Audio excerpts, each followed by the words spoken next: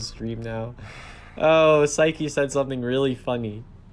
Okay, there we go. Round one, let's go! Woo! Okay.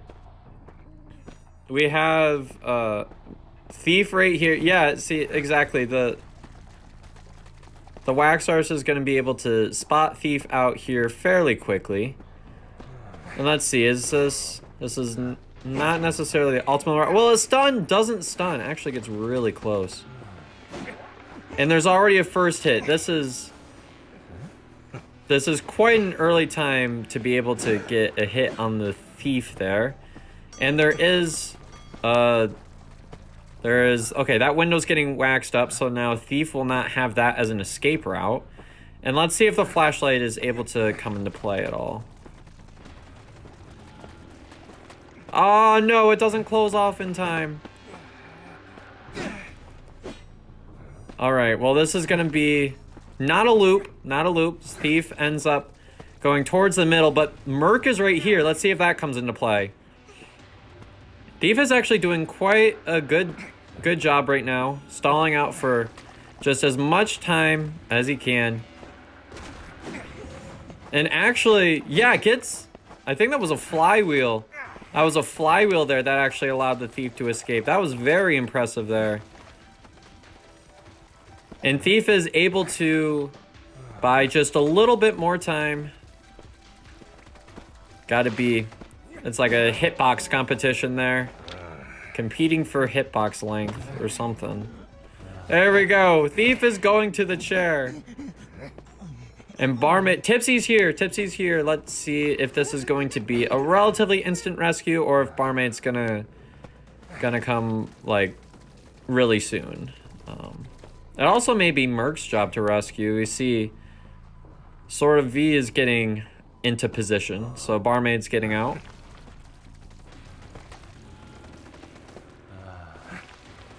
There we go.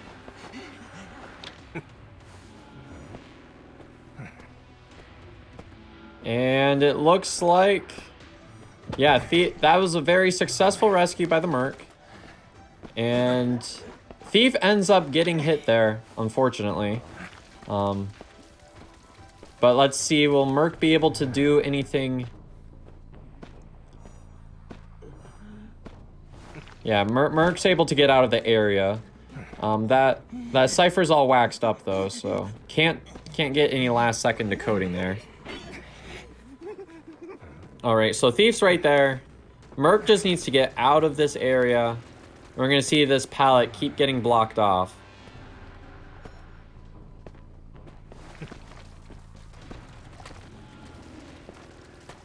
And it looks like Merc might be actually going for a next rescue. Interesting choice to have the already injured survivor go for a no-tide rescue. And actually it looks like Merc doesn't quite eat a double hit there. Doesn't quite eat a double hit, which actually leaves the survivors with more possibilities here. Which may actually leave the Wax Artist sort of camping the Cypher here. Maybe trying to sell for a tie, trust the survivors. So Tipsy's in the vicinity. Will that be next chase? We'll see. They're starting a Cypher all the way on the other side. Blink is about back up.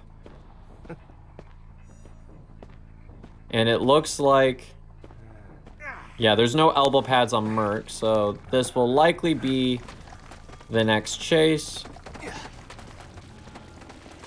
And quite possibly the last chase as well. That last Cypher is almost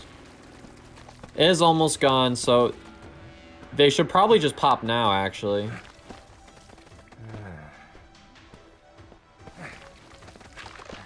Never mind. They're gonna go for that and get potentially a double hit there. Alright, goes for the Cypher. Barmaid's right here. Use the speed drink. Use that speed.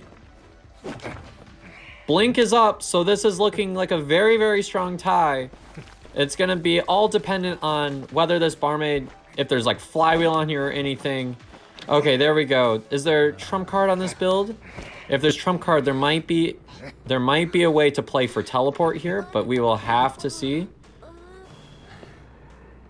And we're going to see that teleport. Is it soon enough? And it's not. So that is going to be a tie for both teams there. The score is 2-2, dead even. At the corner house? Oh, the match just started for me. Okay. Okay, I'm here. My device just missed the spawn selections. Okay. Yeah. We got Seer in corner, Barmaid right here, Isha, I believe. Mercenary in the middle, and Inky in the graveyard. And again, I feel like Inky should probably be in a more helpful spot to support. But it's still, if they're worried about the anti-kiting and not so much about supporting, I think it's a fine choice as well. It just depends on what you want the anti to do. Ooh, that might be result in a hit. Yes, it does. Oh, God. I think she should still live here for a little bit, but that flywheel, it's not doing her any favors. It's still 10 seconds off of cooldown on that flywheel. I don't know if she's going to make it. With a speed drink, I think there's a chance. She just has to time it well. Ooh, or the owl. Great use of the owl. Mercenary, better be careful there. Yep. Making sure be careful there. Good job. Oh, my. And she's actually making a bottle on the other side of the window. That's really smart. She's just got to watch out for the water here. Good job. She avoided the water. I don't know if you guys picked up on that, but the Knight made a new circle. That would have gave her 30% water, so good job on the Knight avoiding that. Not the Knight, but the Barmaid. Barmaid also avoiding the dash. Getting a ton of water on her. How did that happen? And yeah, there's really no point of using the drink here, so very good patience on the Barmaid. Yep, and from here, Barmaid's going to be taken to the chair.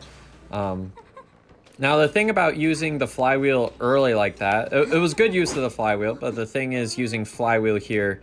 The thing that makes flywheel so strong against Naiad is that you are able to use flywheel on the water sometimes. So, like, if that flywheel had been able to be conserved, maybe there would have been a way to extend that kite a bit longer if there had been a way to predict that when the water would be able to hit and then flywheel your way out of it. We see a mercenary rescue here.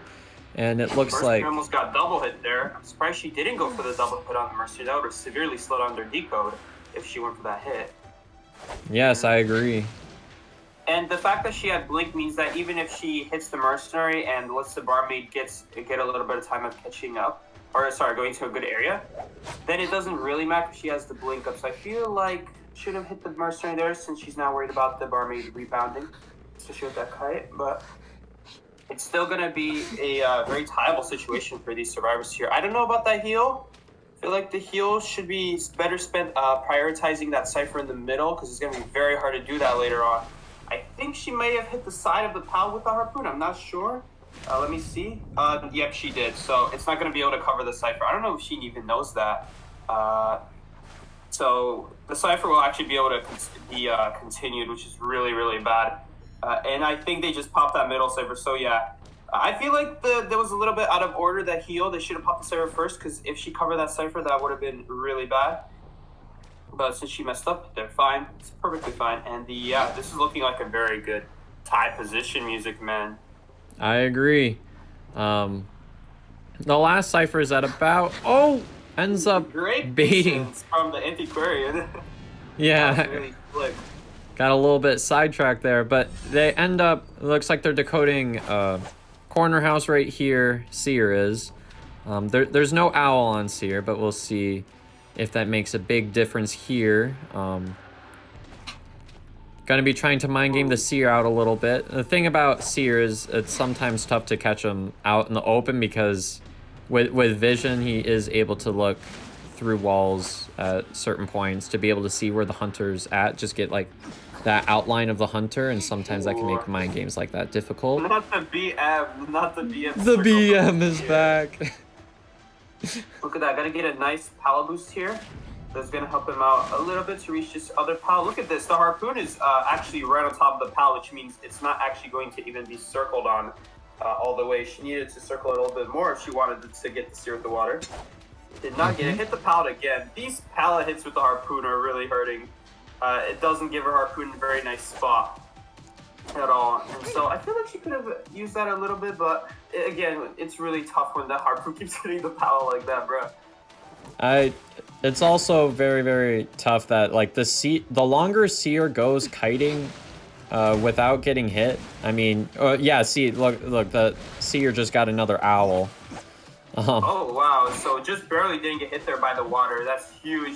But even then, he still has the owl up. He never had to use it on the kite. He's in the area of dungeon. Oh yeah, he can definitely survive here. He can definitely survive here for at least 20 seconds. He can definitely do it. In fact, he can even take a water hit if he wants. That was really good from the knife, making a circle of her own before creating another circle with the oh, the blink! Food, and the blink seals the deal. And Oh, that is not gonna allow them to get the win. the seer owl might have been able to just confirm the dungeon, but it didn't work. Man, if only he had used it a little bit sooner. 8 seconds. It seems like once they had the gate open, it was pretty. Learn from our mistakes and go into a different area. Maybe you run directly towards tent or the middle area, the middle section with these 2 tiles in the middle. That would be pretty good against Hermit. Evening Skies again, spawn in 2-story. Setting up a box this time, I don't know about that, because this is not a place that she wants to kite. This is a very bad place to kite. I feel like it would have been a... Ooh, yeah, that's a huge mistake. Although the hunter missed her swing, so that's very lucky. Missed their polarity here, very lucky again. That he shot the floor and that's something else. Yeah, it would have been much better if she set the box on this pallet. Because look at that other pallet. That other pallet, you can't really circle it very well. It has to go all the way around the wall. Yeah, so this is a completely different setup from what we had last time. But does make their way to God Kite, so we'll see what Evening Skies is able to do here. Evening Skies just kind of launched herself in the middle of nowhere. I don't even know where she went. And she's gone. Alright, a little bit of a wacky teleporter over here with the 1000 presents. So she's going to actually be able to get back to God Corner here. Maybe drop another box, although I don't know if she's going to, if it's even going to be worth it because the blink. Oh, the blink is gone. Oh my god. And it's gone. So now her teammates can just... Oh, I hope he turned off the polarity there. If he turned it off, oh, the can't down. switch anymore. Yo. Yeah, he actually turned off the polarity. That was a very smart move from the Hermit to turn off the connection so they can't switch to blue. In that situation, someone would have had to switch to red ahead of time. That's how you counter that. So it would have been helpful if someone did that, but no one did that. So Evening Skies is not going to be able to get protected from a second hit here. And it looks like the Mercenary is going to be going in for a rescue here. Using elbow pad early. He might even use a second one here. I don't know if the second one is going to be good. Now his late game is going to be really tough.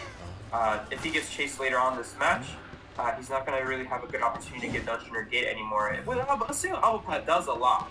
But it really depends a lot more on the areas you have. Evening Sky is going to get cut off here again. All because the... oh no. Oh, that's not how you do the ciphers. Yikes. Alright. Okay, and he's going to turn off the polarity again, and he's going to do blue here. Now, in this situation, the forward couldn't have possibly switched ahead of time. Because if he switched to blue, then the hunter would just then be using red after he turns off the connection. So there's no reason for the forward to switch there in this situation. And with that Mercenary taking the free hit there, it means that not only do they not have ciphers, it means that now Mercenary's going to very likely be going down later in the game. So of course, if people are giving free hits like this, then yeah, Hermit late game, mid game becomes much better because then you're actually knocking down people. But if you're like the forward, if you're like the psychologists who are only giving hits when it's like a polarity hit and shared damage, then it becomes actually very, very difficult to kill people. Looks like they're going to be healing. Hiding spot. Ooh, and they're both gonna get hit. And this is a 300 psychologist. Ooh. And female dancer gets eliminated. Yeah, and her box disappears as well. When female dancer dies, her box also disappears. So that box 2-story is gone now. That is not even a thing anymore. So it's gonna be very hard to use here. Very difficult to kite this out. Mercenary goes down. So that hit from earlier. And it looks like it's going to be very hard to win this match. The only cipher they have almost done is Bridge. The other ciphers are 20% and lower, but that's because the Mercenary wasn't decoding. That's because then the psychologists want to heal up. All those things combined means that they don't have really enough decode. In fact, right now, zero people are doing decode right now because they're healing. And so this is going to be almost for sure a 4-man escape here. They're going to need the hunter to like, oh, look at that. Great job from the psychologist making sure to not use that pallet anymore, switching to a different pallet. This is how you counter Hermit placing polarity in a spot ahead of time. And the Hermit does still get a free hit here on the Psychologist. Last second, and Ford hit a wall. That's GG. Man, that was... Yeah, they really needed his help there. So look at that. He set up a blue shot right before he landed. And fun fact, I don't know if a lot of people knew this, but Hermit can actually shoot polarities while flying in the air. Look at that, dropping in front of the chair here because he doesn't want the forward to do a stun rescue. That was very premature. Anyway, he still goes for it anyway. And I think it's going to cost him a hit here because he didn't run straight to the pal after the stun. I think this pretty much will also cost the game as well, as Psychologist makes their way to the chair, and now forward is going to be able to be in a very slugged position after this. He's actually going to pick up the forward. He's probably not going to chair the forward. He's probably just carrying the forward for now, away from the chair. Although he's always going to be able to pick himself up because this is a fresh chair and rescue here. It doesn't matter if he's close to the chair or not. I imagine he just wants it so that in case Mercenary gets close by, he doesn't now have to worry about two survivors right next to the chair immediately. This way it'll be a little bit harder to coordinate both of them together by carrying him away from chair rather than just leaving him there and just waiting for the Mercenary to show up. But yeah, this is gonna be almost impossible now. 3 ciphers. If this was like 1 cipher remaining, they could at least pressure the cipher and scare him into trying to follow the cipher instead of just like looking around at the whole map trying to find the Mercenary. But with this, there's not even a chance of them popping the gates open. They don't even have enough ciphers. They do have that cipher in middle almost done. There's also God Corner that's almost done. So really, they do have almost enough ciphers. Look at that. With that cipher being connected to God Corner, it might actually pop just from him decoding it.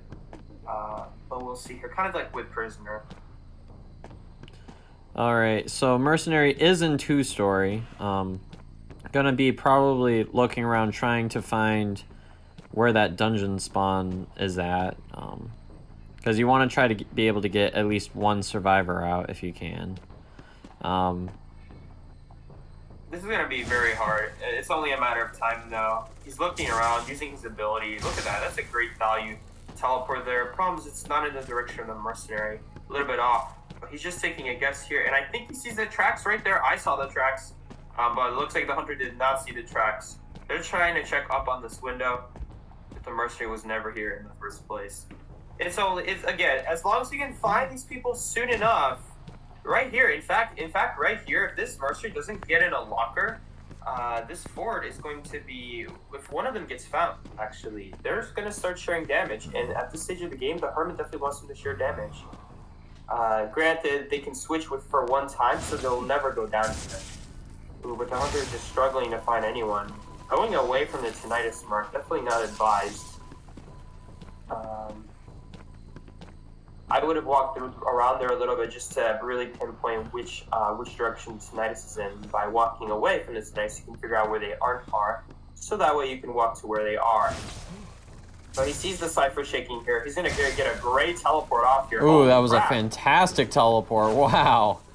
Almost on top of the Ford here. That would have been clutch to have. So right here. Oh, wow. Ford actually walked into the polarity through the wall. It's really unfortunate. But he's out of polarity charges here. He has 1 left here. This is, at least it's the good one. This one is a lot harder to dodge here. I'm surprised the Mercenary didn't switch right there, but I think he'll switch right here on the 2nd time. Okay.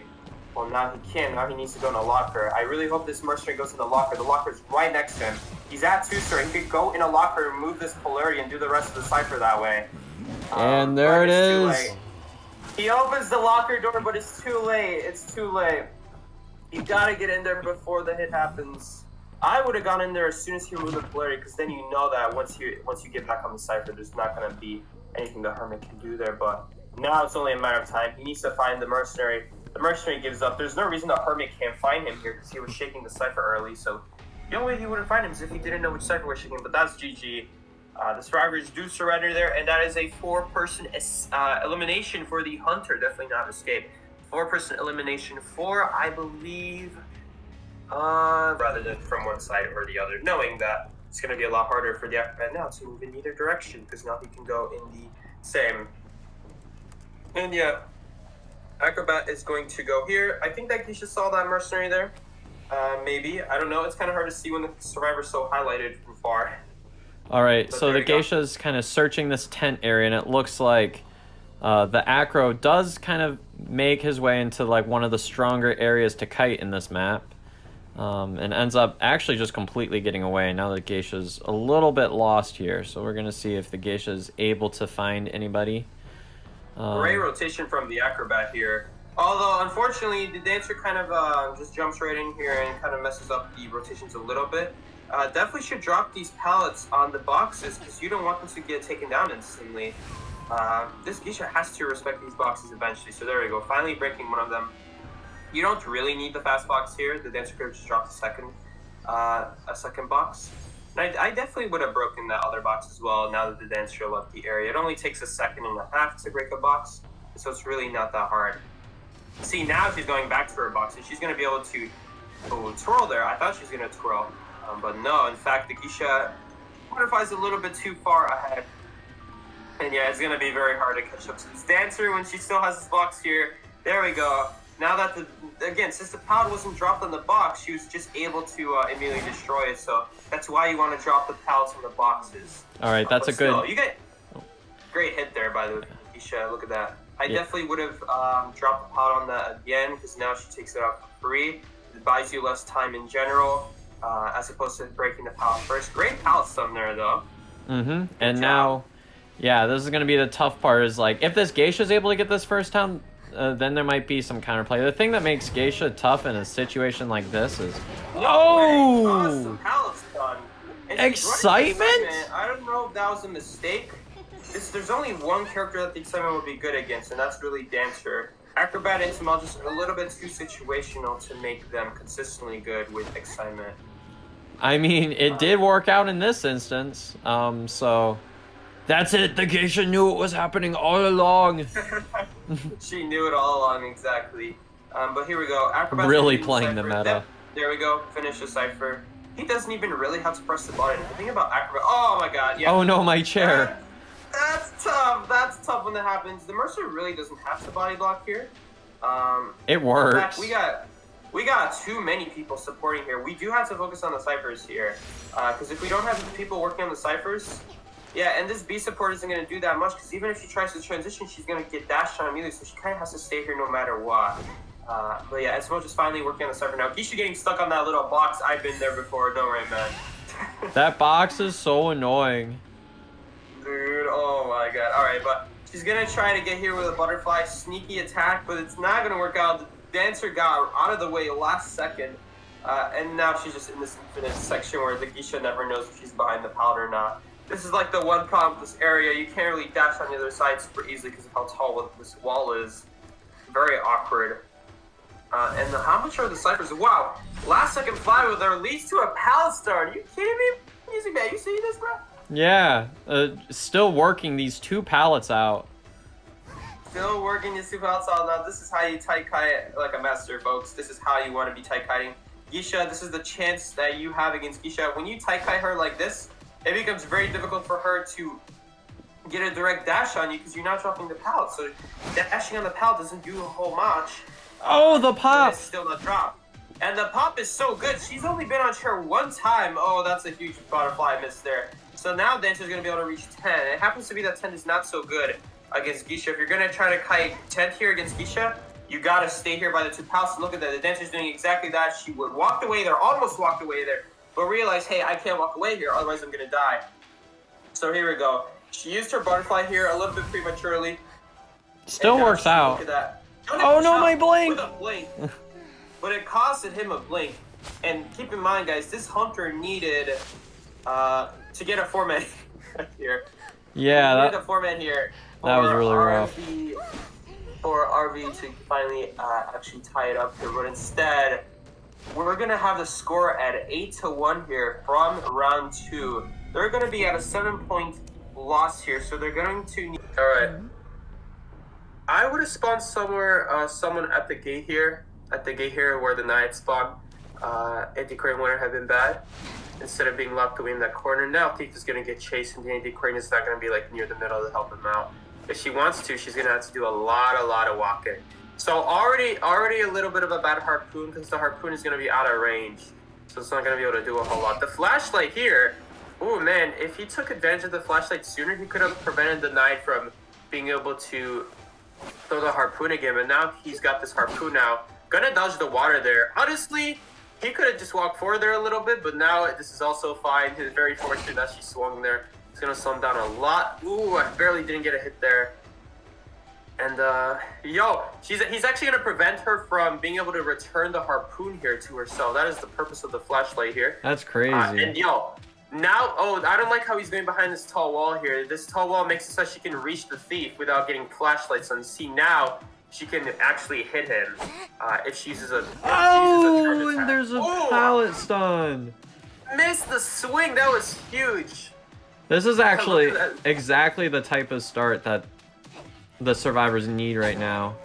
And that's... Ooh, yeah, there we go. There was that charge attack that we were talking about. Yeah, and there's a blink, so this is going to be very, very tough to kite out. See, what the thief could have done there, instead of going in between this alleyway with the breakable window and pallet, this is what I call Martha's here, because there's a sign that says Martha's.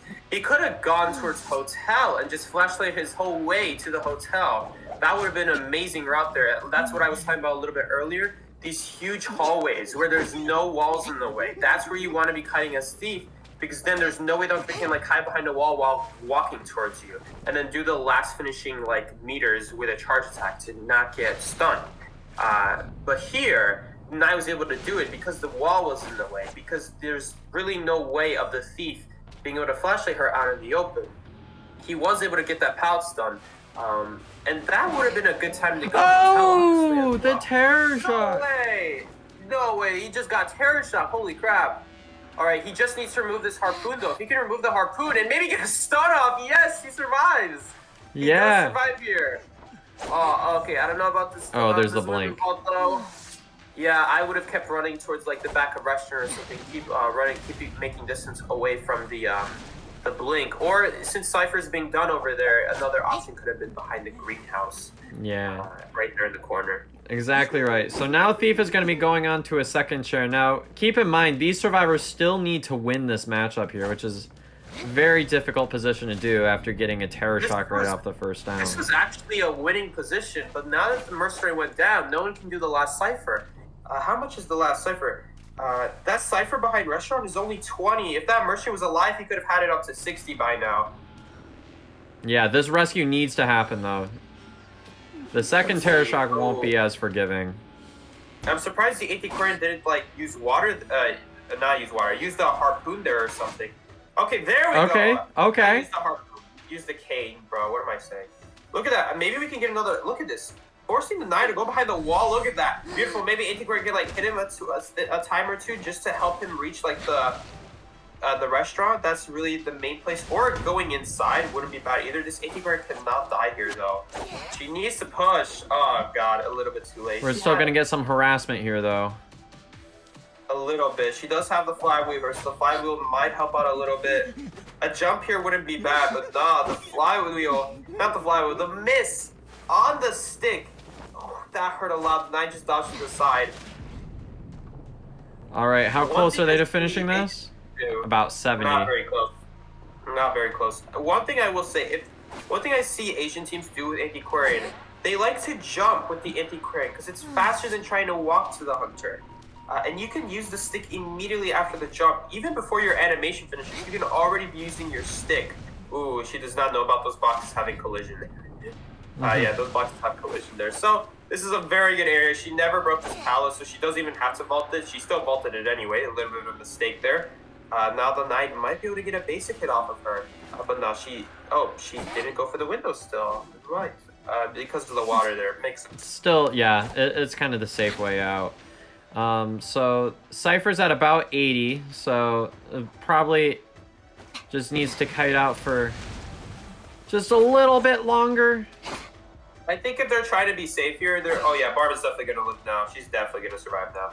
She just needs to take a basic hit. If they could have a dungeon set up here, it's possible. It's just gonna be really hard with no item barmaid, and on a map like Chinatown, where the pallets aren't really connected to each other. Oh, the blink secures it. Yeah, there it is. All right, UKJ only needs to get this tie in order to win the this matchup for vice versa here. So it's going to be taken to the chair. Now, these survivors have to go for this rescue if they want any sort of chance of making it to the next round. Right now, they need a 3 escape at minimum, and then pray that their hunter gets 4 people. That's their only way of winning this right now. Oh, and it just got so much harder. Otherwise, they always win by tie. Sorry, not by tie, by points. Ooh, Mercenary's really greedy for this gate. He really needs it too. I don't blame him. A little bit of a bad harpoon there from the knight. Could have gone around the building instead of just immediately returning the harpoon back to yourself.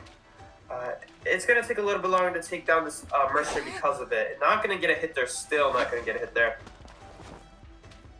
But again, now they need to rescue the Mercenary. And the Mercenary just uses last pad. Yep, so now Merc's going to go down. You really can just focus on sharing the Merc right now if you want. Yeah, really, they could just focus on the Mercenary. They don't have to go for him. He knows that the last few people, he knows for sure that these last few people don't have Tiger. I mean, did we ever see a trade out of the barmaid? Yo, speaking of which, does the barmaid not have persona? She does.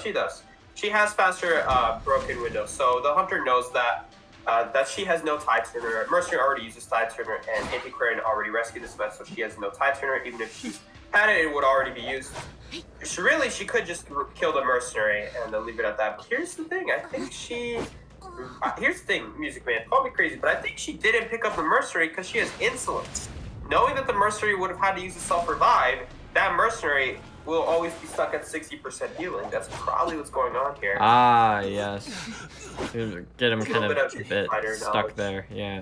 Now Bunny's gonna be making their way here. This is the last survivor up, and as the barmaid's much better water here, very good. Last few waters. Oh, there it is. That's it. They really didn't have a chance at that point anyway, but man, that was just some disrespect there from the knight. Congratulations, vice versa, for progressing into the course. Not necessarily the most optimal pick, but yeah, and that's more than likely the first chase here. Going to be going to back 8. There we go. Looks like this hunter has some trade up. I don't want to spoil it because I don't think your stream is on a delay, so I'm not going to say what the trade is. And the psychologist here is going to be the first chase, but look at this, already rotating to the next area. So this is a very smart from the psychologist. And hopefully she does have broken windows here. Yep, she does have broken windows here. This broken windows will be huge. I don't know about going to the window here.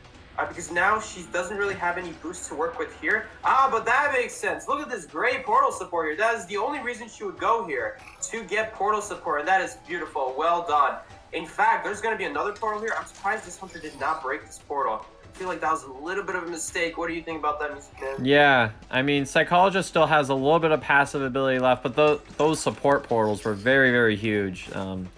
Very smart to not drop that pallet, although it is going to result in a basic hit. But think of it this way, she probably would have taken 2 buckets anyway if she were to drop that pallet. It also preserves that area for later if a survivor needs to turn back there. Now, if we look, there is excitement here, which is... I'm not so sure about saving resources. I believe that if you're going to use resources, use it on the first type. That's the most important. Yeah, for sure. But in this case, I do think that it ended up playing out quite nicely. Now, Psychologist is down at 5 ciphers remaining, which is quite difficult to work with here from the Survivor team. But maybe Priestess will be able to sneak up on this Hunter here. Ooh, that was an Ohio portal there. Not sure what happened there. Oh! Oh! There it is! Oh! The terror shock. It's gonna be very hard to come back now. This is gonna be incredibly hard to come back from now. By the way, that Psychologist didn't drop the pallet. And then she wanted to use the window there. But look at that. She didn't vault the window because he thought he had bling. But what does he have? He has excitement for whatever God knows reason. Probably for the cowboy, I imagine. Since if they go die in the corner against Bonbon, oh my God, he hit the chair. Ohio moment? Yes! And he hit the chair. Yo, so this actually... Look, it's not the best situation, but this is definitely now tieable. Yeah, it's now it is. Yeah, this is now tieable. And look at this, guys. So this is what he was having the excitement for. Now we're gonna have Cowboy come over here. They don't know his trade still. I don't know why she's not dying all the way in the corner. But here we go. Cowboy gonna do a great bomb dodge. Ah! And it's a win again. Oh my God! I was gonna say like that's not gonna be a hit, right? Nope.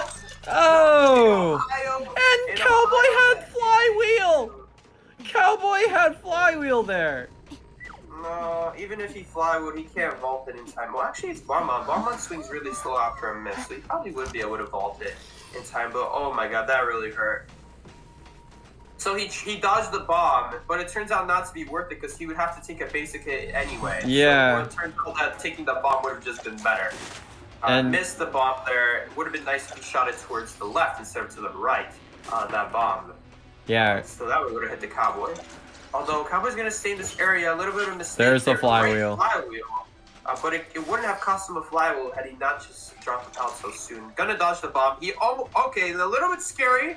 He could have gotten blown up there. But he will survive here just barely. Let's see if they can tie this still. With that bomb dodge, I think for sure now. Because it's gonna buy a lot of time. Gonna miss the lasso. It's actually gonna help him by missing the lasso. oh, there it is. There's the down. Yeah, he goes down. So let's take a look at the ciphers here. Middle is 50. The last cipher is at bottom. It is only at 20%. So this is not good at all in this situation. In this situation, they need to make sure that they're doing a rescue at full rescue here. That's what their goal is because they need to get these ciphers done. Now, here's the thing. If he leaves the chair... Oh, that rescue might have... Oh, okay, never mind. There's teleport. Okay. Great teleport there. Took out the portal, prevented the decode, maybe got the mercenary in range to actually pressure to force him to rescue. I would force the rescuer to rescue early. That's like the one thing that the survivors are hoping for, that they can get a last second rescue in, but looks like he just doesn't know where the mercenary is. I don't think that it's necessarily too important now because, I mean, Cowboy, even in that case, is going to be dead on chair. It's going to be tough to pull anything more than, like, maybe you can get one survivor escape out of this, but I don't see... Yeah, okay, now it's just done. Absolutely. Bond has secured themselves a win at least. That priestess making the portal there, their last chance at really winning this match was maybe mercenary finishing the cipher, and then priestess finishing the one at bottom broken, and them not making a world portal. But because they made the world portal, priestess wasn't decoding, mercenary wasn't decoding. They no longer had the cipher progress to help that cowboy out. Oh, a little bit of a messed up portal there. Try to make the long portal. I don't think they were able to find the spot for it, so they just had to settle for the less good portal. Still gonna help her survive. Gonna dodge. Ooh, didn't dodge the bomb there. Okay, that took a little bit. Another bomb hit. That's huge, and gonna make another portal here. He might get hit through, and he did get hit through. Oh, that cipher was almost primed too. Yeah, if she survived for just a little bit, they could have one person out here potentially. But the problem is now, this is gonna be a guessing game now because the Bonbon has teleport, but it all comes down to whether he guesses with the teleport right. Like maybe he can use. Now there's tinnitus. Yeah, so now it's tinnitus. He knows, but if he didn't have tinnitus, it would be a lot more up in the air. You know what? Since that cipher, I'm not sure when that cipher popped, but if that cipher popped before he shared, he could have just dropped the priestess. That is one thing he could do. But that would be very risky. That would be very risky because then if priestess picks herself up, then oh my god. Oh wow, that missed? Wow. Yeah, that's not a hit. Although there it is. With the elbow pad, it was a good thought, but he ended up hitting the wall, so it would have just been better to keep walking forwards around the church at that point. That really hurt. That is, that's a 5-person protect. You don't really protect because the hunter can just walk past the magician still. The problem is you force the survivors to kite into the other survivors. Well, right here, Magician got very lucky that he spawned so close to church. So he actually won't get pushed into the Explorer here. I think the survivors already kind of had this in mind. Oh, but the Magician ends up kind of looping around back into Clerk. The thing that's good here is that all of Graveyard is Magician's to keep, so... Exactly. The problem is Magician didn't stay by a pallet, so he never forced on a recording before he had to use his illusion. Now he's gonna be stuck with the recording, and yep, just like that. Didn't end the recording instantly. Look at that. Maybe get a free hit on Magician right here, but nah, he did not. That sucks a little bit. She really almost got a hit there. I feel like she deserved a hit there because that Magician used the illusion early on without getting a recording out of her.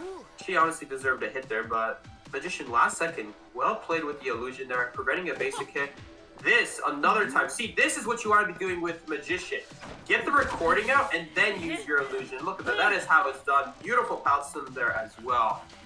Yeah, this is already what you want to see from a Survivor team comp. Now this Magician is a bit defenseless, but, I mean, you've gotten so much out of this right here. Uh-oh! Blink might be coming soon. That is huge. So he might not even get the blink out here, unfortunately. Yeah, he won't. Okay, or he could just do that. Yo, this dude's on fire. There's still no blink out, though. Okay. Still unfortunate. Gets the Terror Shock, which will feed a little bit of presence, too. Honestly, first officer should just do the rest of that cipher. I'm looking at the map. That cipher's 99%. Just do the rest of it instead of waiting there. Would be the best thing. So that cipher in middle isn't finished. Someone's gonna have to go take a little bit of time to walk to it now, which is a little bit annoying. Explorer, though, you are definitely right. Explorer is coming in a little bit clutch here. He's already working towards his next cipher here, and that page is right next to the next cipher. So he's not gonna waste any time walking to a cipher. He's already gonna be picking up another page here, so that's really good. Yeah, and the thing that I think the one thing that Explorer has that's good against Clerk is the fact that okay, so Explorer needs to get like 50%, but like Clerk really relies on like one cipher remaining being able to put that pressure down. But just being able to pop it right away. Yeah, absolutely. So he's definitely going to try to want to use a window here instead of a pallet, because even if she gets a recording for the window, it doesn't do a whole lot. He still got the window off anyway. But she had a blink here. That is the problem with never getting that blink out on that first kite. So now she has it on the second kite, and there's no chance of a rebound. They need to rebound on the third kite here, and I think Explorer did get caught on that cipher. And so he's got nothing to do except just to wait it out here. And so we'll see in a second. Did he get blocked here? Yep, he did. So that Clerk will be able to stop that cipher. Still have 3 ciphers here, and she did not kill the Magician here. Great stun from the Enchantress, but she did not get the body block off. A little bit in the awful position there last second.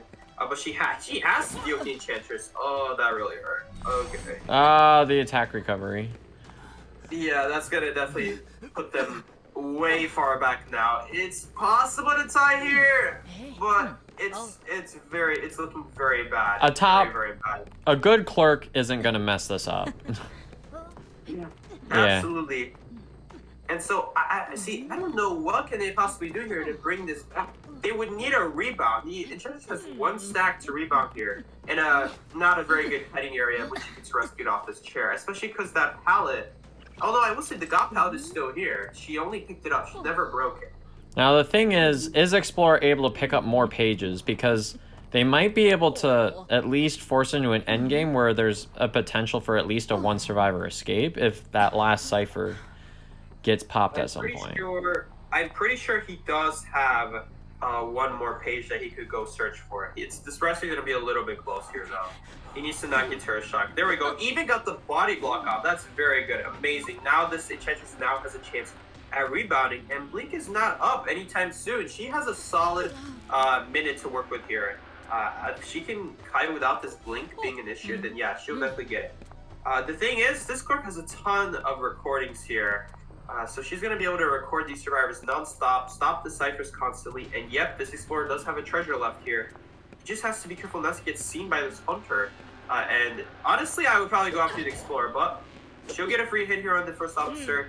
And honestly, he should probably just pick up the first officer here, because now none of them can rescue. This forces them to heal. This forces them to do stuff besides decoding, and they can't really afford it. The problem with picking up here, though, is they could just disrespect it and the heal and just go for a half health rescue and prime the Cypher instead. That is if they can ever get it done, which I don't know about. Now, here's one thing the Explorer could do. Because of Explorer's buff... Oh, and it's done. Yeah. Okay, so Explorer's going to get shared. Now it's going to be all about Enchantress probably finding dungeon here. That was a great blink there. Just saving, just preventing that. Preventing any chance. Knowing that the Cypher's not going to be finished. Went after that. Beautiful job from the clerk. Look at that. Also picked up the pallet. That's from the Magician from earlier. She still had that recording this whole time. And she's going to knock down that person. She has Berserker and going to recover instantly. And that is a 5-person kill to return the favor back on the other team. That was a crazy match right there. Now that is how you equalize there. Definitely had a tie right there for these survivors. It was just that Enchantress going down there. The assist might not necessarily be so strong here, but we're going to have to see. We're going to have to see. All right. Just as predicted, the barmaid's going to be getting chased first. All right, we're going to see some playing with the red light here. That's a good mind game. Oh, there goes the speed drink. All right, so Weaver really needs to save up some webs here. The way you go against Barmaid as a Weaver is that you really have to be able to save up for the double shots. Uh-oh! Will this be a down? Oh, and this is... Oh, no. Oh, no, the basement. The basement's right here. And this is a dominant start from the Soul Weaver. Wow. Yeah, that's already a very strong start by the Weaver. And we're already going to see some patrol camping here. And forward is just kind of tinnitus hugging right now. But we're going to see if they actually decide to go for that rescue in basement. I would guess probably not. That's not a safe option to go at all. Especially so early in the game. Yeah, that's a big oopsie there. They're going to decide to not rescue and maybe try to sell for a tie here. I mean, that's about all you can do. You just got to sell for a tie and manifest that your hunter gets a 4K again. I mean, I don't really see any other way you go about this. Oh, man. And that early web is going to make sure that... Uh-oh, Blink is here. Alright, a little bit of lag, but it's not the end of the world.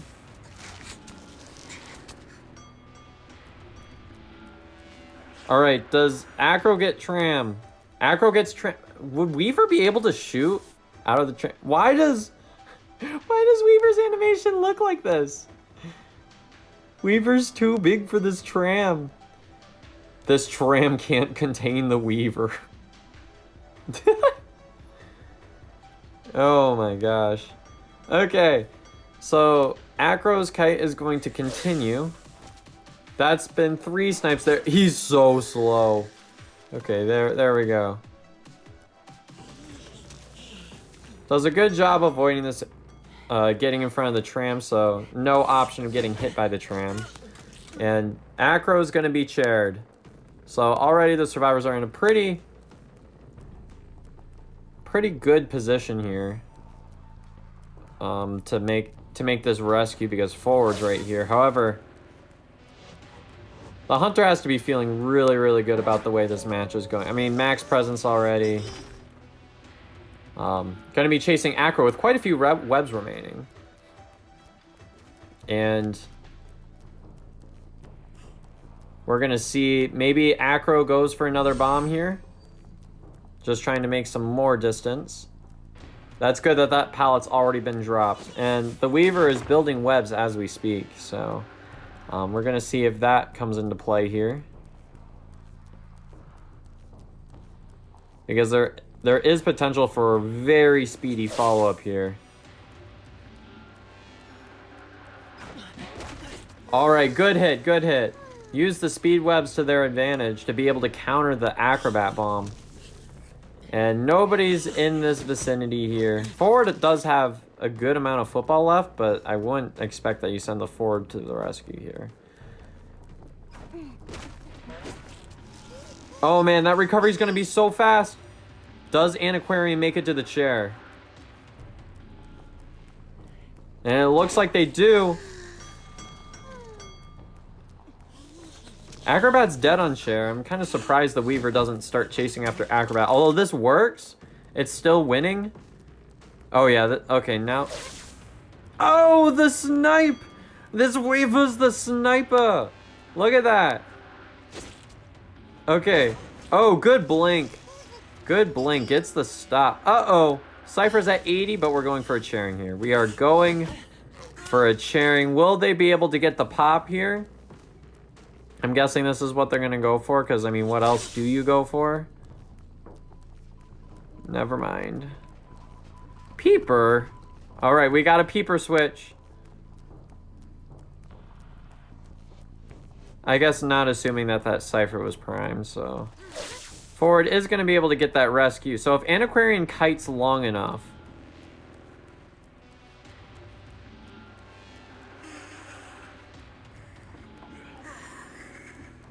There may be some potential to pop a Cypher. It's the hitbox versus hitbox. Alright. Forward, they're going to be pressuring this last Cypher, that's for sure. Alright, we're going to see a peeper placed down here. If the survivors are able to heal, then maybe there's odds of getting one out. Or if Antiquarian's able to sneak by. I mean, that's kind of tough to do with a peeper, but... We're going to have to see. We're going to have to see.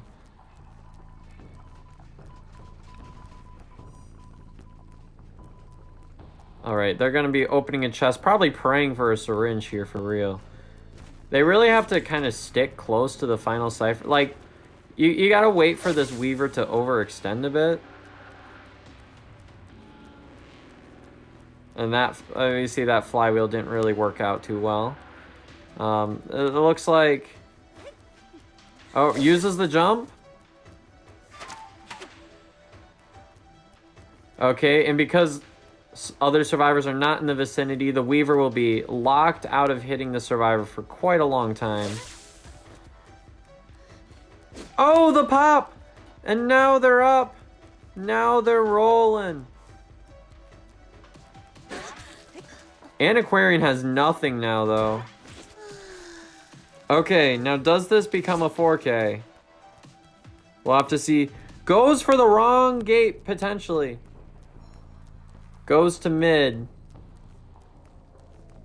Uh-oh, I think forward gets an escape here. This is looking very close. Actually, if Antiquarian's able to heal, forward should really just leave. Well, I guess now that you know that there's been a peeper switch, there's not much pressure. You just kind of stick around for Antiquarian's sake. But now that they're here. Alright, Antiquarian's run. Oh wait, Dungeon was there! Oh, did the Weaver throw? Whoa! Wait, no! And it's a tie! Whoa! Big tie! Alright, there it is. And there we are. We have Percy and Eversleeping here. Let's see how this goes. Alright, already in the first chase and the match just started. Oh, that was so close to hitting Prisoner there. Alright, whiffs right here, but ends up getting... Oh, this is going to be Peepers. Alright, so already going for kind of a setup that's a bit more on the sides of... going heavy against the Cypher Rush, so... Prisoner got hit once. And this should lead to a second hit. Oh, not quite. Barely is able to get past it. Alright, breaks this pallet. Oh, forward goes for another stun, but that's literally impossible right now. Because of the fact that even if that stun went through, he was over 50 energy, so the stun wouldn't happen anyways. And now all that happened was forward used some football and was away from decoding. So this already puts the hunter in a pretty good position to maybe even do better than a tie here. If Percy can get it down at 5 ciphers, it can be really difficult sometimes. Alright, there's a first hit on forward. Already a solid start on the next kite.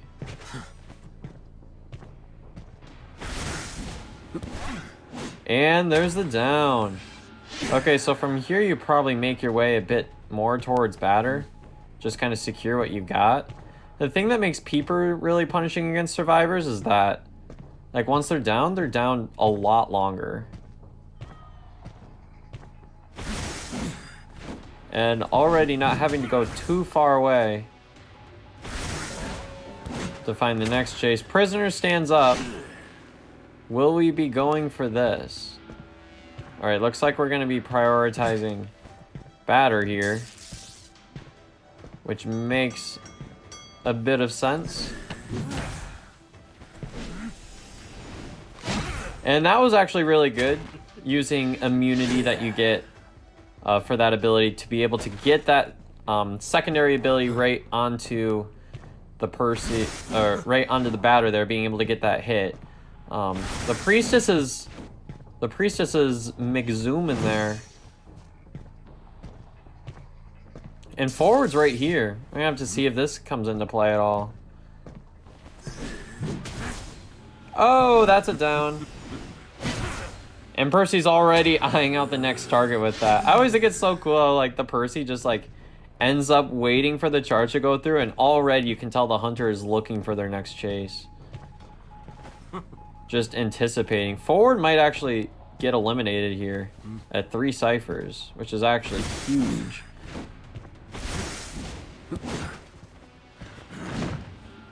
And already the survivors are put in a very difficult position. Will forward go down here? Only time will tell.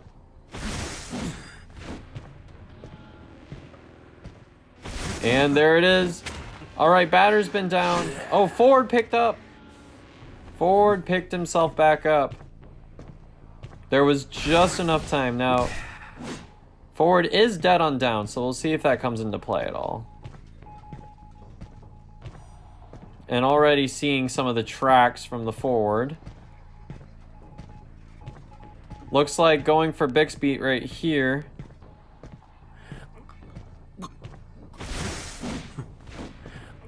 And let's see, is Prisoner able to get up at all? And Batter's right here. Batter's dead on down, so this may be Batter's last move. Uh-oh.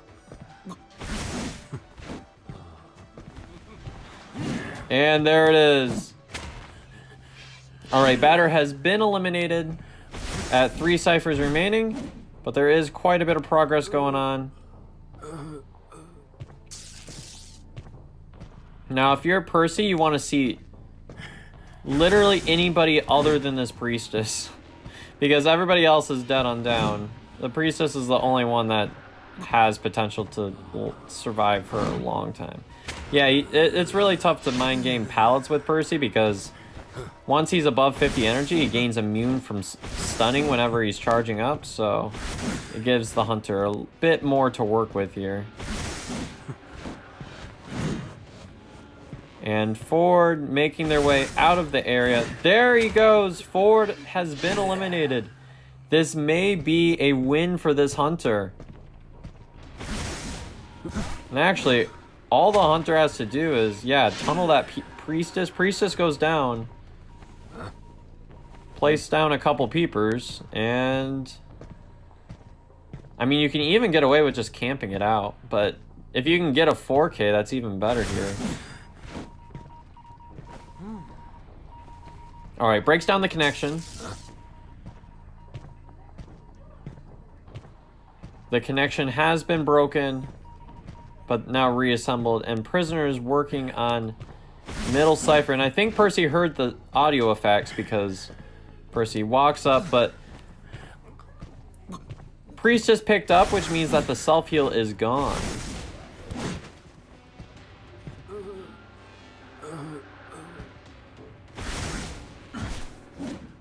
All right, there it is, and priest is forming another portal here and going all the way over to this area. And that's been another down, which means that priestess is almost dead on down. Will most likely go to dead on down on this downing anyways, so going back to middle, priestess has no self-heal, so, and prisoner is dead on down, which is very much what you want to see here, because you have to be worried about them like dungeon escaping potentially. But there is a lot of potential for getting a 4 survivor elimination here, as long as you're able to get a hit on this prisoner, which it looks like there will be. That's it. Prisoner will, or priestess will not be crawling to dungeon. There's too much distance there. And that is a 4 survivor elimination. Huge, you know, fast decoding, but I mean, this is one way to go about going for a super draw team comp here. All right, already going for Mind's Eye here. Mind's Eye already has an idea of where the Bond is at, so we're gonna have to see if this actually makes a difference here. Already Bond has a pretty decent, Mind's Eye, like, partway through had to turn around, so already Bond is right on Mind's Eye's tail. I was kind of surprised that didn't count as a chip shot. It almost looked like it might have. Now the thing with Mind's Eye and like the pallet camping is that she drops pallets so slow. But Mind's Eye having a pretty solid start here. Looping around this building here and then maybe gonna eat one of the windows here just for the speed boost.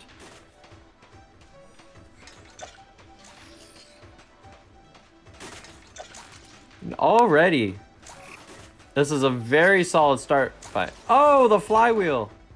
All right, gets a hit, but that's going to allow the Mind's Eye to transition. And it looks like Patient is already almost finished the cipher. That might be the one that Prisoner's connected to. So far has not been able to land a single bomb. I stand corrected.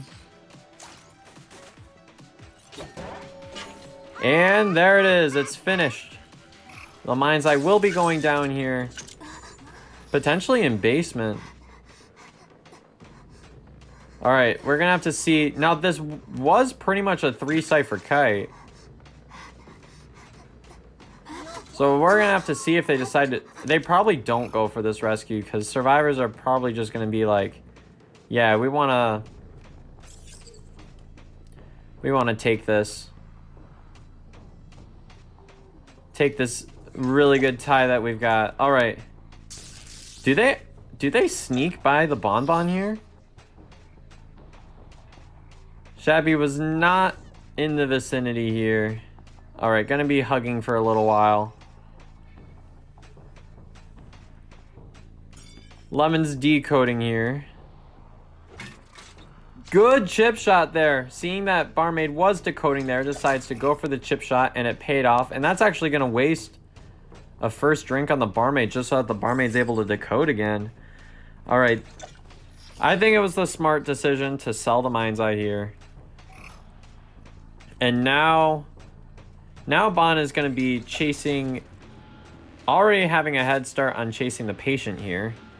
If you're the survivors here, you definitely want to sell for that tie if you can.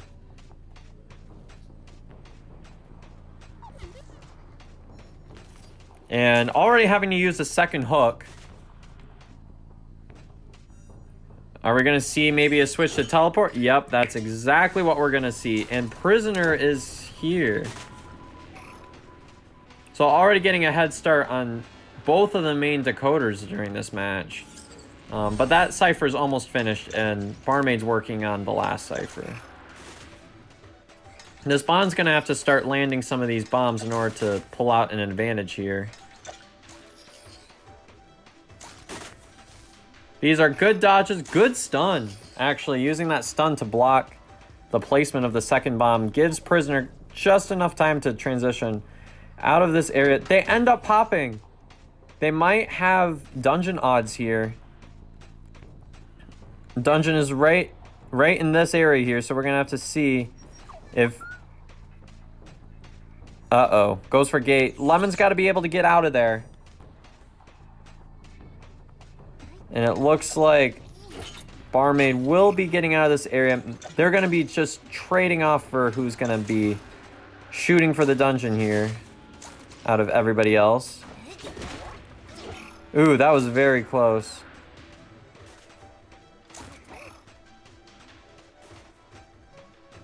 And going to be shooting for the dungeon.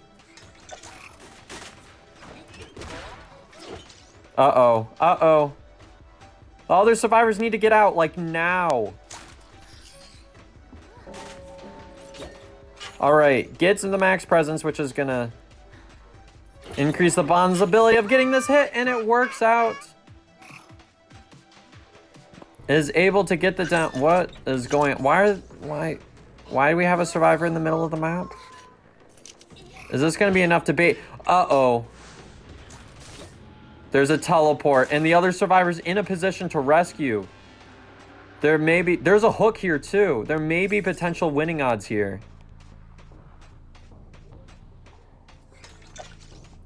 Uh-oh, there's tide, too. And there's also only, like, 20 seconds left of detention as well.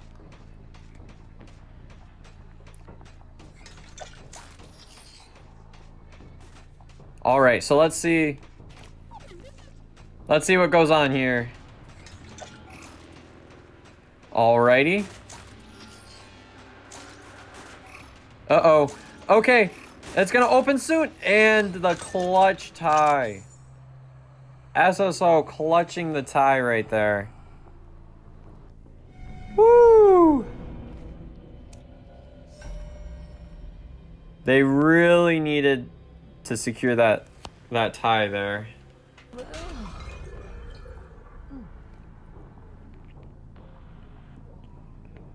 So let's see what this Ann does. Guys, it's the refrigerator skin. This Ann is a refrigerator. I don't know why I always think the name of this skin is so funny. Oh no, the refrigerator's coming. I'm being chased by the refrigerator. First officer's right. You can actually just straight up chase first officer. There is literally no reason not to chase first officer. This isn't effective against Ann. See, look, like Ann knows exactly where he goes. Now he can just wait out this wand.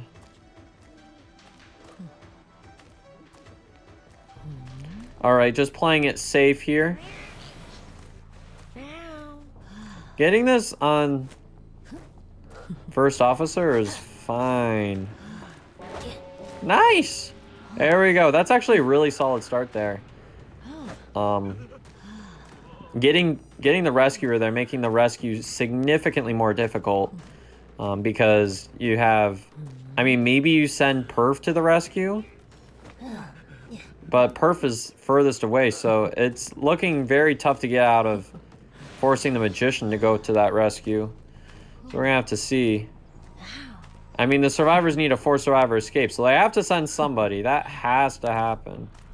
I mean, Ann can literally straight up face camp here and be totally fine.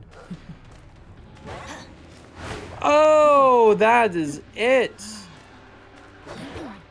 That is pretty much it here. Alright, that's one stuff.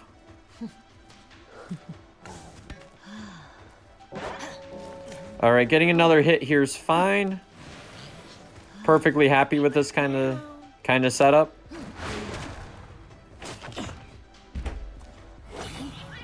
Uh-oh. Uh-oh, he picked up the cat. He picked up the cat. That might be it. There it is. All right, that's the down you want to go with. You need to make sure that you get this elimination. This is elimination you have to get. Yeah, if that was a terror shock, this match would have been definitely over. They need to send Composer to the rescue now. Composer rescues because they do need... They got to 2 ciphers remaining. I mean, it's not awful. First officer just needs to rebound. Oh, and at this point, I think maybe enough time has passed that none of them really make it. Composer can still maybe get some odds here. Okay, didn't pick up the cat. That's nice. They all really need to just start sacrificing themselves for the next survivor.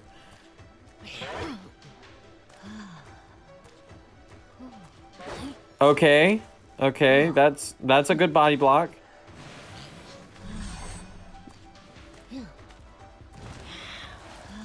Ooh, good. Avoiding this cat. Okay, this is what the first officer needs. It's just a chance for a little bit more kiting, a little bit at a time. Do they have 2 ciphers coming, though? They need to be able to stall long enough. Uh-oh. I think this might be it. Yeah, that's it. Not quite in time for the rescue. Yeah, the slow vault there. Okay, this is going to be the winning chair. This is going to be the winning chair right here.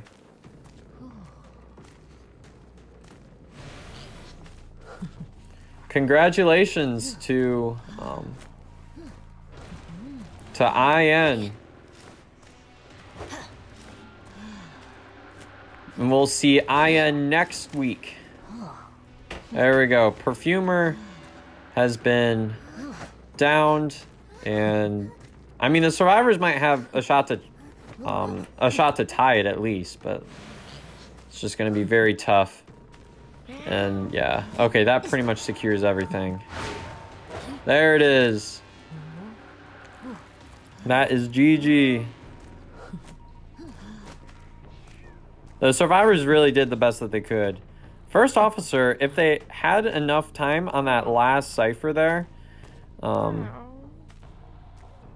it kind of really hurt them that they had to go for a double rescue here. Right at the beginning, but that was the only thing that kept them alive after the first stuff, so it really was kind of a glass cannon setup, and it just unfortunately was not enough. But congratulations to IN. We will see IN next week. About what the first survivor rotation is going to be, and we're going to see the spawn in this area here, and we're going to see, of course, the geisha is going to go straight for the seer, and the seer is going to go straight for the kiting area, which actually I think Prospector has already started decoding here. So we'll have to see. Seer is in the area, and just as I said, kind of goes right into this balcony area, and I believe this is Blink, which is really common for geisha. A lot of geishas run Blink. And we see that owl get used right away. I think that was a perfectly good owl. Avoid getting that first hit right there. We're going to see if... Will Seer be able to make the next pallet? Yes, the Seer is able to get a successful pallet there. And we're going to see... I don't think that icon looks like a blink. I think that's teleport. Never mind, that's teleport. I thought that was blink. Teleport, Gage. It's a teleport. I'm just blind. We're going to see some... Like the blink and teleport have similar at first glances, especially with the cooldown on it. But once the cooldown has been revealed, it is in fact teleport. Yes, that is correct. And that is a good first hit on the Seer there. Try to drop down the pallet, but the Geisha predicted that. The first wave of ciphers is really close, and the Seer is doing an excellent job. Kiting your Prospector, getting some harassment in. We're gonna see if this comes into play. There's female dancer boxes, and another owl has been revealed. Falling for the second owl this time. Very smart of the geisha. Mm-hmm. In the music box, that's one of the music boxes down for the dancer. Yep, so now the Seer is still kiting. We already see that the first wave of ciphers has already popped, and Seer is still buying time for the team. It'll be kind of interesting to see just how close this geisha is, or the Seer is to getting maybe even a third owl here. All right, we see the boxes taken out. A tray for the music box and a pallet stun. And we're seeing a lot more harassment from the survivors. All right. Goes straight for the pallet here. Probably going to throw that straight down. Where he drops the pallet. And the kite is likely to be close to coming to a close here. We'll have to see. Oh, misses that swing. And we're going to see it down there. This is going to be the first chair of the match.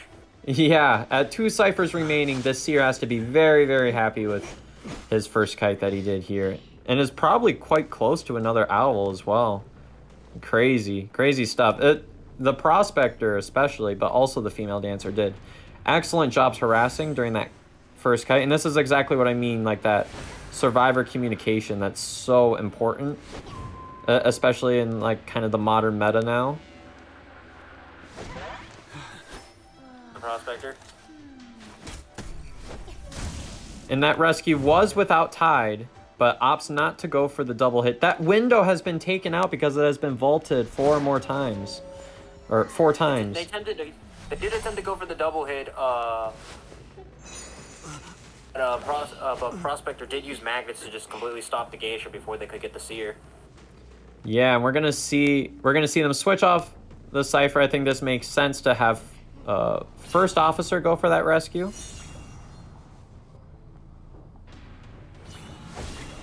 So we're gonna see that happen, and just barely in the range of hypnosis, they were able to land that reshake.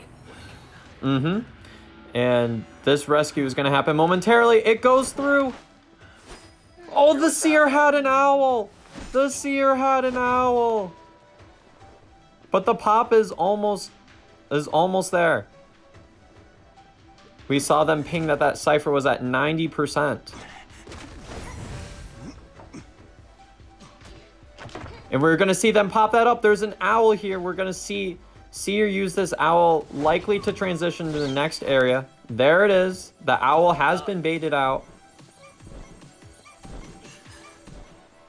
Transition.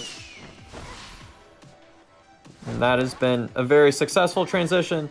Is that going to be enough to eliminate the Seer before the gate opens? And it looks like the survivor ends up rotating out. So the geisha may be able to have a stop, but if we look at it, female dancer is making her way to the dungeon. Well, and that is going to be a 3 survivor escape. They found Hatch and they are out. Yeah, the Hatch was in restaurant there. Fantastic job. This survivor team has set up their hunter for the second part of what this hunter's plan is. Of course, if you can get more than a win, the more of a point deficit you can force the other team to be under, the more pressure you can kind of put on them. Make things very, very difficult. So we're going to have to see Bloody Queen deciding to look down. I believe that's for like a trait, for like a speed boost type of thing. A lot of times they'll do that. She can be as close as she wants to the survivor, but as long as, and it's a popular trick, as long as you are not getting the chase music, you are technically getting that speed boost. So if if a hunter looks directly at the ground, they can be almost right next to a survivor and still get that speed boost. Yeah, and that's actually, it's also kind of a good tip anyways. Just especially for hunters that like maybe lose track of the way the survivor's going. It can make it a bit easier to see the tracks, but there we go. Bloody Queen has secured a first down at 5 ciphers remaining. 2 mirrors, 2 hits is pretty standard. Now, this is the thing, like if you had access to Barmaid or Seer, those are kind of the 2 main survivors. that are kind of popular now that are able to eat more than 2 hits. The third, probably most notable one, would probably be Psychologist, which has been seeing a lot of heavy use lately as a support character as well. So, Psychologist, Mercenary, Seer, Mermaid. I don't know who else can hit. So, interesting thing, Bloody Queen is going all out for this double hit here. Good flywheel. Oh, but the Postman was still unable to get out of the mirror image, and that is going to allow Postman to get set on the chair already. So this is second chairing already at 5 ciphers remaining. With a double hit, which will not likely go unpunished by this hunter. So we will have to see. It looks like Bloody Queen already going for the chairing on Toy Merchant here, getting ahead on the chairing whenever possible. And it looks like, will we see an early hit here? Good portal by the Priestess, allowing the Priestess to get to the chair on time. And that's a good last second switch to ensure that you're able to get within the vicinity of the survivors much faster. And was that a curve hitbox? Actually what happened there was the Priestess was almost looking like she was planning on going through that pallet, but ended up almost getting blackjacked by the Postman there. And Blink isn't still on cooldown for like 70 seconds. Goes for like a Blink predict type of thing there, but Blink still has quite a long time yet before it's active. Looks like Postman will be seeing their final time on the chair at 4 ciphers remaining.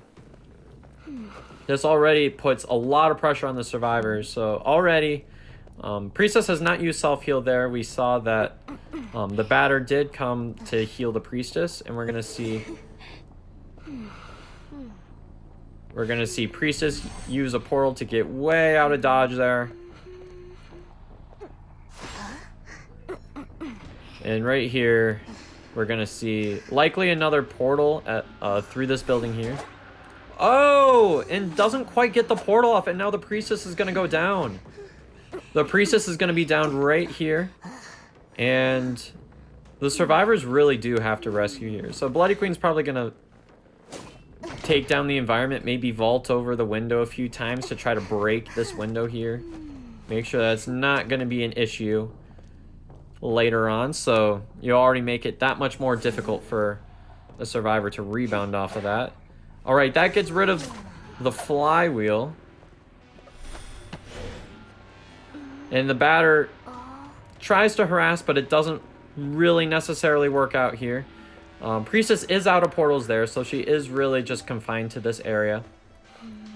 Another portal on the way, but Blink is active now, so we're gonna have to see if maybe this Bloody Queen uses a Blink just to secure this down. Maybe she uses a mirror here.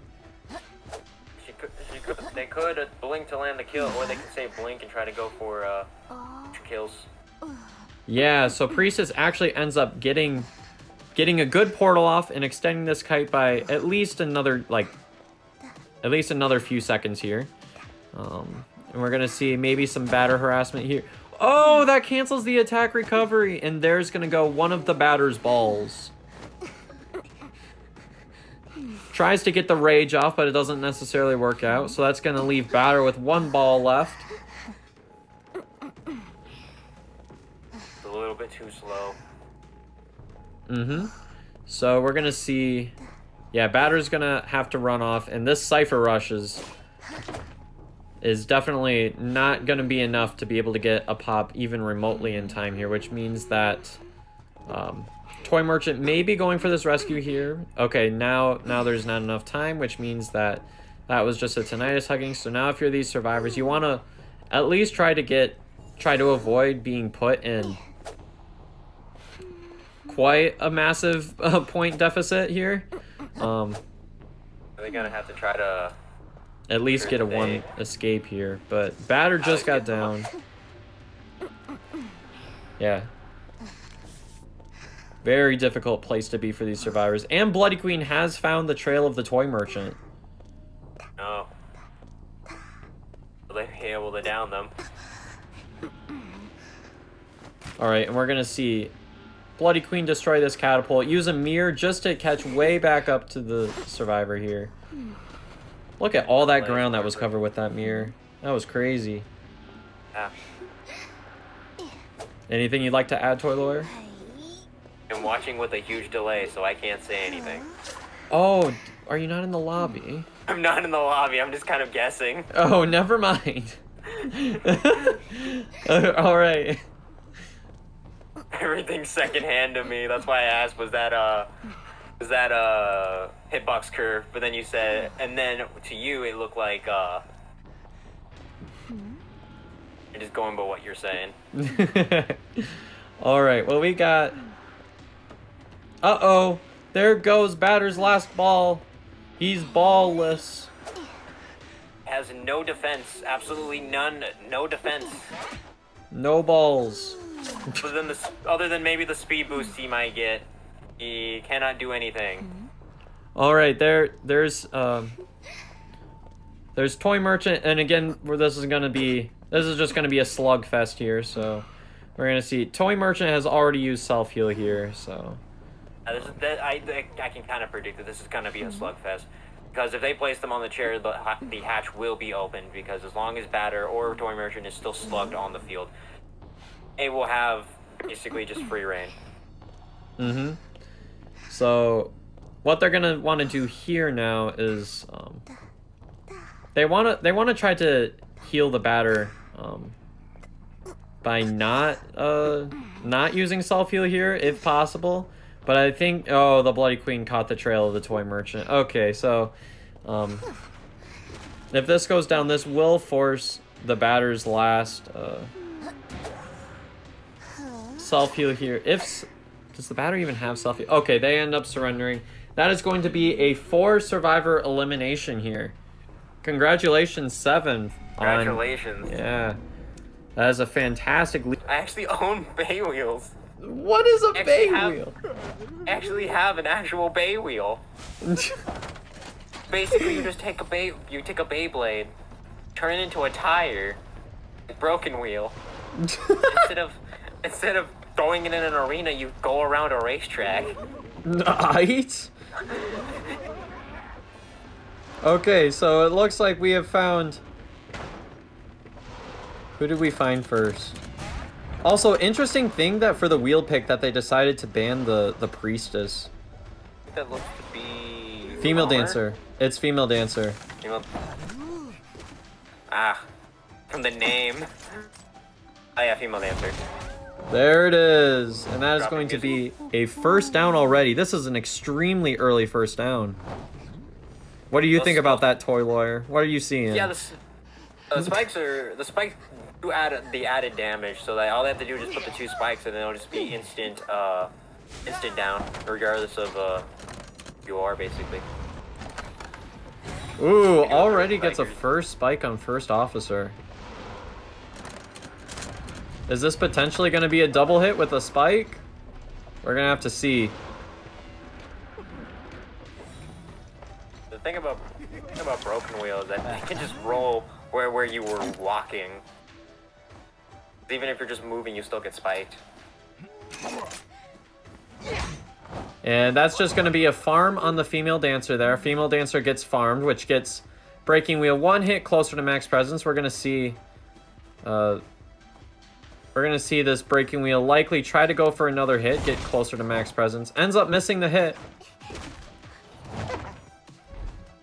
So good dodge by the female dancer, making sure that the breaking wheel still has to go for another hit before getting to max presence. So we're going to have to see.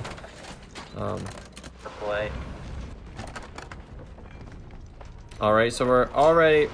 First officer has been spotted out early. Now that there's 2 spikes on first officer, that is not likely to be the rescue. And there is another survivor. Antiquarian is the one that's in the vicinity right now. I don't think the staff affects wheel form, right? Correct. The wheel form is immune to all effects.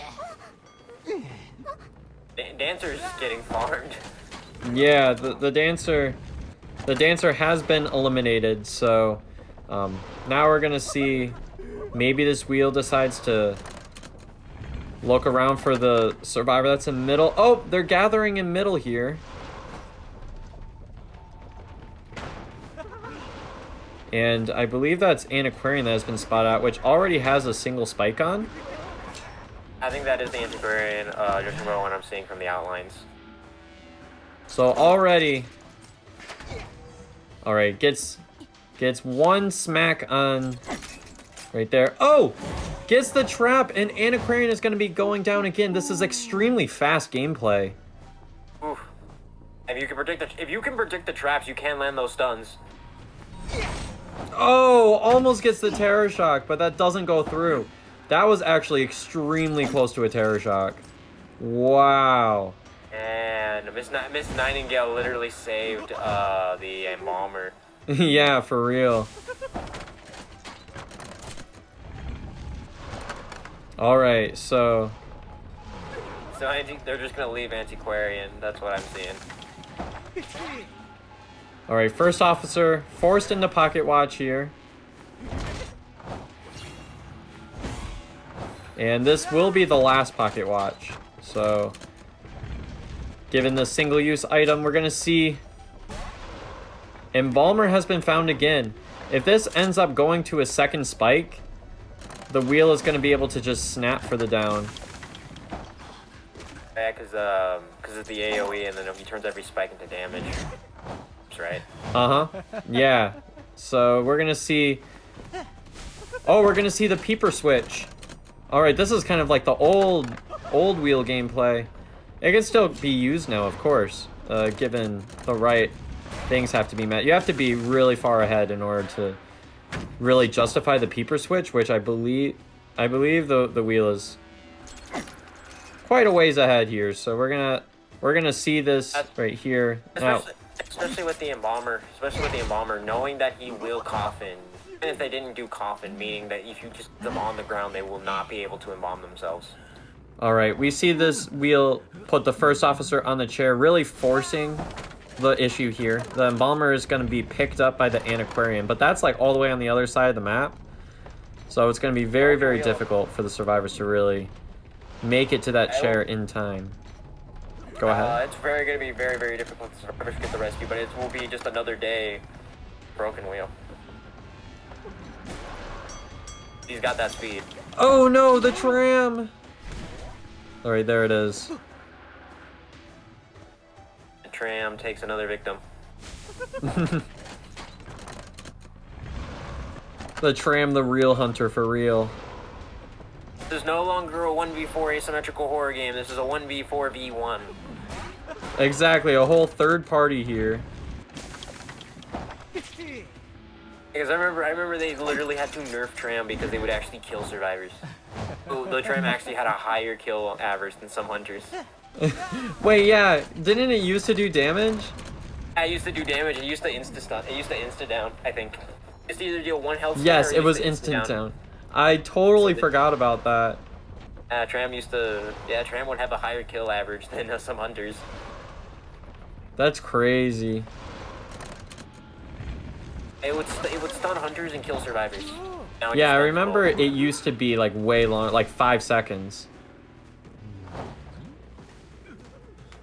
All right, we're gonna see first officer make it to the chair. I'll say for April Fool's Day, they should bring that back. It's just insta-killing tram. Yes, exactly. I'm sure they would appreciate that in China. Uh-oh. Embalmer might be kind of messed up here. Kind of picking up right in front. And that's going to be a snap. That's going to be a snap down. There it is. Will Embalmer choose to embalm? The answer is yes. That is a smart play because they will be probably staying on the ground if they don't embalm themselves.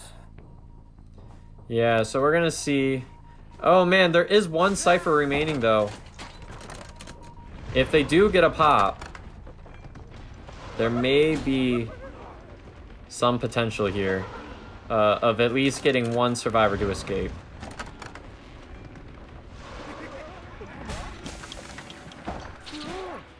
Alright, and that's going to be a down on the Embalmer. Embalmer has been down, which is going to leave Antiquarian as the last survivor remaining.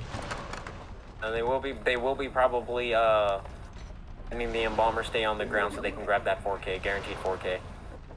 Yeah, for sure. In addition to that, just kind of being standard wheel gameplay anyways. A lot of times you end up just slugging survivors once you make that peeper switch anyways, and you just wait for all the self-heals to go. And Antiquarian unable to hide there.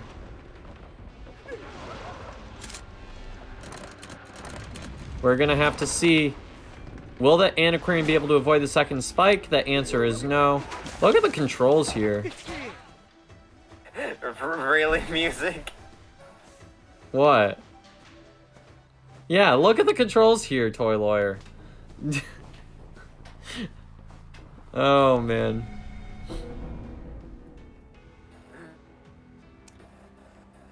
You know, I can't tell when you're talking about that, right? It's been a 4K. Actually, So they can use the wind very, very well, effectively. Yeah, it's a really good anti-transitioning tool, but at the same time, I mean, this hunter really has to go for that 4K here because they need to at least tie the round here. So we're gonna have to see. Hands are already pre-dropping both the pallets and dropping a slow box. Yeah, already. Already just out of there. I mean, if you don't break that, then it's only gonna kind of hurt you later. And we're seeing this wind really being used here to catch up to the female dancer here. Hops this pallet. Ooh. It baited out the swing until the pallet's done. Alright, so we're seeing this is actually a teleport selection. So there's no blink here. Oh, slow box. Yep, slow box has been dropped. And we're gonna see if this becomes a down. Not quite. Not quite a down still. Alright, whiffs a few times. Dancer's getting a ton of use out of the slow box. To the pallet's done.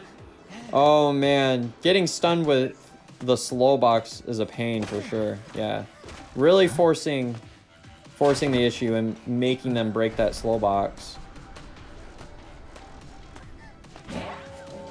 And that is going to be a down. Trying to break the ankles of the hunter. Trying to use that win to the advantage by just making them shoot across behind the hunter. Yeah, but I mean, already they are kind of getting through the first wave of ciphers here. I mean, one cipher has been popped, and of course, mech is going to be naturally a little bit slower because of the fact that mech has to control two bodies. I feel like because of the way they made a nerf mechanic, I feel like it's no longer mech and or bot, and it's just more like you get a robot, and then they're just some random human. Yeah, exactly. Who occasionally gives cipher percentage. Bot is definitely a lot more important because bot doesn't have the decoding debuff, but at the same time, main body is just typically used as like a rescuing tool. Just because you don't really care necessarily so much if the mech has to eat a bit of damage for a rescue, because a lot of times you're just relying on bot anyways. And we see. I feel like they ended up turning mech into a rescuer and not the decoder. Well, she's definitely a decoder. She's a fast decoder. Her bot decodes really fast. No, I'm saying that I feel like they turned mech, not mechanic. Mechanic, the moveset is decoding, but like the way that they made mech, and they feel like exactly like a rescuer because they're already having decoding process and while they're rescuing. Yes, I suppose that makes sense. All right, Thief is right here, and you're gonna see those two bars there. There's the silence. Mm-hmm. And that's the bar that even if they're not looking, they can still be touched by the flashlight. And we're gonna see.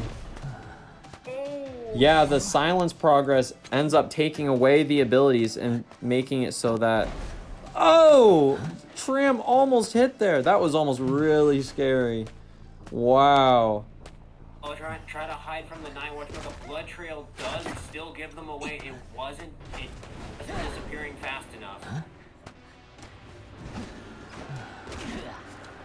Yeah, and this is a very tough position to be because there's 2 ciphers remaining. You have a harassing thief right here, and you really need this to be a 4 survivor elimination. This hunt. But Thief is just making sure that they are not landing a single hit. And there's another silence. All right, Thief has been downed, but oh no! All right, tries to goes for one last trick with the basement. The hunter really kind of has to go for this. However, the cipher is primed. We'll see if the hunter is aware of that. The mechanic is going to be able to go for that rescue because they're able to just pop anyways. But anyways, Thief is in the basement. Judging by the highlights, I think Mech is already going to be 1 step ahead.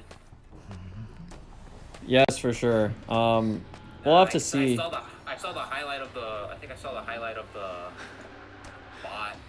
Now the bot is in fact been loaded. And that's going past half here, so. All right, they're gonna pop and at least get this rescue. I think there's. Oh, there's no tide on that. Tide on that. Oh.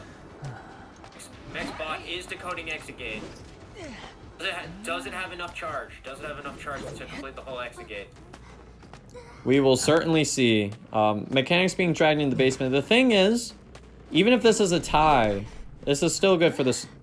Still good for the team because this hunter really needed to get that 4 survivor elimination there. So this is going to be a tie. And that is a tie with the mech bot opening the door for the mercenary to escape. Which means that fight. All right, so we're going to see. Yep, Seer's already trying to rotate out. And we see Tram here. Sculptor not getting hit by the Tram, of course. However, Seer's making it into this area. Maybe Seer will be able to get into the Tram. It'll certainly be something to look out for. Female dancer has placed boxes and moved out. So now we are chasing onto the Seer here. And we have already seen the owl come out. Good use of the sculpture here.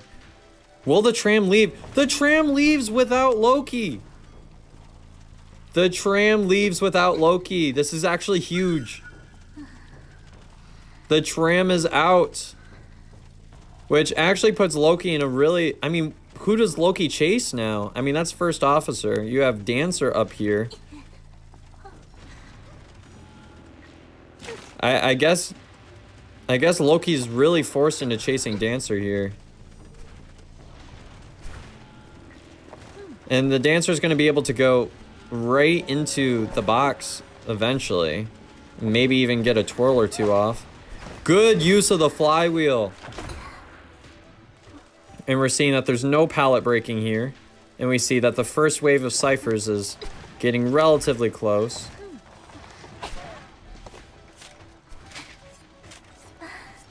And female dancer not quite going down yet. AT having a very, very strong first kite here. Still baiting out these sculptures, and that becomes a hit. Now look at the sculptor's presence. This is because Loki was using what we call a left build, which was insolence. Makes it so that max presence comes much, much sooner there.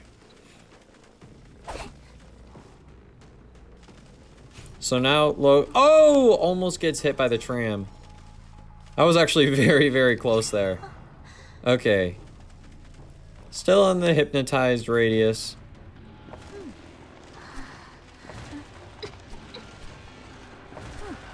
Still doesn't... Okay, gets 1 chip hit. Almost 2. That's 2. And that's a full stuff. Oh, this is the way Loki recovers. This is the way Loki recovers out of this. Fantastic job.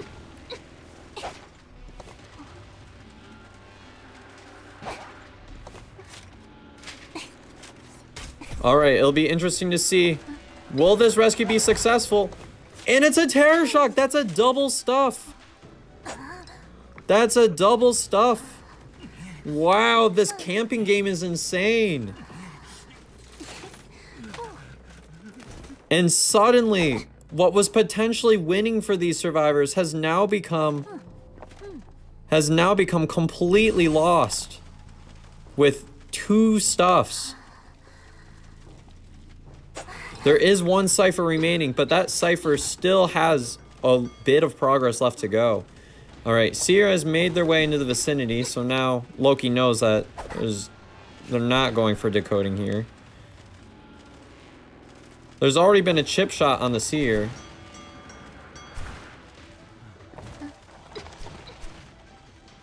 And already that has been stalled past half. And that's a 3rd stuff. This camping game is insane.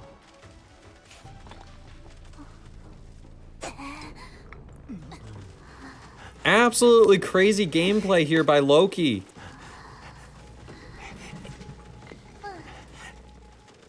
It was looking pretty suspicious here after that first kite was a 3 cipher kite and even pushing for a bit more. But with this camp game, Loki has found themselves into a position where they are firmly back in the game.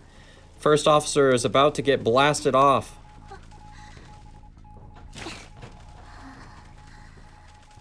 And now it's just going to be a matter of slugging here. So long as they're not going to be able to get a pop here. Yeah, it was a rough start, but man, Sculptor really came back here. And we're seeing that what that Sculptor was trying to do is to see if they were within radius of the God statue forming, which would point into the direction of the survivor if they were around that area.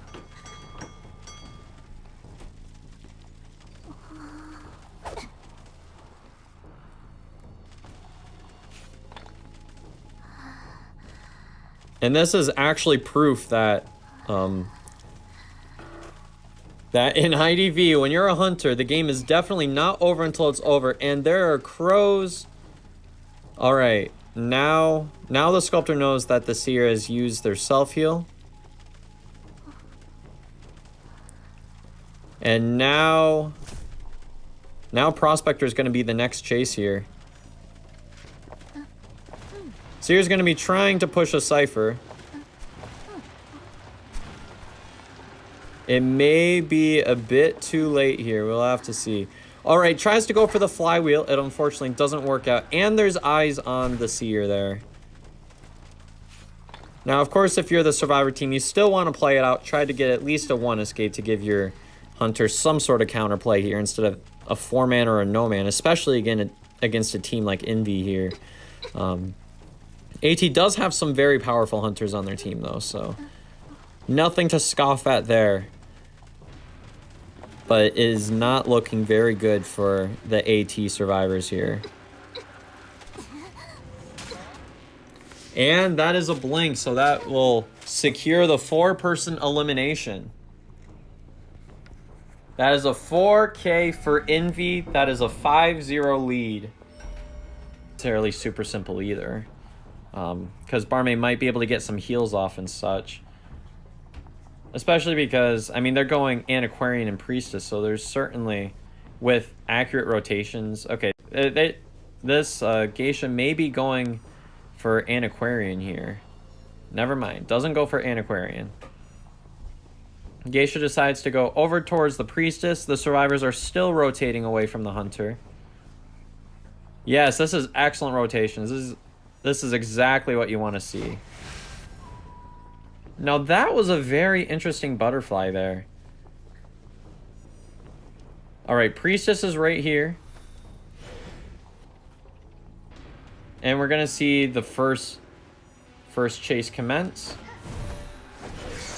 Ooh, if that would have hit, that would have actually been very punishing there against this Priestess. But unfortunately for the Hunter, the portal went through. Alright, a little bit of a messed up butterfly there. Oh, targets the wrong butterfly. I guess that is the pain of both Axeboy and Geisha mains. And these are excellent portals. Gets the hit. It's not very likely that we're going to see a whole lot of assist from the other members here, so I think it's just going to be Priestess kind of vanilla kiting here. Uh-oh. Almost got caught up in basement. That might have potentially allowed some counterplay if basement was there. Oh, the flywheel body block is huge. Okay, but the blink is there. Man, if Barmaid was able to body block that, Priestess would have been in such a nice position there. But ends up Priestess getting down. This was still a 3-cipher kite, so Priestess has to be more than happy. I mean, the survivors have been hacking away at those ciphers for real because Priestess kind of kited in the corner away from everybody else, which is exactly what you want to see. Yeah, that was an excellent flywheel, though. Just buying a few extra seconds. Of course, this trick isn't gonna... Oh, then the terror shock. Oh, is that enough to change the tide of the game? That was insane. America's still in the area. And it looks like this is going to be a double down, which actually may be very game-changing here. And America tries to go for a body block, but unable to, and just kind of dies toward Fate Gate here. Does it help if I hold my phone closer to my face? It was like a foot away. But I'm going to hold it a bit closer, if this is better. Alright, Antiquarian's going to be going for this rescue. That was a nice... That was a nice little thing right there. There's going to be plenty of harassment here where that came from, because Antiquarian's well in the radius. So is Merc here. There's some body blocks. They're all making sure... Alright, America just baiting the Geisha out. And Antiquarian is just going to be following along. This is how Antiquarian assists in the late game. And actually, the survivors are in a very good position, leaving the Priestess, even though the Priestess was dead on share for that cipher. Now, a smart decision by the survivors to leave early. And this is still a good job by the Hunter, having the game sense to know that that cipher has to be getting close there at some point. Alright, so that still goes through. Will we see a drink? Yes, we will. And I would say it's actually pretty... Ooh, uh-oh. Might be unlikely that that drink actually goes through. Depends on if Geisha's able to mind game and get a hit here through these pallets. And Barmaid will actually successfully get the heal off. Now, Zarada and America are working on 2 of the final ciphers, so they have multiple ciphers going on. And they have the pop. 4 survivors are up. And Zarada goes down right away. Detention is active, though, so it's not over. The Geisha really needs to put pressure on the gate, though. Just selling for the 1 man, I don't think is quite going to cut it. You got to at least get the tie here to give yourself chances in the second round. Yeah, they ended up... Oh, America's here. I don't think there's tide on that, though. Yeah, there's no tide, but... Zarada might have potential for dungeon odds here. We'll probably choose to jump over here, or whack the Hunter here. Little whack. Little spank in there, if you will. Kind of stuck in this area. Good flywheel. Dungeon is there. Will this be a 4 survivor elimination? Okay. At least gets the stop there. Man, excellent job by Envy getting a 3 survivor escape against the Geisha. And we have the 2, like, charge characters chasing each other. There's going to be so much magnetism here.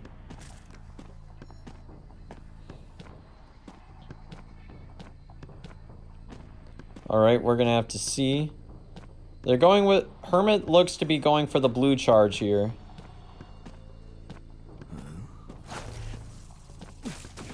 Oh, already getting a first stun.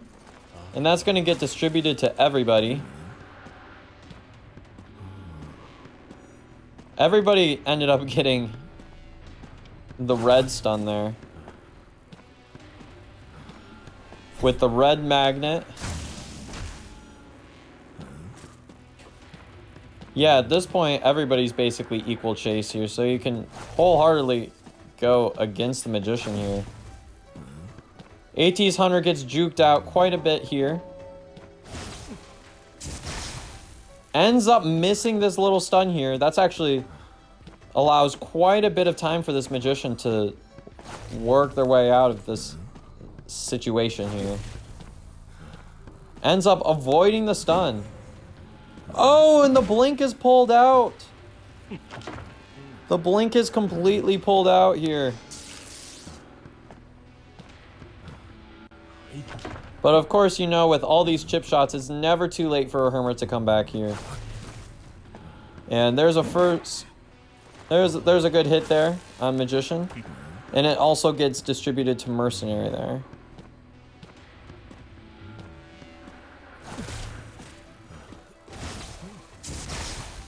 Good job by Magician evading that ability. Not getting stunned there and getting still some more kiting time. Quite a bit of time has passed here. Magician still has one more wand, so we'll see what he decides to work with here. Antiquarian's in the area. Will we see some harassment to allow... Yep, looks like we're seeing some harassment here. And Antiquarian is out of this area. They're still evenly distributed. And that's going to stun for longer because not everybody's there. And Antiquarian's going to get that window for free. And this is going to be a free transition. Almost free to that window. Alright, going straight to this pallet. And this is going to be a next hit here. Which is going to get distributed again. And now at this point, Magician, if they wanted to, would be able to be healed. Alright, but that charge is being traded amongst many people. That Magician's still alive. This is already quite a long kite here. 3 ciphers have already popped, which is going to very much limit the pressure that they're able to do here. That ends up getting restricted there. Now, Antiquarian will be... Maybe they'll choose to change their charges and send Antiquarian to the rescue, but maybe they decide to heal Prospector and Mercenary out. Keep the damage low. They could also choose to straight up sell the Survivor. Zerata's just tinnitus hugging here. Which I think is a perfectly reasonable decision here. I suppose they have no real reason to actually go for this rescue and instead can just work on priming the last 2 ciphers. It looks like the Hermit has an idea where Prospector was waiting, but... Will Prospector actually go for it? And it looks like he will. Prospector's still alive.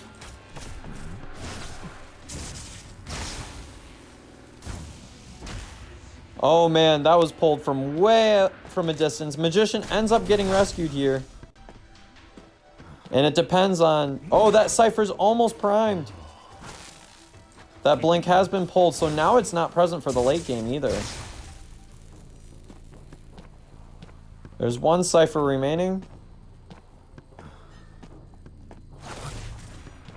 Ending up getting caught in this rough area here, but I think by now that has already been... Ah, wait! Never mind, that ended up downing America. The damage distributed, which is actually going to allow the Hunter to eliminate Magician there. Ooh, man. The other survivors are all just harassing here. And Hermit's probably going to go for the chain. Now, Magician just needs to get out of here. Man, that was an excellent job by the Prospector there, preserving the Magician there.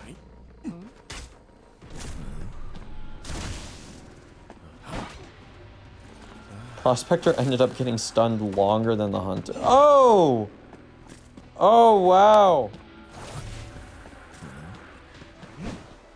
Does this give the Hermit counterplay right here? They get the rescue still. It's not over. The Hermit is going to have to get over there. The Magician's here.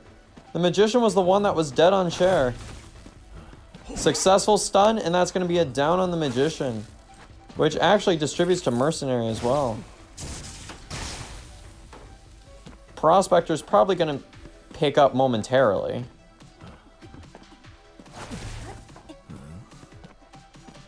And Antiquarian's just working this area. And that is a successful stun there. Everybody's downed! Everybody is down. We're going to see if the Hunter decides to go for Zerata here. Unless... Does Prospector not have self-heal? There is potential that Prospector just doesn't have self-heal here. Man, this may have actually all came down to the late game with the damage distribution there. Mercenary crawls out the door, stopping it from being a 4K.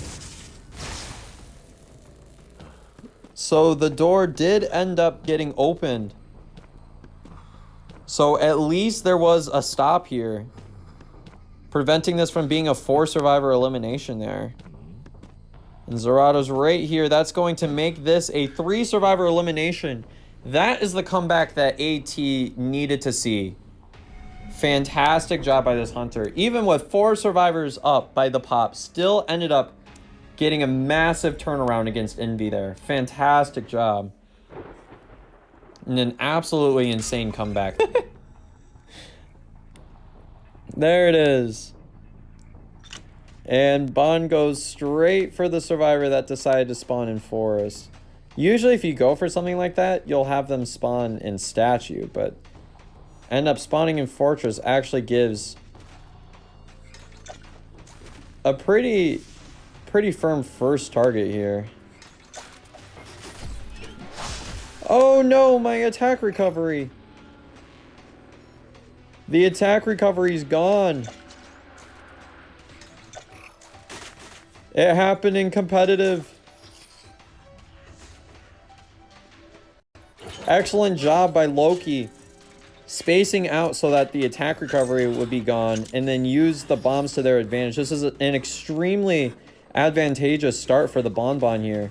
Getting it down extremely early at 5 ciphers, and I believe this was... Yeah, that was a trump card detention build. Which, if you have trump card detention and you get a very nice early start, there may actually be winning odds here, depending on how quickly you're able to down the next survivor.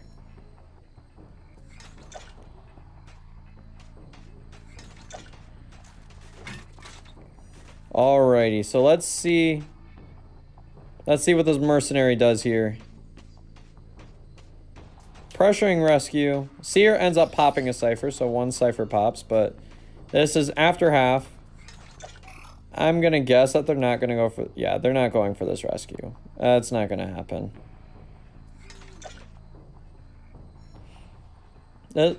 Bond has been doing a good job putting a lot of pressure on this psychologist. And it looks like that is going to be the next kite right now. Goes for the vault there. There is no pallet breaking or anything, so... Almost gets the chip shot there. This pallet's going to be broken momentarily.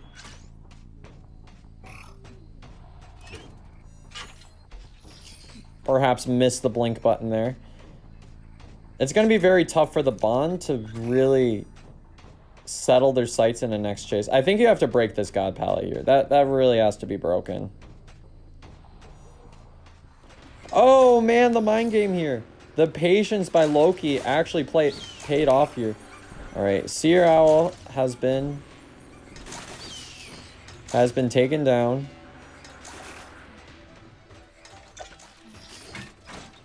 Nice job evading these bombs.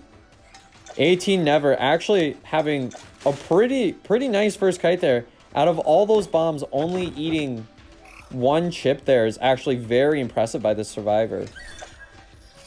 Just buying time to really catch up on this decoding there, especially out of a really rough start. But now the passive ability is about to be gone, and now Psychologist is just a vanilla kiter. Ends up getting a hit right here, which is going to leave Psychologist at half health, which may make this blinkable. Although it can be very goofy blinking out of this area.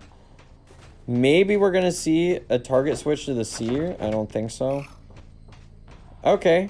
I guess I do think so. I guess I should have just stuck with my gut there. Yeah, Seer's going to be the next chase right there.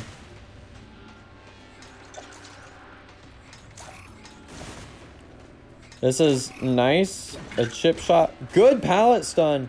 That was actually huge for Seer to be able to transition into the next area. And nice job evading the time bomb. It may have been a very rough first kite, but these survivors are actually doing an excellent job stalling out more time and actually putting themselves in an area of potentially buying enough time to prime that last cipher.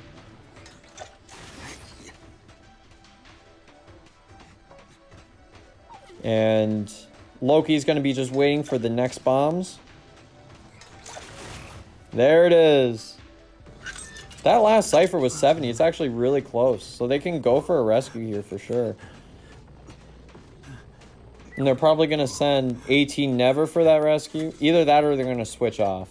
It's going to be one or the other here. Now, Merc does have 3 elbow pads. Might have to use some of them to get there before half. Uh-oh. But Psychologist might not be able to get to the last cipher before getting downed. Actually, if Loki gets this down on the last cipher... Or is this basement? This is not basement. Okay. There goes the tide. I think this might have been a misplay chairing over here as opposed to right in front of the last cipher, though. Because I believe that cipher that Well was going for was at around, like, 50? Something around there. Where the other cipher was nearly primed. If this Psychologist goes after half, though, there may be some endgame odds.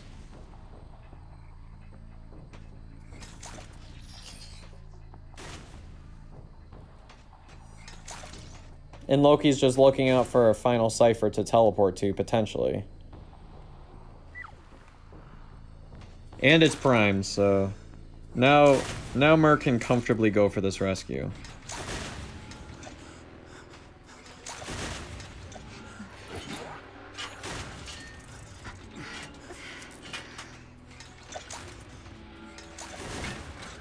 Merc is down, but is back up. No elbow pads, though, to kite with.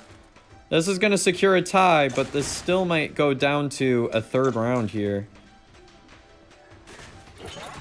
And that's going to be a down. Will we see the teleport switch? It's a little bit on the risky side.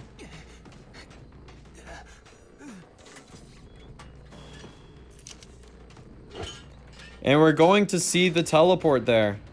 Finds the Seer. We're going to see this chase happening. Seer may be close to another owl. We will have to see. If Seer does have another owl, then perhaps there might be a shot at being able to maybe even clutch dungeon in the long run. They ended up rescuing, but Seer's still kind of stuck in this area. Once again, fantastic bombs by Loki here.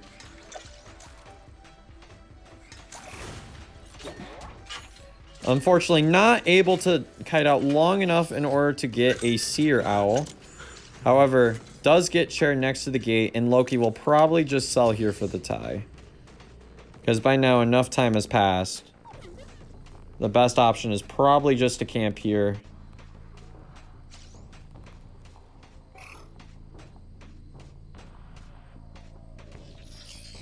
And there we go. That is going to be a tie. So actually, fantastic job by AT. Getting the stop here. Actually in the house, but there's so many other noises happening. There's a movie going on. So loud upstairs. Okay. Pretty standard hunt build. And we're going to see... Well, in this area... Yeah, this is definitely the first kite. Dreamwitch doesn't hate chasing Cord at all.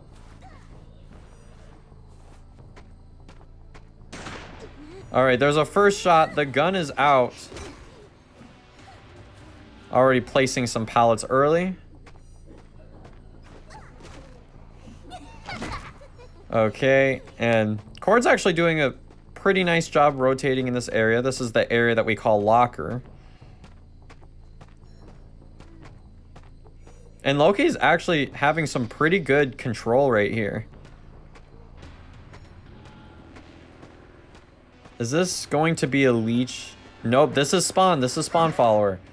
Okay, that was very important. So now Loki still is able to work with leech there, which is huge. And this is going to be a patroller. So this is how Dreamwitch gets a very fast first down here. You get one hit. If you can get one hit without patroller, that's ideal. Then for the second hit,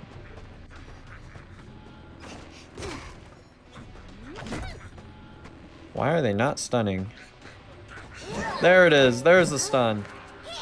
All right, so that's a down of their rescuer at 5 ciphers. And actually looking at the comp, Cord might have been the ideal chase anyways. And that's going to be basement. This may be very, very tough. Very, very tough to deal with.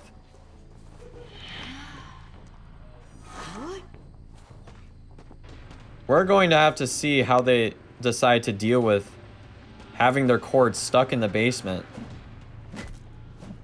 Okay, there is a patroller drop here. This is a little bit dubious. I guess this makes it so that the Merc guarantee can't rescue. I think that was the idea here. But that pallet has been dropped, so... Alright, so this is going to lead to a hit, probably. Maybe by the spawn, but we'll have to see.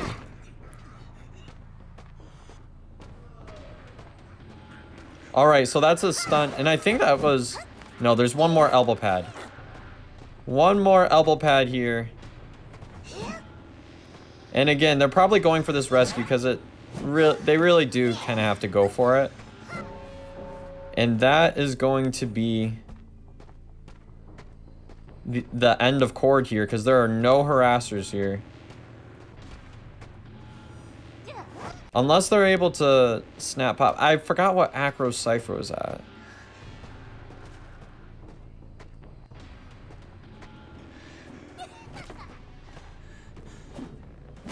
Accidentally picks up Mercenary here. Oh, that was almost in time. Almost in time. Oh, wow. Alrighty. That pop, if that pop had been on time, that would have been absolutely huge.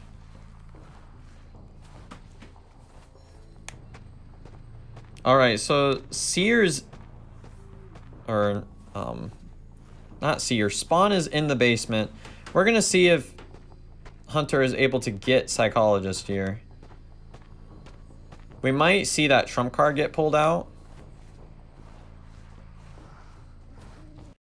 They're actually going for the dungeon rescue here, which I think just as a matter of circumstance, they're kind of forced into doing.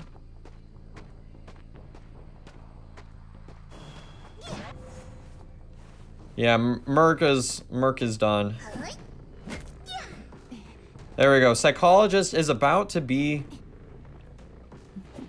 put on the chair. Merc's right here. No. Leech is up, so we'll just be able to do that.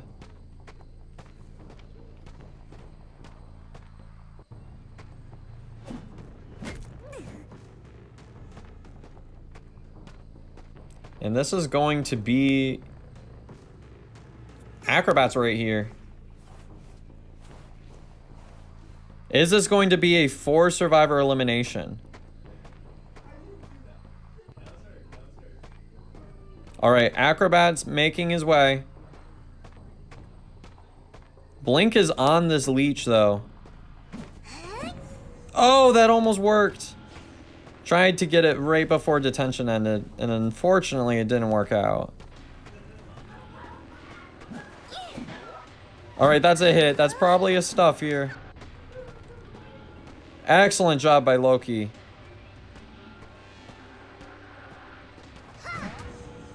And there's the blink. That is going to be a 4K. Congratulations. It is absolutely, it's impossible for AT to recover their 5-point deficit at this point. Getting the 4-survivor elimination with Dream Witch. Congratulations. I mean, Antiquarian is a very tough chase for Naya. That should last forever. So it'll be interesting to see what N3's Hunter decides to do with the spawn lamp here. And we see that she actually decides to go straight for the Entomologist here. So getting this whole area right here. And it's going to be very interesting to see how the Ento works around this area. Will this lead into a hit? Probably not, because she dropped the bugs right there. And already the Ento has almost taken a water damage right now. It'll be interesting to see if we get a sort of double follow-up here. Good Seer Owl. Now the Ento is going to be able to get into the tram. And this is actually a very successful tram escape. That was perfect timing by Assassin there. And the distance has run out, which means that the Naiad will be moving slightly slower here. And the Ento basically has a full reset on their kite. Ento is kiting straight towards the next tram spawn. Be interesting to see. Misses the dash. That is an unfortunate dash miss there. Excellent job. Juke by Assassin. Don't get hit by the tram. Oh, the Naiad has been hit by the tram. And I believe... Alright, Assassin is not able to get into the tram there. But there is a blink and a down.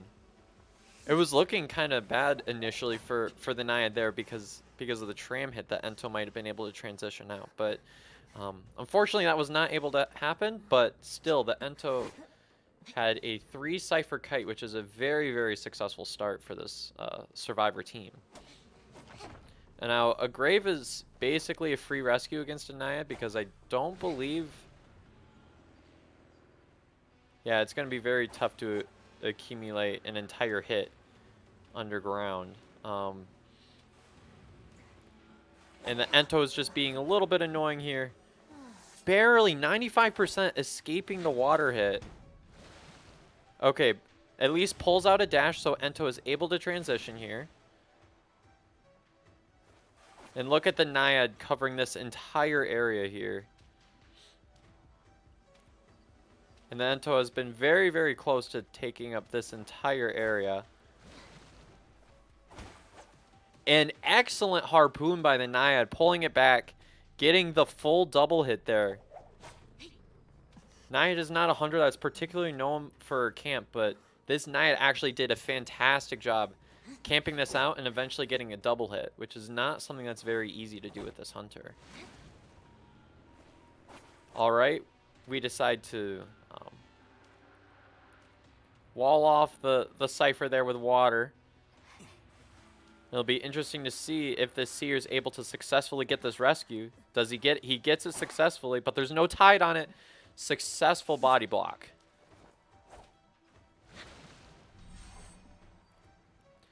And now let's see if the Ento is able to last long enough. That's one dash, and that is a down. The Ento is dead on chair, which means that this Naiad is in a tying or maybe even possibly winning position here. And they decide to pop. Seer and Grave are both in there. All 3 survivors are in the area. And Aquarian does have the full stick left. Alright, that's one successful hit. Detention is active, so we're going to have to see how the Naiad is able to deal with these survivors right here. And ends up getting the Terror Shock there. Now, Trump card is active, so that teleport does exist. But it'll be a matter of whether the Naiad decides to play safe and camp this out, or go aggressive for more kills. So we are going to have to see.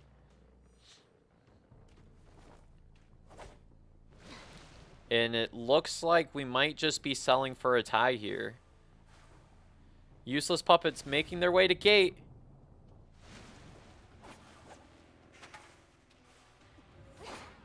Oh no! And the hit right to the gate, that actually secures. Oh, the blink actually secures the 3-person elimination for N3. Yo! The Antiquarian was getting a little bit too aggressive by staying in the middle. It could have been an easier time, but the Antiquarian decided to stay in pressure for the rescue, and that actually ended up playing into this Naiad's favor. Excellent game sense by the Naiad, making their way all the way to gate to secure that 3 from the early game. So I won't be surprised if Bond decides to turn that way. Yep, we're going to see that. Texan's immediately going to rotate to corner house here. It's kind of a common strategy to flip that pallet early. And already Texan has found their way kind of in the optimal area. You can't really get much better with that transitioning. And we'll see if Bond decides to... Yep, Bond has found the barmaid, so that is going to be the first chase here. And that pallet has already been destroyed. And that's already going to be 1 chip shot here. Barmaid decides to drink, which was a very daring move, and that is going to be the early down. This is why Bond is an extremely strong pick against Barmaid. I mean, look at how fast there was a down, and this is corner house. That is not something that is easy to do as a Bond. Bond is having an absolutely dominant display here as the Bond decides to put pressure on these ciphers, places down the time bomb, which basically permanently locks off that cipher. And now Barmaid doesn't have a heal drink or a speed drink, because both were used there, which makes Barmaid a very fragile character for the rest of the game, because Barmaid's not going to have an easy time getting out of this situation long enough to be able to get another healing bottle. We're going to see resetting that time bomb countdown.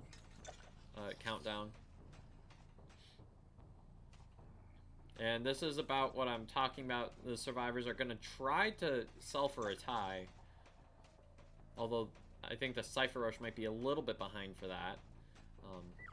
There was 1 Cypher that has popped, but Toy Merchant had their catapult set up, so they're going to be able to transition. Barmaid goes down, and N3 is put in a very, very difficult position here as they are about to initiate their next chase here.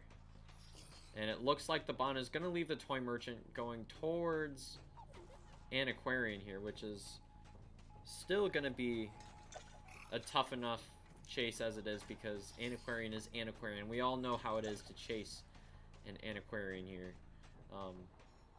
However, it looks like Bond might have been able to catch some distance, potential first or second chase here. Excellent catapult placement there. Look at that.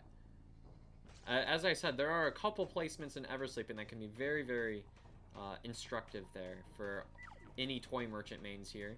And that is one of them, one that you can catapult right onto the middle 2-story there.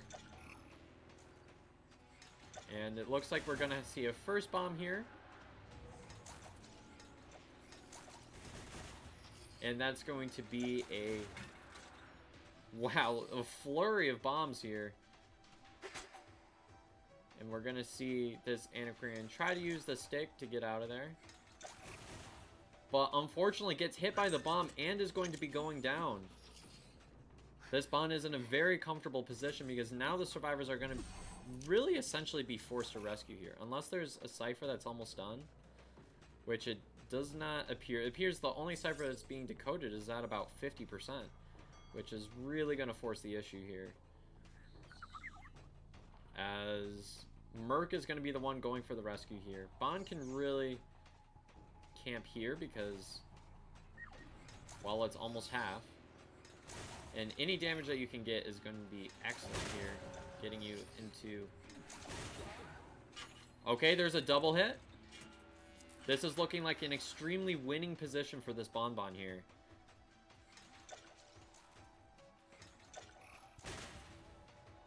And that still translates into a chip shot there. And Aquarian is one chip shot away from going down. And the time bomb is going to secure that. That has been a double down.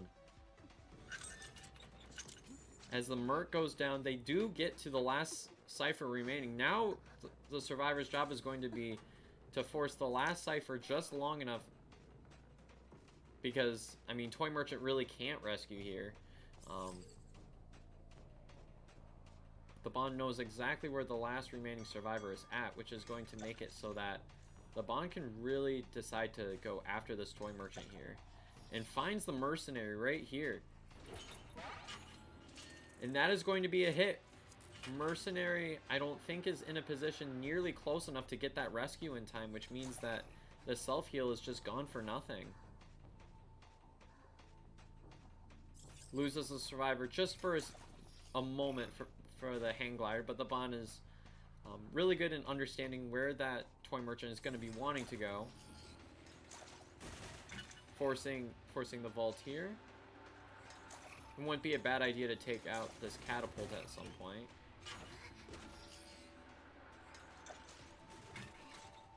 Excellent job getting that time bomb in time right before the catapult goes off, which means that now it's just a matter of getting a last follow-up here.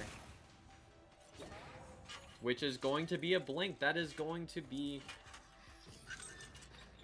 That is going to be a 4K for this Bonbon, as Mercenary has used the self-heal. And that actually puts ADM in a winning position there, using Bonbon round 1. Excellent, excellent job by this Bond. Already coming out very, very... Ento has free reign to first stop. I'm actually very interested in seeing what the Hunter decides to go for here. I won't be surprised if we see a chase into the Embalmer, which looks like is going to be what's happening. We're probably going to force the vault here. And that has already been thrown up onto the top of the second story. So already, being that Texan has a very, very strong coffin placement, this is a very, very good area to start. And Embalmer's right here, actually starting off pretty solidly here. It gets one spike, and we see based in the lower corner that there is Inso on this build. We're going to see if the Ento harassment ends up... Ooh, the stun! That is going to allow Embalmer to get to the coaster. Interesting choice to not force the issue and force the wheel to go up there. And it looks like we're going to be having Ento be the next chase. Excellent job ending up dodging the second spike. And there is the second spike, which means that Ento needs to dodge this trap. Excellent dodge. Oh, but the blink comes in and secures this down. Now it looks like we're about to have our first round of pops here. Embalmer still has the coffin and may have seen the Ento long enough to be able to convert that coffin eventually, but I am not sure. The Ento, or the Embalmer, does have wanted order here. The Merc is the one going for the rescue, and the wheel's here forcing the issue. And that is a second spike on Merc. And that is going to be a double hit there. Excellent job getting that double hit there. That's going to put the wheel very, very far ahead, because now the wheel has all the time in the world to go after this entomologist. Gets the second chip there, and now it's going to be a simple Thanos snap away.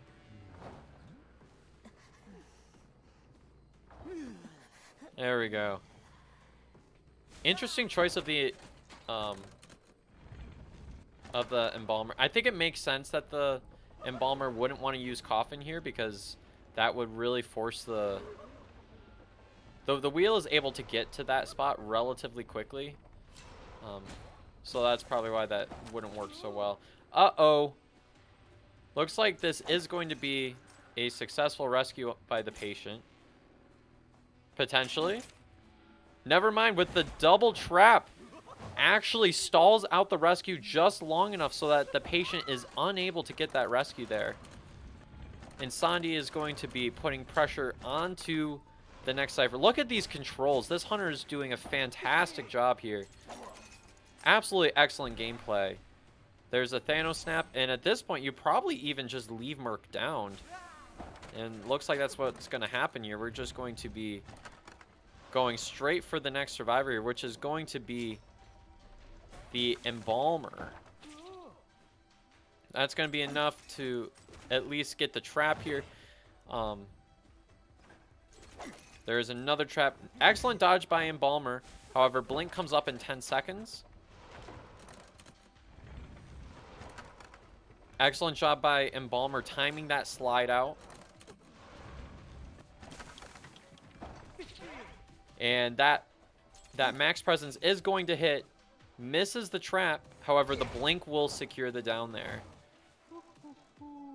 And are we going to see embalmer pick themselves up? I don't think that's unlikely, as obviously the patient's not going to be able to rescue. So the embalmer probably has no reason not to at least go for the coffin here. Yeah, we're going to see that happen. Coffin is on top of two-story. Wheel knows exactly where that's at, so... but is not worried about the embalmer respawning and decides to go for pressure here on the patient is the one in this area. And we're going to see... ends up flywheeling the spike. Excellent, excellent job. And this may potentially allow the patient to kite a bit longer. They're going to get some more decoding in. Merc is almost done with that cipher. There is still quite a bit to make up, though, as they need to, between the 3 ciphers, probably get around 100% decoding done still. The snap is going to be up in a second, though. So, and now Wheel is obviously going to let the Merc stay down once again and put some pressure on the decoding. This is something that's more common with Wheel than other hunters, is this idea of slugging the survivors until you've made enough counterplay here. And we're seeing, yeah, crazy map control here by the Wheel. Just getting really quick downs and then really just going for it. The embalmer is probably going to be chaired once again. And it looks like we're going to be going for the slug on the Merc, and it's just going to be a matter of downing the patient once again, as I'm pretty sure the Merc is out of self-heal, but I'm not positive on that. So now patient is going to be... patient's in this area. There is 1 cipher remaining, so... and the last cipher would be, I think, bridge. However, the patient is in... yeah, a lot of trouble here. And that's a good trap and a down. There it is. So that is going to be 5 more points for ADM. Now, this puts a lot of pressure on N3 because N3's Hunter has to 4-man to get into the next round. Also, yes, for all of you just joining in, this is Spade that's joining me on VC right now. Hi guys. Alright, so it looks like the Hermit may be going for that little girl here, just like you were sort of talking about there. Little girl. Yes, I almost wonder why. I don't know if he just got too close and she wasn't able to teleport away, but here Lily Chase begins. Kind of keeping a steady pace right now. We'll see if he's able to capitalize quickly. We're gonna have to see if Little Girl is just circling this area. This is this is one way to kite around this area, and then once the Hermit gets close, perhaps then you decide to take the coaster. Period. Yeah, so ends up climbing through the coaster. That ends up cutting a lot of distance here. And we're gonna see some charges here. Right here, and we're gonna switch probably to a red charge there. He is starting off with teleport, so I don't think he's afraid of her getting on the coaster. If second stop is turned on, he can just teleport to third stop, no problem. I also noticed he has insulin, so he's able to kind of just cut off some of the distance right there. Now she doesn't have any charges on her, but all the ciphers that are connected have been affected in the survivors, so now we'll just see if she's actually going to leech on to patient right here, and that's going to cause him some problems as far as distance. Yeah, for sure. Especially because if you look at the other three survivors, all do have red charges. So if you're the Hermit right here, you want to avoid putting the red charge on the little girl, because you do at this point really need to get that that down before more ciphers get popped. However, if you are in this position here, it may look bad that the Hermit is getting kited for a while here. However, this is a playable way to go against this, because there is a bit counterplay, because now you're taking the patient off of the cipher as well. So even though the kiting might last quite a bit longer by leeching onto, kind of latching onto chasing the patient right here, there is still some play with kind of cipher rush right here that it might end up being slower decoding, especially because you hit the patient once here. There might be some more survivability because of the fact that patient is going to spread the charge both to the Gravekeeper and the Acrobat. For anyone that didn't see, back when they were in two-story, patient had used his flywheel while the little girl was still leeched to him, and as a result, the Hermit here was just a little bit out of reach when he tried swinging, which resulted in patient just being able to use a hook through the window, which has now been the start of this quite excellent kite here. As you were saying, yes, ciphers are still taking a second to be decoded, not only because of the connection, but since little girl is still being leeched onto patient here, that is now two people that are not on ciphers, so the only two decoding right now are just the Acrobat and Grave. If patient's able to keep this up, they could potentially already push this towards endgame. 3 ciphers have been completed. Not quite sure what the progress is on the last two, but they are making excellent time here. This patient is just showing little girl just signs of life as they keep carrying on. And that was actually huge, the patient getting hit instead of the little girl. If the little girl ended up getting hit, the little girl would have gone down. However, the patient is the one that ate the hit, which means that this kite still goes on. And they are getting started onto the final 2 ciphers, so this is certainly a very solid position to be in if you are this survivor team right now. And he didn't have anybody on share yet, so it was a little bit better for him to switch to the patient instead of the little girl. The only issue with that, though, is that little girl has the ability to teleport away, so as you see, she's already gotten healed. Now he has to kind of just prioritize his camp. He does still have his teleport if he wants to pressure other ciphers. However, depending on how quickly he can kill the next person, it might just be a little bit better to stay at the chair. He does have wanted order, and it is acrobated on the Grave. It looks like he's going to actually switch over and use teleport right now. Missed him hitting out of his shovel, but now this might be the start of another chase. He has all of his abilities up, so like about his polarities right here. Got one on him, failed to get the pallets done. Right here, he might be able to knock it down Grave pretty quickly, so hoping Acrobat's on his way, or Little Girl's on his way to go save the patient.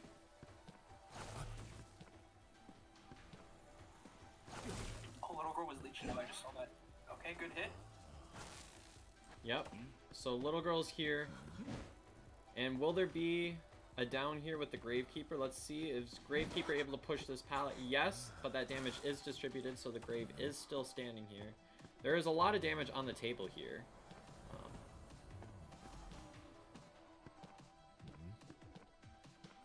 We're gonna see Gravekeeper ends up getting the shovel off right here, which will extend the kite just a little bit longer. And it looks like that cipher that Grave was on when Hermit teleported, that one is almost completed. It has about like 15% left progress that needs to be worked on. Four stop has about 50% that's on it as well, and the one that is the one that Patient is working on right now with Little Girl is the one that's at God Kite. So right now we're just trying to see if they're able to pull off this rescue that's about to be on Grave. They'll be able to get that other cipher popped in no time, but now it actually looks like Acrobat is on his way over here to finish the cipher that Grave was on. Basement is here in 10. Thought about putting him there, but I don't think he believed that he could chair him in time with the possibility of Grave breaking out. I think he's aware of... Oh wait, no, he's not. Okay, I don't think he knows that he's gonna go finish the cipher. Patient is on his way as well as the Little Girl, so yeah, they should be popping that cipher real soon after the save. Also, can we just comment the fantastic kiting job the survivors have been having during this match? I mean, the beginning, we commented about like the Little Girl leeching onto Patient, how that might slow down the decoding progress, but they ended up stalling for a long enough time to make it more than worth it there, and the Patient does pull this rescue off, and the Little Girl has been... It's been very interesting how impactful the Little Girl pick has been onto this match, the Little Girl being latched onto Chase for the vast majority of the match. Not even just the Little Girl, but they all had showing excellent signs right now of communication. Any team that was just randomly thinking about playing wouldn't be able to get this far. I was really impressed though to see Patient be able to just leave that 2-story without having any damage received. It was a beautiful hook as well, which just basically started the result of that long kite. Alright, and so Little Girl's going to be taking a chair. Now, if you're the Survivor team, you're more than happy to go for this because you... the only way that this would have gone to a round 3 is if the Hunter ended up getting a 4K here. So, as the Survivor team, you're very happy just selling the Little Girl and committing to the exit gate here. And it looks like... Looks like he's going to take the coaster. Or no, he's actually going to get some height just to try and reach the gate. Unfortunately, though, it does look like the survivors are able to make it out. So here we see a solid 3-man as a result of excellent kiting. Yeah, and it looks like that is going to be the matchup. Congratulations to ADM in commencing into the quarterfinals, which will be taking place. And we're probably going to see some prep by Priestess by placing portals through the wall to last for a while for the Seer there. And voila, we are going to be starting right here. And just like we said, Seer is in the area. Waxart is not finding the Seer right away. So it's going to be... We're going to see if Wax Artist does end up finding a survivor here. Comes across Dreamer right here. Decides to leave. And Psyche looks like will be the first chase. Now this balcony area... Oh! Ends up messing up the fireball a little bit. And it looks like Psyche will be up top for now, but has this whole balcony area to themselves. Looks like Psyche's caught in a tough position. Let's see. This is going to be a successful bomb right here. And that window is going to be fully blocked, which means that Psyche will not be able to use it to kite. Excellent work by the Wax Artist. And that is going to be a full stun. Utilizes the bird right there. And ends up using a bomb through the window. Psyche still using the most that he can for self-preservation. And it looks like Psyche evades the blink here. But does not evade the window hit, which means that Psyche will be going down at 5 ciphers remaining. This is an incredible start for Wax Artist, especially because in order to beat a Wax Artist, you really do need to beat Wax in the early game. So we're going to see... looks like Dreamer's making this rescue. Let's see if they'll be able to do it. Right behind this area right here. Excellent elbow pad getting right up to the chair. Does end up eating a hit for the rescue, but can't complain about that. Looks like Dreamer probably needs to get out of this area and let Psyche do some kiting right here, because the last thing that Dreamer wants is to be double hit right here. And it looks like that won't happen. 1 hit away from max presence, so it'll be interesting to see if they decide to sell on this rescue, just so that Wax isn't able to get max presence right here. Especially by the fact that Seer does not have Owl. Then again, maybe maybe Priestess will be able to pull a rescue through some of these buildings here. And it looks like Green might be preparing for a rescue, potentially. At least getting the tinnitus hug. But there is a building right here that Green will be able to portal through at some point. And there it is. And they are going for a no-tide rescue right here. It's like he does have a firebomb, but unfortunately it gets blocked by the pallet. And that is going to be a double hit right here, which means that Psyche will be going down to the chair. And this looks like a completely winning position for CPDD's Hunter right here. And just like that, looks like Green will be finding their way to the next chair. Now, if you're the survivors here, you want to do whatever you can to work your way to a tie. This Hunter is getting basement out of this, which is going to be an incredibly difficult rescue right here, especially against a max presence wax artist right here. So it'll be very tough to really go for a rescue here. I mean, Merc, even if Merc goes for a rescue, it's going to be no Titan with a double hit. And, of course, See or No Owl is not the ideal position right here. They end up popping that Cypher. And Dreamer is in this area. It'll be interesting to see if Dreamer goes for this rescue or decides just to hug and stall for time. Seer is approaching, but the Hunter doesn't see. Doesn't see off in the distance. Sees Dreamer right back here. Nobody's decoding the last cipher quite yet. And Seer has successfully made it into the basement, but Seer does not have Tide. Remember, the only Tide that was on this comp was oh my goodness, and that is going to be a stuff in the basement. That is going to be a stuff, and Seer will be chaired there. They end up getting a pop, so we're going to see if Dreamer is able to make potentially a basement run here. Or, not basement, dungeon run right here. That's what Instinct is going to be going for here. Or Dreamer. What? There we go. There we go. Looks like the dungeon spawned in that corner there. Now, Mercenary is at does have 2 elbow pads remaining, so we'll see if that comes into play right here. Ends up missing the drop down. This could potentially be punished right here. And it looks like the Hunter is going to opt to go for the max presence hit here, which means that if Dreamer gets hit here, Dreamer will be going down. There we go. And it looks like this is very close to being a next stun right here. And that is going to be a 4-survivor elimination for CPDD right away. Excellent, excellent start right here. And now it's going to be up to Dreamer for the return. So in this situation, the more you can get, the better. But getting at least a tie here will set you up very comfortably for round 2. All right, so kind of spawning in this corner area right here. Going straight to middle, and this is going to be the first officer right here, so highly doubt that's going to be the first. Oh, we might be seeing a leech right here. Is this going to be the first chase? And it looks like it will be. Okay, so Dreamwitch is trying to get... Okay, uses a patroller right here. Tries to find the first officer. This is actually smart because of the fact that regardless of where the watch image is at,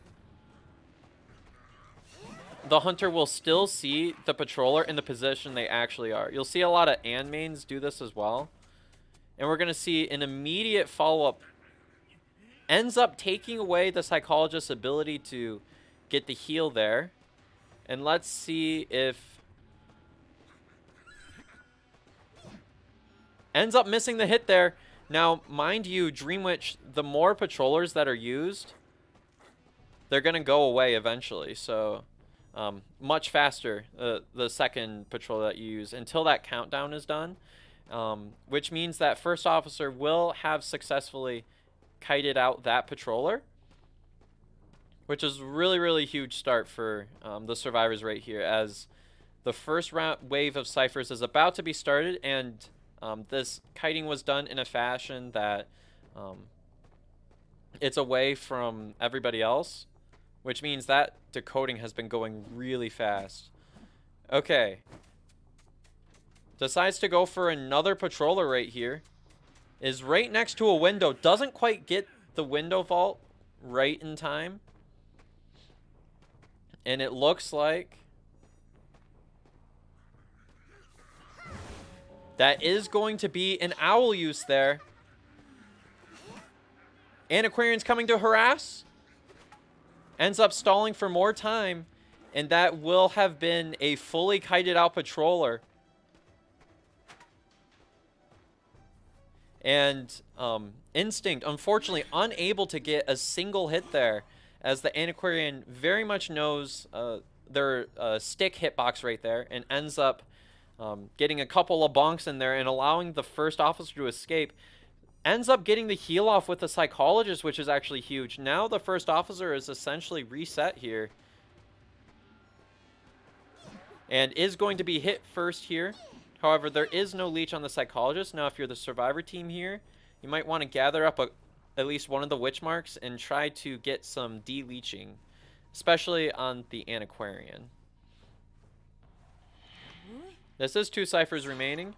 However, of course, as we all know, Dreamwitch has a super, super powerful late game. So we're going to see if this comes into play at all here. Seer picks up one of the witch marks, ends up taking a first hit right here. And it may look like the Dreamwitch may be extremely far behind. Okay, Antiquarian has picked up a witch mark and de-leech with the Psychologist.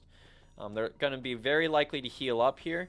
And this is the point where survivors can play really, really slow, set themselves up to be in an extremely good position in this late game here. And the survivor is just going to be playing the balcony right here. And again, it's very, very tough to trap in this area specifically.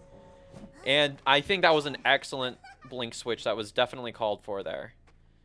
Now, the thing about switching to blink here, the one trade-off here is that when you switch to blink, you lose the option of abnormal. But at this point, I mean, Dreamer just needed a down to be able to have any sort of counterplay at all. So we are going to see the Seer go down to the chair here by balcony. Yeah, that was a very excellent blink. Very skillful blink right there.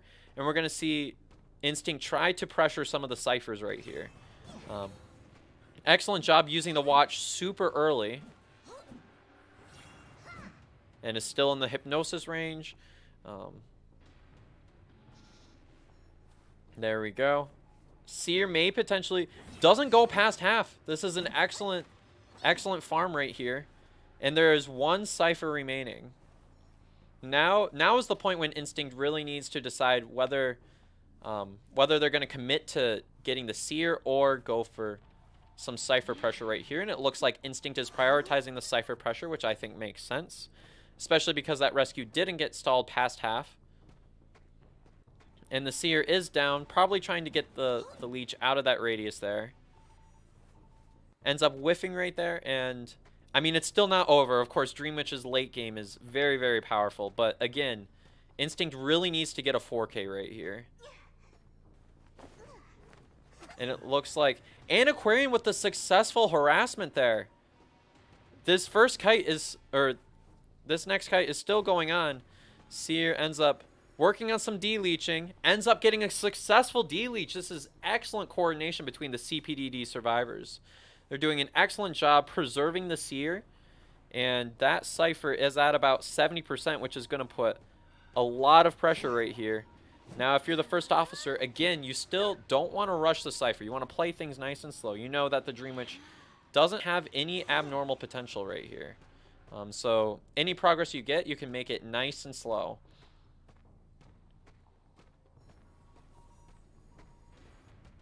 And that is going to be a... Is that a successful de-leech? Was that what that was? Either way, first officer is still in the area. Pressuring that cipher, putting pressure on the Dream Witch so that the Dream Witch kind of has to hug that Cypher to get any sort of counterplay at all. Or wait, never mind. There was a pop. I totally missed the audio effect of the pop. Alright, Blink's coming up in a second here. Now, Dreamer really needs to make the stop right here.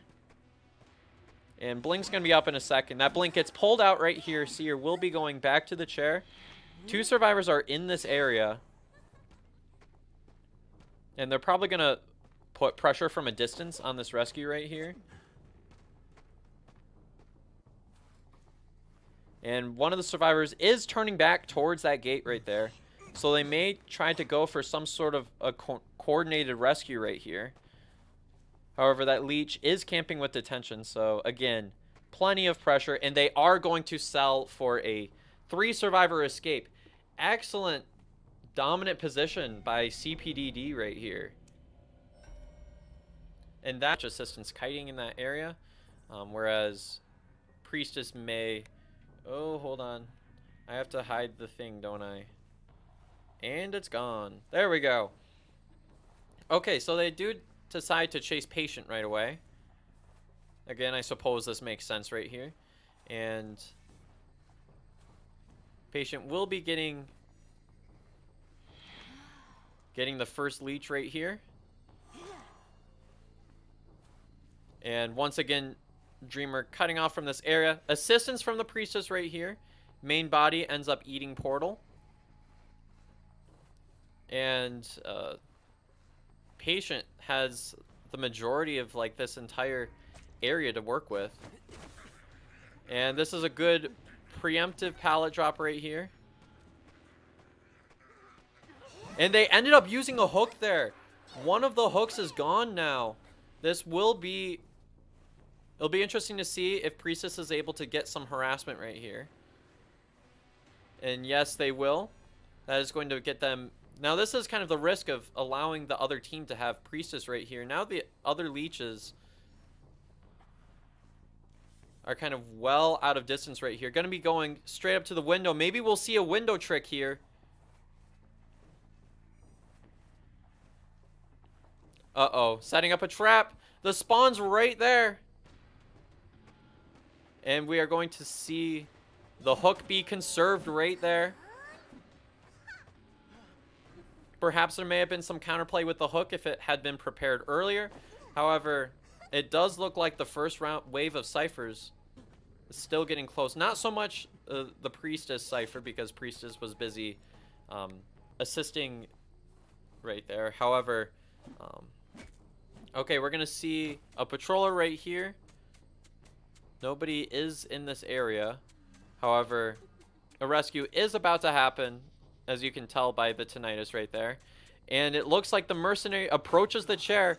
This is good position in order to get a rescue. There we go. And Merc ends up getting away with that rescue with just a single hit there. And it looks like Patient is off to the races once again. Dreamer once again going for a leech. Going for a leech on the mercenary. And it looks like Patient's leech is going to be worked on being removed with the Priestess. And I believe mercenary is working on self-removal, so... yeah, Patient's leech has been removed, and they ended up getting the heal off, which is very, very good for the Survivor team, which means that... Yeah, this puts Dreamer in a very, very tough position here, because that Patient chase has been fully reset now. Okay. The issue with this patroller right here is that there are some pallets in the area. It shouldn't be too much of an issue there. Okay, that leads into a first hit. That's good for Dreamer. Excellent, excellent job there. And that is one way to cancel the patrol right there. I think the Priestess just turned off the stop. Excellent job by... Look at that Survivor communication. I think that stops the next stop. Never mind, they decided not to go for that. And Patient, once again, will be kiting. Ends up getting hit by the spawn follower right there. And this will be a re-downing of the patient. Excellent job, despite the double coaster going off. Still being able to get the down right here. And now, of course, if you're the survivor team, you really should be going for this rescue. Looks like Barmaid makes the approach. And this survivor will be continuing to be decoded right here. And yep, Barmaid will be getting that rescue.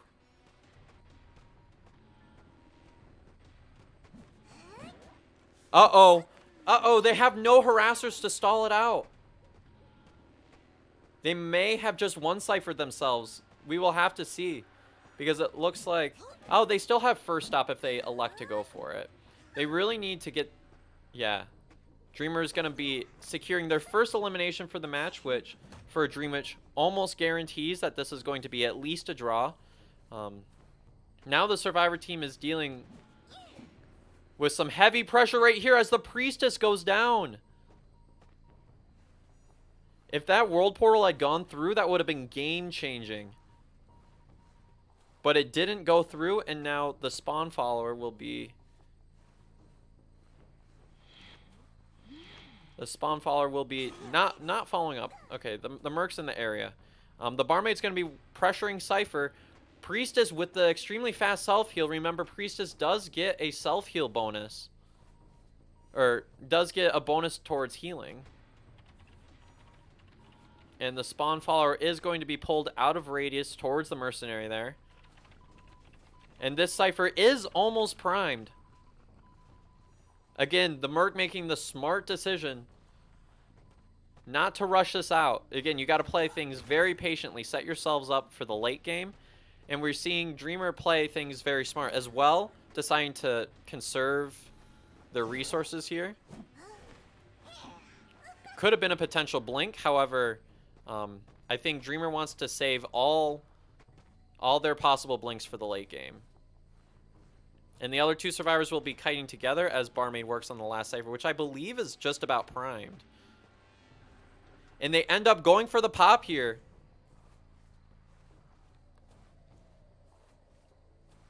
And there it is. Okay, so the other two survivors are making their way to the gate over here. Priestess will be making their way. Okay. They're aware that the Dream Witch is at the fourth stop, which means that the other survivor will be successfully... Ooh, Priestess goes down here. The other survivor successfully opens first stop. That's what I meant to say.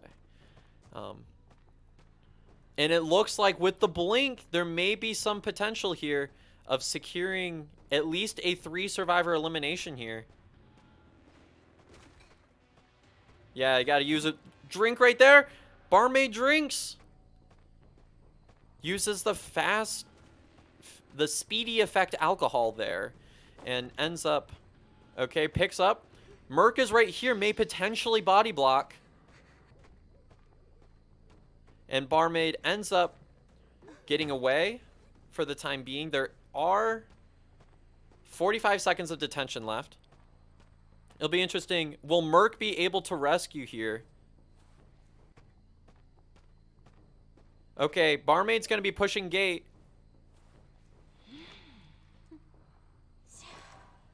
Again, Dreamer's got to be very, very careful here.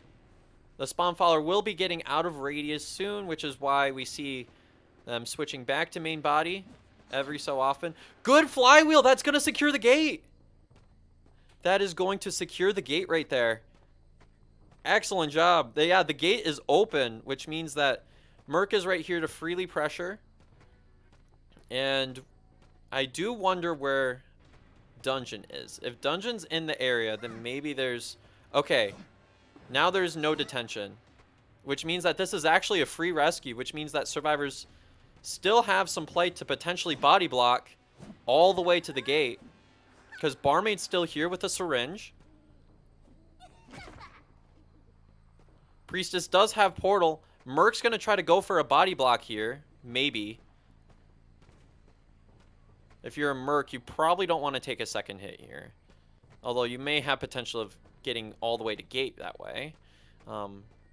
Priestess gets the portal across the bridge, which may be closer to securing even more points for your team. All right, Priestess is kind of... Oh, dungeon's right here. There's so many leeches around. You got, like, the whole gang strolling up. All right, the other survivors are going for the gate. And will this be a 3-survivor escape? All right, there's the Windows effect coming into play. This may be over. All right, goes for the vault. The switch. Goes for the next window vault. This is a very intense moment here. The Priestess is trying to stall out all the way until they get their next portal. There is one portal in place, but it wasn't enough. Gonna be pushing towards gate now. Goes for... Decides, I can't make the dungeon right here. In that case, I will go and I will push gate. Alright, there are 50 seconds on blink left. Still kind of contained right here. And we can see Dreamers farming up that hunt right there. And ends up pulling out the vault, which will turn this into a tie.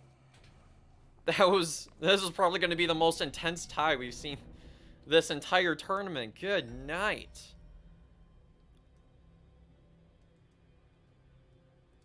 Wow. Okay. So now, in order to secure this into... Wow, that was a crazy match. That almost turned into a 3-survivor escape. That was very, very intense gameplay. Good choice by the Merc staying in the middle of the map. And from... Anyways, back to this gameplay, if you will. It is going to be a wheel. Looks like chasing green right away. This is a strong area to start. And of course it's forward, so you're not going to go with that. Unless you do. Then you're just ballsy. Good controls now, though, so... Oh, that was close! Wait, this isn't the Inso build. This is very niche now, because, like, every wheel, like, plays... Okay, I was like, I swear if that didn't hit. That was so close to just not hitting. Oh, if that went around the corner there, that might have clipped green. Okay, but these windows are so farmable against wheel.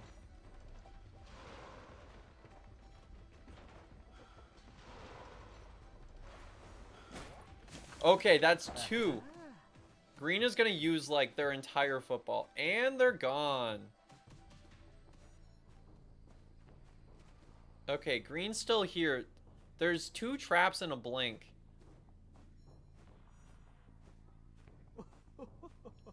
Let's see. Did the wheel end up... Okay, not... Oh, the blink is missed!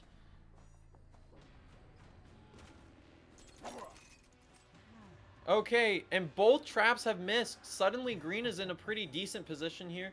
Will they make it to the next pallet? And that clips the forward there. Wow, Acrobat was not able to body block, but the first round of pops have occurred. There it goes. Man, if that hit the Acrobat, that kite was going to last for quite a long time there. Okay, so from here, going to be going for some harassment right here. And again, wheel, you just got to go for a lot of that late game pressure. Ends up catching sight of the patient here. We're going to see if this comes into play here. And wheel is just sitting on this chair. And going to be going for the second hit on the forward here in a second. Max Presence is not close to popping quite yet. And green doing a fantastic kite right here.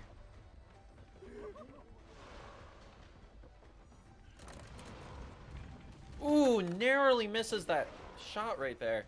Alright, but with the spike, there's pretty much nothing left here. And that is going to be a simple Thanos snap away. And the last two ciphers are actually getting fairly close, I believe. Okay, so Wheel is going into basement. Psyche is the one that has created the ultimate basement rescue guide. Will we see... Who will we see go for this rescue here? It looks like it will be Acrobat. Surely the Acrobat has seen Psyche's basement rescue guide. And this is how you do it. That is a no-tide rescue, actually. Which means that Cypher is probably almost popped. And it is popped. 4 survivors are up. Which actually puts this hunter in a very, very tough position right here.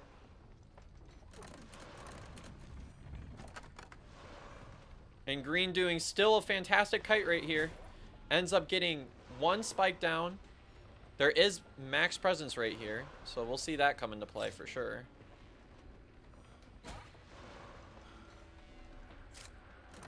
And Green's still kiting. Uh-oh. Is this going to be a 4 survivor escape? Green's going towards dungeon.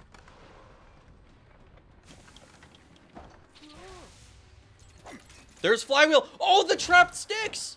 The trap sticks. The hunter has gotten the stop. Wow. That was almost a 4 survivor escape there. Oh, man. Green almost got the escape for the 5 points.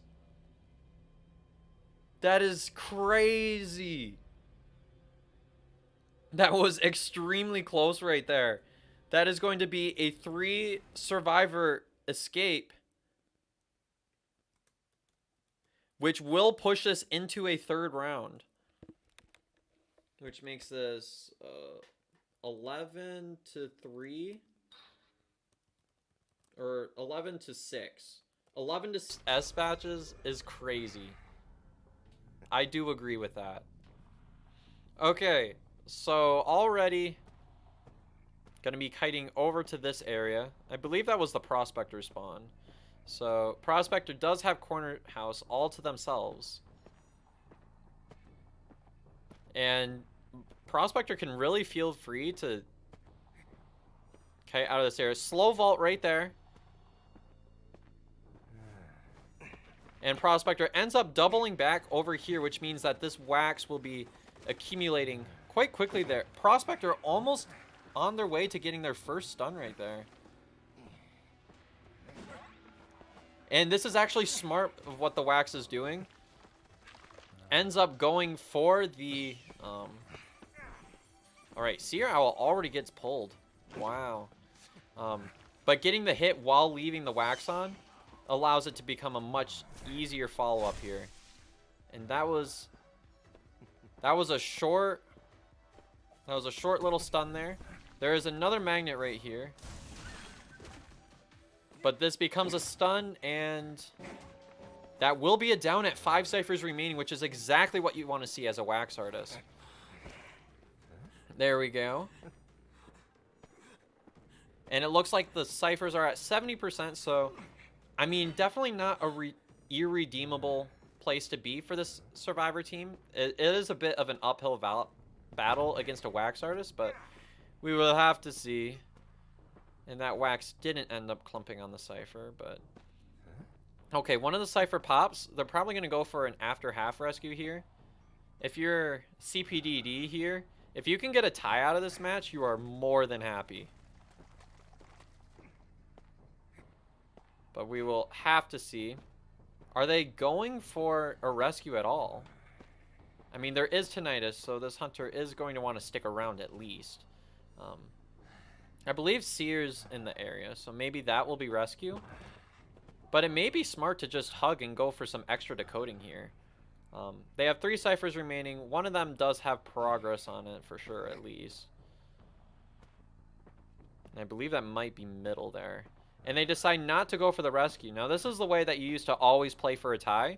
You just get... after the first chairing, you just not really go for anything. And the wax artist may be caught here. And a difficult position purely because of the fact that there's just not a, there's only 2 hits of presence on the table, which allows him to have his big blob, but Wax becomes strongest once there's max presence on the table. And the survivors are just going to have to do a good job rotating right here. And it looks like Merc is starting a new cipher, but obviously that's not going to be Chase. Going right back to Corner House for the Psychologist. I believe that's Psychologist there. And Sears working on Cabin. And it looks like this Hunter may just commit to chasing the Mercenary. Interesting choice being that Mercenary is the one with the decoding debuff, so we'll have to see there. What are win conditions again? I believe that Fusion needs to get... Yeah, Fusion needs it... No, that was last match. I was thinking of win condition... Hold on.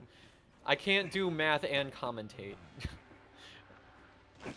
My math brain. My poor math brain. I know CPDD has a 4-point lead, and the rounds are all tied up as far as wins go. Okay, so we ended up getting the teleport pulled out here,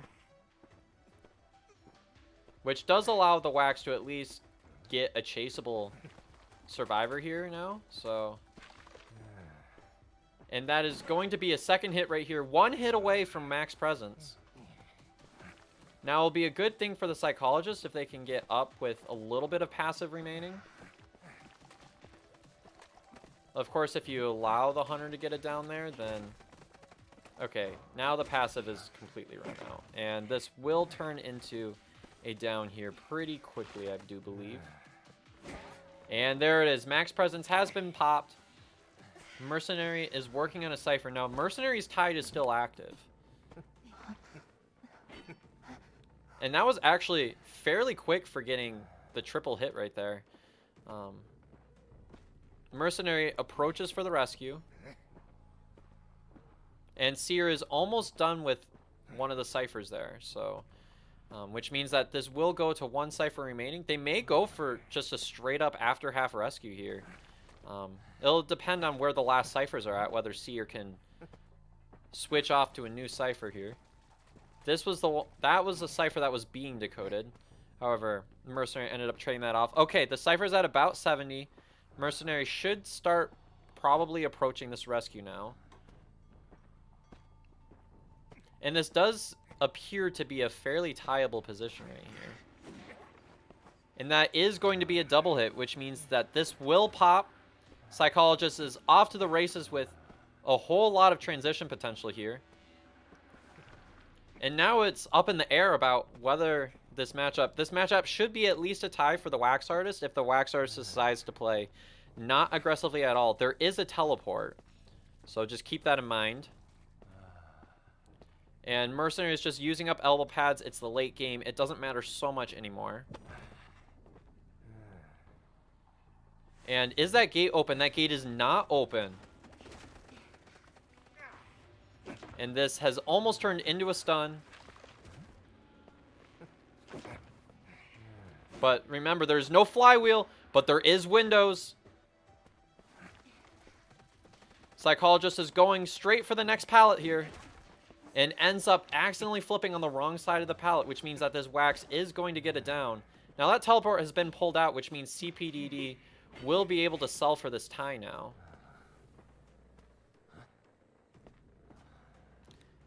And I need to calculate. Yes, Fusion can win as long as they win this round. That's the math. Okay, I know the win conditions for the last match. All right, here we are.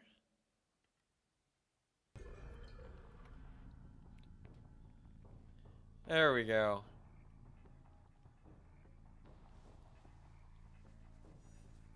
And it looks like we might be seeing some green right here. Green rotates away. Excellent job.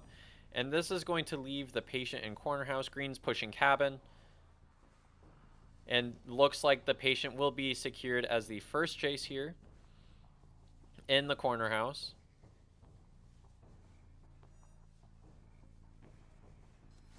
And that is going to be excellent butterfly, catching up so much distance.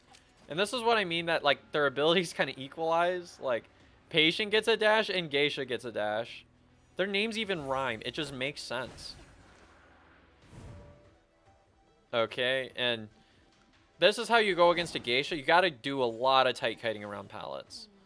That's exactly how you got to play. And that actually almost ends up setting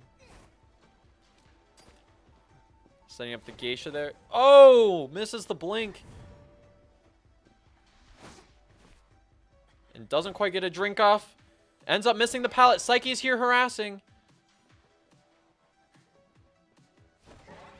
And ends up eating a hit on Psyche. And we're going to see a switch here.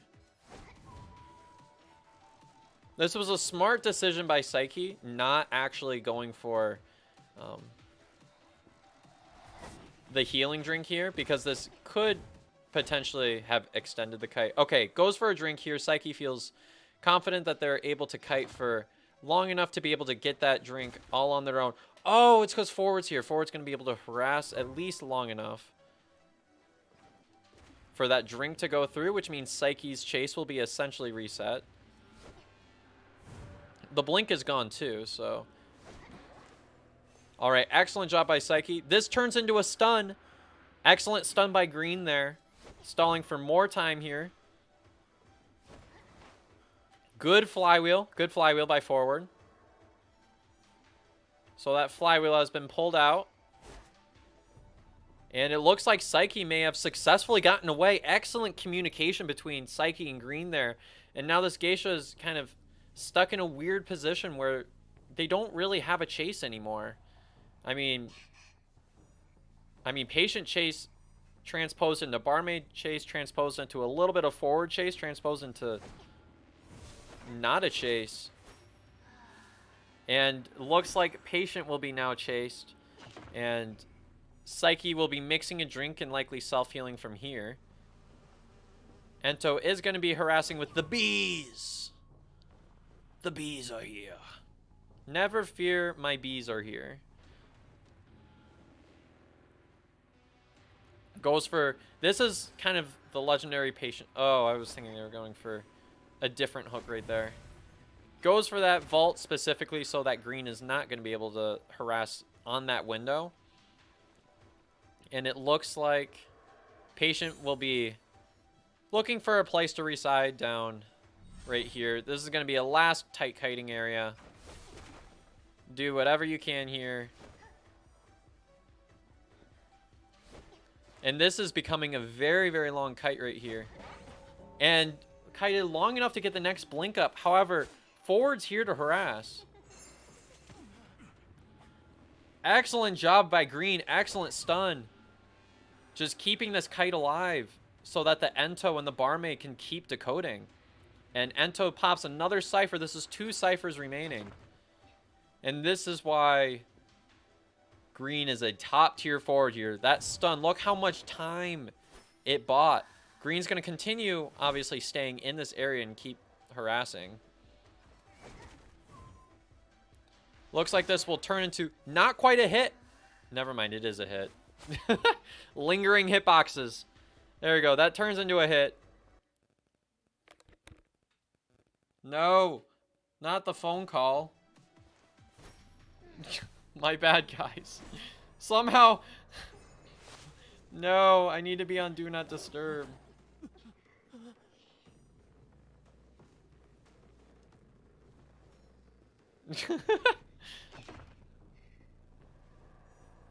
Don't worry about it. Okay. Why did that throw my brain in for such a loop? Good night. Oh, no. Okay. Forward's going back to the chair. This is 1 Cypher remaining. This is a lot of pressure on the Geisha. But then again, Survivors still have a lot to go for here because they do... Geisha is the hunter that's able to pull ties out of stuff like this. So we'll have to see. Terror Shock. But they get it anyway. And that has Tide on it. Remember, Patient was the only Tide there. Yes, it went on the big screen too. I got called in 3 different places, for real. I got called on my TV. Okay, forward goes down. They gotta go for a teleport here. Yeah, that was pretty clear. Oh, it's open! There it is.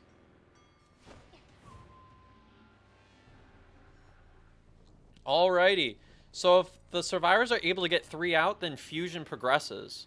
Because they win on rounds. Still a little bit of a battle yet. It's not over. Forward heals. Looks like Psyche may be potentially seeing Chair. There it is. And it looks like we might have our biggest recovery arc of the entire tournament right here, as it looks like, oh, targets the wrong butterfly. Oh man, that might be super punishing here. Let's see if this geisha is able to still pull through here. Psyche ends up picking up. That gate is open. You gotta go for that survivor here.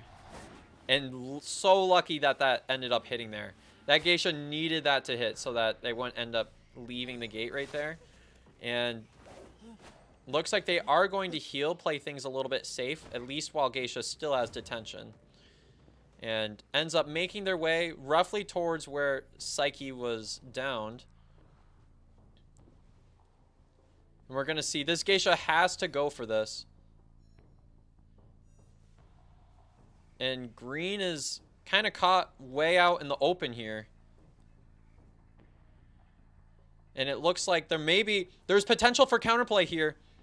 Uh-oh. Looks like green may have mind gamed this geisha, because there's no more detention there. Oh man, if the geisha had ended up predicting where forward was going. Oh my, and dungeon's there. Fusion has done it. The extreme comeback.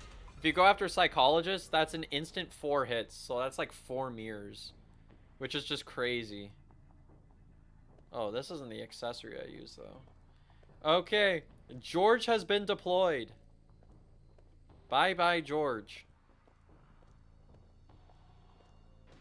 Finds George. George got a spanking right there.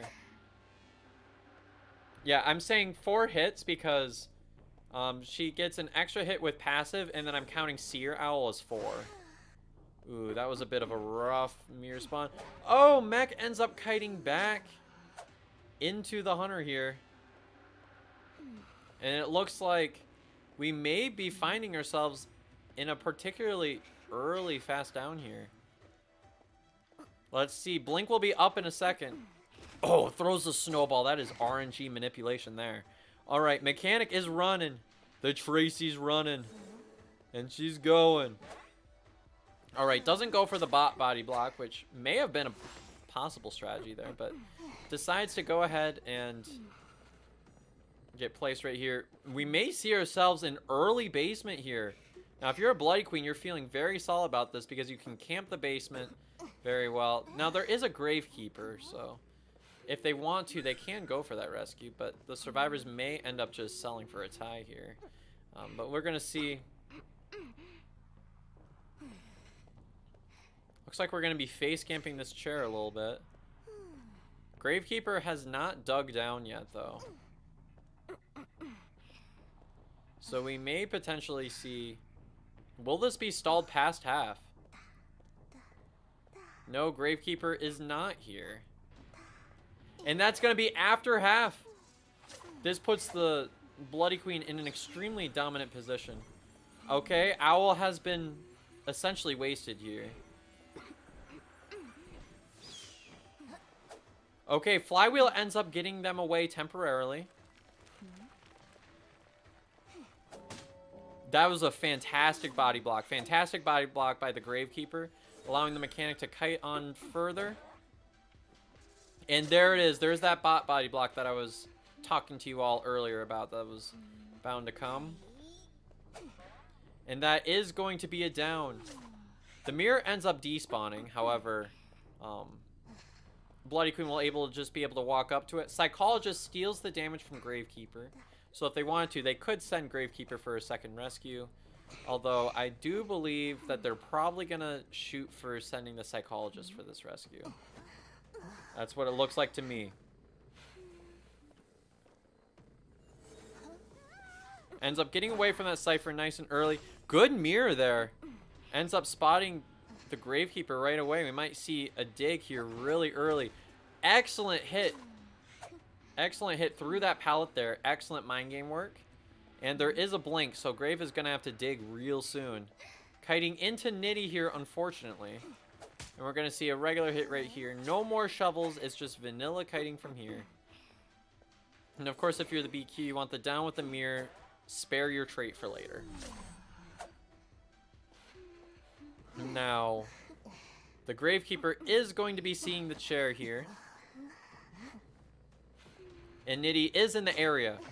So Nitty will be the rescue. They got all the way down to 1 Cypher remaining. Excellent, excellent work. Gravekeeper gets rescued. There's no tide there. They ended up having enough time to pop. This game happened so fast. And now BQ is in a tying position here. Now it'll be interesting to see if they decide to use that trump card. Maybe they decide to use infinite mirror trick. Okay, ends up going for that super early. And there it is. There was flywheel, but Psychologist did not use it. And it looks like Psychologist will be seeing the chair, and that's going to be likely a mirror back onto the Gravekeeper. Yeah. Man, those ciphers went very fast. Nitty's team has decoded extremely quickly. And it looks like the BQ might be just playing it safe for the tie here. We will see. There is potential for a 3K, as it looks like nobody has gone to gate yet. Gravekeeper picked themselves up. I believe that was a self pickup. And will we see the Gravekeeper go for the gate? Nitty's right here. Will this BQ find the seer? And it looks like the answer is yes.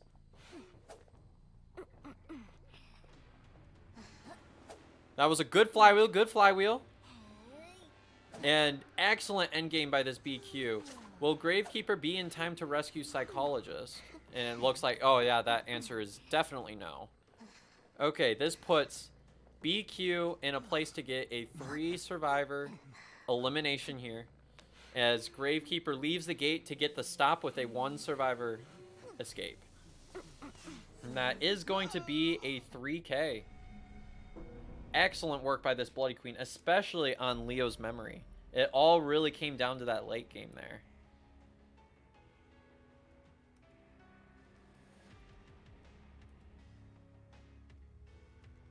Hold on. APY. There we go. No, that's not to 0. That's to 1. 3 to 1. So already APY with an advantage right here, but we're gonna see how Applebee's Hunter has to return here. It's been functioning really fantastic so far. Okay, looks like here we are. And just as we thought, Wave is going to be going straight for Prisoner, coming in this direction. Ends up not finding the Prisoner right away. Tries to spectate that Cypher, doesn't work out. Anxiety's in this area, which is the Prospector. It looks like Prospector also ends up getting away. But it looks like we have found our first chase right here, which is Prisoner going straight to Godkite, which means that... Okay, this is what Wave's doing, is going to be getting a recording of journalist decoding.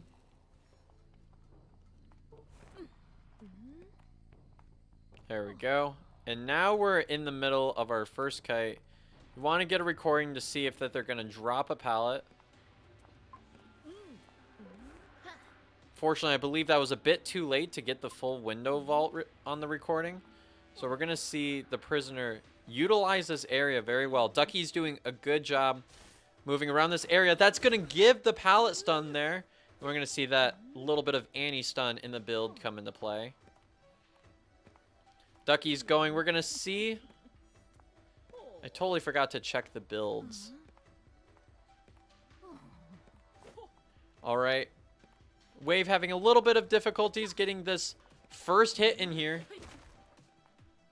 Unfortunately, that whiffs. You gotta record the prisoner here. Punish them for picking up pallets. There we go.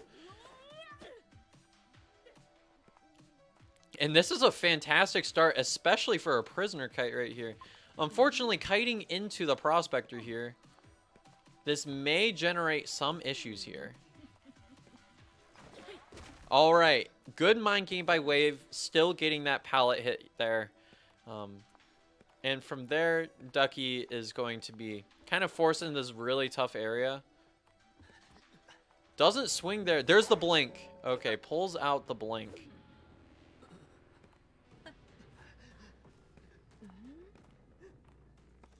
And Prospector's right here. Will this harassment come through? There's a single drop right there. There's also 2 more magnets where that came from. And that is going to be a successful harassment right there. The body block works. The kite is still live. And it looks like we're going to be settling for the Prospector here, which actually allows the prisoner to get away. And as a survivor team, you definitely want the prisoner out there to pick up some of the ciphers remaining. And there we go. Merc's right here, so Merc's going to be able to get that rescue. Prisoner's going to want to decode some of the other ciphers for sure. Alright, so Clerk is busy harassing journalists there. You don't want to stall too long because you don't want this rescue to go after half. And that will be a before half rescue. That is about as perfect of a rescue as it gets when it comes to timing there. Alright, Prospector is out of magnets. And then Wave could have recorded themselves destroying the pallet. Decides not to there. Oh, because they were recording the cipher. There we go. And that will be a second hit there. Prospector will be going down. They do decide to heal up the mercenary right there. I believe that's the mercenary that's getting healed.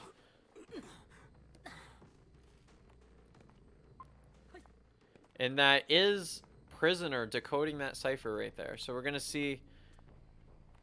Looks like we might see Mert go for another rescue here.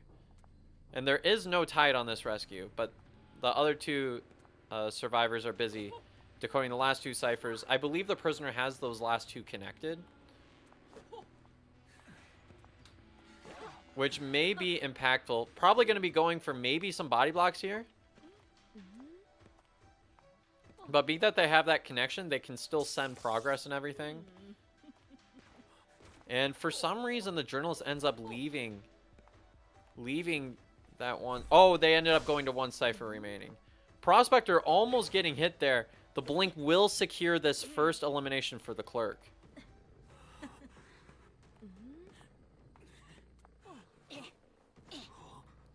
And there we go. That is a first elimination right there. And that cipher is being decoded from a distance by journalist. There we go.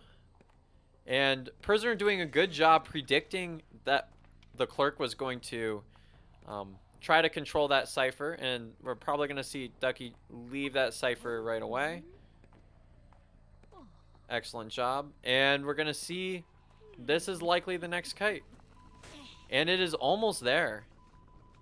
There might be trump card. I am not sure. Uh-oh. Prisoner may have been caught in the open here. There is still a stun active for prisoner. Prisoner can stun. There we go. And it looks like Ducky will be going to factory. Journalist is still turning around for this cipher. Let's see if we're going to see some of these body blockers. And it looks like we're going to see one right here. And ends up throwing down the pallet, and it doesn't end up working out. So this will be... Never mind. I thought that was going to be a down. Wave almost had the hit there.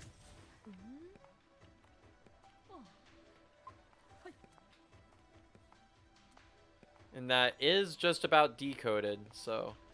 Merc's right here. It's primed. We have a prime cipher here. Other survivors might be going towards another cipher to decode, but we'll see. Does Merc decide to go for this? Yep. Oh, but the cipher's locked. The last cipher is locked. Bro, Merc's still going down now. Oh, the passive. Merc still falls.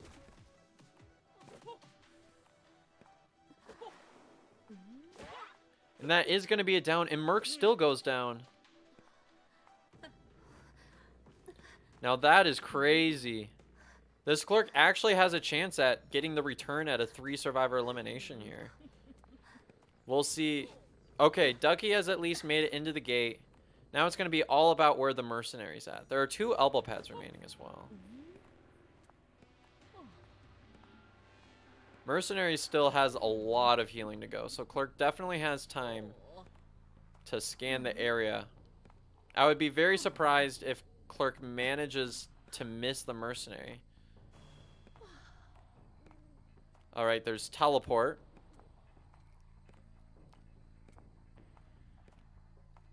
There we go. This is... Let's see. Does Merc gets up. Don't rescue. Get out, get out, get out. That's it. That's a tie. Oh, and the match is won. The match is... Well, like, the first round is won. Excellent escape by the mercenary there. 2 elbow pads to get the escape. Which means that APY ends up winning the first round with a 2-point lead.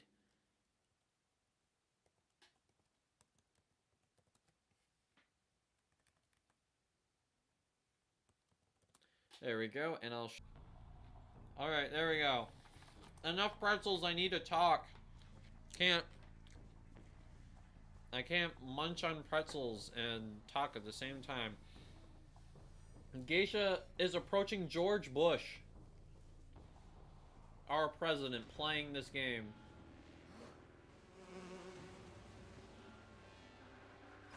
I feel like there was definitely a joke I could have made in there somewhere. Okay. Ento ends up taking a first hit right here, which is actually a very, very strong start for this Geisha.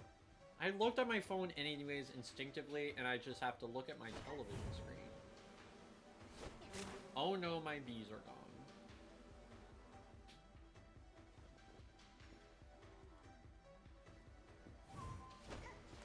Almost gets through the wall.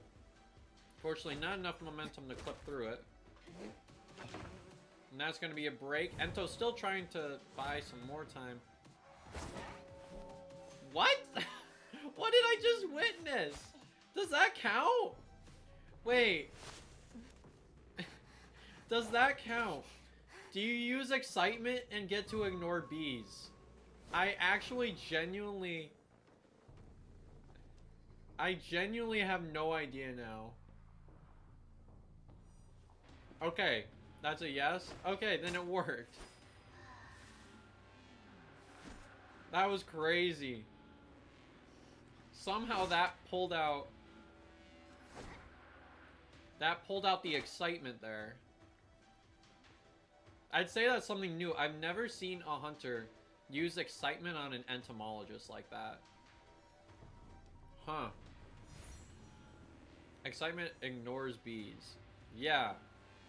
We got that. That's crazy. Crazy gameplay by this Geisha. Looks like George Bush has escaped the wrath of Geisha. Uh-oh. Not for long.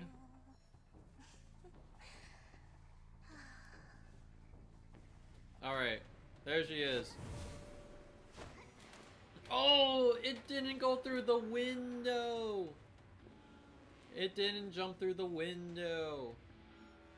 Alright. Geisha will be transforming back in a second. Oh, the flywheel worked! The flywheel worked. The Ento is still kiting here. Very intense gameplay right here. Let's see. And just like that, Ento will be going back down. The Cypher Rush feeling a little bit sluggish right now, but still not bad. So Ento is going to be dead on chair after this. And from here... This would be the time I would expect excitement. At some point here. Oh no, the stick.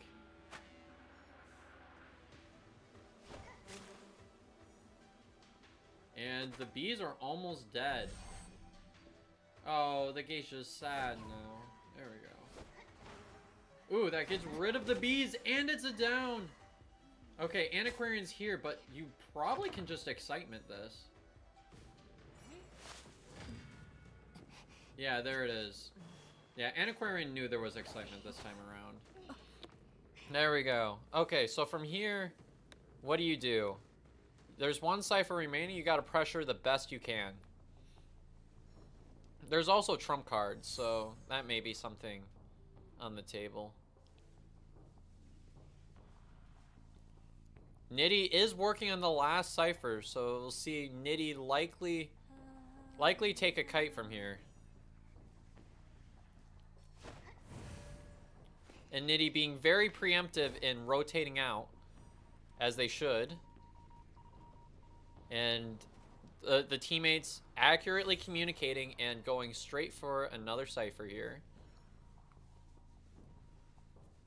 There it is. And this geisha likely going to be looking at a tie right here. At least the setup's a tie. Depending on how the end game goes, we'll have to see. Maybe there'll be some teleport gameplay like there was last time. Okay, Enchantress is here. There's the Enchantress after so long. Enchantress did not use that as very much time to rotate. And that will be a down on the final cipher. Will they be able to pop? They don't pop. Probably got a farm basement here. Decides not to go for basement, interesting enough. Feel like there might have been potential winning odds with a basement here. And they're going to wait for Nitty to go down and then pop, of course. There it is. There's the pop. Now, if you're the geisha, you want to just down this Gravekeeper. Probably secure your tie. You already have an up on points, so getting a tie is probably adequate in this scenario. And you're going to probably want to take this to the dungeon. Interesting. Decides not to wait on dungeon there. Oh, this is the incorrect teleport. I had to go for the other one. Actually, they would have rescued if you went to the other one. Probably should have held on to teleport there for a second. I don't know if the other gate is open, though. This geisha's got to watch and not get too terribly aggressive here. Does the geisha see the survivor in the distance?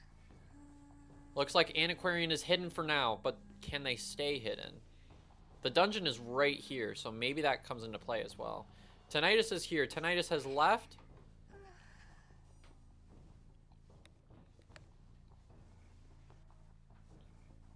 Yeah, it looks like this works.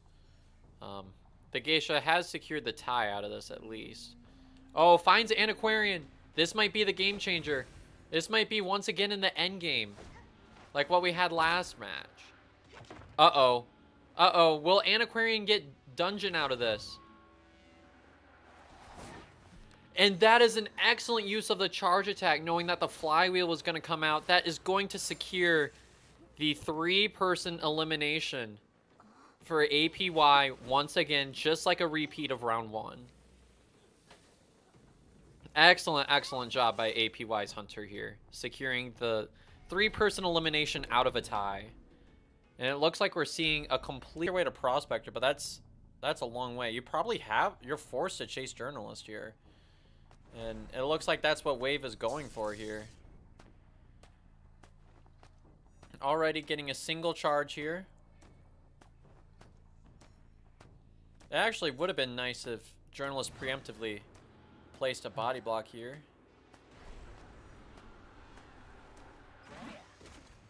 Alright, so there's that hit. Now, just a reminder for those of you all that don't know. Journalist is able to place those body blockers, but the thing about the body blockers is that they end up... they throw down the pallet, but if they get hit, they give Journalist a speed boost and don't feed Presence. So even though it looks like they got a hit there, Presence was not fed. So there we go. The Journalist is already having a very solid start here. And it looks like Nightwatch is having a bit of a tough time here. Ends up getting a first hit. And let's see. Yeah, they're going to go for that speed boost. Blink is coming. There it is. And Prospector's here. And that's going to be a successful harassment. Decides not to go for the body block.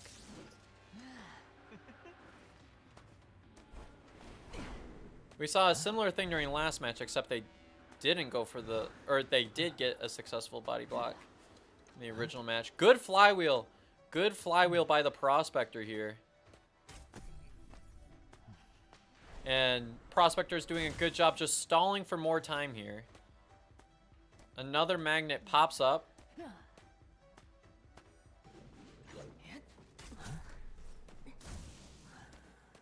And that's going to be a hit without recovery. Suddenly, Wave is in not so bad a position. It's actually roughly equal now. I would say because Prospector got hit with no recovery, and then Journalist is on share.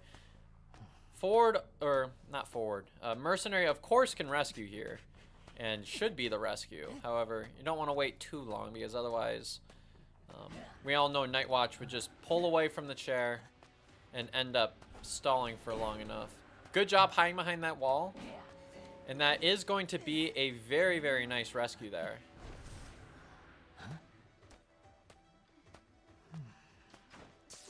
And nice job baiting the bot so that it removes the pallet. And this will be...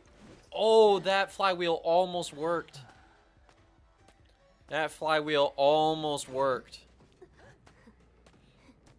Alright, Journalist will be seeing the chair again. This is looking like a very strong tie setup. But remember, Wave does need to win here. Actually, was this last chair? No, this is second to last chair. Yeah, this is very strong tie-oriented setup. However, it'll be interesting to see if Wave plays a little bit riskier from here to end up getting what they need to secure the round. And Merc is in the distance here. Successful rescue, and we're going to see probably a dash right here. That does not end up touching, and Blink will probably be used up in a second, I would guess.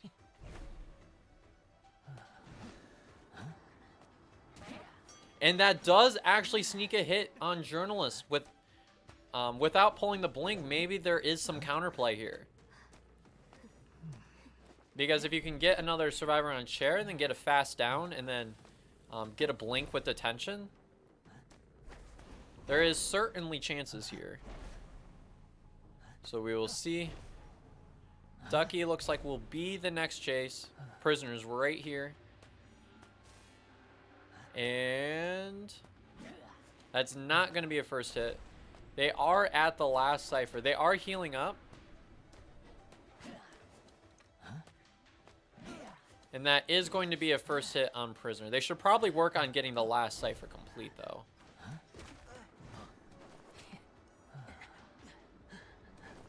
And that is going to be a double vault there. which means that Prisoner will be going down. That Cypher was nearly completed, but not quite, which allows Wave to get a first chairing before the pop. And now Wave is going to be using the ability to get 2 more charges, and hopefully that cooldown will start so that Merc's rescue will be delayed if Wave decides to do the pull. And Merc ends up eating a hit. Now that Cypher is primed, which is likely going to cause some issues here. They might even decide to just pop right now. Eat the speed boost and run with it. I think they're trying to see if they can get him to blink. But there's no way Wave blinks here.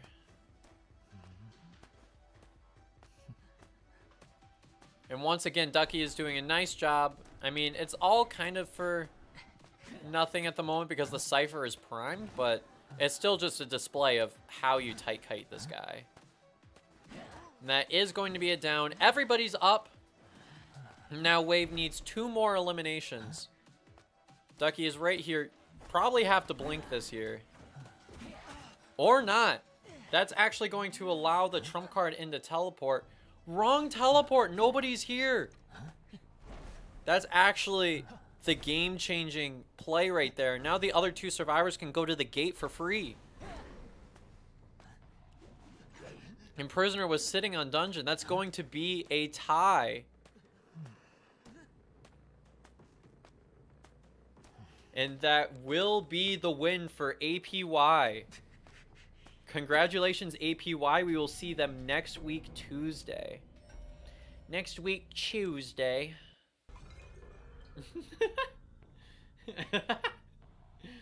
Oh my gosh. Okay. Hermit's here. There we go. Okay, so what are you gonna do here? You have... Who even is that? Merc in the middle? That's probably not your chase, but... We'll see. Obviously, this Hermit's gonna want to get some damage in as soon as possible. There's one. That is 1 hit right away. Now, Merc does have 2 elbow pads remaining. Looks like Merc's probably gonna have to use one up. The thing is, Hermit's very good against Merc. Like, the 2 characters I would say counter Merc would probably be... Well, I mean, Photo for sure, but Photo gets kind of punished in the highest tiers. But then also Hermit because of, like, the extra damage. Because all he pretty much presents is a decoding debuff, and then...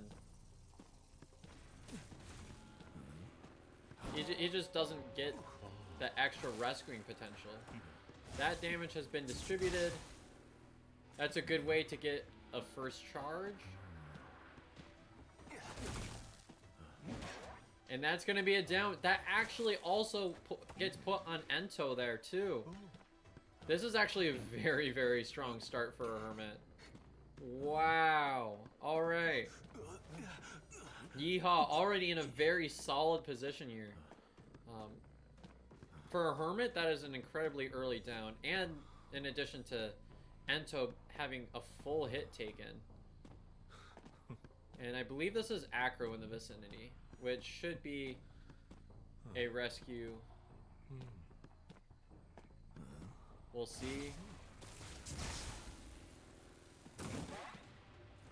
Almost gets the farm there. And Acro's gonna get hit twice, and Mercenary's right there.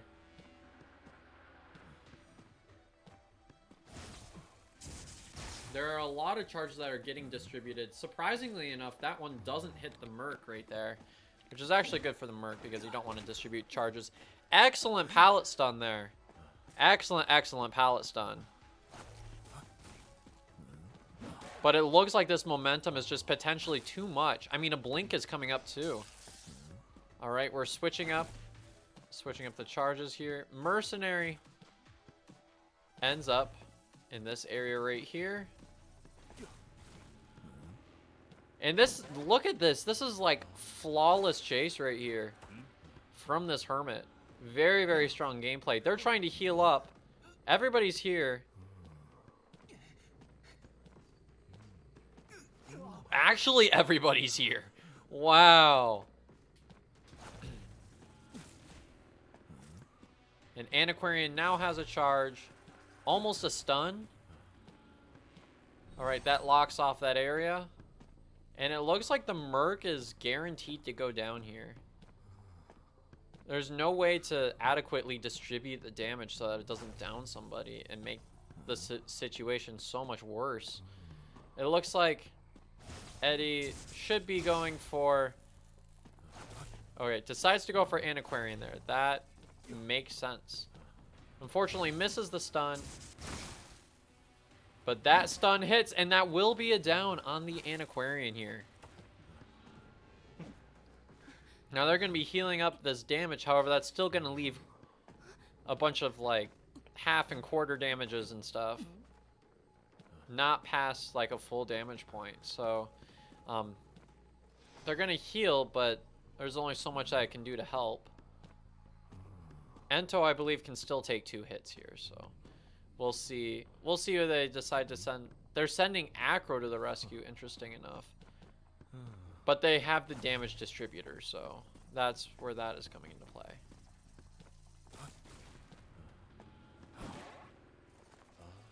And this potentially will be a stuff. An excellent blink. Now the Acrobat has gone down. And just like that, Eddie is now in a position where they can just go ahead and slug. Especially with the cipher distributions there. Just making sure that this elimination goes down, securing a win right away for Yeehaw. Eddie finding themselves in an incredible position right there.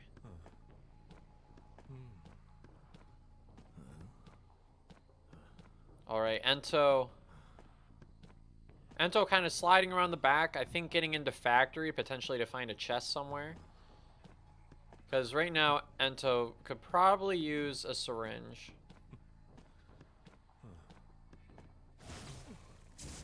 Alright, and now the Hermit's cutting them off in the middle. Ento was about to go for that heal, but that did not end up working, which means that Acro will be saving the self-heal. Has tinnitus now. Which means that Hermit will be searching this area. Tinnitus goes off, so now the Hermit basically openly knows that it's got to be somewhere around factory. Alright, and the bees have vanished. And just like that, the Ento has been found once again.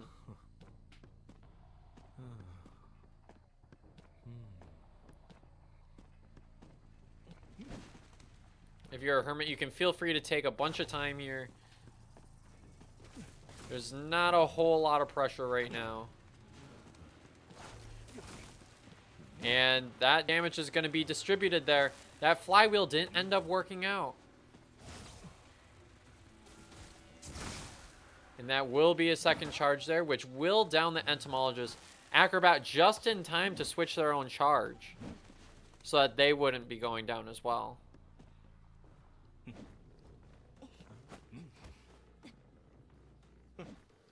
And what will we be doing here? Oh, I know what Hermit's doing. Alright, so this is an alternative to slugging that is very specific to Hermit. So what Hermit's going to do is put a blue charge on Ento, which will in turn down the Acrobat. And there we go. Acrobat's downed, and now you're chasing the final survivor all of a sudden. Yeah, Hermit has a very, very strong slugging endgame. If you can find yourself in a dominant enough position to go like this. Yes. Excellent math at the end, being able to secure that 4K right there. Yeah, That is certainly the way to play that out. And just like that, that is going to be a 4 survivor elimination. But of course, it depends on the matchup here, which I believe the matchup is relatively okay. I mean, you definitely don't want to... Actually, who do you chase here? I guess you chase Psychologist. 3 hits can be kind of difficult, but it's not so bad. And it looks like here, Psychologist will be secured as the first chase here.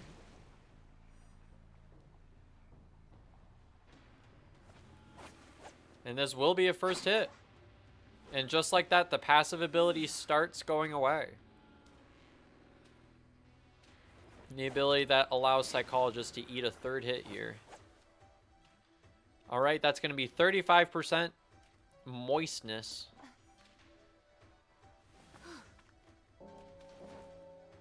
And just like that, Insolence has been popped, which is going to give dashes. That doesn't work.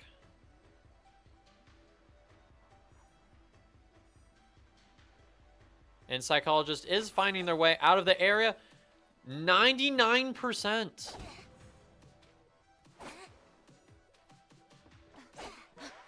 Almost gets the double follow-up. If one of those had collided, if that blink had collided, that would have been potentially game-changing there. And it looks like Psychologist needs to go out of the area, which she does, and buys as much time as possible, which ends up being around a 3 Cypher Kite. With just Shadling and, I believe, Perfumer on 2 Cyphers to be popped. Now, of course, you send Mercenary to the rescue. Now, this is a very drawy position. This is a pretty standard position for, like, a draw. It's not a crazy fast down, which means that it might be kind of tough to play around. However, the Merc is in this area right here, going for this rescue. Oh, the Terror Shock! Oh, the Terror Shock on Shadling, and suddenly the Hunter is completely in this game again. With the double down, that is going to greatly slow down the decoding there. Wow. Excellent job. Excellent job by the Hunter there. And that is one of the strongest... that's one of the strongest chairs in the map to rescue off of, too. For survivors. It's a very good map. Or very good position. Antiquarian's gonna pop this. It's gonna make it at 1 Cypher remaining. Okay, so the pop happens. Antiquarian's gonna have a tough time because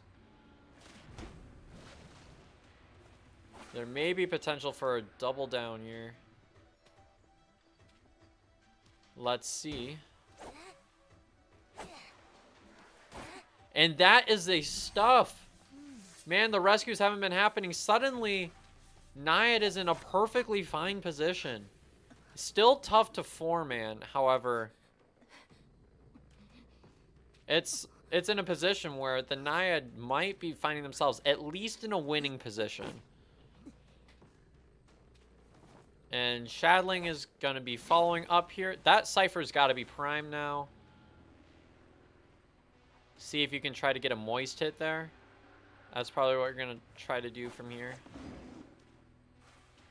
And that elbow pad still in the area. Shadling has 2 elbow pads remaining, which means that Antiquarian will be leaving for Perfumer here. And it looks like this suddenly is still back in a position of a draw. There was blink potential there, but it didn't end up working.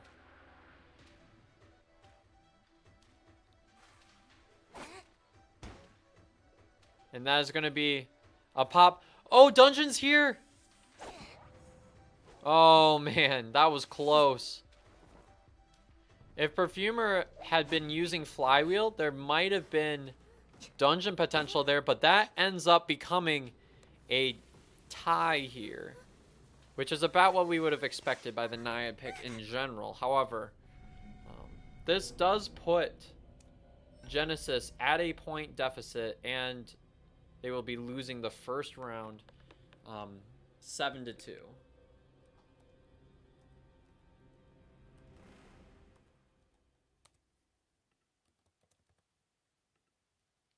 Seven to 2. Yeehaw. Scene XN.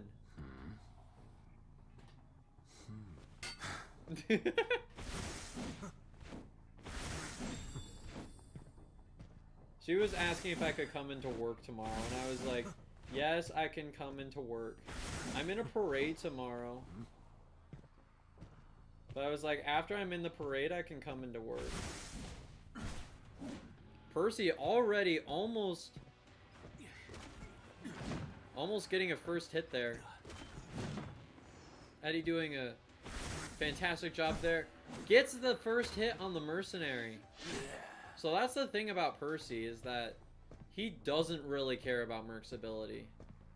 Merc's ability doesn't really change him. If anything, mercenary 100% plays into what Percy wants. Decides to leave mercenary here. Interesting decision. Gets the hit on the Acro. Acro was trying to prepare a bomb, but it didn't end up working out.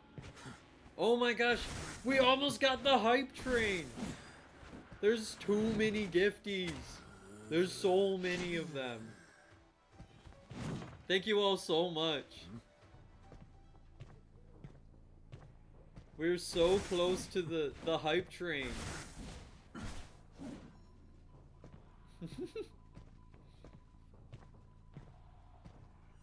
Okay, looks like it's Obama.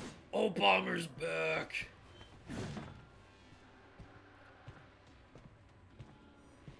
And look at the Bombers. The Obama's coming right now.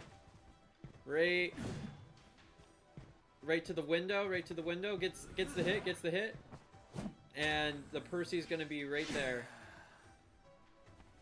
I don't even know what I'm saying, but Obama's got the coffin.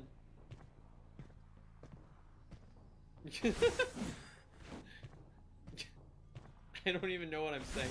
It's too late for this right now, guys. I don't know what I'm saying anymore. Okay. Obama got away, and now we're back on Acro. Yo, the down around the corner's crazy. And we have a pause. Okay, what's up?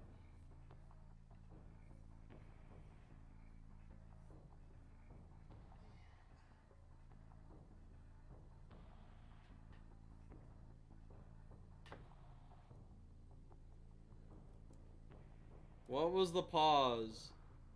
It's from... By now, it's way too late to reset, so if there's a crash, they have to come back. Barmaid's lagging. Yeah, that's what it looks like.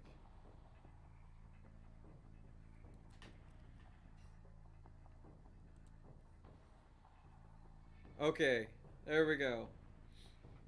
Nitty's gonna be able to unpause here. Who's gonna disconnect today?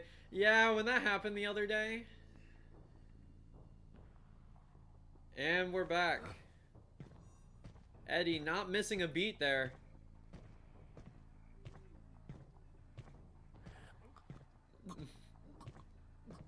Alright. Now it's going to be all about... I think the Acrobat might be eliminated here. If there's an elimination before Pop as a Percy, that's just insane. It looks like Merc might be able to get that, though. Yeah, Merc gets the pickup at least.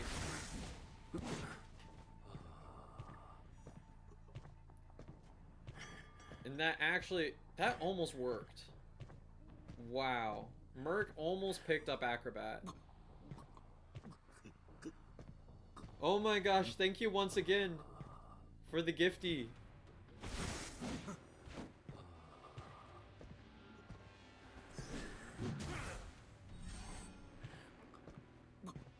And, oh, Bomber's right here once again.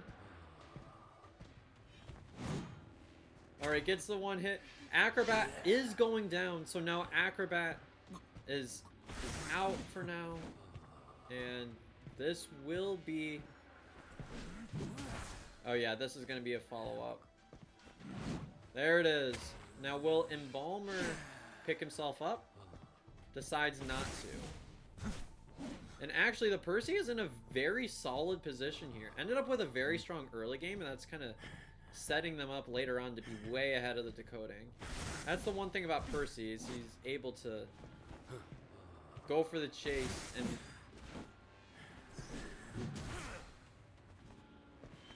Man, that's crazy. Merc ends up almost eating a hit there.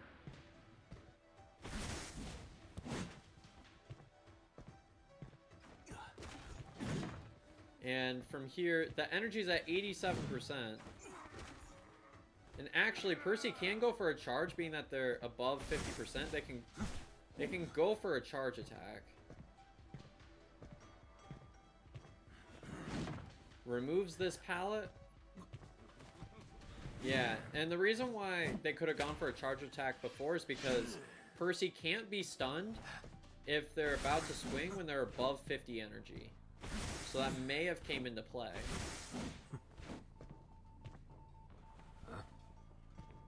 And, oh man, the Peeper's gonna reveal everything. He's got the little Peepa. Thank you once again, Joseph, for the next gifty. And the bits. Thank you for the bits.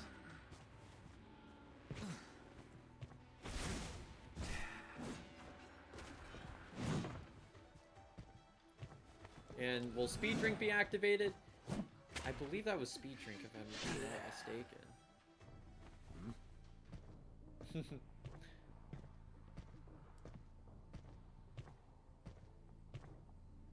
There we go. And once we switch into the other stream, I'll turn TTS back on for bit donations. Okay, so Embalmer is right here. This will be the next rescue. Now, there is one Cypher remaining. Oh, the Terror Shock! Oh no! Oh no, the Terror Shock! And is Coffin right here? Yeah, Coffin's right here.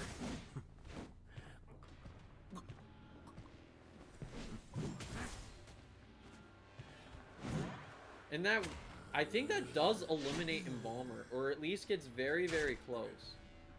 Teleports? Yeah, Embalmer will be dying if not healed.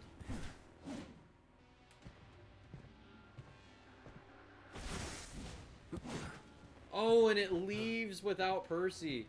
Okay, but Barmaid's here. There's no way they get this heal in time. So this will be at least a tie. But, like, Barmaid doubtful will be able to self-heal. There we go.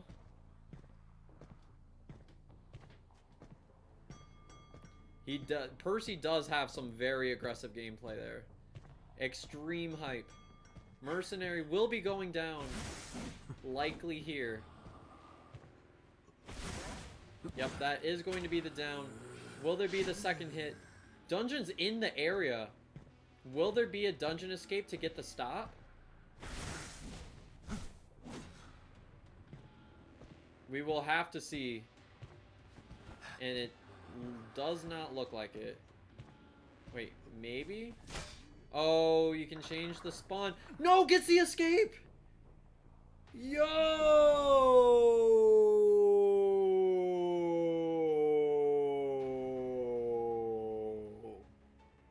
Oh, no, the escape. Wasn't able to remove it in time, and that is a single escape. The stop happened. They got the stop. Let's see. Wax is probably gonna try to go to corner. Oh, never mind. Decides to go straight for Dancer. It was like, you're gonna give me Dancer in this area, you're just gonna go for it. Gotta just break this. Yeah, there's no getting around that. Alright, that's 8 points on Female Dancer. Maybe just... Why did I say take the tram? The tram is nowhere here. Okay. There's another box here. Shadling's placing the box. And this is another box that you kind of are forced to break.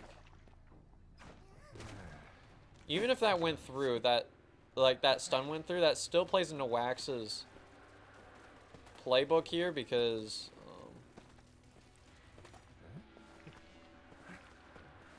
Wax still gets plus 25% on the Wax, even if a stun goes through.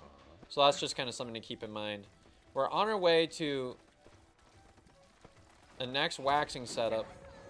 Pulls out the blink, probably a little bit unnecessary as the next stun was at like 60-something%. Oh, no, this is nasty. Oh, Wax just got real nasty here. Okay, Female Dancer in basement. This may be a winning setup. We'll have to see. One Cypher pops. And we're going to see Toy Merchant maybe potentially hang glide into position for a rescue. Never mind. This is going to be first officer here.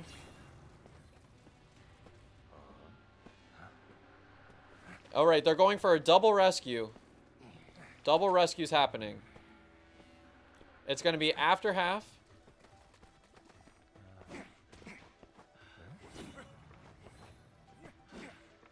Ends up slipping just past the hunter right here. Alright, that will be a hit right there. You could get a hit on... Uh-oh, is this going to be a double hit? Oh man, if there was a blink, that could have been double hit. Alright, so from here, now you can go for the other survivor. If you can find Shadling again. Then this is just simply winning. Alright, so the Wax should see them here soon enough. No, to the left! To the left, to the left, to the left. Ah, the other way. Alright, Shadling's up.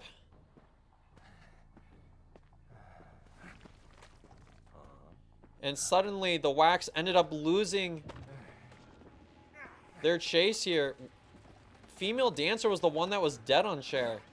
This is such a rough chase to lose right here.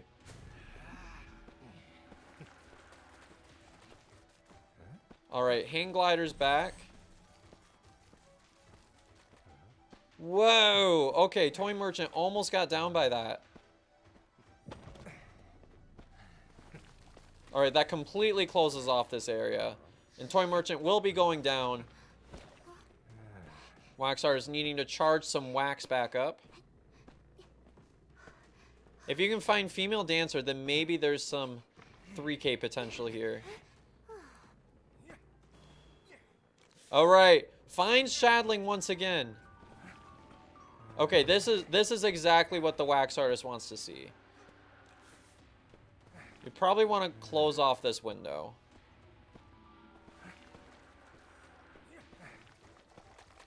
Yeah, there it is. This window needs to close. Yeah, break this box. This box is gonna be a pain in your booty as long as it exists. This is Wax Presence. Max Wax Presence.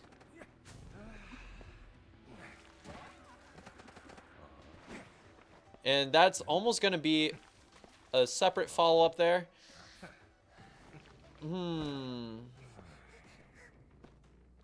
Doesn't get that through the wall. And there's no lasso. That goes down. There may be some winning odds. Blocks off the Cypher. And Toy Merchant will be going down. And now you can just take this. Camp out your Max Presence. Uh-oh. First officer's circling around. You got to get your wax keeping on that cipher because it's completely primed. And actually, we'll see if this works out because there may be trump card on the table. I am not sure what this hunter is carrying right now.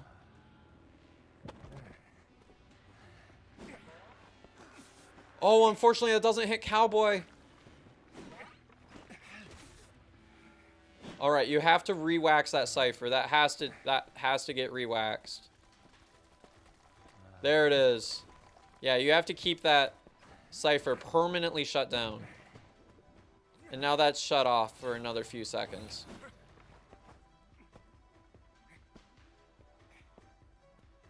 All right, looks like Alice is going for another rescue here. Man, if that hadn't been a chair hit, that Cowboy would have been downed.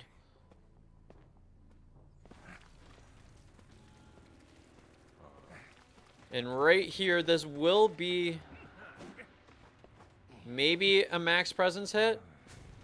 Again, this wax artist needs to get a 3K or better, and it's going to be very, very tough here. It's going to come down to this end game. Will the wax artist be able to find 2 more survivors to eliminate here? Ends up leaving. Yeah, it was kind of confusing why the wax artist ended up leaving that position there, but now uses the teleport, and now the other survivors are going to be able to go for the front gate with pretty much no pressure.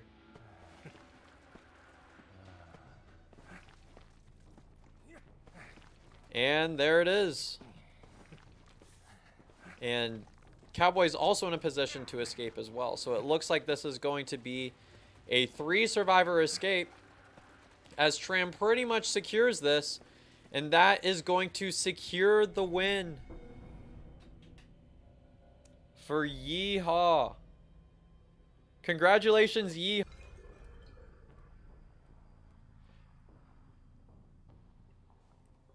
All right, so we have Clerk right here, and they actually performed really well playing Clerk during the preliminary rounds, but we're going to see if playing Clerk ends up working against this team here, and it looks like we have found that is Ento first, which is a very, very solid first kiter there. Now, the one thing that Clerk really has against Ento is a really, really long hitbox, which can sometimes counteract the bees a little bit. Another thing to keep in mind. Ooh, there we go. Okay, so the bees are down for 20 seconds because the Clerk was actually able to hit the bees down. And it looks like this will probably end up in a hit. That's correct. Now, the Clerk is going to be trying to harass the ciphers at the same time, and we saw that just happening. That's one thing to do while a survivor's kind of chasing you. You're able to, or when you're chasing a survivor way from a distance, one thing you can do is just make sure that you're still harassing the ciphers. And that was a failed blink, which actually may be very impactful throughout the course of this match. And it looks like the entire first chase is just lost.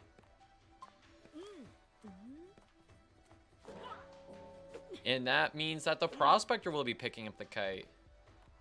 We'll have to see. And it looks like female dancers in the area. And Ento's harassment. Alright, destroys one of the music boxes, but I think that was enough time for the Prospector to completely lose the Hunter. This is an excellent, excellent start right here for vice versa here. So the Panda Express is going to be kiting in this area. Found the Prospector again, thank goodness. Alright, the Magnet here is going to be from a little bit of harassment here of the Hunter. And it looks like Clerk's going to eat that stun, and Prospector will continue kiting. You can see the Clerk's trying to continue harassing the ciphers best they can. But this area is just quite a solid survivor area right here. Probably one of the stronger areas to kite in this entire map. And there we go. Oh, that didn't hit. Almost. Oh, and a magnet got put on. And that's going to give a free pallet stun right there. Excellent job by Prospector. Uses one of the recordings to break that pallet. And it looks like Prospector will still be kiting into the female dancers. Oh, the box has been removed. So there's not that to work with. But alright, in 30 more seconds, that blink will be back up. But if you're the hunter, you want to be able to get that down without that blink if you can. And already it's been a 3 cipher kite, so Prospector has to be feeling really good about this.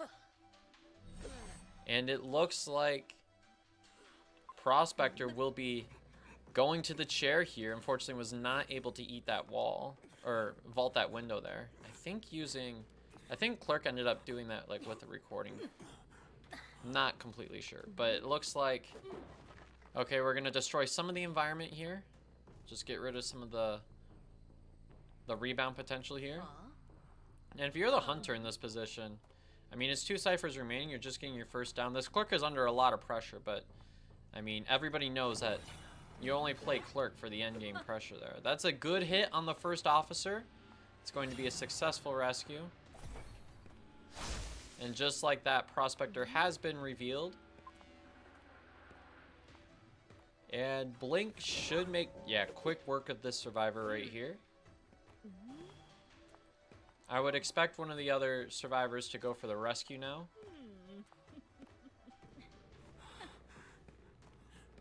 And from there, there's 1 cipher remaining. Oh, and that cipher's at about 80.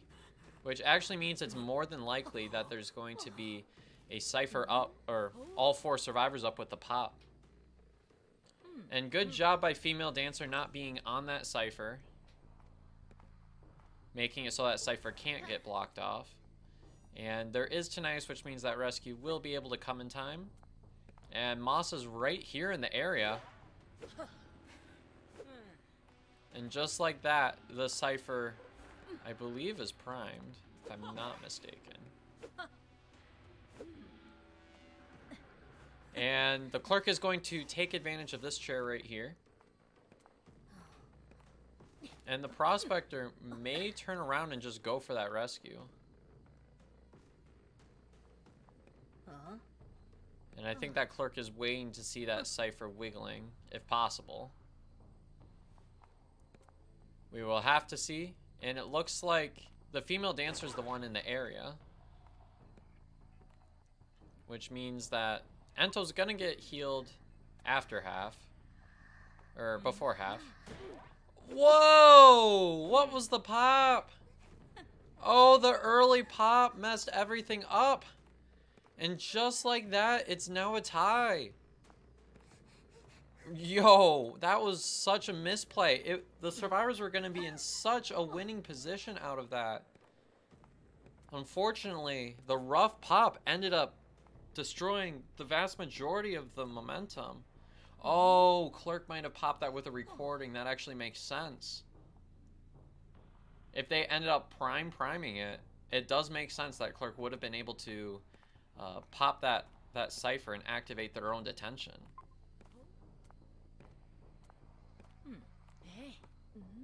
And from here, it actually looks like Clerk might be in a completely winning position.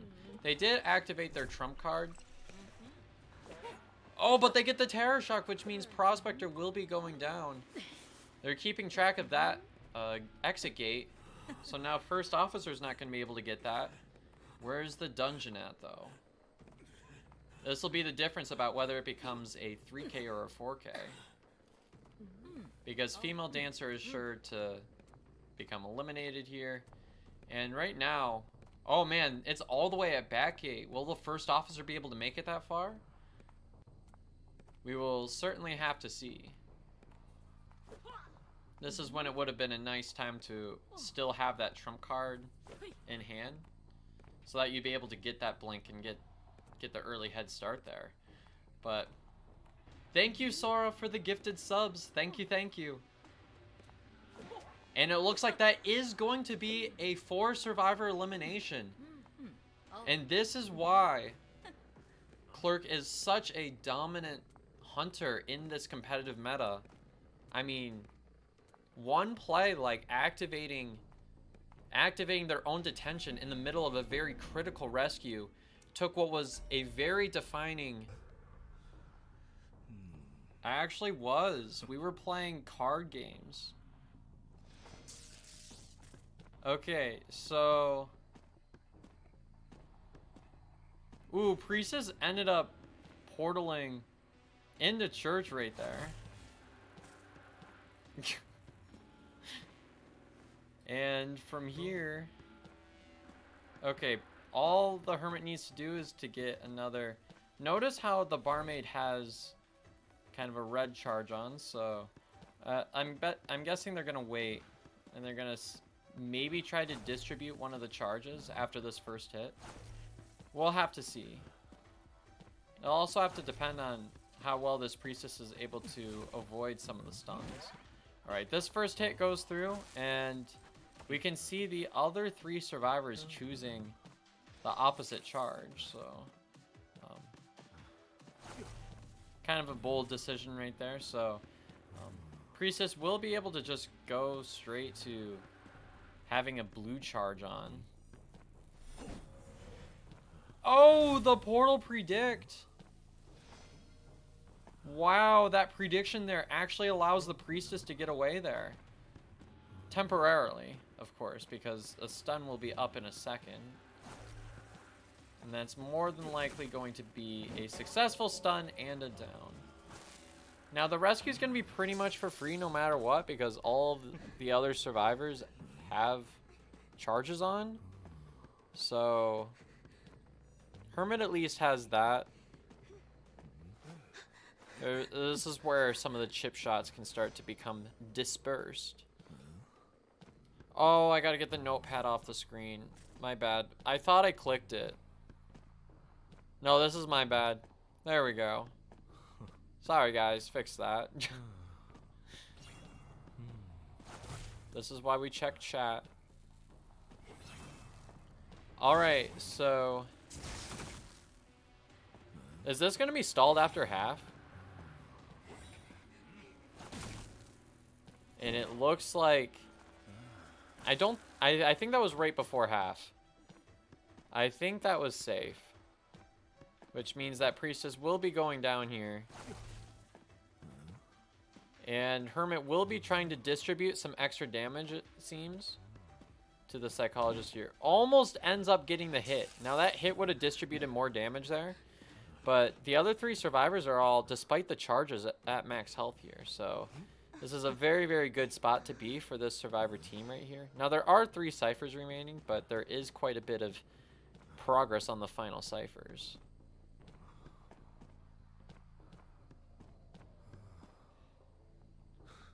It does look like... We'll have to see. It looks like they might be selling this last survivor. I will not be surprised if they decide to sell, but they are Tinnitus hugging, which is going to force the Hermit to be by the chair. And now Hermit feels safe to leave.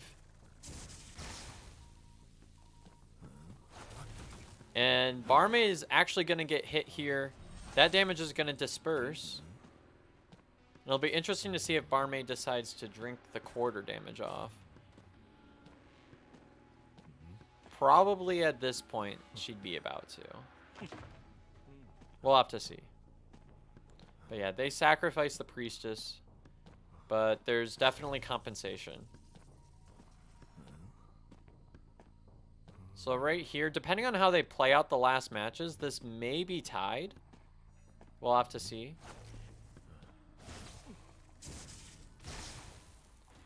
And that actually almost ended up becoming a perfect stun there. And First Officer is doing a nice job right here. And ends up getting out of this difficult scenario right here. Now Barmaid ends up drinking the next drink. That almost was a hit without recovery there. First Officer's got to watch out. And it looks like... I'm pretty sure another hit and First Officer is down, so... Alright. the charge has been put on. Oh, but this is the same charge as the other 2 survivors. So first officer will still be able to continue to kite here.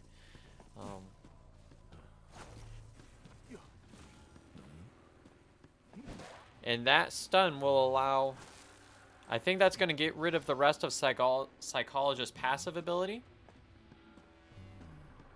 And it looks like Hermit will be trading right here for the Psychologist, which is at max health right now.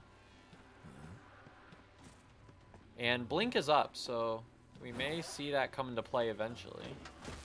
Okay, the pop happens and everybody's up. Now remember, in order for the Hermit to tie this round, they have to get a 4 survivor elimination, which is going to be very difficult to do. And it looks like Psychologist did get a little bit of healing off. The 3 charges are still on, so... And with the way the charges are at, there actually may be potential for all the survivors to get down here, unless the other 2 survivors are out of the gate.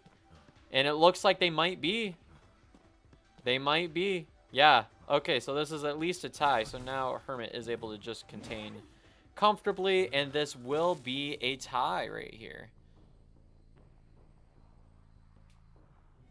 Excellent job by the survivors, ending up pulling out the tie, and that is going to be a successful first round for IN. IN is go big or go home, I guess. Why not?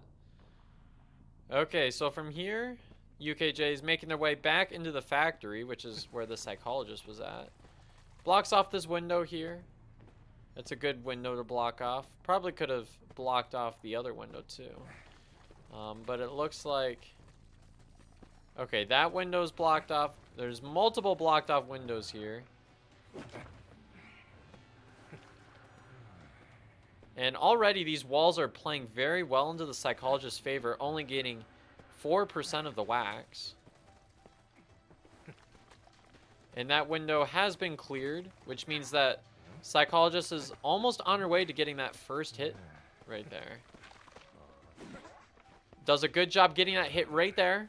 And is going to be transitioning right towards around the water jug area. Ooh, that almost ended up becoming a hit right there. And we can see that there actually is inso in this build.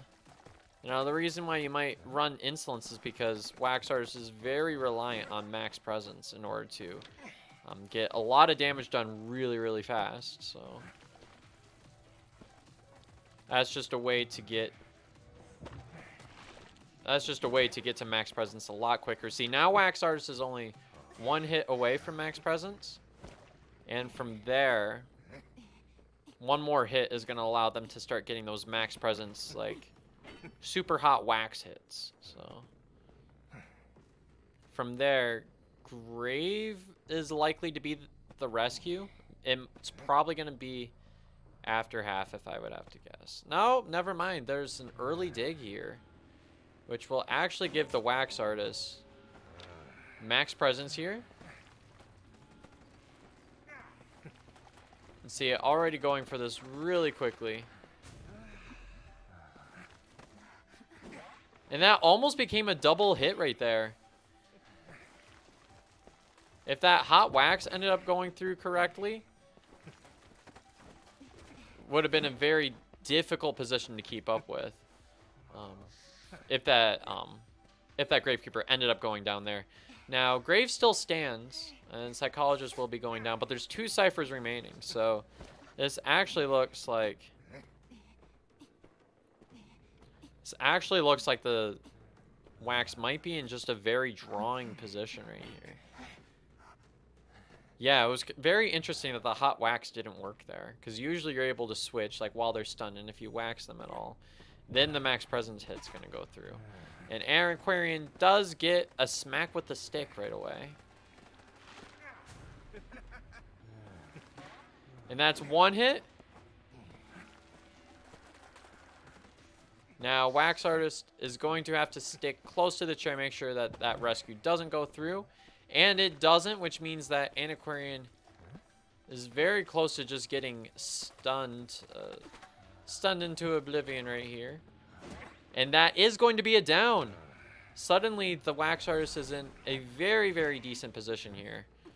Female dancer will have to go for this rescue, though. And it looks like this is very, very... Okay, they ended up going for that right before rescuing, which is going to force the wax artist to stick around here for a while. We're going to see if the wax decides to play it really safe for the tie.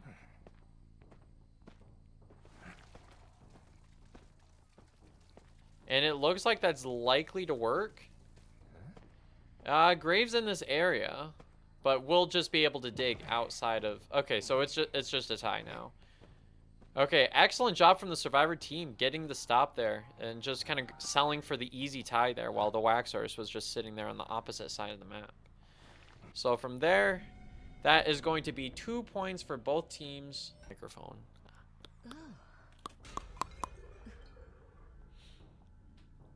Okay, so from here, let's see. They should go towards factory. Oh, interesting choice. Actually circles back into the acrobat.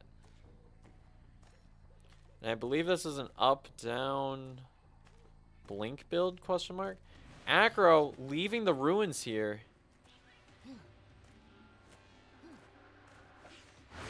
And that bomb almost worked out, but ended up running into the water tank here. Now, Anne can end up in a very good position if it ends up becoming 2 cats, 1 down. And it looks like... Yep, there's that up coming into play. And the bomb was used in the correct manner that time, actually taking advantage of the bomb to be able to evade the cats. That's kind of the most important thing to be able to do, is to be able to use your items to evade the cats, not necessarily the jumps. And that is going to be another miss right there. However, this should... Yeah, this correlates straight to a down. Ento almost came in time with the direct support, but that is going to be a down right there. And that is going to lead straight into basement. Now, Anne is an extremely, extremely strong basement camper, so... This will certainly not be a very easy rescue. They could send Gravekeeper to the rescue, but against an Anne is arguably the strongest basement camper in the game. So I don't think you really want to go into that so much. Gravekeeper is the one in the area.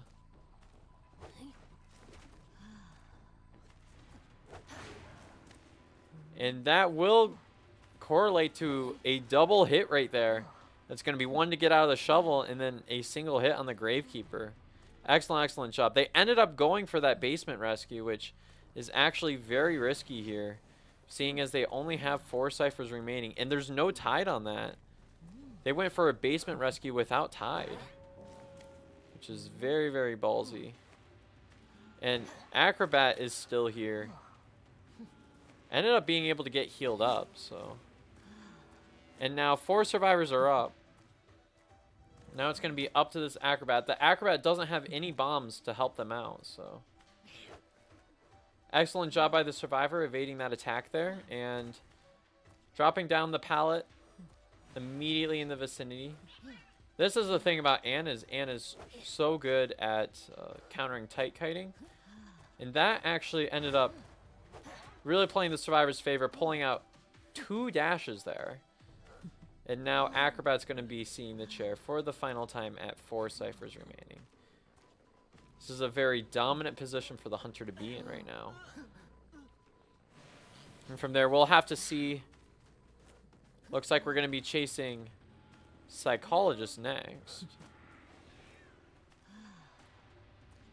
And that was a very successful cat dodge right there, which means that Anna's going to have to wait before using another cat there in order to be able to get this down here, or get this attack right here. And there is going to be 1 more cat. Might actually be able to get the next cat with kind of the cross right there, but ends up evading it. But there should be enough time to actually get that survivor before the window, and that is correct.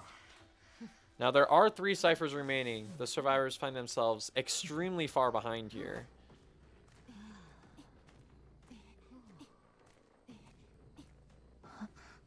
Now, mind you, the survivors still need to tie, so they definitely go for the rescue here. Okay, that's good. They end up popping one of the ciphers. And it looks like Grave is about to pop a cipher. Now it's going to be very dependent on where that last cipher is at. Now it's very clear that this is going to have to be an after half rescue.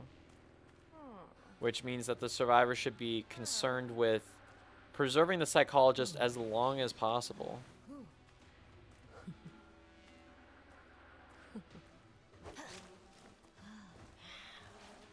And that is going to be a hit right there, which forces the no tide rescue.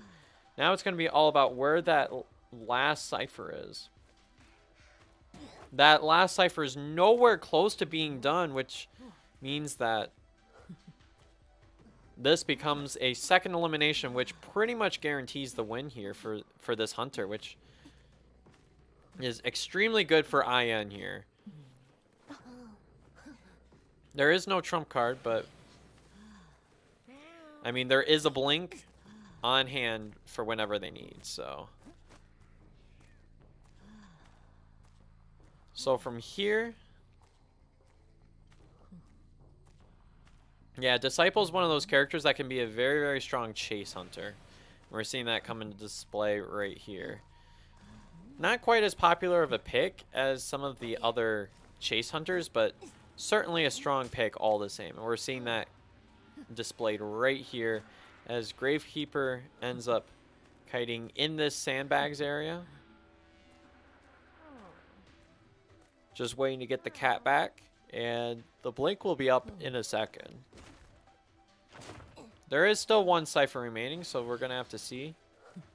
It's going to be all about Gravekeeper kiting all the way to dungeon. Excellent blink there. And that is going to down the Gravekeeper there. Notice how the hit happened like during the blink, and it happens that if you end up hitting a survivor and then end up becoming in the radius of the cat, then it's going to, the attack's going to go through and it's still going to stun. So very, very super crazy blink right there by the Ann to be able to get that down all together. And of course they're going to have to go for a rescue right here.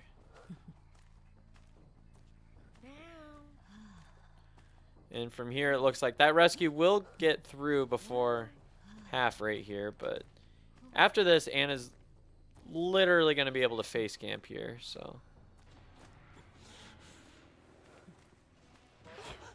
And that will down the Gravekeeper and nearly eliminate him. Now that survivor's going to stay in the vicinity. There is tinnitus, so the hunter's probably going to stay put. And that... There we go.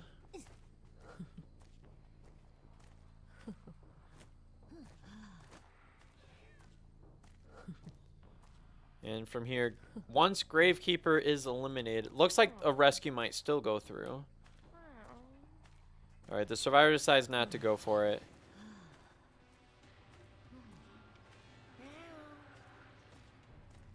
And this does look like a 4-person elimination right here. Very, very close. Of course, this entomologist is still going to try to go for an escape here. However, that means that this... The winner of this match is IN, seeing as both hunters have secured wins for their team, and vice versa has only been able to secure draws with their hunter, which does mean that they will be winning on rounds here. So congratulations to IN. We will see them next week, Thursday, for the semifinals. Again, the schedule is getting revised. Next week, Thursday, semifinals, and Friday is the grand finals. So pretty much forced into going straight to Shaq. So We'll probably see the Alva going straight there. And they're going to be hooking up some of the ciphers and getting on with the match. So Psychologist is right here. They get straight away claiming some of the charge right here. And that God pallet has been flipped right away, which is usually a pretty good strategy there. You can see that there was window block on this. This build is up-down. So this is pretty standard stuff for a Hermit. It looks like, I believe this is a teleport. So I think they're going up-down teleport build, which means they must feel strong enough with their chase to go along with teleport here. And you notice how all the other 3 survivors all have, well, now it's 2 survivors the Psychologist has claimed. Interesting that the Psychologist is the one that claims the blue charge, which I think is a good strategy because the passive ability is going to be able to heal up the Psychologist anyways, unlike the other characters. And you also need to keep the Merc max health in order to be able to get the rescue off. It'll be interesting to see if we get a rescue here. Shadling is decoding, but we'll be taking the kite from here. Now we're going to see how long this kite lasts. It is very effective to have the Mind's Eye decode in hospital, but now it was very predictable as to where they would be. So now Mind's Eye is going to be able to take, I think, 2 more hits here. The damage was split with the Merc. And now that has been taken down. Nice job evading the charge right there.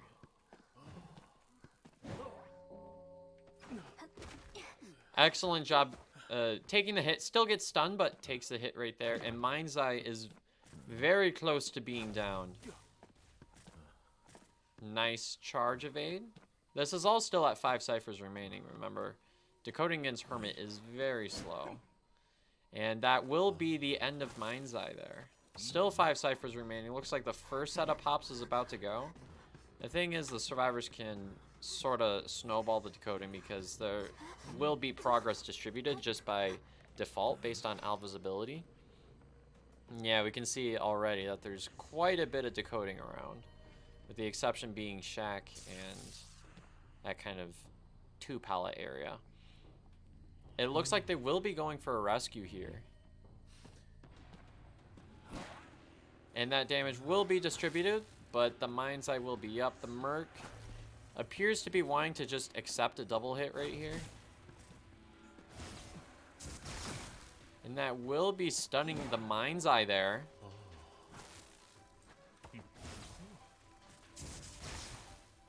And the Mind's Eye claims a red charge there. And it looks like Mind's Eye is in a prime spot to vault that window there. And that will be the stun. And Mind's Eye still up because the damage was split between the Merc. Now, if they're able to heal up the Mercenary, there's 1 cipher remaining. They might just be able to straight up pop. Never mind. There's that last cipher's at around 40% by now. So that means Psychologist will have to eventually go for that rescue. If you're the Hermit, you want to keep this chairing as far away from, or maybe even as close to the Psychologist as you can, so that you can try to put pressure on it. And that decoding will continue to get distributed, but now Alva knows the decoding progress of that cipher as they sneak a rescue from behind, actually. Mercenary is right here and has no charge, so if they're hit, then they're downed. Okay, but they're going for a double rescue here. Gotta preserve the Mind's Eye. There it is, double stun. Still gets the rescue in time. No tide, but it doesn't matter as the cipher is nearly primed. Now that Alva knows just to teleport. And Psychologist did have enough damage that they end up just getting downed. But they should be able to just follow up with a quick rescue.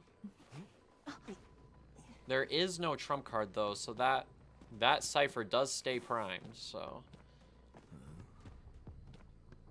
They ended up healing the Mind's Eye. That was the important one to heal. You don't want to send the Mind's Eye in this situation for anything, if possible. The journalist will probably be the one to go for the rescue here with the decoy. And we're going to see that happening right here as journalist with wanted. There we go. We can see the decoy making the approach. And that is the rescue there. And the pop, and 4 survivors are up. But we have seen a hermit on this map come back from this position. It's certainly not over yet. It just depends on how damage gets distributed from here. And from here, the journalist will be going down, but the other 3 survivors will be making their way to the opposite gate. And that hermit's going to be trying to make their way to the opposite gate as quickly as possible. And they aren't pushing for that gate, which I think is smart. They want to stall out for as much time as possible. Journalists will probably even be able to self-heal or even get healed. So, regular healed. Nice hiding by Alice the psychologist. The hermit was not able to find them in that position. And it looks like they may be pushing gate here. Merc is in the area.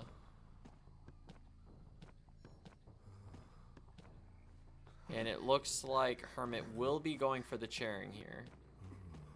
I won't be too surprised if we see a teleport coming out at some point. The other survivors are residing somewhat in the middle of the map. Found Mercenary, but Mercenary has 3 elbow pads left. That's not really what you want to chase, necessarily. They are decoding the exit gate, so. And it looks like Mind's Eye's going for rescue there. That rescue will be happening on the journalist. And there will be a potential body block here, too.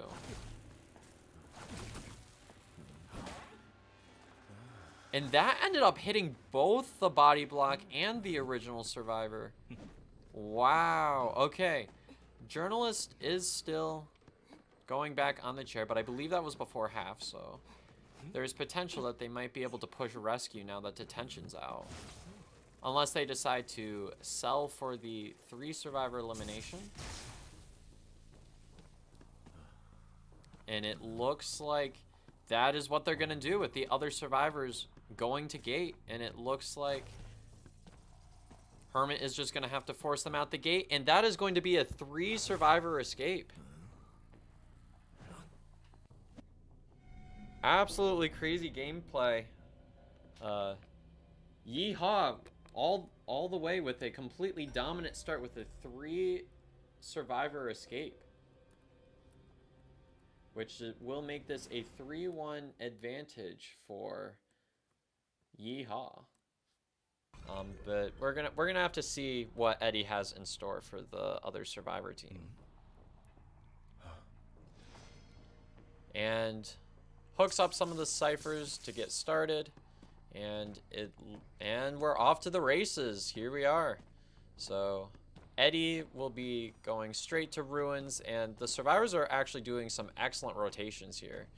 And the hermit's kind of stuck initially without a chase, and psychologist will be hiding in this area here, but it looks like doctor will be the one claiming chase without a charge right now. So hermit will have to work a little bit harder in order to get this attack right here.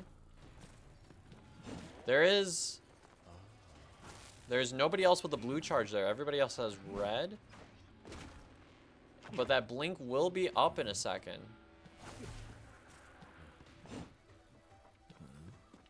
Yeah, this deep forest area is very, very tough to work with as a survivor.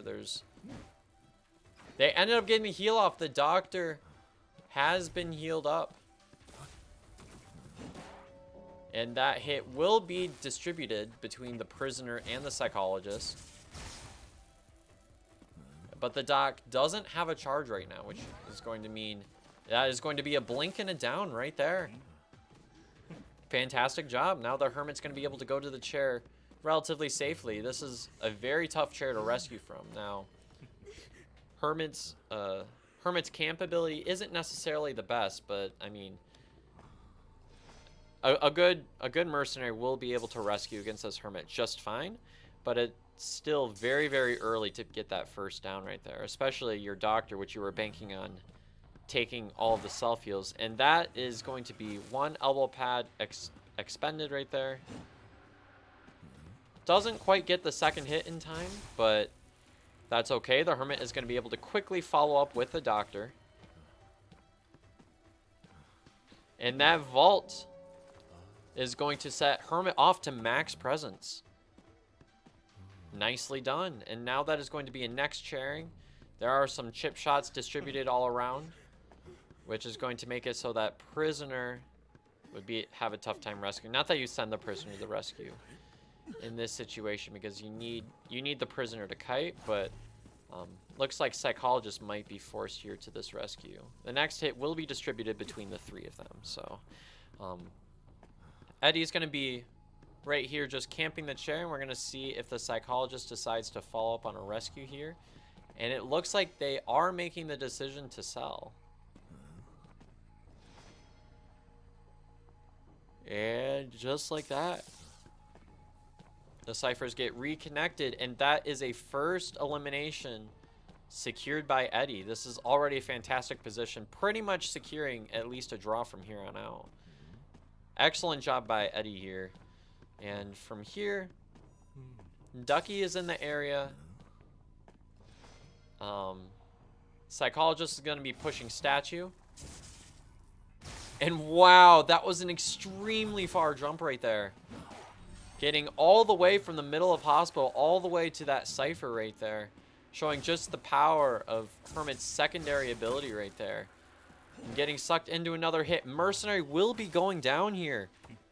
What an excellent follow-up here. Putting a lot of pressure on these survivors. Especially with the decoding distribution to be able to, you know, have any sort of counterplay at all from here. And it looks like Mercenary will be going down. Prisoner gets healed, so they should be able to get a rescue off at least. But already, so much pressure has been put on.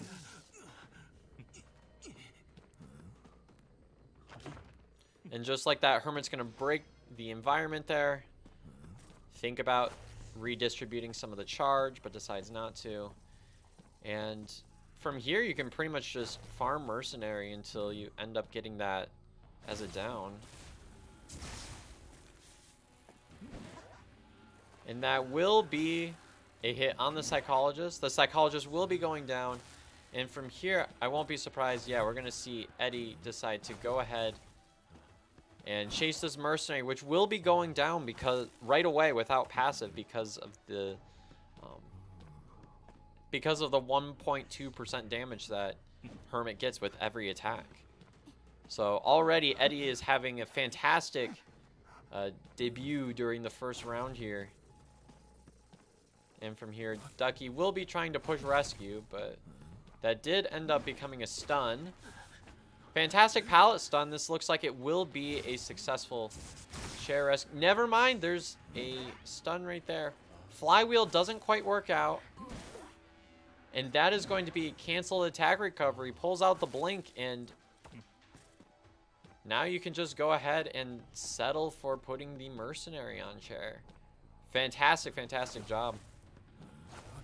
Already a red charge has been pulled up. Blocks off the gate. Man, this precision on the secondary abilities here. Now Mercenary has no self-heal. And now you can just go back, pick up Psychologist, pick up Prisoner. And that pretty much secures everything here. It looks like Eddie may have secured themselves a 4-survivor elimination. And they have. Already coming out with a 7-point lead here. That is a 4K. Which makes this 8-1 in Yeehaw's favor. This is already 8. So there will be plenty of practice study time for them. Anyways, top broken spawn, and Alice will be spawning in middle broken with the Psychologist. Okay, Wax Artist not actually seeing the Psychologist here. Actually puts Okay, they're gonna be circling back and actually finds the rotation. Bro, not my lag. The walls. Oh, now he's spraying the Smurf blood. That's all I see when I see this accessory. It's just Smurf blood. Okay, so Psychologist ends up eating a first hit here. That's going to get rid of the passive. The thing about getting hit early is that by the time the last attack's about to be ready, that passive is likely to be just about out by then. And there we go. And that is a blink. That is a very, very, about as efficient of a first down as that could have been on Psychologist there. This is a fantastic starting position by the Wax Artist. So already, I believe there might still be a shred of the passive ability still left on Psychologist, which may potentially come into play. You can see that little line there through Psychologist's name. I think there might be a sliver of passive left, which may come into play. There's like next to no passive left. Yeah, see, it was just enough, and now Wax Artist is going to need an entire next hit to deal with that. And it looks like Wax Artist might just be like, okay, I'm leaving this alone. Amazingly enough, that missed. And Antiquarian already cutting around these walls very efficiently.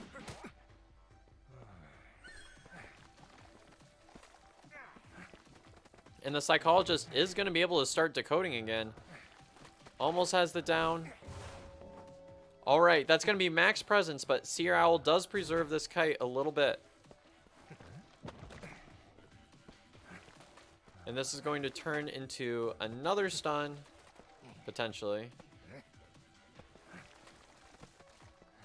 And look how Antiquarian is just going around not dropping that pallet. The Wax Artist was still scared of that pallet, circling around it until he eventually didn't. That would have been a prime opportunity for Antiquarian to eventually turn around and put a stun on him as he was kind of circling around too aggressively.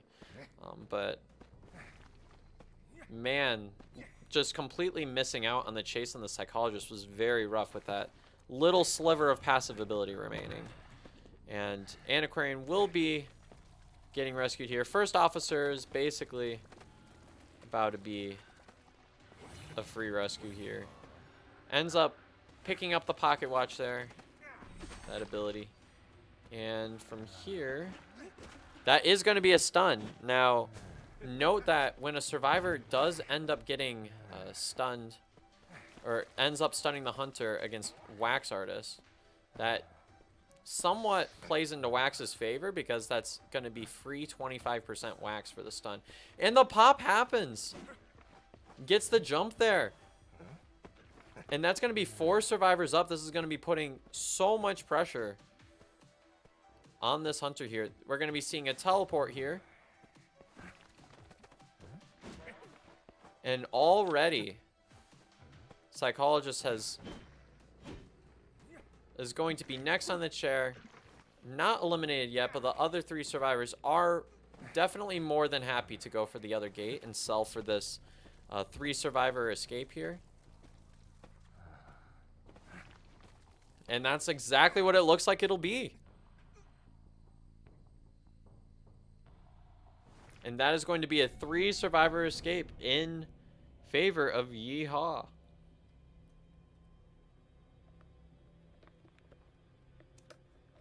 Trendsetters for real. They're going to be studying this gameplay in China for sure. Alright, there we go. Night Watch.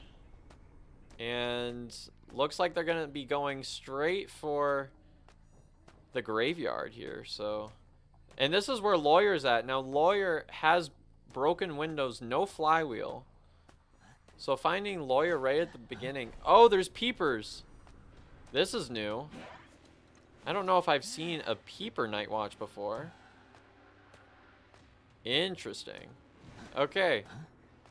And this looks to be playing very well into Nightwatch's favor with the super fast vaults. Going to be vaulting this pallet here in this window, but I think this still ends up becoming a loop. Which means that we're going to have to start using some extra abilities here, and we see that is exactly what happens. And right now, Lawyer goes down at 5 ciphers. This is going to be Graves at 40. Mechanic's going to be getting a bunch of decoding done, though. So, there we go. And from here, who do you even send to the rescue? The Lawyer was the only tied. The Lawyer was the tied. All right. They found Gravekeeper in the distance. But there's no way that is going to be able to get past before half. And right here, the Thief is going to be the one potentially going for the rescue. They're going to be pressuring rescue, but I'll bet they weren't necessarily banking on Lawyer being the only tied in the comp.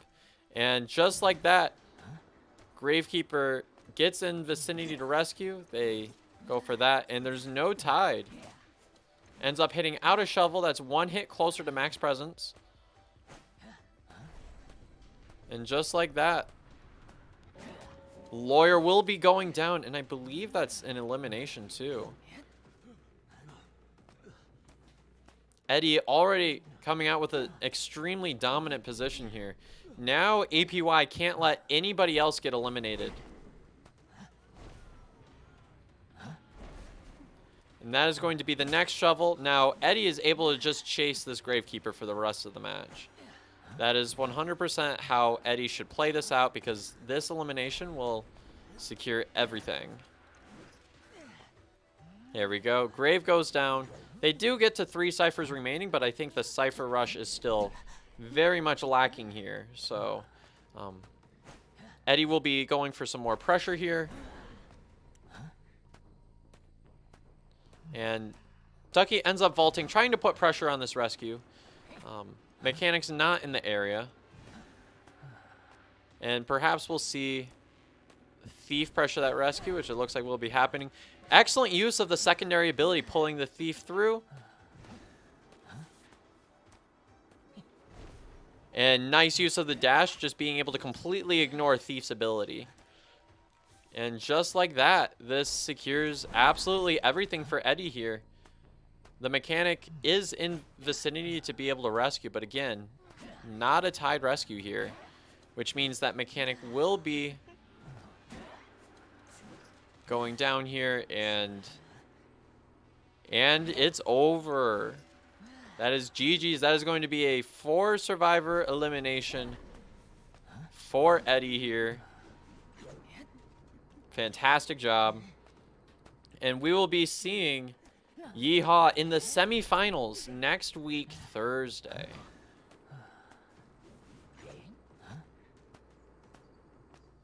And again, it was going to be this week, but due to some scheduling complications, it will be delayed. So that's all happening next week.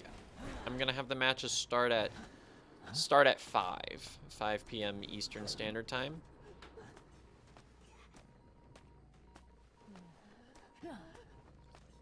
And just like that, that is going to be a 4 survivor elimination. Congratulations to Eddie and the rest of Yeehaw for advancing into the semifinals. We will see them all next week.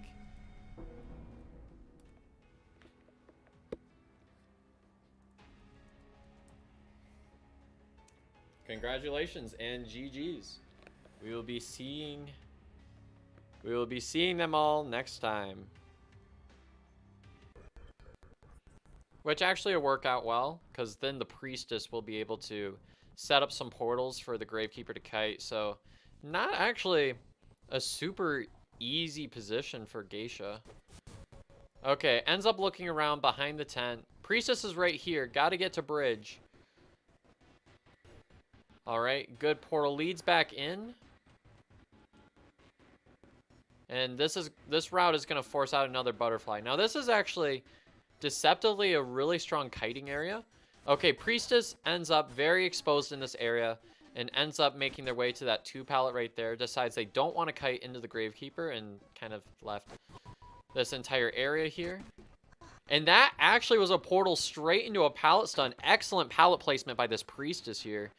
And it looks like there's going to be a next dash. Good skill check, picking up the butterfly and then skill checking. And ends up completely ignoring the pallet. There's the flywheel, but the dash will secure the down here. Excellent, excellent job on both sides, but that is going to be a down at 5 ciphers remaining. Now, being that this is Blink, this should be still a bit more of a relatively tie-ish setup, but it's 5 ciphers remaining, and they are going to be going for at least a first rescue here, so it'll be very interesting to see how this ends up. They end up rushing the rescue right there. Makes sense. And Priestess will be portaling through this area, but it wasn't too rewarded here. And that will be a farm right there. Gravekeeper gets hit once. The first round of pops happened, so Gravekeeper has been injured. And is actually starting a new cipher there, while I believe... Oh, the other 2 survivors were picking off Graves' old cipher there. So they're actually doing this very well. If you look at the cipher layout, the layout's very spread. Moonlight's one of those maps where you can get 3 ciphers really, really close together. And that can sometimes lead to some very uncomfortable positions in the end game. All right, so this is going to be that transition there. And the Blink is going to stuff the rescue. Oh, man, when Geisha's able to get a stuff with that kind of chase, now the survivors suddenly have a lot of pressure on them to be able to come back from this position. And especially with 2 ciphers that need to be decoded. Gravekeeper will be making their way out, and Little Girl will actually be forced to make this rescue. I mean, this isn't likely to become a stuff, but... Alright, Geisha is going to want to wait that out until... Alright, here we are. And that actually ends up giving the recovery there. That is a nice leech right there. And excellent skill check ends up making the chase a bit dead.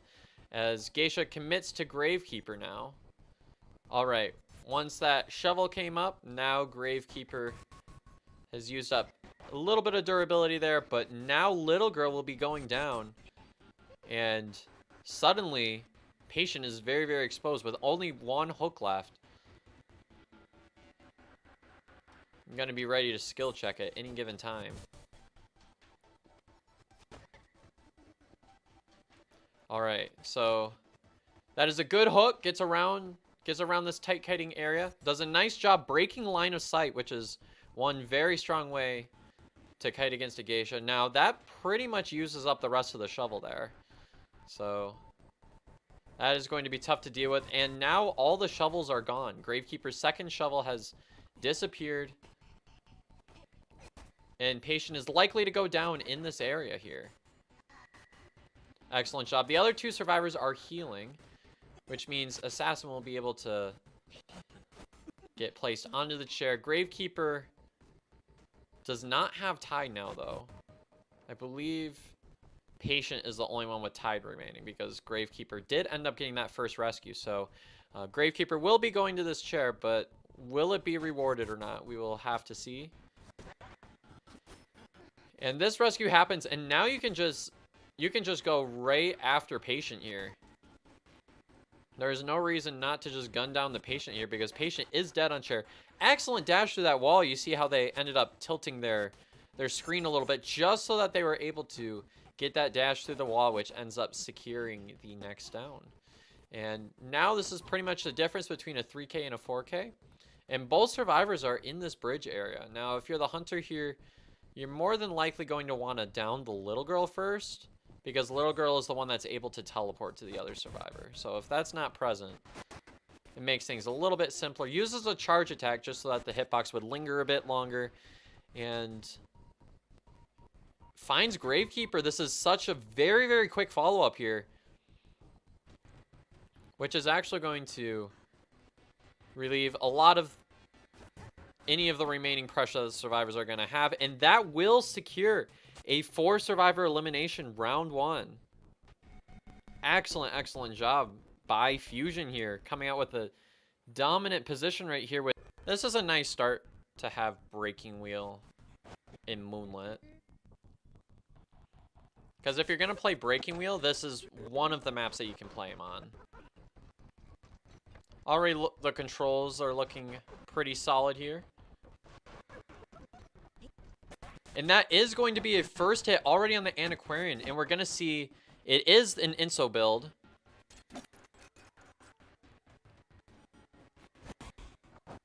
And ends up not getting the swing there. And going to be going straight for the second spike. So Insolence didn't work out.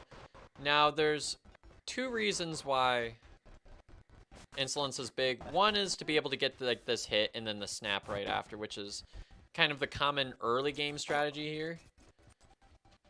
But a lot of times it's so that you can get that snap later on. And flywheels through the trap. Excellent job by the Antiquarian here. And ends up missing the swing, and Antiquarian is going to be going down at 5 ciphers remaining. Fantastic job. Okay, so Breaking Wheel ends up getting this early down, which is very, very nice. If you're the Breaking Wheel here, you can end up putting some more pressure here.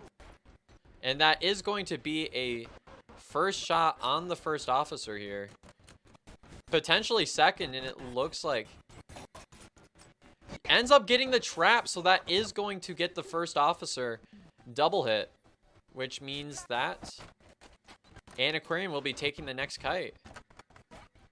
And that is already 1 spike. This is already a dominant position from this hunter right here.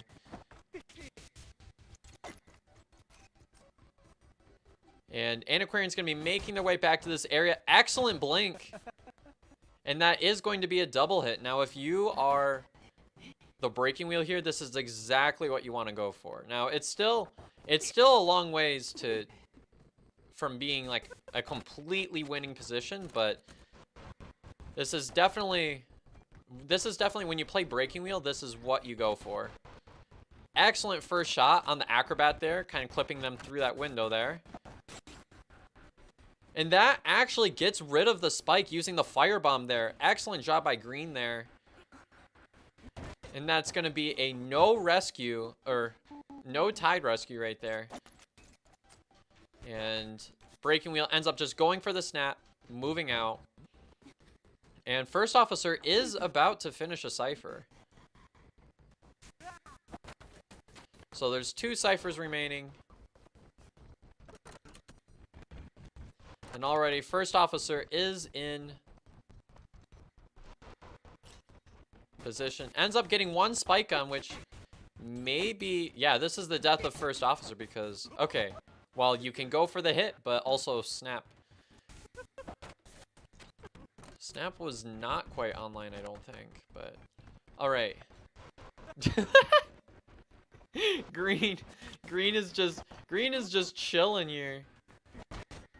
All right. Yeah, that's actually one way to get away from Breaking Wheel there. That is one way to deal with it. And it looks like this is going to be a matter of a snap.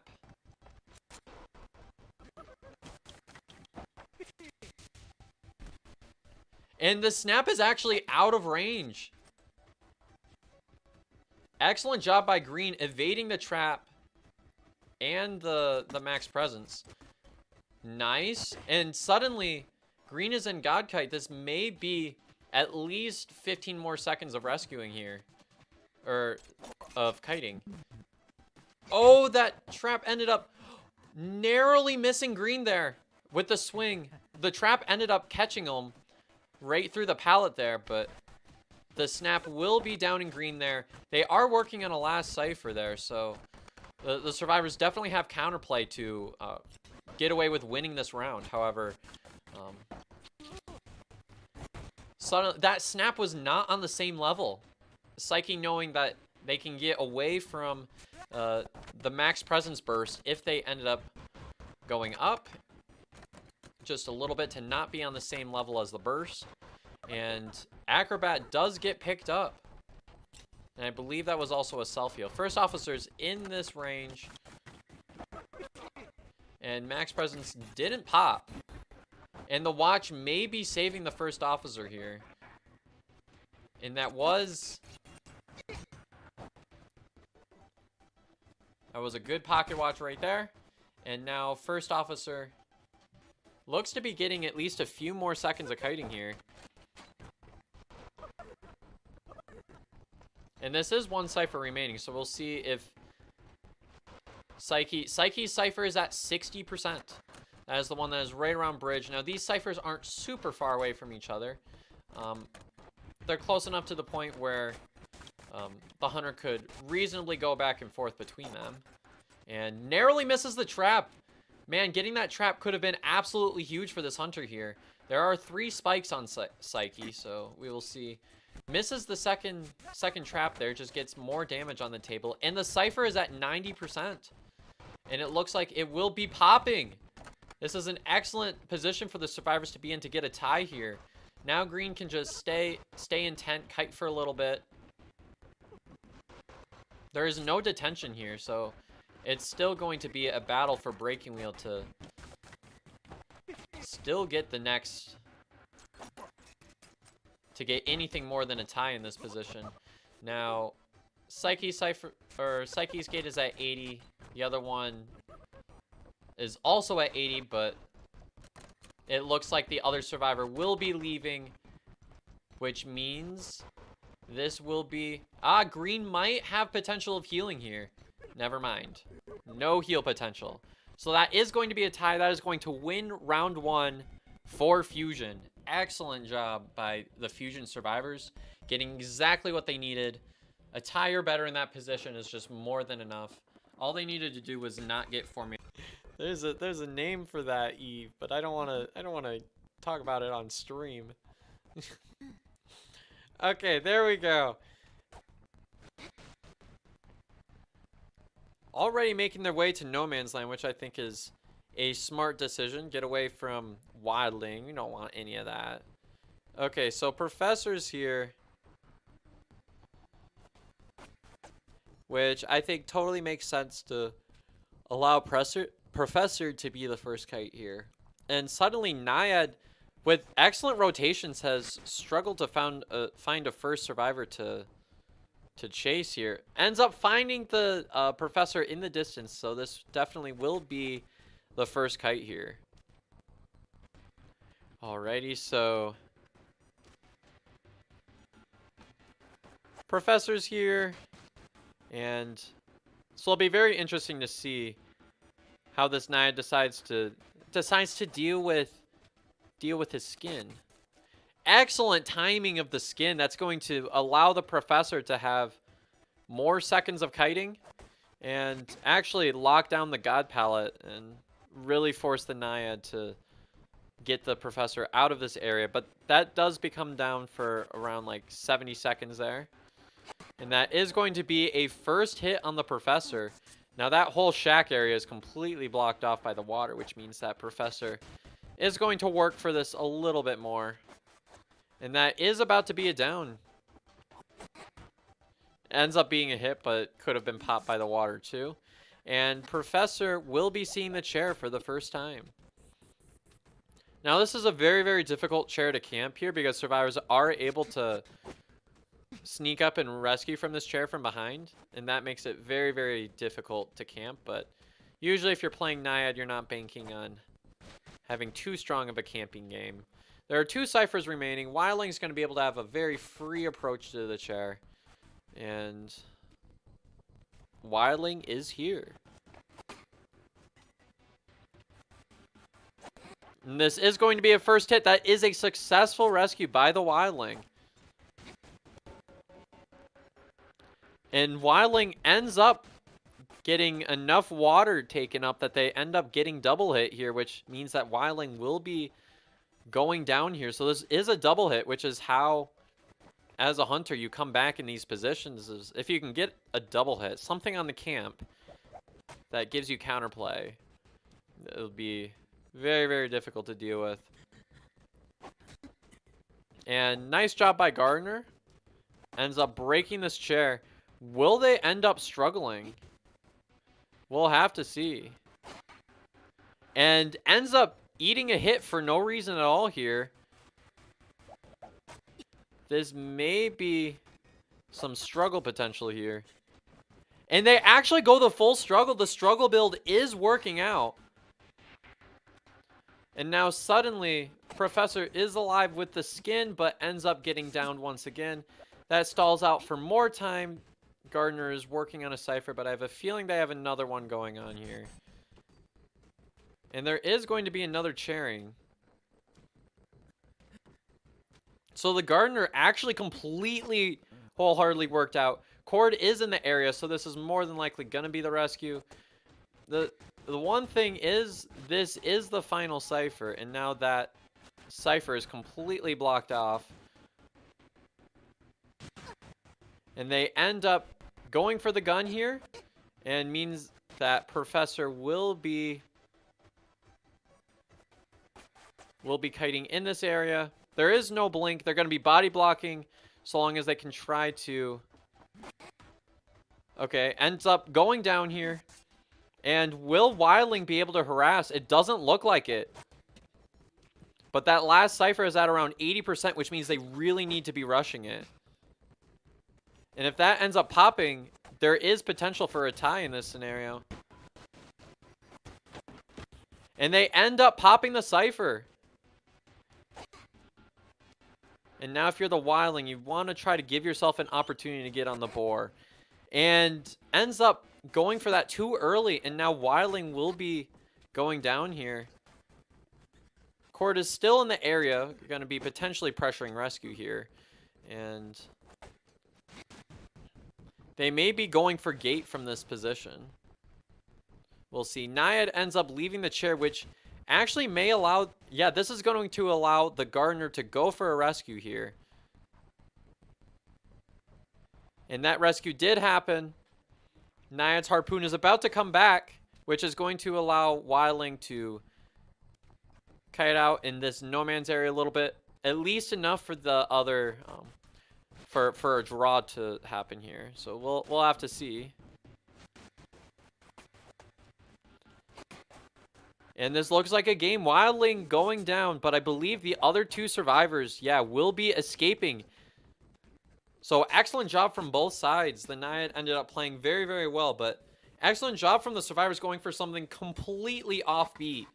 And it actually ended up making, because they ended up going completely meta during round one, but they ended up going something a bit more off meta and ended up actually securing a tie for round two, and it ended up working. They get the stop and actually put it in their hunter's hands a little bit more. If the hunter is able to win in this position, suddenly ADM might be... I think the rescuer disconnected, so the game automatically placed them in that spawn. So, and then of course if the survivor switches spawn, then where the hunter places is allowed to change. There we go. So, bro, Psyche tried to sneak past that window like that. Sculptor was like, I see you there. Excellent job by Psyche dodging all of these statues. Very, very instructive there. And the hitbox on that is very, very tough to manage. So we're going to see... Okay, this is an up build. This is up, down. And I believe that's blink too. Which actually plays really strongly for a tie. And we get a first hit on Psychologist here. Now, the choice will be whether to continue chasing Psyche here or decide to go for something a little bit different. Chase another survivor, but I think it makes sense to chase the Psychologist here.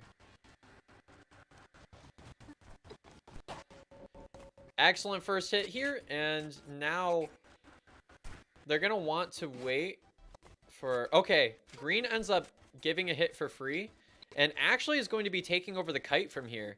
Now, the thing is about feeding a hit like that, it may actually play very strongly against you because, I mean, first of all, now Now this hunter has a whole other kite here, but now... I mean, there's a blink there. That's going to be tough to avoid. And now Psychologist still needs to get healed up.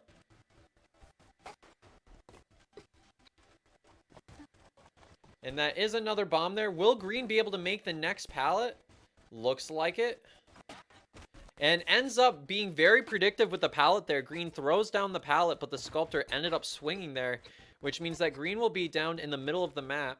But there are 2 ciphers remaining, so the survivors are actually in a fantastic spot to win this. The cipher rush is going so quickly here. Now, if this ends up becoming a down, then maybe there's going to be some counterplay here, but it's still very, very tough to play this out for a win. Maybe a tie, but this is... Being that this is up-down teleport, this looks very tough to be winning odds. And that's one hit. If this can become a stuff, doesn't become a stuff. Gravekeeper doing an excellent job dodging that right there. Decides not to go for the double hit here. There is max presence, though. And that will be a down on Acrobat here. Acro will be going down. Now, if you're the Sculptor here, you want to go ahead and throw down that spike, get some pressure on the ciphers. You got to play a bit risky here. Going to be cheering right in this area, which will make it a relatively simple farm. Antiquarian's going to go for this rescue for sure. And we already see Antiquarian making their way. Now, if one of these survivors goes down, Gravekeeper ends up going into Shovel. And is able to do that by choice there. Now, Psyche is on the final cipher, which I believe should be almost primed at this point. Now, if there was a hit on Gravekeeper, there would be a lot more counterplay here. And now at this point, the counterplay begins. All right, that's a blink on Antiquarian, but the other 3 survivors are all going for the opposite gate. Now, being that there's no trump card, Sculptor is really stuck on this side of the map, which means that it's more than likely the other 3 survivors, especially with... Okay, that gate is at 90%. It's open, and the other 3 survivors are making their way to the gate.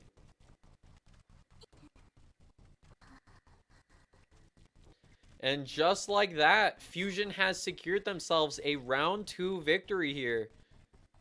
The gate ends up opening so quickly that even with an instant down, Sculptor was not able to walk to the gate in time. This is going to make it GG's for Fusion. Fusion ends up getting a 3 survivor escape and winning on rounds.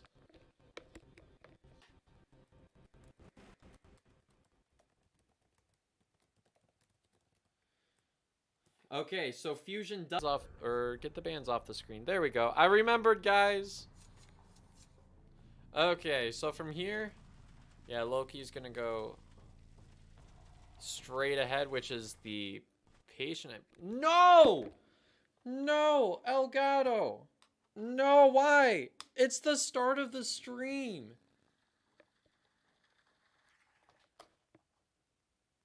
No. No, why? I thought we were done with this too. I got a new capture card so I wouldn't have to deal. Okay, we're back. We're back. Oh my gosh. There we go.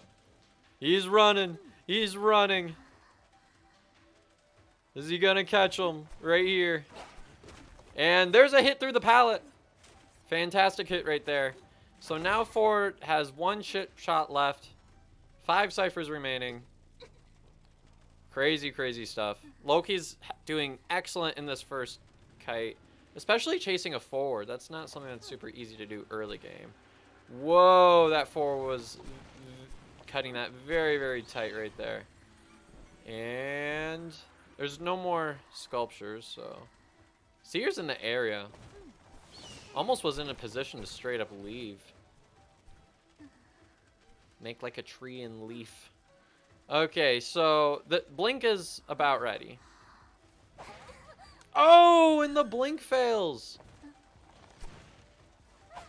Excellent job by the forward. That was a little bit of a misplay there. Oh, and it looks like the forward's going to have like at least another 20 seconds of kiting from here, making it to the 2-story. Antiquarians making their way over to harass. Are they going to be vaulting this window a bit early? And it looks like Antiquarian is going to be here. Let's see if this comes into play. And forward will be going down. Antiquarian and I believe that's, yeah, Antiquarian and Seer right in the area. Wanted is on the Seer. There we go. Tries to harass with the statues a little bit to no avail. And Antiquarian is in this area. Excellent flywheel there. Now, Antiquarian is going to be a tough survivor to stuff for sure. And let's see it. Will it be done before half? Looks like it will be. And now forward is kiting without tide here. So, and it looks like they will be just selling for the Antiquarian here. Now at this point, all harassment potential has pretty much been eliminated, being that forward has no football and Antiquarian is the one going to the chair. Now, ends up getting a free hit there, and that's actually going to pop the Sculptor over to max presence. Kind of a little bit of the misplay by the Seer there. Kind of going out into the open in that area there. Ends up dodging that statue there. Excellent job. And forward will be eating one. Forward doesn't go down there. That's actually huge. And that is a tide rescue right there by the patient. Which means that Antiquarian will be going down again. Now that was a rescue before half, so. We're going to see what Loki ends up doing from here. Probably going to be settling on the Antiquarian from here. And patient will be able to turn around to decode that cipher momentarily. They're going to be trying to push middle, certainly a lot. Patient will probably have to go for this rescue once again. Let the other 2 survivors do the decoding.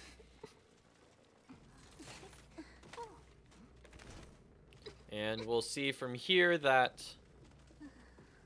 looks like ends up spotting the patient out early. Now the patient does have hooks, which makes that kind of a tough stuff early. We'll see if that ends up.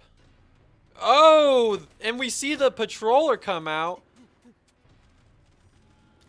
And we're going to see, will this be a rescue in time? And they actually get the full rescue there.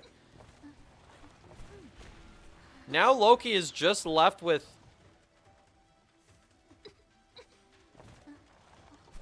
Oh no.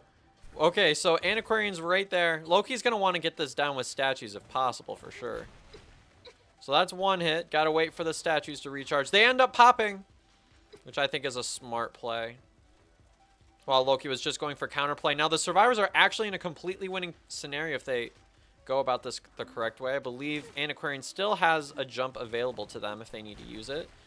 And Antiquarian might be making a run for... Never mind. Nobody's decoding that gate right there, which means that they will be running up the 2-story. Ends up going for the leap right there. Now, Dungeon is in middle. However, Antiquarian doesn't have any items remaining. And it looks like Loki will be getting this hit right there. Not quite. Not quite. Will Antiquarian be making a beeline for the middle? We'll have to see. And it looks like that statue pulled back. Still wasn't quite able to get the hit there. Antiquarian will be continuing to try to make a run for the middle eventually. Antiquarian's just got to... Or Loki still has to continue playing defense there.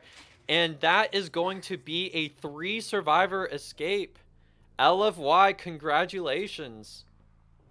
That is a 3-survivor escape for LFY.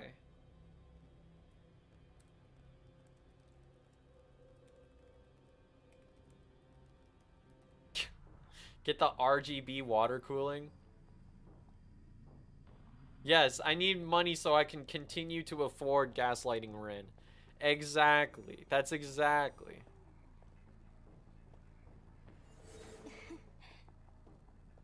Alright, so looks like we have Prospector in the first chase. This actually may be very, very tough for the NV survivors to deal with. because Prospector is actually very, very solid.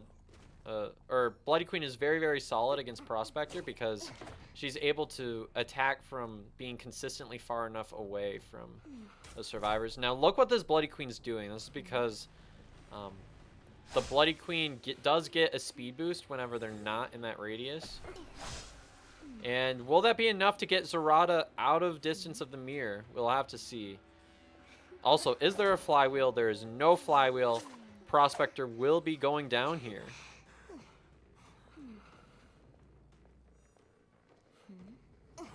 There we go. And from here, the Bloody Queen is actually in a very, very solid position here. So, ends up harassing one of the ciphers there. Now remember, for Envy to make a tie out of this round, they need to get at least a 3-survivor escape. So they are going for this rescue here. Mercenary will be rescuing witches. Yep, good job using that elbow pad to make sure that they don't give off more than they need to. And Zerata doesn't have magnets, but the tram ends up allowing Prospector to have just enough time to reach that portal. Now that timing played out very, very well. Now from there, good flywheel, good flywheel. But there is blink. Oh, the flywheel almost protected them. If that flywheel was just soon enough to protect them, it might have been just enough in order to get Prospector over that world portal. But that doesn't happen. And now Priestess will likely be forced into rescuing here. This is all at 4 ciphers remaining. Excellent, excellent job by this Bloody Queen right here. And there's a rescue right there. Ends up downing Prospector. We'll see if Bloody Queen decides to continue going for Priestess. Likely not. Going to take this chair, take the first down, and then we'll maybe follow up on Priestess. We'll see. There is one portal here, so that's likely to come out here. Let's see. Did Bloody Queen lose the Priestess?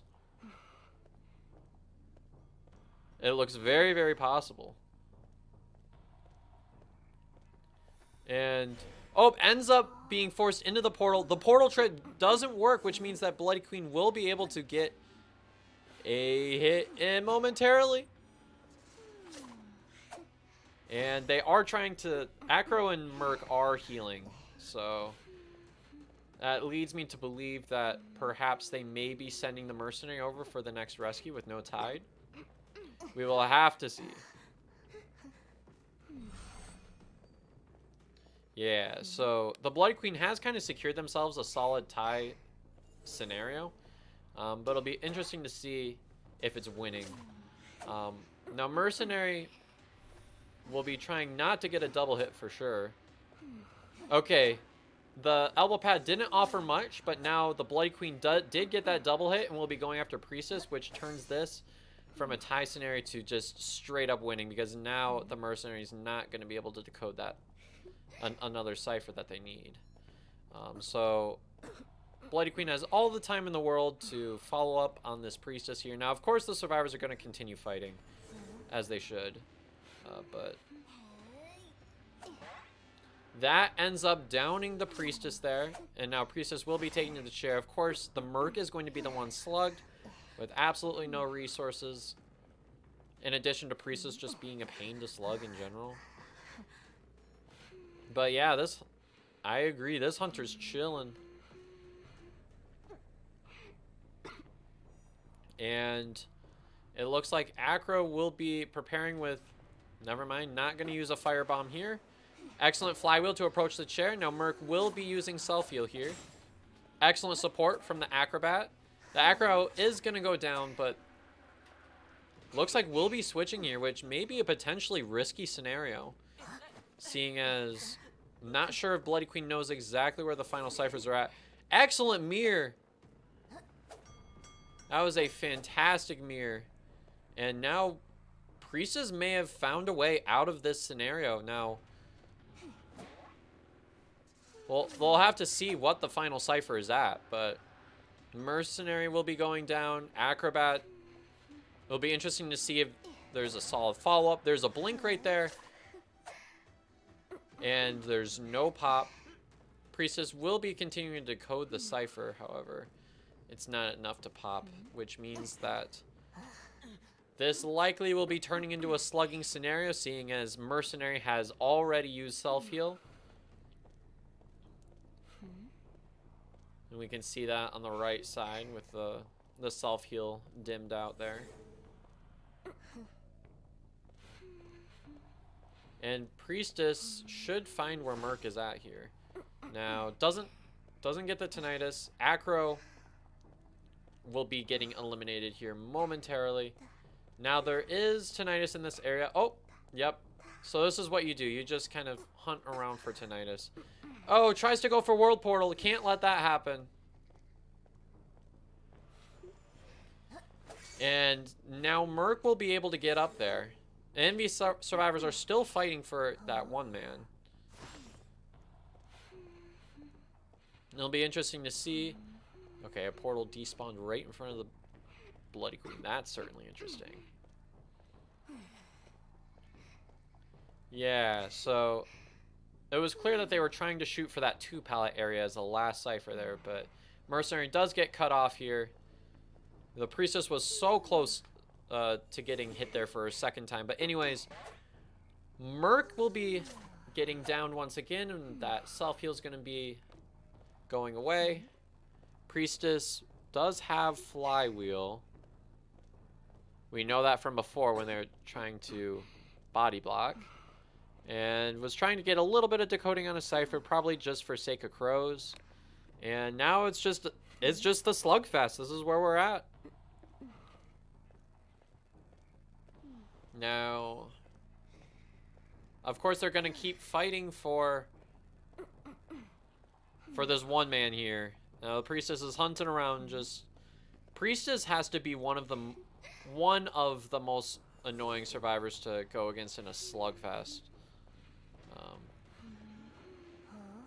Ooh, that is excellent mirror switch right there.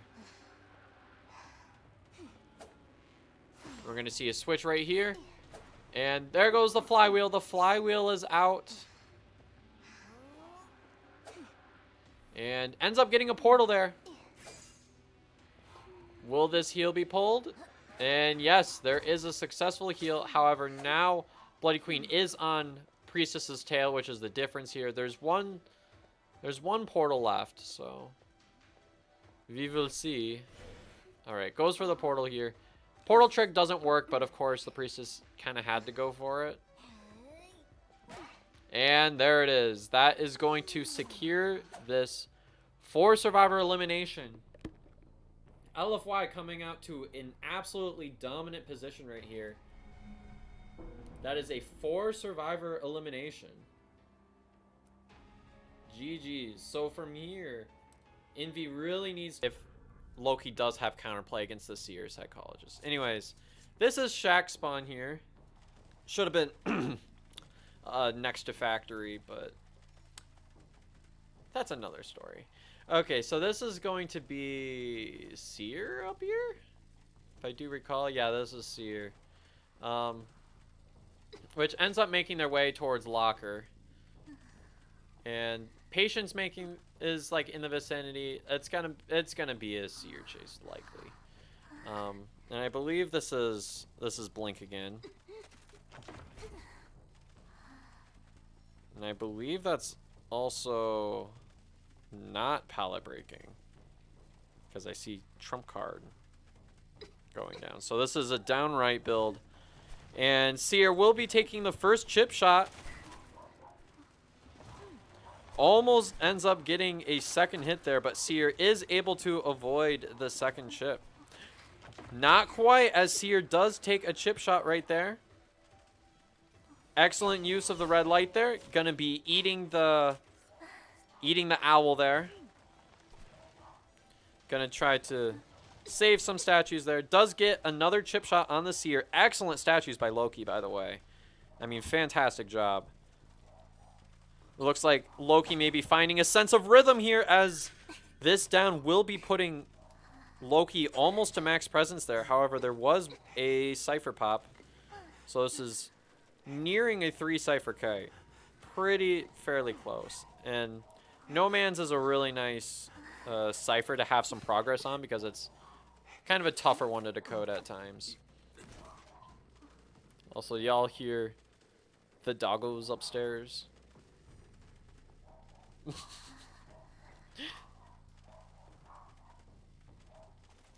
Alright. Also, Rin, I'm not going to respond to that question. I saw it. I just chose not to engage. You hear no doggos? I need to... They're probably barking at the mailman or something, honestly. Okay, Tide gets passed off. First officer, of course, was going to be the rescue there. I mean, first rescue against a sculptor, you send the first officer there. Which actually didn't need to use a pocket watch there, surprisingly enough. Anyways, sculptor is at max presence. And Seer will be making their way to the chair once again. And now from here, Psychologist does use their passive ability. So this is where Psychologist becomes powerful. Is that, I mean, before, First Officer would have been pressurable, if that's a word. However, it's not so easy anymore now that First Officer is not a chip shot away. Now, Patient is in this area. Looks like we'll not be rescuing, though. And it looks like Loki may have found themselves another chase here. And that is going to be a first chip shot. Now, they're working on... They have two final ciphers there. Man, L of Y has been shredding from the shredding these ciphers throughout the process of their matchups with Loki here. Now from here, excellent job evading. Oh, but doesn't dodge the second statue coming from behind, and Patient does go down here. We do see the trump card, which is into teleport, of course. So from here, Sculptor does take Patient to the chair, and they're working on the last cipher. Loki decides to play a little bit riskier. Now, First Officer is in the area. Now, I think Loki is concerned with getting out of the hypnotizing radius, which does actually allow Loki to get that follow-up right there. It was so close to being in a position to potentially swing there. And this will be a down on the final cipher. There are two final ciphers here. But being that there's a rescue, it's likely, yeah, Loki's going to chair in the corner because that will more than likely have to be forced past half. Actually, never mind. Patient does have a hook. Maybe with use of hook, Patient will be able to get that before half. We'll have to see. Psychologists will be making their way to the final cipher that's over in Factory. Patient should be able to get this rescue. It's just a matter of whether it's going to be enough pressure to be before half or not. Ends up finding the Patient early. And fantastic hop right there.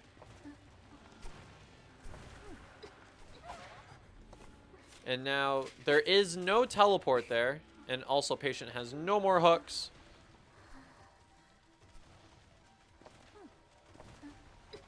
Not quite enough to get stuff. Oh, that was like frame perfect pop. Whoa, that pop was so perfect. What? What was that? That reaction time. Whoa. That was crazy. Good night. That pop was, yeah, that pop was fire. Wow. Oh my gosh.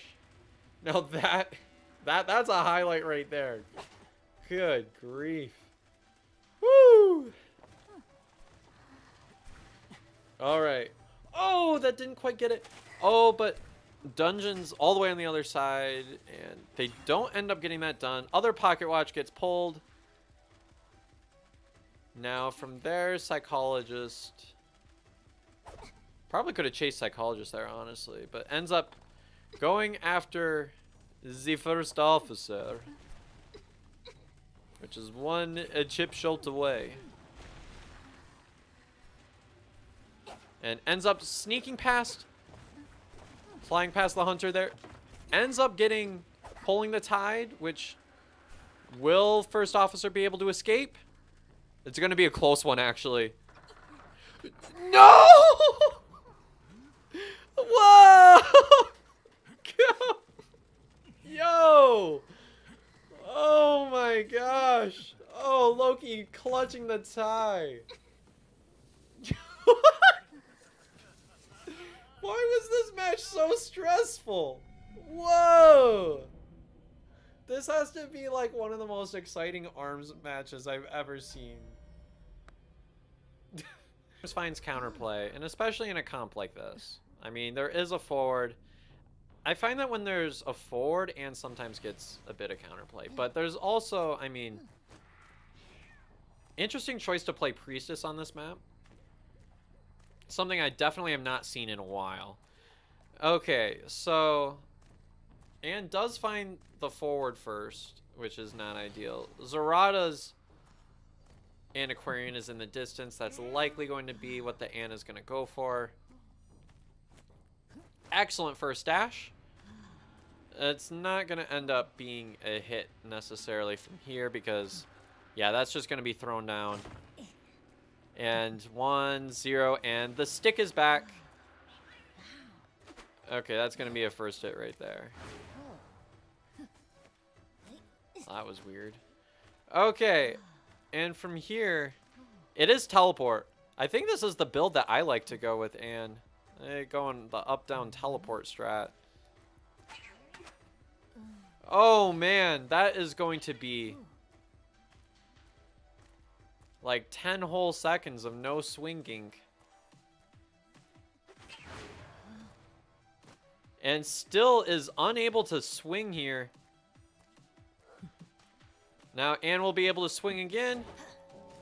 And Antiquarian goes down. This is at 5 ciphers. Now, tough thing is, I mean, forward's right here. And of course, you know, forward can't go for that stun. Not with the cats around. That's the thing that Anne is strong against. Anne is, if there's a strong harassment comp, which this team there definitely is, I mean, they can really, Anne can mess up harassers if they go wrong here. Ends up bonking here. Now they're going for a double rescue here. And it looks like the hunter may not have been expecting the double rescue, but ends up getting the hit right there. Excellent job by the thief getting that body block, allowing Zarada to keep kiting here. This actually may play into the hunter's favor, though. Okay, so thief goes down. Envy's playing very risky in a way that they are almost cornered into doing. Because they really kind of have to go all or nothing here.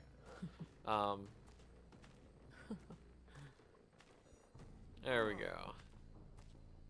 And forward does have football, so we'll probably... Never mind, we don't see that come out. There we go. Excellent job there. And this will be a successful rescue. Yeah, get out of that radius. Now, Thief's right here. Thief should be using flashlight here. I mean, no reason not to. Successful stun right there. Cats will be back momentarily. Decides not to vault the window, interesting enough. And that's going to put the Thief back on the chair. Decoding does seem to be a little bit behind from here. There's exactly half a football remaining. And now...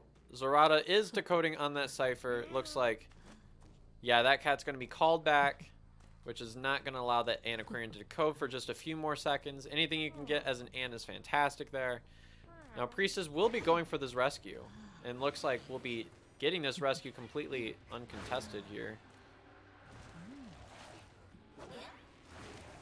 Ends up getting stalled to the point where that almost goes through. Excellent flywheel. And Priestess does get the body block. That's going to allow Thief to get to World Portal. Now, the thing is, the mirror image disappeared. The portal was short enough. It was a short portal.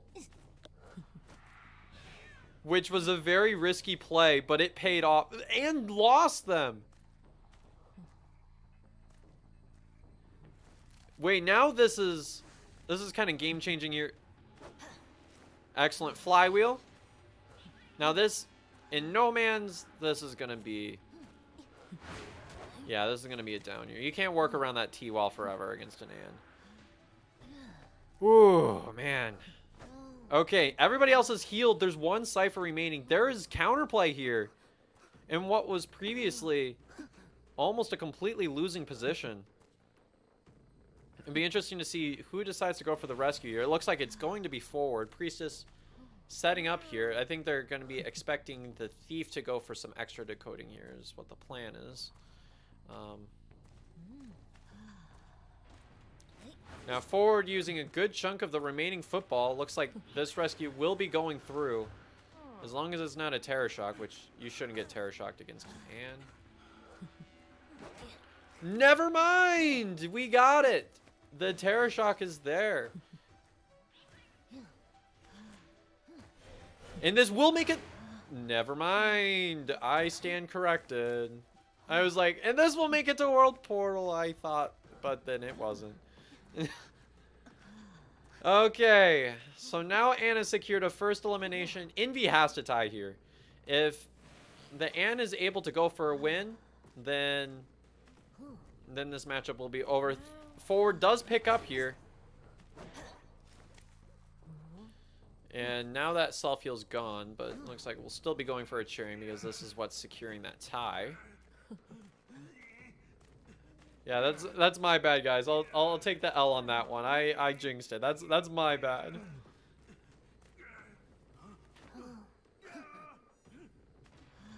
All right. I was saying that they shouldn't get Terror Shock to it because she does have a relatively large wind-up. You can see how she goes all the way up, and by then you should be able to react to it. Now 3 survivors are up and should probably just play for a tie here and then just bank on going for points in round 3. However, the survivors are in a position where they should be able to get a tie and secure this into the next round. But yeah, forward's going to be making their way to the middle, which is both where Dungeon's at, and leads away from the gate. Stuns long enough, forward goes down. Now there is a teleport. Going to be playing this for a win, it looks like. Excellent flywheel. Not quite a down here. Thieves, of course, going to be using as much flashlight as possible. And that's going to be a down right there. Yeah, that's crazy. Okay, so now Thief gets put on the chair. That's an elimination. There is World Portal over there, so we'll see if these survivors are able to play for a tie here. Now, if Ann is able to get another down here, it's game over. GG's. Play over. Which it looks like may be the case. World Portal's gone. Forward is injured. Now forward has to go for... This is going to be a very, very tough place. If this ends up going down, then Envy will be eliminated here. We'll have to see. And that will be a down on the forward. This is all that Ann needs right now. And it looks like the forward will be going down. And at this point, they're going to be going for a 1 survivor escape. Congratulations to LFY. We will see them Thursday, which I believe that matchup's going to be happening at... I need to look at the bracket. I think we're going to make it 6 and 8 o'clock. Well, this was certainly an exciting stream. You're sensing a terror shock. Don't jinx it for the competitors. Alright, so from here, kind of making the way over to the middle broken area, which is where the Antiquarian was. Antiquarian's doing a nice job rotating out. Stops to decode a little bit, but yep, Antiquarian's nice and early and working out of this area, and we're going to see... Excellent mind gaming by this clerk. Almost gets a swing early. Does get the hit. So now Antiquarian's going to be going through this church area. Now, the really tough thing about this scenario is that the dancer is in this area. And I believe that was a window recording, so we'll see if that comes into play as well. Antiquarian's making their way to an area that doesn't have any windows, though, so it shouldn't be too much of an issue. And we have a pause. What's poppin'?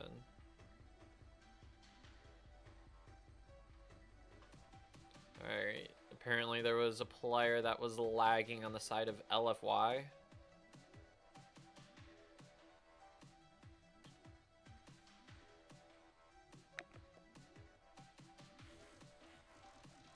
So as soon as, I mean, looking at kind of this scenario here, Antiquarian was hit once very, very early, and I mean, you really do have to kill a clerk in the early game to really do anything against her, because her late game is just so powerful. She's able to get an early down, she's able to really capitalize on it.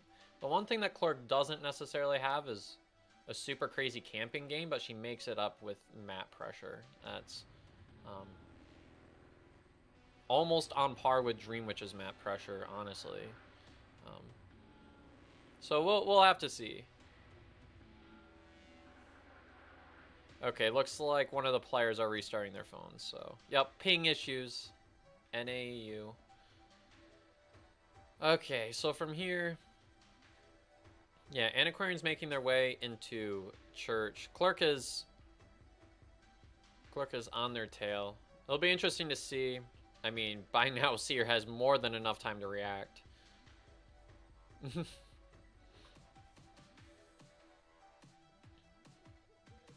So as soon as we get the restart, the match will continue on as expected. And Antiquarian does have like half of the stick left, so it's not like she's in a particularly fragile position here.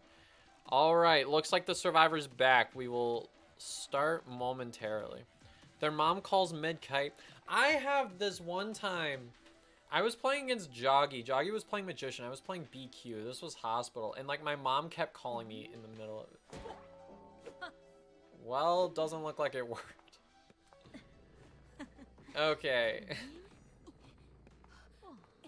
Okay, Antiquarian's back. Okay, so Clerk is in a very nice position here.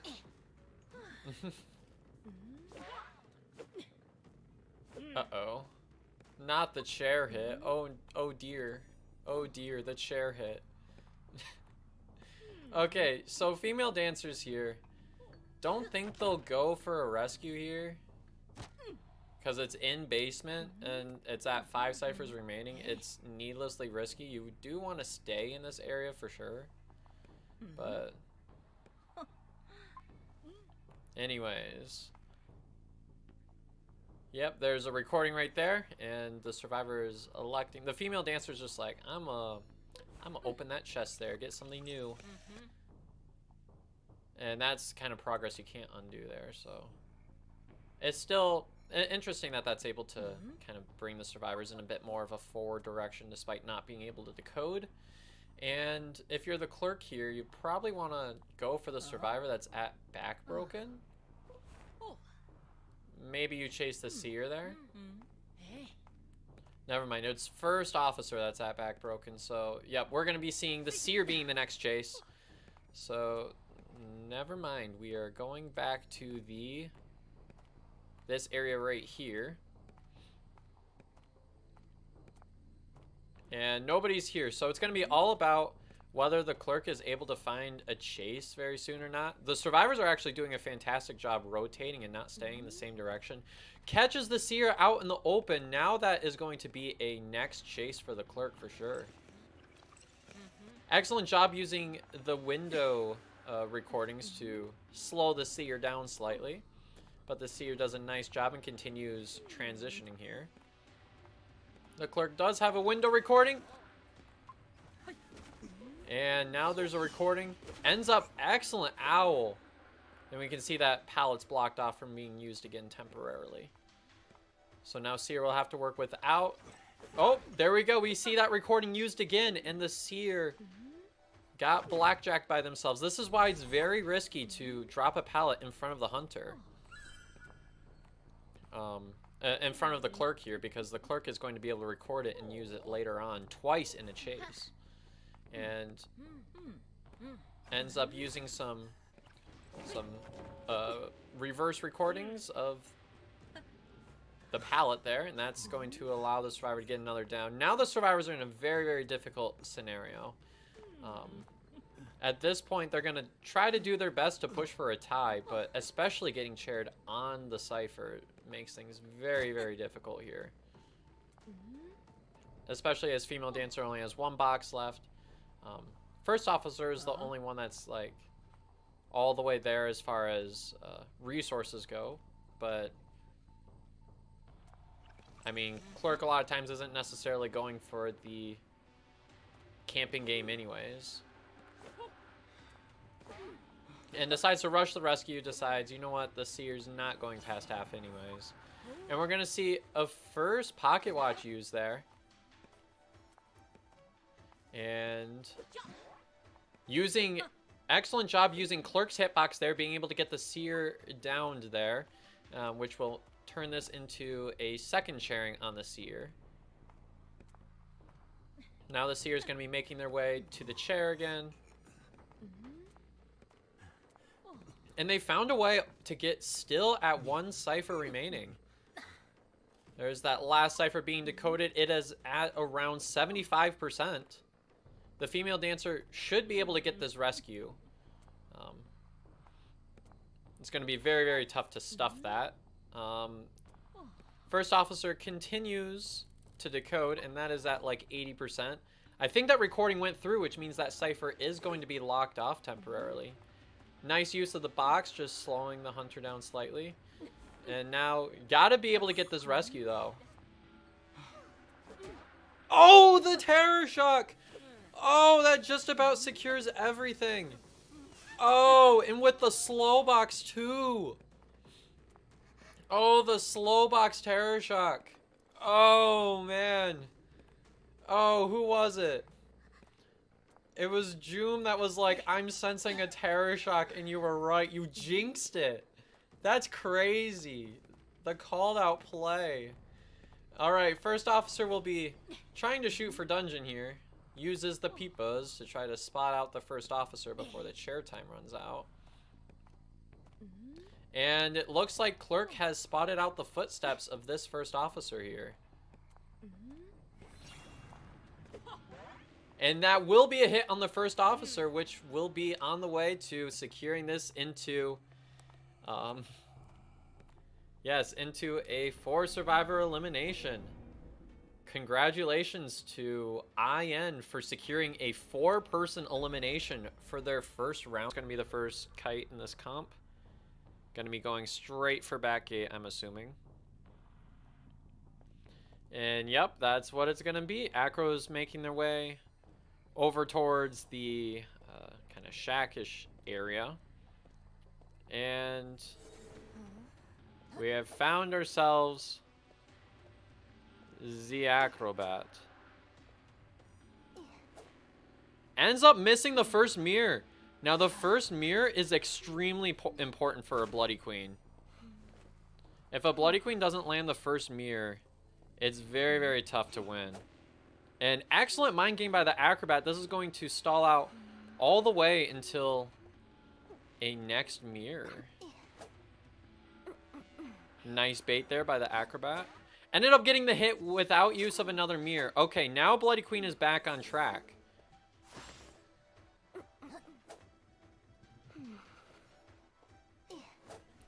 An excellent job by using a Seer Owl there. The Seer Owl gets pulled out. So the Bloody Queen still isn't completely behind here. Because that would have just... Uh-oh. Ah, the lag. Why is the game laggy tonight? Alright, so the Bloody Queen's still on time. Bro, this is... Oh my gosh. Yep, that's lag. That's certainly lag.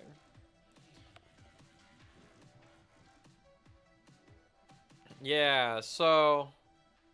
Ooh, looks like they're back.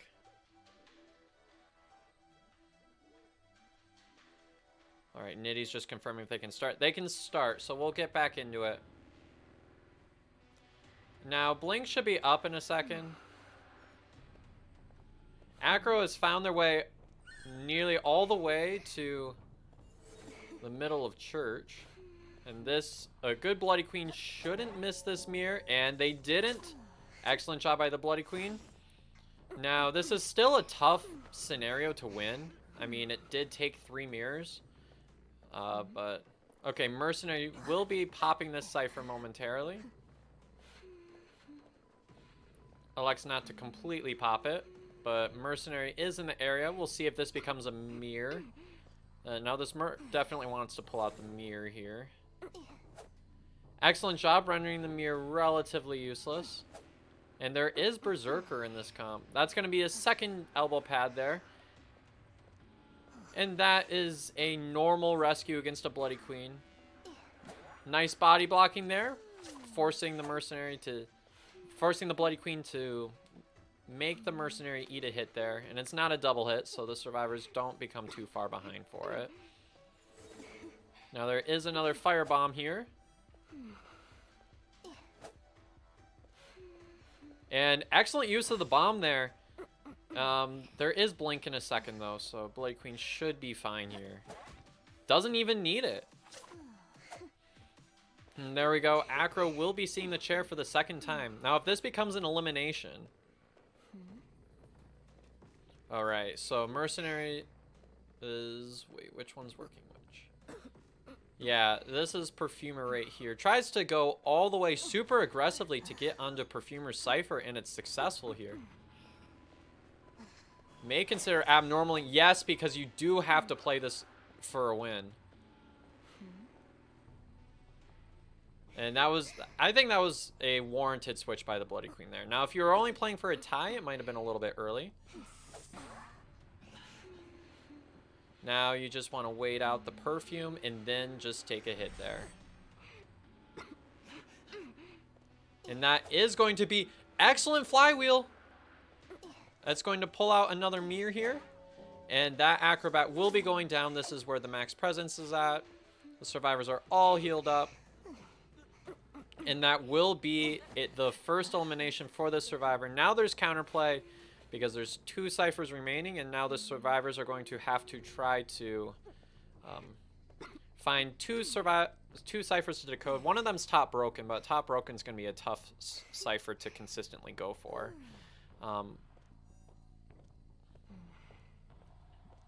And, yep. Bloody Queen's hanging around top broken, but Tinnitus is no longer here. Gonna be able to mirror Graveyard momentarily. Alright, finds the Mercenary here, which is not necessarily what you want to find. Excellent dodge by the Mercenary there. Gonna be forcing out the switch. Ended up going a bit aggressive with that mirror there. But excellent job by the Merc here, using middle broken to their advantage here.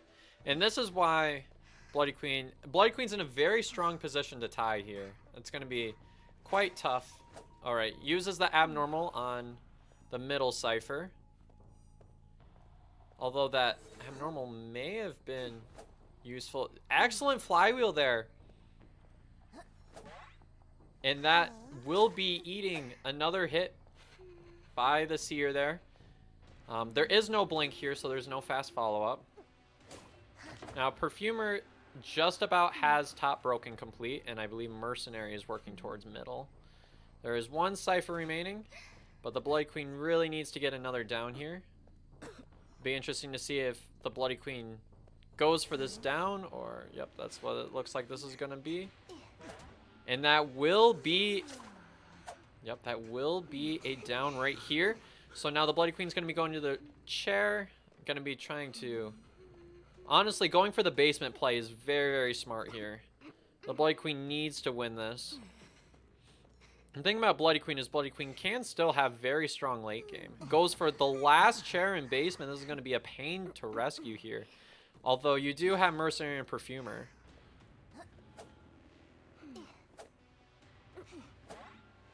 Alright, excellent job by the mercenary, kind of juking out the first couple of hits.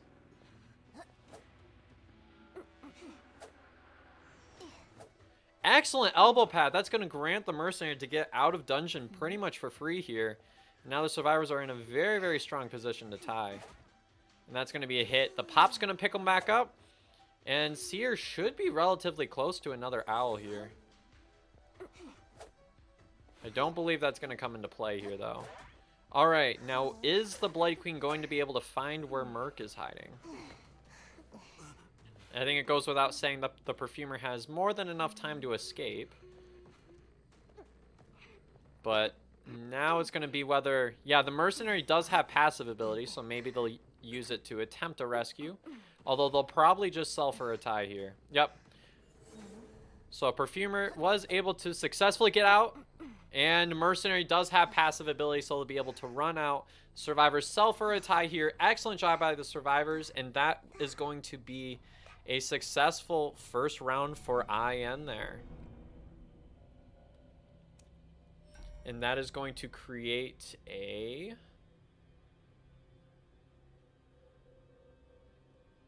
That is going to create a 7-2... That was like, I don't know, some weird diamond shape. Okay, Mechanic ends up just placing bot right away. Let's see if Clerk goes straight for the Survivor or after the bot and decides, or just doesn't see the bot there. And it looks like the Mechanic is using Windows.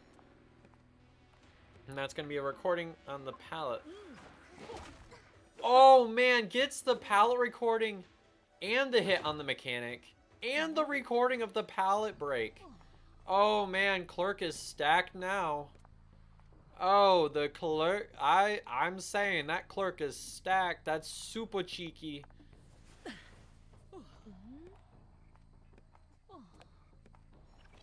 Oh, and the window block. Oh, Mechanic really went for... Just got it down relatively early there. Now the Clerk is actually in a very solid position. Now, the Mechanic going down early may not be awful because, I mean, bot's still out to decode. Oh, man. And that's a nice recording on Acrobat there. And Forward is in the area, so this, no matter what, Forward should get a rescue before half. Oh, wait, blink, blink, blink, blink, blink. Maybe. Oh, we almost... Okay. If there was a blink, maybe there was a stuffing chance, but a double hit is still fantastic. It's going to be a double hit in just a matter of time. Oh, and that was a misplay there. And that's going to be getting Clerk towards... Okay. Decides to leave the Mechanic alone and just share the Acrobat. Interesting decision. So, allowing the Mechanic, yeah, Mechanic's going to be taking a barmaid drink there. I think this was a risky play by the Clerk. Huh. And now, barmaid's going to be the one going for the rescue. Because going for the double hit on the Mechanic would have secured a lot of things for the Hunter. But there is max presence on this. Good recording, good recording. Should probably just get a hit on... Oh, that was so close! Oh, that was almost the terror shock that the Hunter needed. And barmaid will be drinking that off. Welcome to IDV, where alcoholism carries the match. Excellent window mine game there by the Clerk. And there is a recording. Acro will be just finishing that off, and Acro will be seeing the chair for the next time. Opts to go for this chair, which is relatively a little bit tougher to camp as survivors are able to approach from the back. Alright, so there's a survivor getting close to the chair. This is Acrobat going for the rescue. And from here...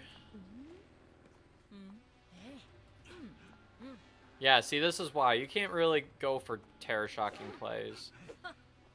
Not a super easy thing to do. Acro decides to jump out of that area because they ended up kind of stuck. And from here... Acro might be body blocking. Never mind, not a successful body block. And... It almost looked like it was... Never mind, what am I saying? Blink, there's excitement there. I had my other monitor blocking the trait. It's been excitement this entire time. Okay, so from here, 2 ciphers remaining. 1 cipher remaining. I mean, this is where Clerk is most powerful anyways, so it says 1 cipher remaining, but also, I mean, the Hunter still has plenty to work with. I don't believe there's a whole lot of progress around. Nice getting... Notice how this Clerk is getting recordings and just storing them forever. Yeah, look.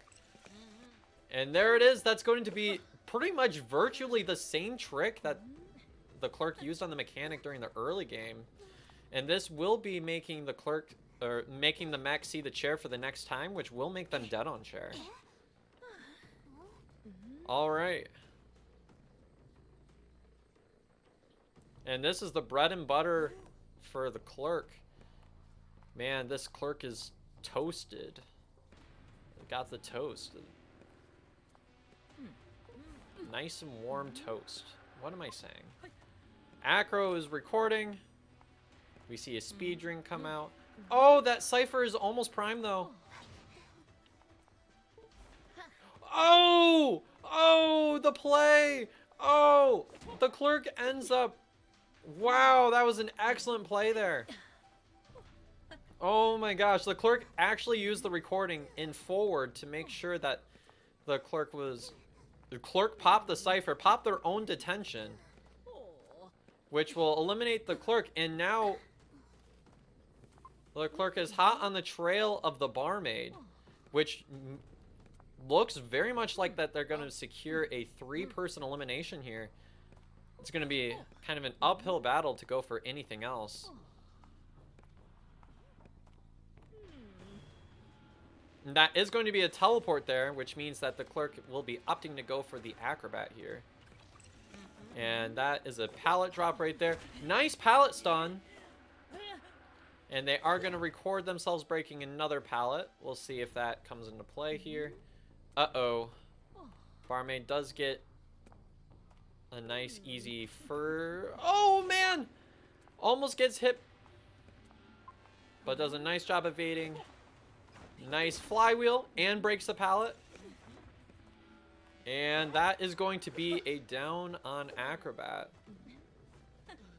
And now that gate is locked off from the barmaid there. And I believe the barmaid will be working on the gate if possible.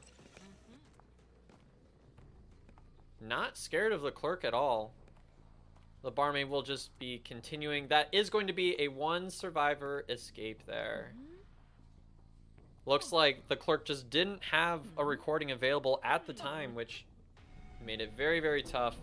And that is going to be a 1 survivor escape, like playing Dreamwitch. I was thinking of making a Dreamwitch guide. That's one thing that I'm going to work on with Val. I have literally a whole script for it. I just never got around to making it because I just didn't have the time. Alrighty, yep, and as predicted, we'll be going after the mech, which, oh, yep, finds bot, decides not to go for it.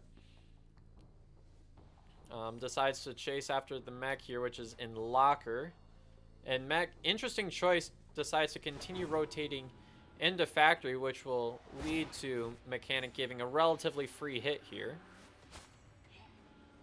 And so from here, mechanic will be cutting in this area. Nice job by the geisha cutting her off from this area. And from here, it's not exactly clear how mechanic would be able to get out of this scenario. There's flywheel. And that will be an early down for this geisha. I mean, you're playing a chase hunter and you're chasing a mechanic. It should be a fairly consistent first down, but we will see. Now, the good thing for these survivors is that mechanic was down kind of relatively in a corner of the map. Decides to go for basement here, which is a very aggressive move here by this geisha. It'll be interesting to see if forward decides to go for a rescue here. Mechanic will be decoding. They may literally just let the mechanic die, but this is going to pretty much secure that tie, at least for the geisha. Especially if they don't go for this rescue. But if you just face camp this, I mean, that's basically a free tie. And it seems very clear that this is at least going past half, which is fine. They want to put the mechanic on the chair as long as possible. But the forward is tinnitus hugging, which makes it so this geisha can't just leave. Okay, and decides to leave anyways. There's a blink. That's slow recovery, and forward will be going into the basement for this rescue. Which may put the survivors in a very difficult position here. There is tide on this. That is going to be a farm on the mechanic. Now, forward should be able to come out of this unharmed. May have to use a little bit of football. Never mind. This is nice work by this geisha, just being able to get that hit on the female dancer, go a little bit aggressive. And that will activate the max presence if mechanic ran just a little bit more in the forward direction. May have been able to avoid giving that max presence for free, which speeds up geisha's dashes. So now she can do things like this and is already in their next chase. Now that is a forward with maximum football, so geisha probably doesn't want to go after that if they don't have to. Forward doing a nice job getting the maximum value out of their football. Almost becomes a hit there. Now there is still like 30 seconds left on that blink, so nice job by the forward, baiting with that window there. And that will be a first hit there.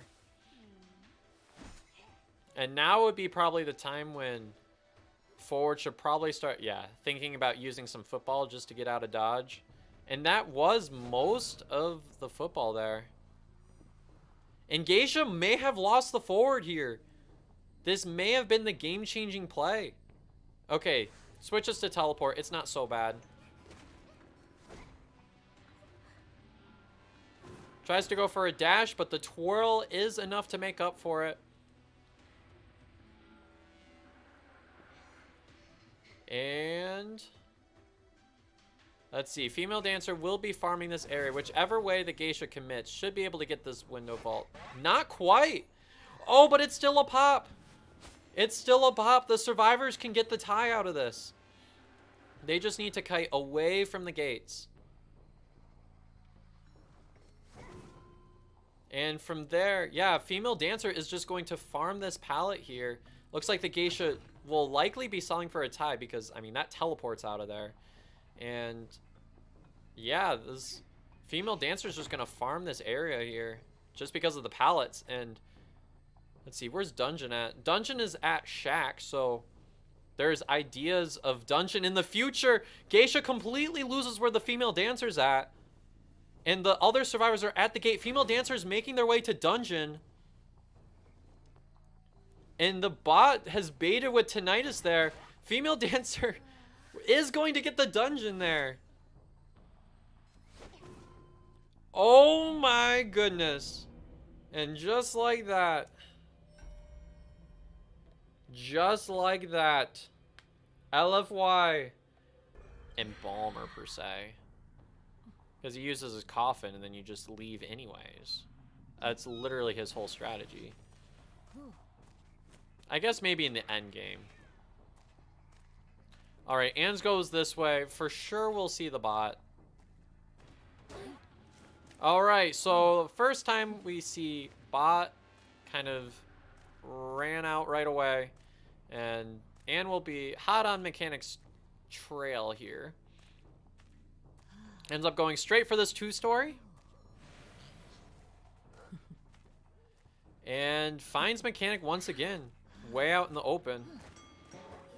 And that is going to be a hit. Elects to go after... This actually makes sense to go straight after the toy merchant here. And that's going to be a hit. Nice and delayed right there. This is excellent and gameplay right here. And that was going to be really tough to dodge. And that was a pretty consistent blink. Maybe unnecessary, but it made things a bit more guaranteed there. And Forward wasn't in the area to harass, so this is going to be a down at 5 ciphers remaining. Now, they did heal up the mechanic. A good chunk of bot is up, so... Decoding is about as far behind as you could ask for it to be against as an Ann. Let's see if Ann gets a whiff of where the Forward's at. Now, Ann actually may be able to stall this past half. That is very possible.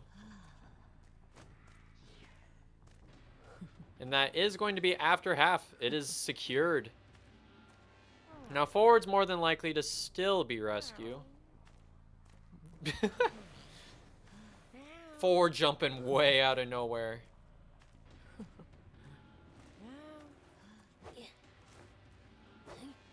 Oh, I saw what Ann was going for. I see what you were going for there.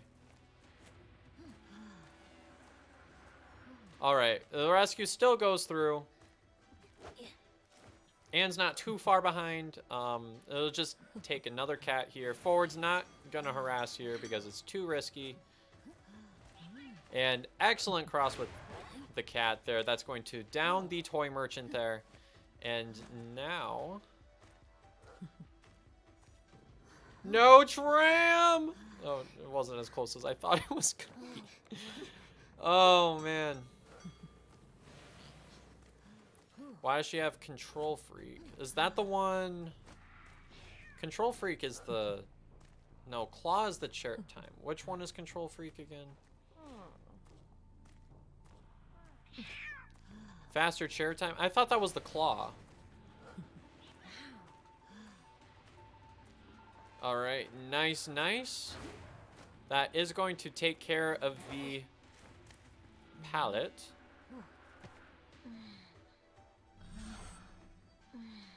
And from here, that was a nice long stun from Forward there. Going to be continuing to chase after Mechanic. This entire cat will pretty much be used catching back up to the survivor. Gets back on Mechanic's trail here. Bot is pretty much eliminated here, so there's like no more progress there. And I believe Blink is active. I think. Yeah, Blink is active. I have to look down every time I want to see the trait. There it is. Mechanic will be going, and we'll see the teleport switch, which I think is completely warranted in this scenario. Just to eliminate like 50 seconds off of that cooldown. To maybe have it prepared for the late game. And Patient is the one kind of in the area.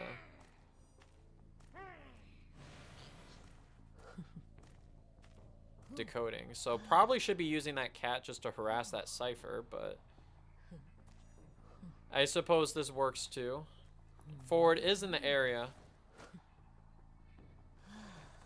Now will Forward try to dash here and get a secured down while he still can? Alright. Mech is dead on chair, so if this hunter finds Mechanic again, these survivors are going to be in big trouble.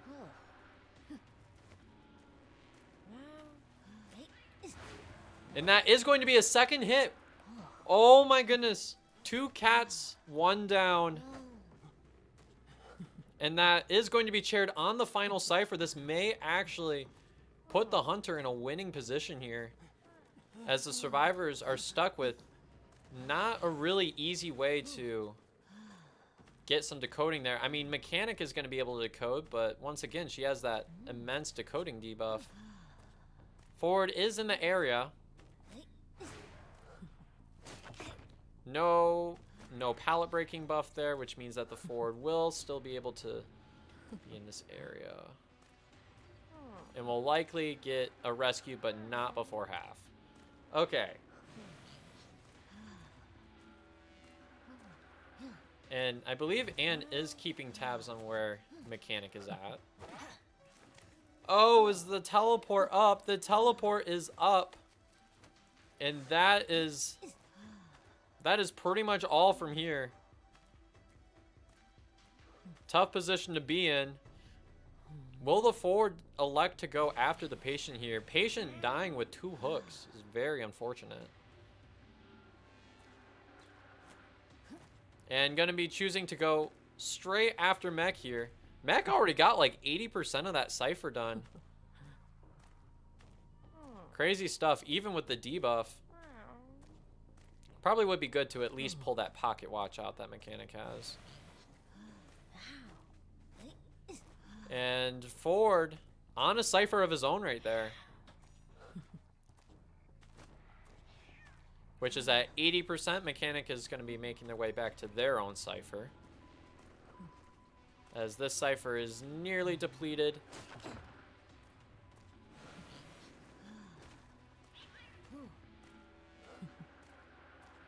And that is going to be a pop right here.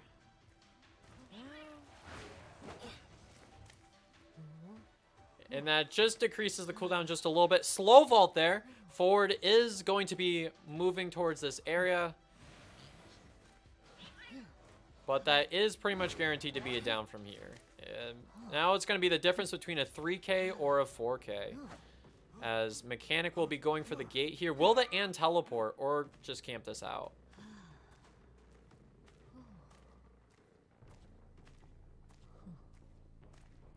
And it looks like that is going to be a 1 survivor escape. Now, both sides have chances here. Alrighty, let me do some quick math here. That's a 3K, which makes this a... Okay, so from here, where's the Mad Eyes go? Mad Eyes gonna be... This is the map to play Mad Eyes on too. Oh, we've seen some consoles. Yo, he actually plays Mad Eyes. Look at this. Look at these fast moves. Look at him go. He is McZooming here. He's making sure that he's trying to lock off all of the consoles possible. And all right, now the Mad Eyes should have an idea of where everyone's at. Probably will chase the Mechanic here. Just because it's kind of standard for Mad Eyes to need to go for a chase here. But anyways, nice early chase on Mechanic here. And there's been a pause. Kevin had to pause.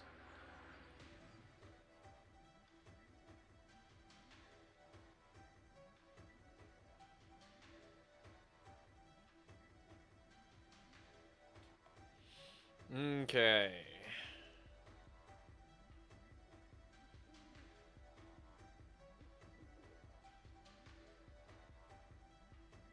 Okay, looks like they're ready to go. No tide. There we go. Okay, so Mechanic is in this area. Almost a first hit. That was so close. Almost could have been reactable there too. Decides to drop the pallet there. This likely will lead to a next hit as long as... Okay, flywheel gets pulled out. Good blink. Good blink. And that almost could have locked off that entire area there. But anyways, Mechanic is kiting over around this area. Interesting choice not to go straight for the pallet. But Hunt has been farmed. And that is going to be a down at 5 ciphers remaining. Getting it down this early is huge for a Mad Eyes. And we're going to see Mad Eyes try to go for some capitalizing, seeing if he's going to be able to get any chip shots, which unfortunately is not able to. That actually is a really good chair in that corner there for Mad Eyes. It's kind of trappable, but Anyways, Mad Eyes decides to go all the way over here to prioritize being next to the Cypher. Which is another valid strategy, but this is going to allow the Gravekeeper to claim that Cypher. And continues pressuring in this area. It is very tough to play Mad Eyes against a mechanic, I will say. Decides to block off the chair here temporarily. And Cowboy decides to go for a lasso here. Alright. Drops. Doesn't quite get a hit on the Cowboy. Now Mad Eyes definitely wants to get as much presence as possible as quickly. Oh, the lasso! Mid-vault. Kevin putting so much pressure here.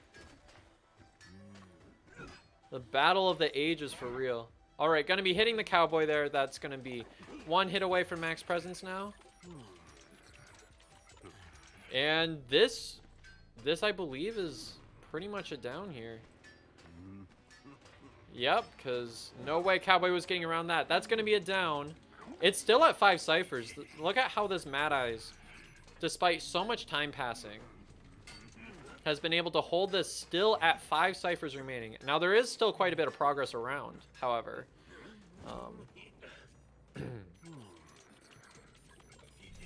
Still putting so much pressure on all of these ciphers. Oh, I think that was a full down. That was a full trap. That was a full trap.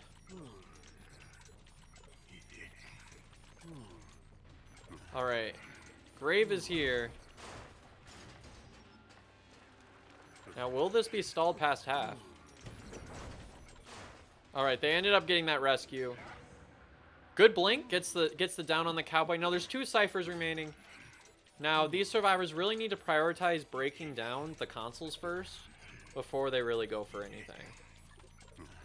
That's the way that the survivors find their way into an endgame, is they have to play things nice and slow against a Mad Eye. Sometimes survivors get too aggressive, and see Gravekeeper's going for that right now. They need to break down the consoles.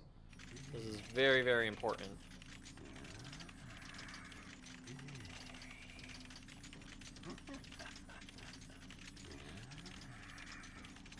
There we go. And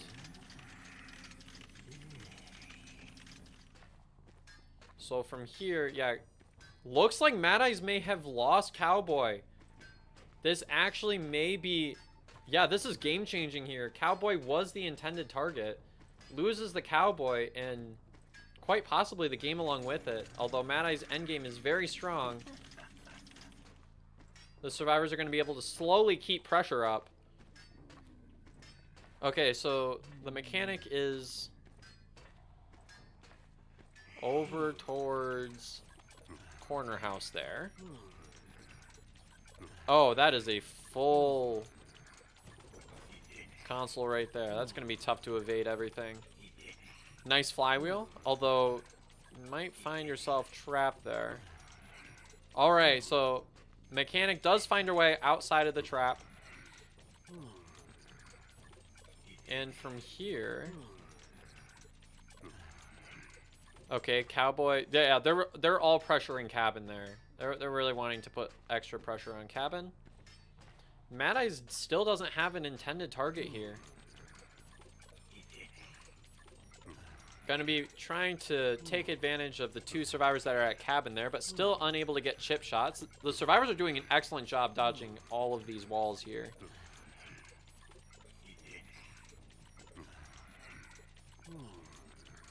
And that is going to be another chip shot, which eliminates the passive ability by the Psychologist. That's going to be an excellent hit on the Cowboy. Cowboy is almost down here. Now, Gravekeeper will be working on the second story now. Any survivors that have played against Mad Eyes know that in order to... Why did the Psychologist just eat the damage in front of the Mad Eyes? I guess that gets Cowboy back up. And they decide to pop. Everybody is at max health here. And the Mad Eyes does need to get a 4K, which is a near impossible scenario here. So from here, yeah. The survivors just have to play things very nice and safe here. The survivors are kind of almost got trapped there, but they're all going to be going for the other gate there. With the energy system, it's going to be very tough for the survivors to make their way outside of the gate. Okay, so Mechanic is in this area. There's no detention here, so yeah, this is a near impossible situation for this Mad Eyes to overcome here. We'll see. We still have to believe in the Mad Eyes. Just gotta believe, as they say. Alright, that's a first hit on the cowboy. Can't let the grave escape. Can't let it happen. Okay, that's gonna be opened. And the psychologist will be finding their way out the gate, which does secure this win here.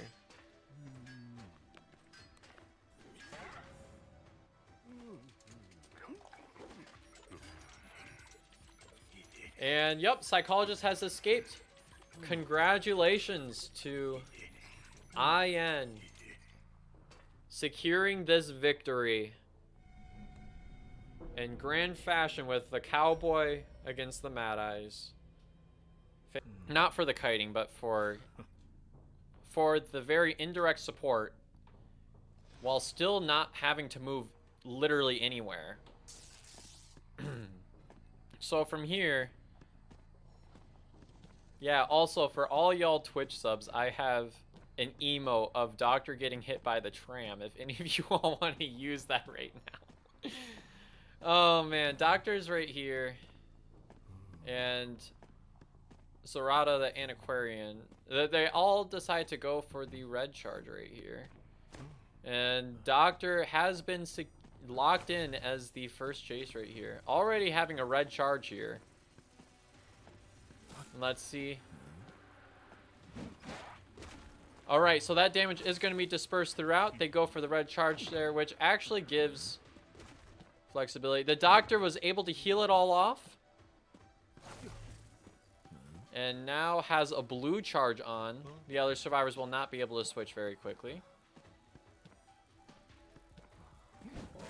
Oh, nasty.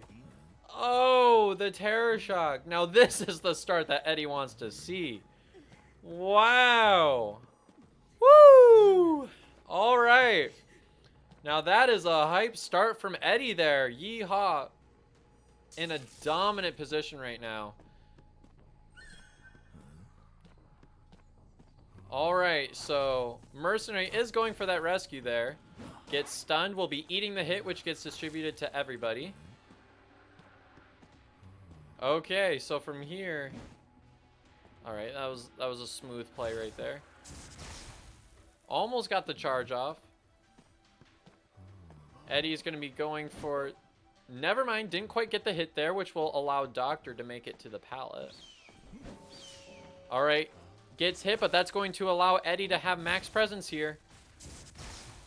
Nice evasion by the Doctor. There is a blue charge already on the Doctor, but if you see, the other survivors are working on tanking that for the Doctor, which I believe will set them above half anyways. And a hit to any one of those survivors was just equal damage for all of them. So the Doctor is able to transition, but the Doctor will be working on self-healing some of that damage. And we're going to see that doesn't quite work out.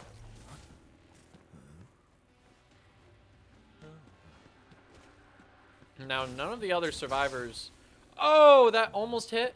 All right, none of the other survivors have blue charge, which means that that Doctor will be going down here. It's going to be a next sharing. Now, there is quite a bit of decoding distributed throughout. And yeah, that's going to be a sharing on Gray's Cypher right now, which is the Seer. And now it'll be interesting. They do send the Antiquarian to the rescue, which I think makes sense in this scenario. Now, they're going to have to go to that that sharing quick if they're going to be actually going for this rescue. excellent rescue from the antiquarian there. Wow, that is a perfect rescue. And that is going to be a hit eaten by antiquarian there. And there's a blink. Surprisingly enough, that wasn't quite enough there. And it looks like they won't be, like, wasn't quite a body block there. But the doctor ends up going down, which definitely benefited Eddie there. And from there, Eddie finds themselves in quite a strong position, especially because Hermit a lot of times is banking on the late game.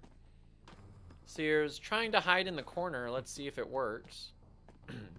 Tinnitus gets activated, so Eddie knows that the Seer is in this area. Ends up finding the Seer. Incredible vision right here. Gets that damage dispersed once again. And we're just seeing how that 1.2% damage is very, very effective. All these survivors are getting moved past half here. And that will be another hit. Seer is barely being kept alive here by the damage dispersed by the mercenary here. There are 2 ciphers remaining. And the other 2 survivors will be working on healing if possible. Seer will be downed here.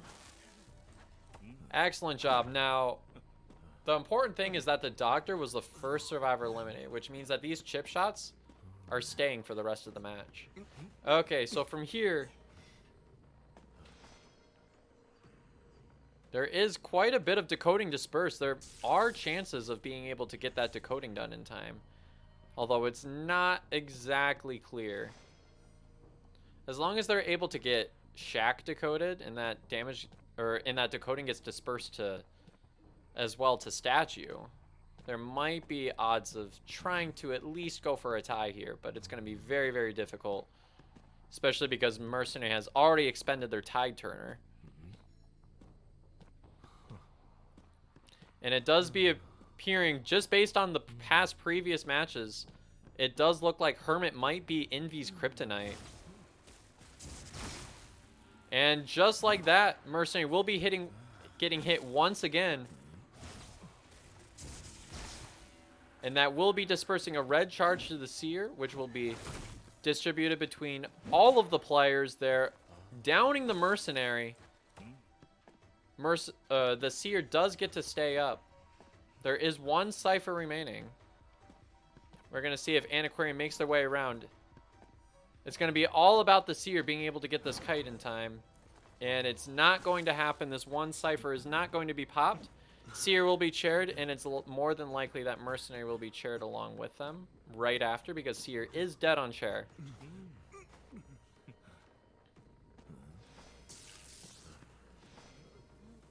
Yep, and just like that, the final 3 ciphers are all connected. Mercenary does still have self-heal, and the Antiquarian will be moving out.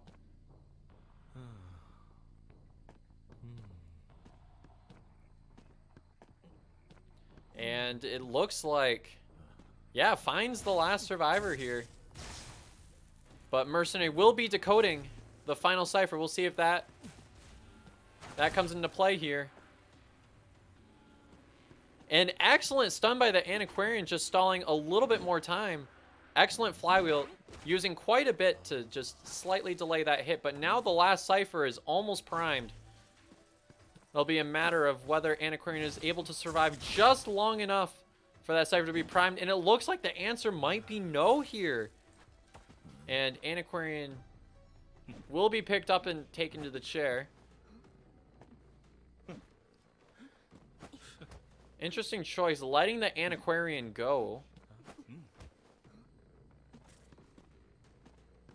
And is that cipher primed? What's this play? Okay, they're gonna pop. Eddie did have it down and could have taken to the chair. But now 2 survivors are up, and if they go for opposite gates, it's kind of tough to see how Eddie is going to turn this into a 4 survivor elimination now if they go after the opposite ciphers. They have opposite charges as well. Whoa! Look at that. No, that was from the top of hospital. You can really get anywhere. Okay, there we go. It looks like the survivors may have odds of getting one survivor out the gate there. Mercenary's gate is at like 40%. Yep, 40%. Probably pushing around 60 now. Mercenary will be able to escape the gate here for sure. And teleport will be... Never mind, that's Blink. And I believe there's no trump card there. So, just like that, that is going to be a one survivor escape. Excellent job by Envy still getting the stop there. But, of course, getting a win on Hospital does put your team in a very, very solid position here. So, we're going to see how... So, Wax Artist does spawn right in the middle. Or, what am I saying? That's not middle spawn. Right here, you see where Female Dancer's at. That's probably... Okay, that's not first chase here. Wax Artist is like, no. We're not gonna deal with that today. No. We're gonna be chasing Antiquarian here. Tries to get a little bit of wax on the Antiquarian. Doesn't quite work out. Does get a little bit of wax on the Antiquarian, and excellent jump through the Hospital here. And we're seeing it's not an up build. Just maintains that wax on the Antiquarian there.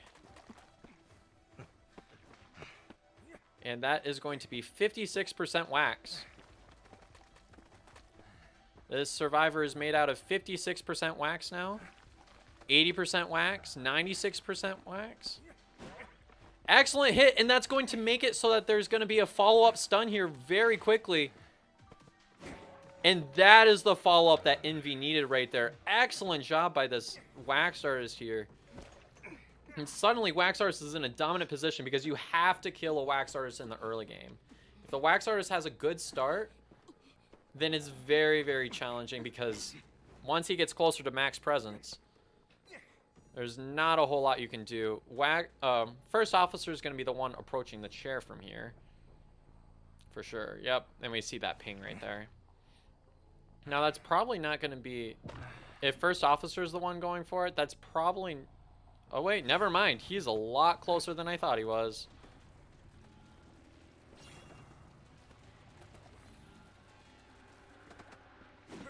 Oh! The Terror Shock! That was nasty! Oh, no! Oh, that was gross! Oh, the Terror Shock on the First Officer. Now, that is a rare scenario right there. What a misplay. And going for the no attack recovery. Gets the farm on the Antiquarian. Still probably would have been best to leave the First Officer on the ground, but this still works. I mean, it's still completely winning. Chooses to heal up the First Officer here. Now, Female Dancer is way out of dodge. It was a really good play by Antiquarian to be able to at least, through all of that, still be able to rescue the First Officer there. Now, First Officer is completely healed. And suddenly, it's not necessarily so easy. I mean, you found the Female Dancer, but there are 3 ciphers remaining. Blocks off this area. All right, and just like that, this should be the end of Female Dancer, and it is. And that is going to be a cheering directly on First Officer's cipher. Excellent job. And this is looking more and more like a 4K here as the match continues, with the Wax Artist being able to get map pressure despite not necessarily being a map pressure oriented hunter. And First Officer does very much have to get this rescue this time. Can't get Terror Shocked a second time. Nice job. It's just a farm. It's just a farm.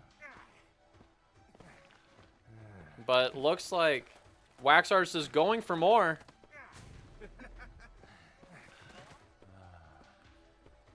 And Waxars will be getting the double hit here, which actually makes this very distinctly winning now. Now you don't even have to go for female dancer there. Wow. All right, so first officer finds their way to the chair, and Indian is in a very dominant position here.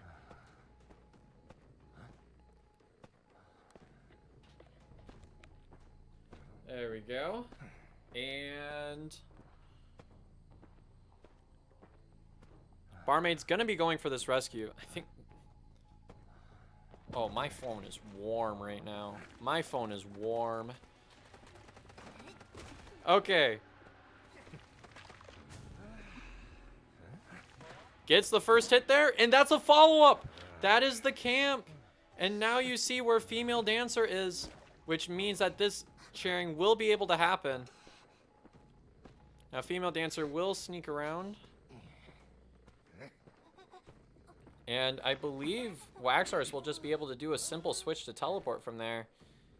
There it is. That pretty much secures everything. We're going to see a quick twirl.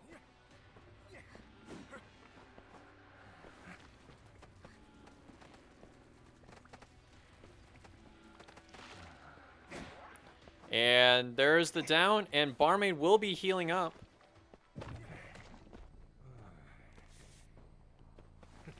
So that heal will go through, and that pretty much secures the 4K here.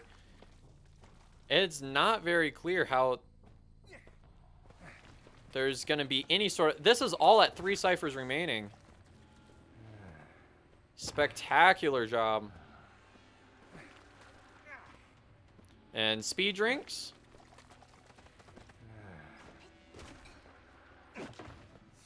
Probably will be going for a max presence hit here in a second.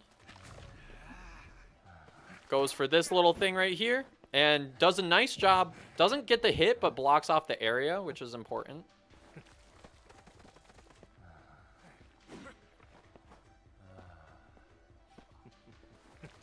And from here, Mus1cMan has actually run out. So that was an interesting ending there.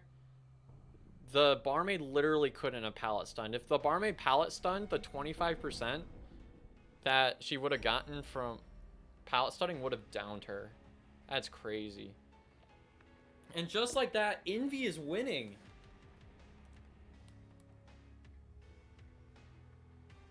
So that is going to be a 3 to 7. Wait, no, 3 to 6 point lead for.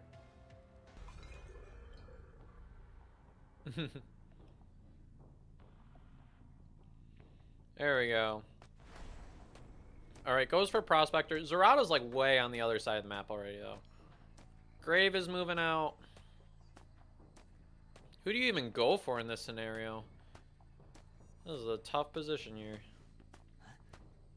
Okay, so Seer's right there. Alright, so this is going to be locking Seer into the first chase. No! Oh, this is exactly how last match started. Yo! The second terror shock. Yo! Eddie's first chases are hype. Yo! That's crazy. Who keeps manifesting in these terror shocks? I think this was the same player that terror shock last match too. I feel so bad now. I feel so bad. Alright, Grave gets a rescue. It's probably double hit, honestly. Oh, no, the shovel's gone. Ouch! Oh, this hurts. This hurts to see. Alright, hits the priestess. Okay, maybe they get to World Portal. Looks like they get to World Portal. Is this even enough counterplay? Alright, there's Blink. Nice Blink by Eddie. And Owl's gone for nothing.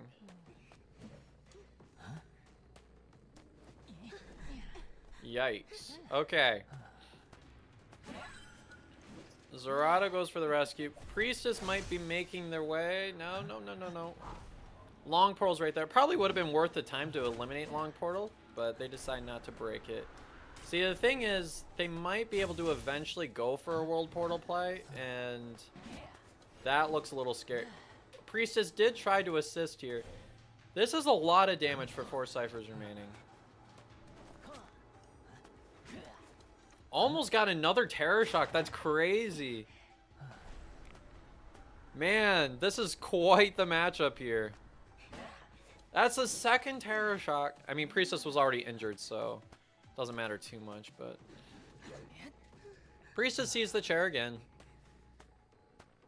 And Zerata's not gonna harass here, which makes sense. Honestly, does anybody rescue? Okay, Grave has already dug, so we know that Grave is the rescue.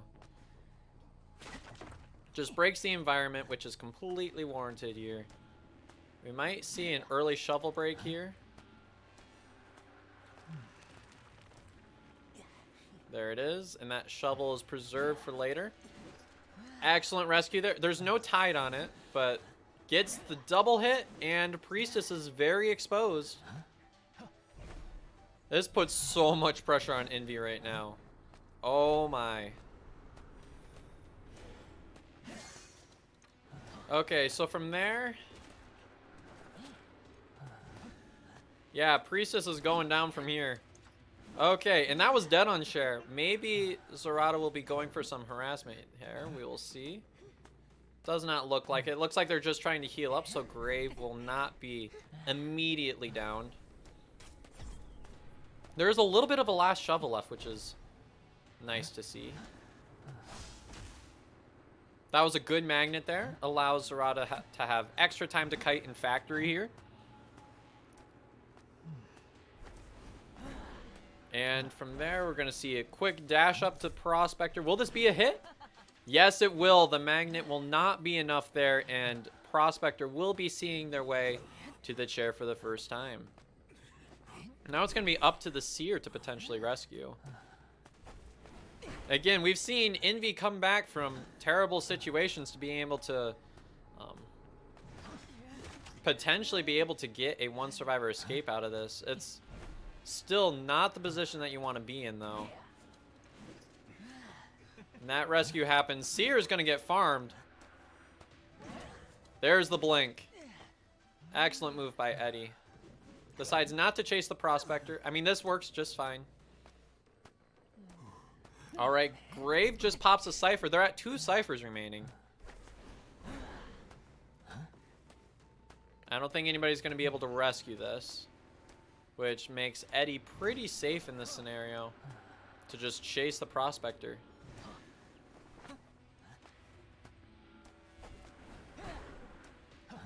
And it looks like Grave might be going for it anyways. I mean, I guess if you're the survivors, you got to go for what you can, and it didn't work out. Grave is forced away.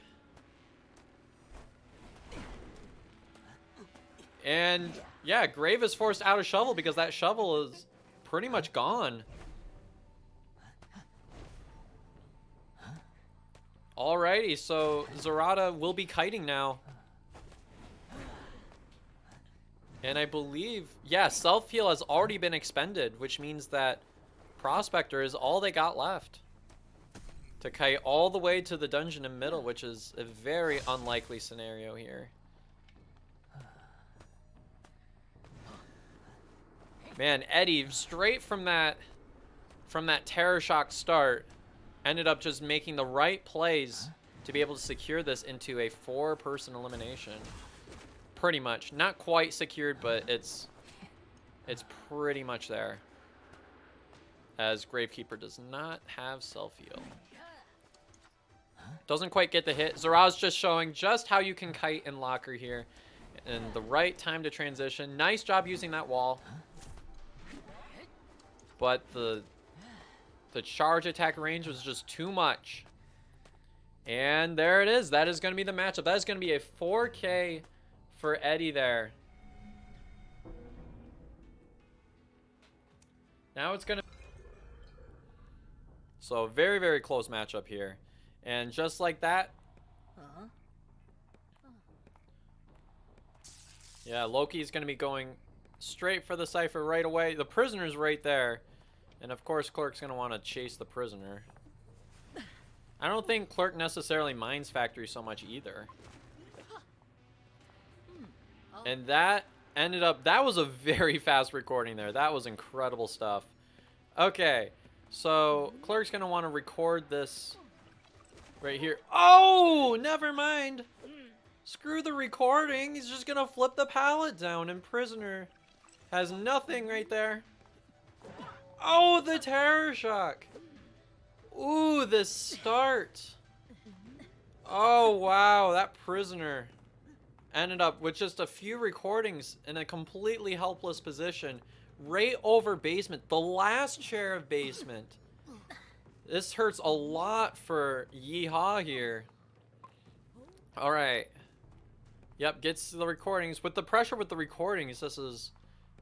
A good Clerk is not going to throw this situation. And Shadling attempts an approach, but of course with Wanted, you're not going to be able to go very far with that.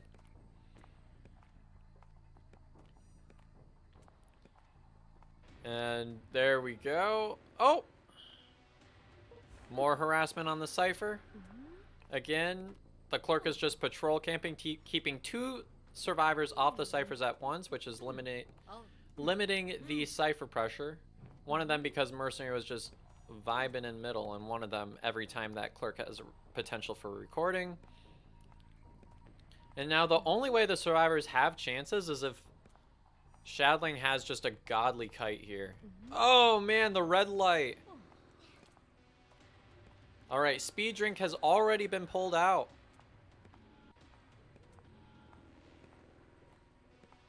And that is going to lead to a first hit here.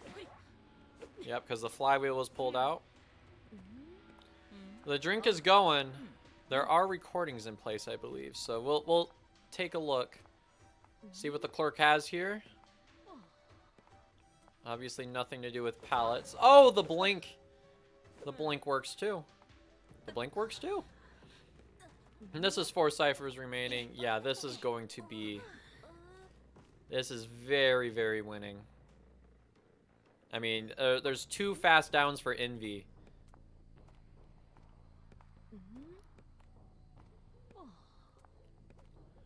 There we go. And just like that, Mercenary will be attempting a rescue here. Let's see. The survivors are still fighting. They're still going to put up a fight. And excellent rescue by the Mercenary. Maybe it didn't quite go for the double hit there, which probably would have been ideal for Loki to get there. Barmaid's still going to attempt to kite here. Gets a recording of that pallet break there. And gets that pallet drop, and just like that, Barmaid will be seeing the chair once again. Excellent, excellent job. And from here, there's, yep, records that cipher. And Mercenary may potentially be going for another rescue again, which will likely lead to the Mercenary being downed again. This is all at 4 ciphers remaining. Dungeon hasn't even spawned yet. This may be one of the toughest recording matches that we've had this entire tournament. Alright, so the dungeon has just been revealed to be next to Shack. And that will lock off the cipher there and give the Clerk a recording there, as Barmaid continues attempting to kite and stalling time for the rest of the survivors.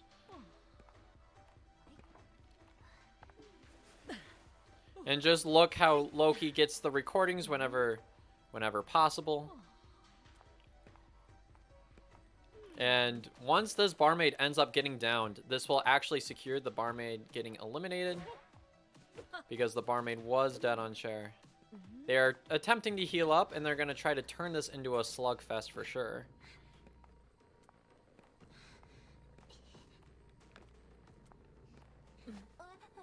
And just like that, they are... Merc should be healed up. Yep. There we go. And ends up using some of the reverse abnormals, little abnormals there. Excellent use of the pallet recording. And ends up just leaving Merc with 1 hit of damage. And that's going to allow the clerk to chase the entomologist in peace here. As Mercenary decodes with a decoding debuff.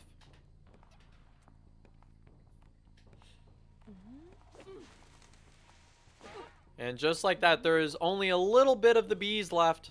Not very many bees remaining.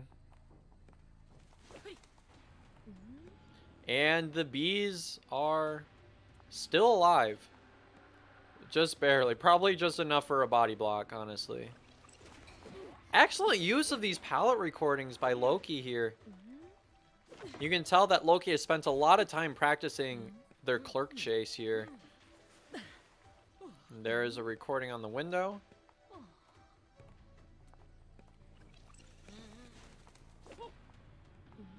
And look at that, the bees will prevail.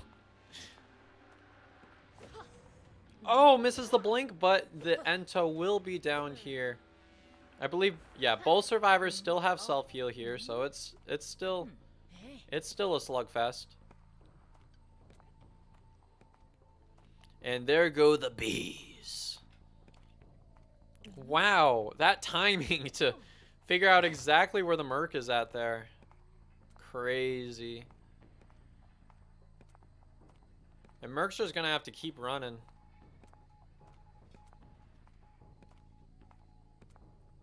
And just like that, Clerk still has a significant cooldown, but Trump card's still active.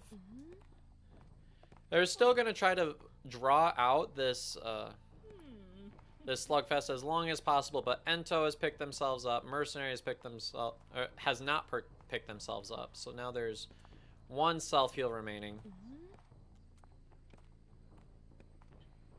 And Mercenary is just chilling on the dungeon for now. Oh, Mercenary has found a syringe. That actually significantly helps the slugfest there. Because if Merc ends up nearly priming the heal, if Merc can evade Tinnitus, the syringe will help make it so that the Merc doesn't reveal with crows. So you just have to leave long enough to... Never mind, just go straight for the heal. Which means that crows will still be an issue here.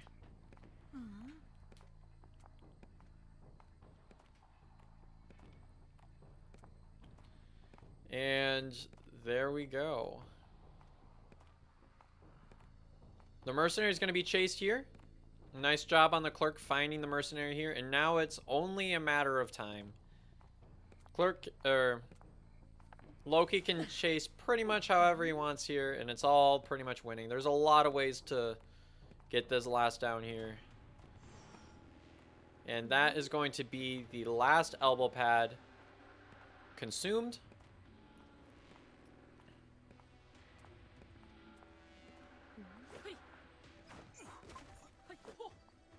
Didn't quite... Oh, actually did get that recording on the pallet there. That was... Just barely clipped the ending of that recording. Made it, like, literally snap. That's crazy. It, like, snapped down. It was, like, perfect, like, 2-frame thing. Alright. That pallet moves so fast. Oh, wow. Okay. Well, that's going to secure the 4 survivor elimination for Loki. And from here, everything is tied into a 3rd round. Everything is all tied up. I think. Wait, is it? Am I wrong? No, it's not. Envy's still winning, but it still goes to a third round with a 3-point deficit, if I'm not mistaken.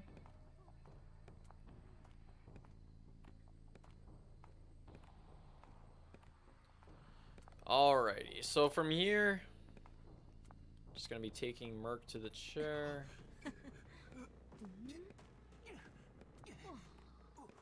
I guess the survivors are just gonna continue playing this out. Isn't Envy winning by 1 point? So the first matchup, well, no, I don't think, because by the end of the first round, Envy had 6 points, and because they ended up getting the 4K, and because it was a 3K during the first round, the score by the end of the first round was 3-6, and these both were 4Ks, which means that there is still a 3-point lead. I can show you all by pretty much anywhere she wants and be completely away. We'll see. This is just the competitive Bonbon skin. I swear every Bonbon that's like cracked always plays this skin. With like no exception. I'm just saying this because this is the one that PPX uses like all the time. Okay, so Shadling's in this area. Shadling's gonna have to kite.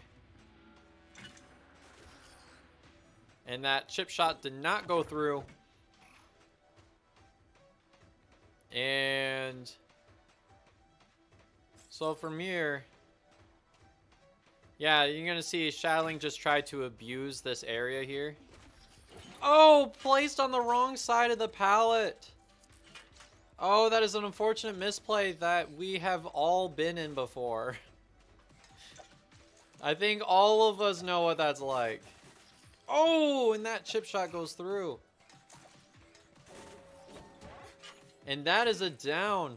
There is passive ability remaining, but wow, that is an excellent spot to be for Loki right here if you're looking to get a win as a Bonbon here.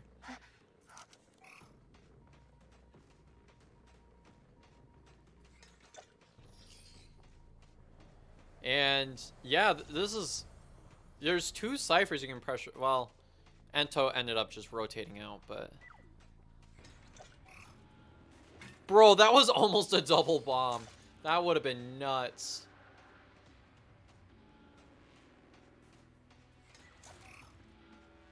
Going for a rescue like this late against a Bon is so scary.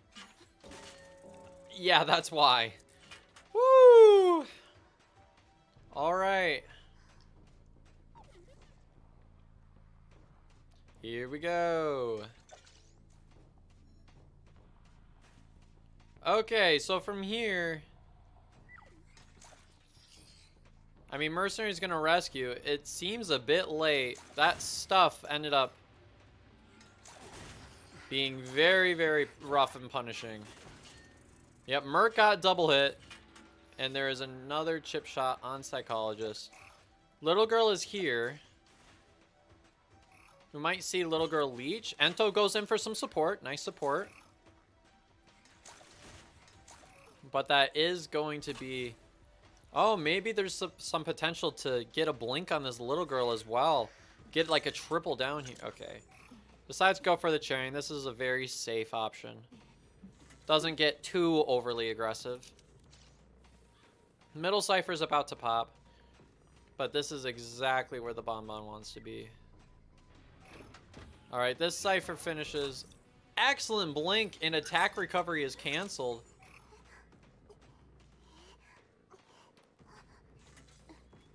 And just like that, the Bonbon appears to have swept. We will see. It's going to be very tough. Now, the survivors, if they end up getting 4 survivor eliminated, I do believe that that Yeehaw is eliminated from here, so.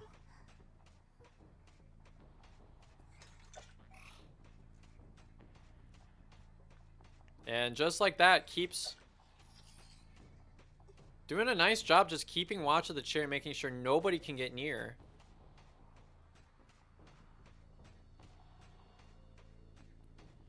And Ento will be attempting a rescue here, but I do not think that is going to be possible. And definitely not Mercenary here. Oh, and that's going to be punished by a chip shot here. Nice job missing the time, or just kind of ruining the time bomb there. Oh, with the flywheel, that was almost a down, but not quite. They're going to try to get out of this area. But Loki has the survivors exactly where they want them. Nice flywheel. And Alice will be trying to kite here. Nice stun. And Loki will eventually just sell to get another survivor on the chair. Now there's 2 ciphers remaining. Depending on the progress on the last ciphers, it doesn't look like there's going to be too much hope here for any kind of a rebound here, but the survivors have to go for at least the 1 survivor escape. Because if they aren't able to get that, then they are just going to be straight eliminated from here. And excellent job by the little girl getting that rescue successfully. They are going to continue working on these ciphers. Little girl's 1 chip shot away.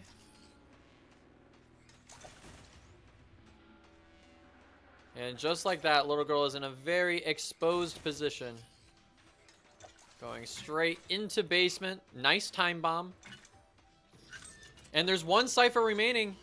What is that cipher at?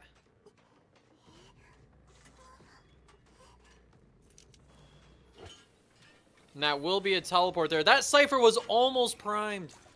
Oh, that was so close. And now Loki is pretty much tied down to this cipher. There is a shot that they might just try to rush that cipher. They're going for another one. But Ento will still just be able to continually put pressure on this cipher.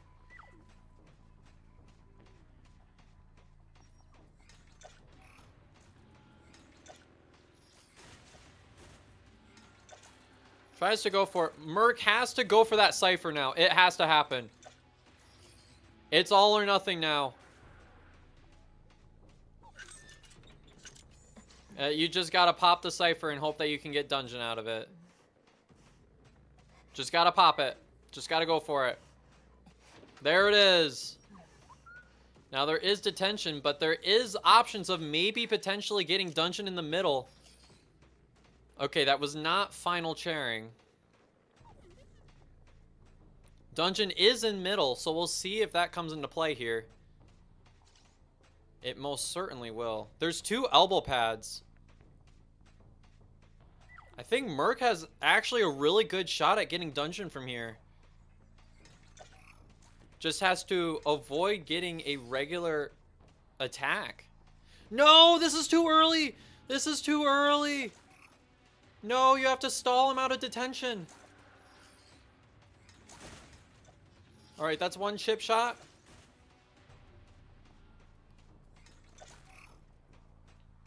You have to stall out of the detention. That's how you got to win this. Oh man. All right, if the only way that this continues is if Mercenary is able to reach that dungeon. At this point, Mercenary really has to go for it. That chip shot almost went through.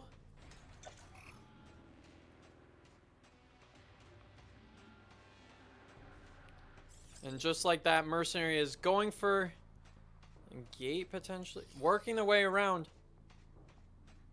If the Tinnitus is lost... Never mind. Loki's still in the air. You really have to just guard that dungeon. This is intense. This is intense. Okay. Mercenary making an approach. Is this going to be the last stand? Not quite. Mercenary is just holding on for dear life at this point. There is 1 more elbow pad, so if Loki ends up Oh, with a little more patience, Loki might have gotten a bit overly aggressive there. Are we going to see? Still holds onto the elbow pad. Oh! Now Merc has to go for it. Oh, man. Does he get the dungeon? No, the attack. Oh, the bomb reaches. And Mercenary is not able to get the dungeon. And just like that, we will be seeing Envy tomorrow, 7 o'clock.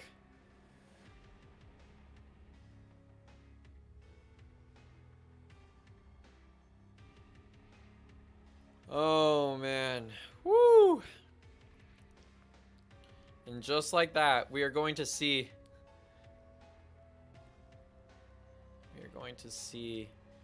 Envy versus IN versus IV. That's not confusing at all. There we go. Okay, so from here, thank you all so much for joining me. All right, round one. This is third versus fourth place. So this is for $25 on the line. First round. Eddie is coming out swinging here, going for getting a single charge in right away, and doesn't end up finding a chase here. And my ping's looking a little bit sus. Alrighty, so looks like Priestess is going to be that first chase there. I think this makes sense here. A lot of times if you end up chasing the Priestess, that's a good option for a first kite. Oh, and an unfortunate portal there. It didn't go all the way through the walls. And already Priestess has found themselves in a very difficult predicament with only one portal remaining. Almost two. And we will not see the portal trick there.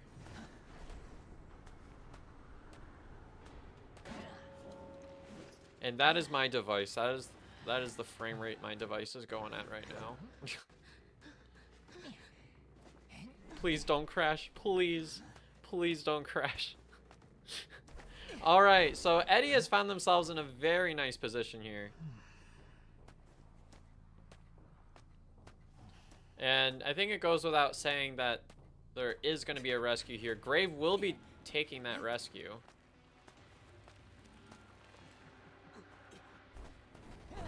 And nice vacuum pulling them away.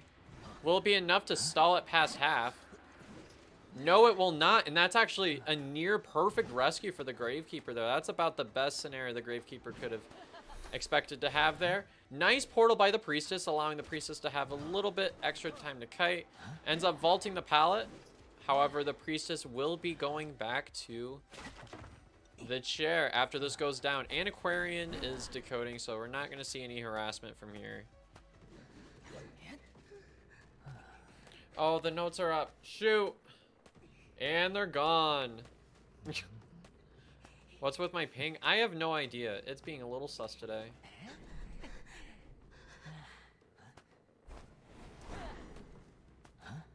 Okay, so from here, we can certainly expect another rescue again. Being that Gravekeeper's hanging around, from this Night Watch's perspective, it probably looks like none of the other survivors have tied here. And that Priestess should be able to be pulled right into the Hunter there. Ends up getting pulled into the wall. Goes for the double hit there, which is going to allow the Priestess to transition away. And now Antiquarian is bound to just make sure that this Night Watch does not have a very easy time getting away from this wall. Priestess nearly gets completely away. Still 4 more seconds until Eddie can make a swing there. Good pallet stun, and now Priestess still has... Never mind, there is a blink there.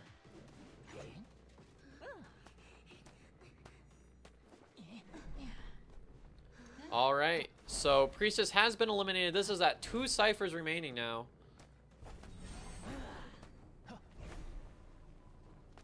And just like that, Eddie has found their next target here, which is the Psychologist. Misses the charge attack once, but not gonna miss it again, and the Psychologist will be continuing to kite. Let's see if Eddie is able to get the follow-up here. There is a pallet in this area. Gets the vault. Doesn't get the speed boost on that vault, but we can see that there is no window block there.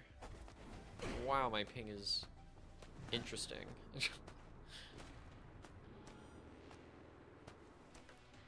Alrighty, so Psychologist does get the vault, and now we'll be seeing the chair here. There is one cipher remaining. Water cool the phone. I literally have not used the phone like all day, and now this is the first matchup. Okay, so Psychologist sees the chair. Antiquarian has half a stick left, and it looks like that will be a successful rescue. There is one cipher remaining, and that's a quick farm, but the cipher is ready. Once again, Antiquarian will be hitting the Night Watch, making sure that Night Watch can't do anything from here. And just like that, 5 more seconds. And this was likely to be a follow-up here. Not quite. Excellent flywheel. The Psychologist is able to get away, and the Antiquarian will be the one downed. Now, if you're Eddie here, you're probably just satisfied going for a tie and hoping that the survivors are able to get something out of here. Also, Zinc, thank you for the raid. Thank you, thank you. This is going to be a tie for the first round, so we can tell this is already going to be a very balanced matchup between Yeehaw and LFY.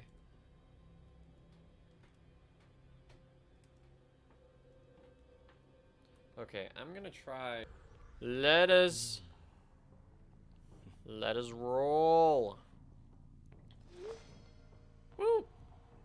Okay, so hooks up some ciphers right away, and Eddie is off to it. Round 2 on Ever-Sleeping Town. Oversleeping Town? Ever-Sleeping Town. And looks like we'll be coming across the this is the Psychologist. Yeah. So it's going to be the Psychologist first. Already gets a charge that's opposite from their teammates, which means that Psychologist is more than likely to take the full hit here. And it looks like Eddie is playing with an up build here. That's going to be a stun. First hit on the Psychologist. That's going to get rid of the passive ability right there. So already a fairly early time for Psychologists to lose their passive, which gives Eddie plenty of flexibility here. And that is going to be another hit there. One more hit and the Psychologist will be down. And that is going to be one shot. Wait, is it one hit or 2 more hits? I literally can't remember. I can't do hermit math. What percent of damage is this again? Okay, so Psychologist will be able to... Okay, Psychologist does tank one more hit. Oh, the tram! The tram out of nowhere! Oh, no! Guys, it's time for the tram emote. And actually, Barmaid's gonna heal the Psychologist up here. That's crazy.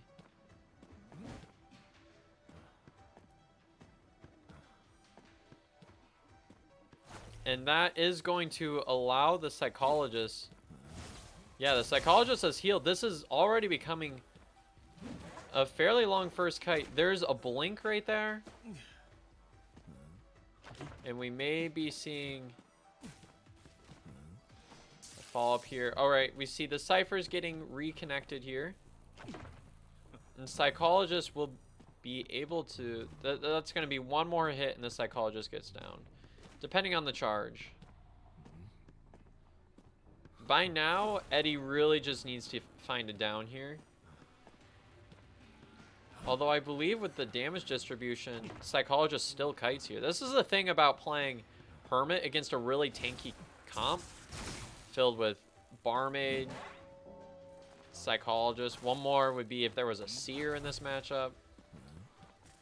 But I mean, Psychologist, it's been a 3-cipher kite, and Psychologist is still able to kite from here. So this is a fantastic start by LFY.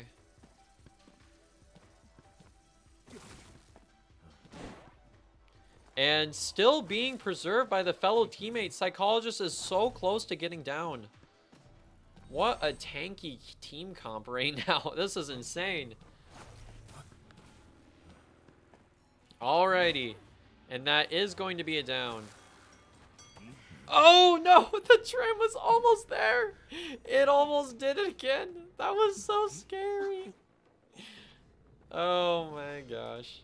Alright, there's one cipher remaining, and there's so much progress distributed.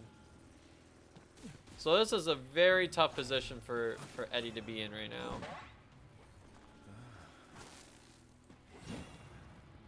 And already, First Officer will be able to get away freely, and that's going to leave the Psychologist to kite. That cipher is like primed.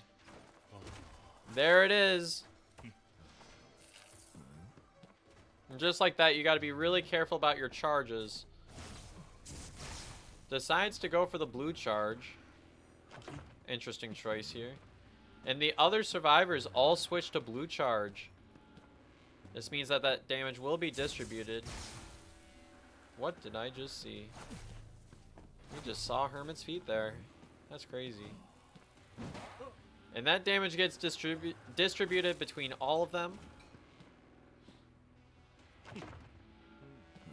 And from here, it looks like Barmaid's getting their kiting in now. Oh, misses the blink. Okay, but the Terror Shock gets it. Man, detention Terror Shock. If that damage had been distributed to the other survivors, that would have been very crippling there. However, the other 3 survivors are all at the gate, which will make this a 3-survivor escape. Fantastic job by the LFY survivors, having a very dominant display here and setting up their hunter very, very well. If LFY's hunter is able to get a tie or better, that kind of front gate cabinish area, and yeah. Yo, this is the skin I used too. Let's go. Alright, so Eddie, or this is Toy Merchant. Toy Merchant is up on the 2nd story. Places a leech right outside the window, which is going to initiate a trapping sequence here. There may have been potential for that window trick there, but elects not to go for it. And just like that, the Toy Merchant did very intelligently evade that attack there. That kind of trap that was being set up there. Oh, no! Oh, and the Terror Shock is real with the leech. Oh, man, this is... Yeah, a Dream Witch is not going to lose a Terror Shocking setup right here. Oh, man, that was a fantastic play by this Dream Witch here. And just like that, the Toy Merchant will be seeing the chair. Places Patroller right away. Finds Eddie all the way out here. And now the Dream Witch is totally fine to just rush that rescue as quickly as possible. And will that be a double hit? It very much looks like it. Eddie ends up getting away. Almost. And ends up getting hit. That's going to be a double hit on the Merc. Good read by this Dream Witch. And now the survivors ended up getting it to 3 ciphers remaining. That is a double hit, but also Toy Merchant does have potential to maybe get some kiting time in. And Toy Merchant doesn't actually see that the spawn follower is approaching, and it looks like this will be a down on the Toy Merchant. And the double tram hit. Casualties on the map.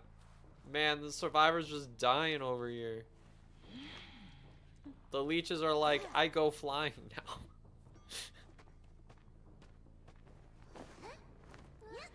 There we go. Okay. Merchant going back to the chair. It was a before half rescue, so. But you can see this Dream Witch. Dream Witch does have the most map pressure out of any hunter in this game. And we're about to see that come alive here with many leeches around. As far as map pressure goes, like, Dream Witch and Clerk have some of the craziest. Did the leech just try to bait the hit there? That's crazy. Okay, Journalist ends up getting a hit there. Yeah, so Dream Witch and Clerk are both very, very good at map pressure. We're seeing that come into play right now. And nice vault by Toy Merchant. This is likely going to be, yep, that's going to be a leech right there. Or a patroller. And just like that. Nice body block that's going to keep the Toy Merchant alive temporarily. And we're going to see the Toy Merchant actually making it in the next area. There are 2 ciphers remaining. And Toy Merchant is the only survivor leashed here. Tries to go for a catapult setup, but it does not work out. The follower was just too fast. And now Merchant will be going to the chair for the final time. Psychologist ends up picking up. And there's a cipher at around 40. And there's a cipher on top of the 2-story. Now, this survivor team needs to keep everybody else alive. This Dream Witch can literally play it safe. And just go for one more elimination. If this Dream Witch eliminates one more survivor, then it is a win. For LFY here. Now, so the survivors are really unable to just get away with selling a survivor here.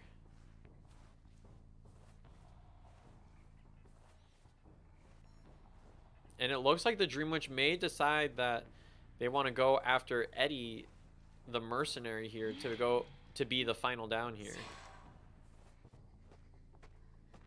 We may see a blink switch here.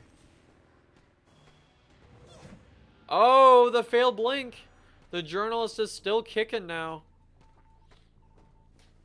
The psychologist is just chugging away at that cipher. The survivors are doing a nice job rotating, making sure that the Dream Witch doesn't have many easy targets here. The thing is, eventually the survivors are going to be kind of forced out of this area.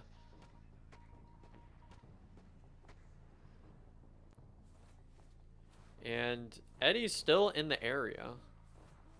There's 1 cipher remaining, and the psychologist just about has a cipher primed. Does have it primed. Now, it's going to be up to the Dream Witch to get at least 1 survivor down here. They need to secure at least 1 survivor down. Now, the survivors need to keep everybody alive from here. It will not work to sell a survivor here. And we're going to see journalists going after the gate. Nice evasion by Eddie the mercenary there. Excellent dodge. And psychologist will be opening the gate there. Successfully does that. The survivors might actually be able to do it. Because mercenary has passive ability.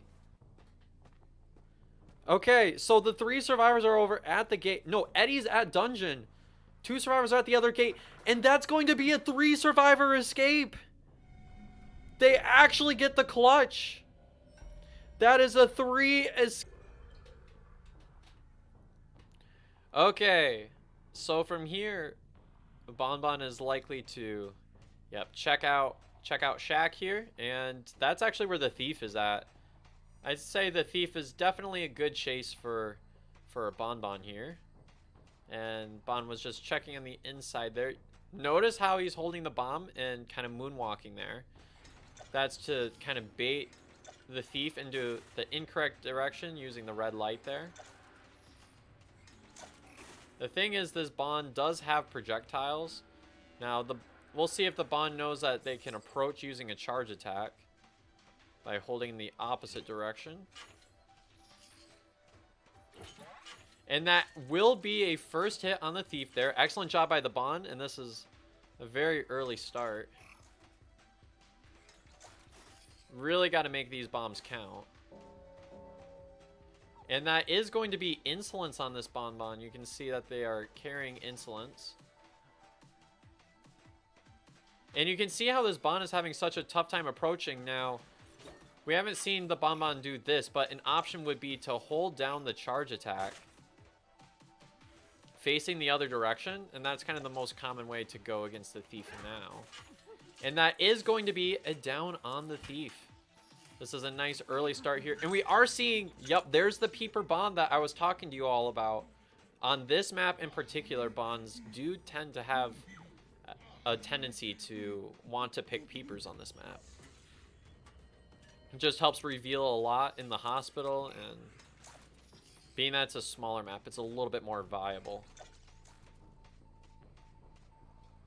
And nice placing the time bomb on the cipher so it's a bit tougher to decode.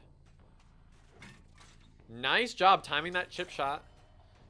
Now, that is a successful rescue on the thief.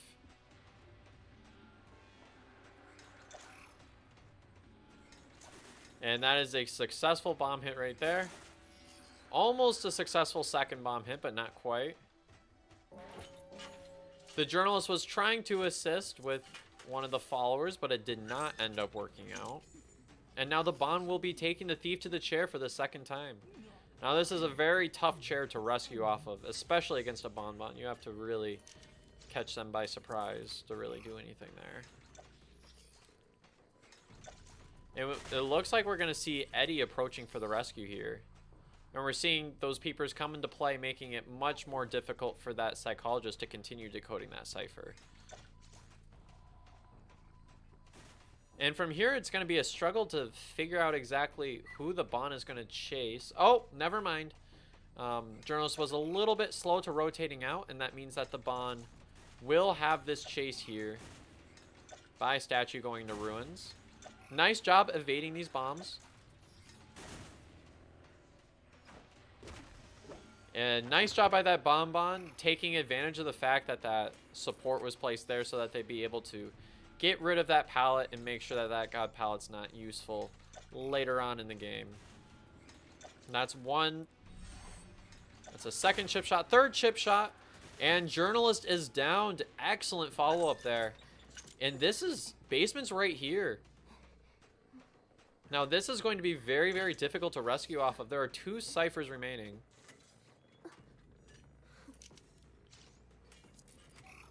And yeah, this is a risky thing about kiting in this area. If you know that the dungeon's over here, the Bonbon will be able to put lots of pressure on your team from here.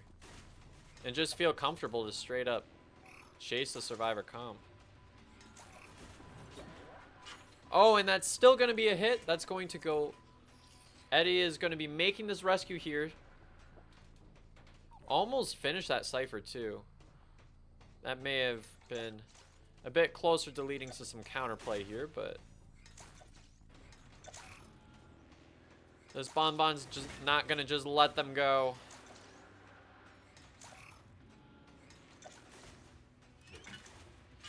Excellent patience by these survivors, not getting hit by all of these, and that's going to be a hit on the psychologist. Eddie will be making their way out, and they both end up getting down there.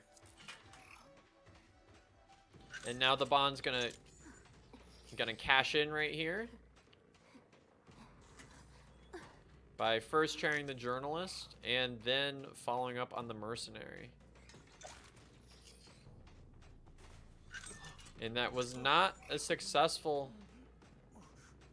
pop there. If the psychologist had been just a little bit quicker there. See, that's the big thing. If Eddie had been able to finish that cipher just in time, the final cipher would have been primed, and then the survivors would have been in a position to potentially tie here, which is exactly what they needed out of this matchup.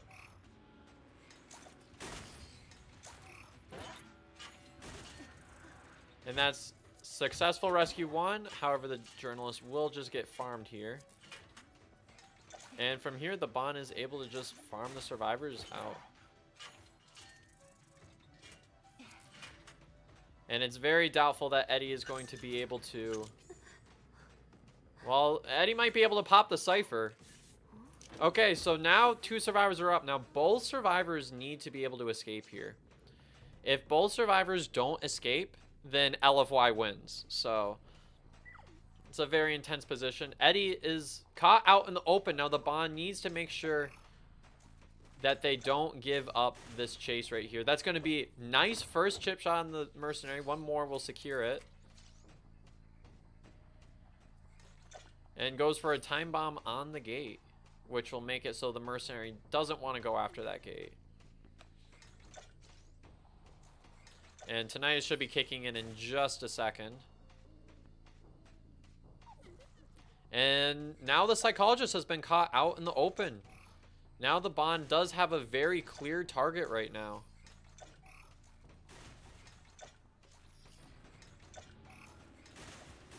And from here, I'm guessing... Oh! Eddie ended up getting a bot.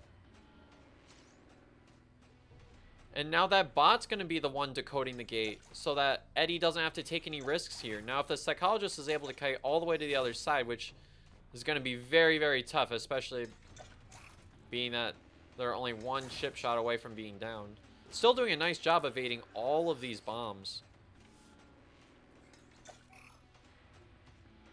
Getting forced out of the ruins area. Nice job by the Bond, kind of catching them out in the open. And this bomb will likely be, yep, that's the down. And from here, this down pretty much secures everything. The best Eddie can do is attempt to go for a rescue here, but still a very, very difficult scenario. Crows have been released, so...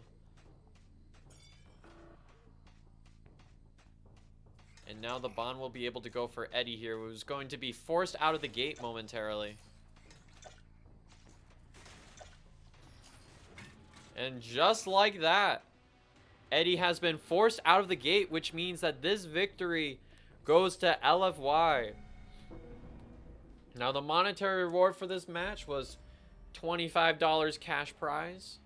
I will be DMing their captain by the end of tonight. This seems like an experiment for a future stream. Future cooking stream, guys. Okay, it is Naiad.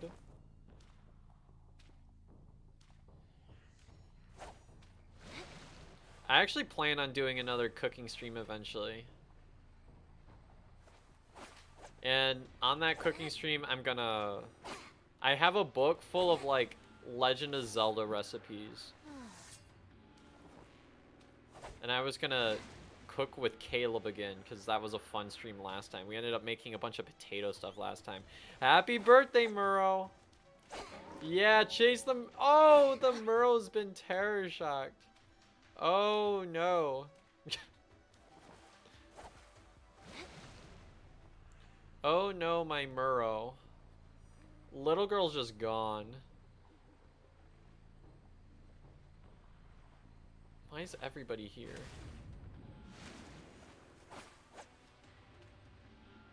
Alright, forward gets out of the water area.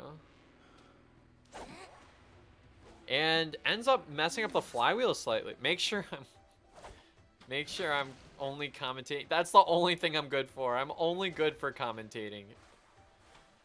For real. Oh! And the water smack. And...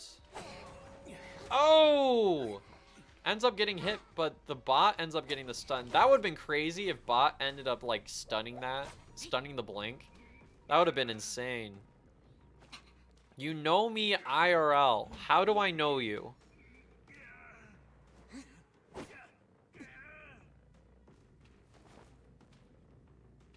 Basement Naya? Isn't Basement Naya just, like, cracked?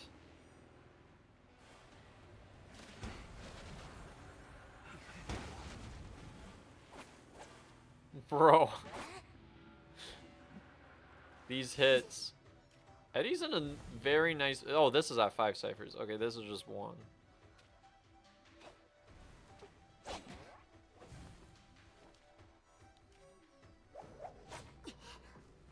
Maggie's secret account?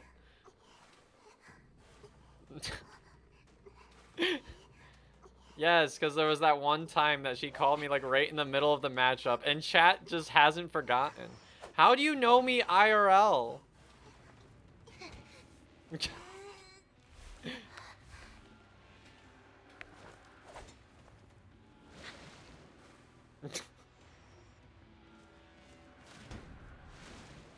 I need to know. How do I know you all IRL? Nobody's answering my questions and I'm so confused. You work with me. Do you realize how little that narrows it down?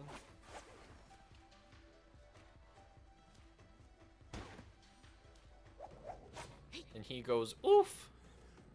You're in my microwave? Wait, never mind. I read that completely wrong.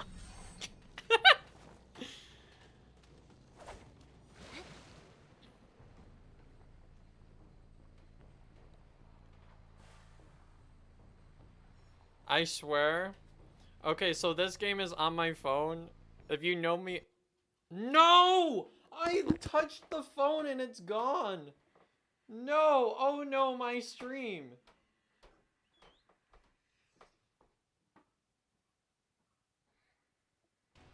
Okay, it's back. Oh no, my stream.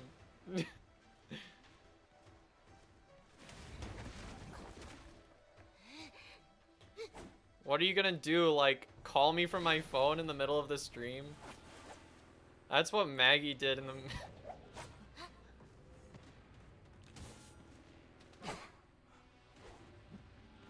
Alright. You know where I live. Now we're escalating things. We've gone from I know where you work to I know where you live. Good night. You know my area code? Are you gonna dox me right now?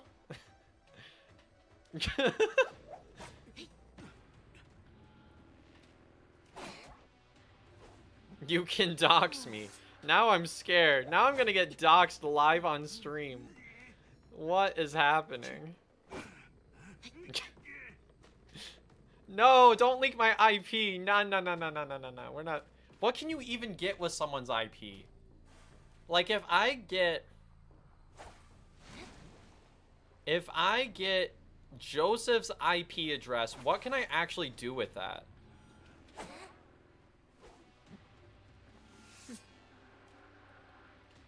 Nitty's the only one that, like, actually knows where I live.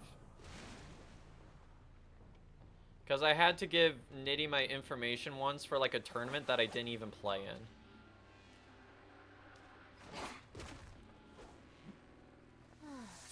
in. No, not the social security number.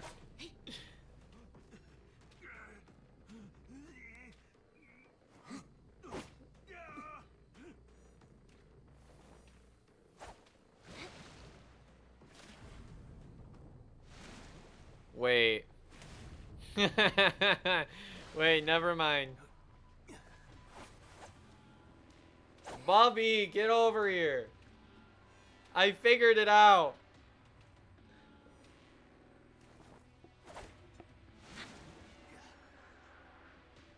I think that... Hey, I need to get my brother on stream.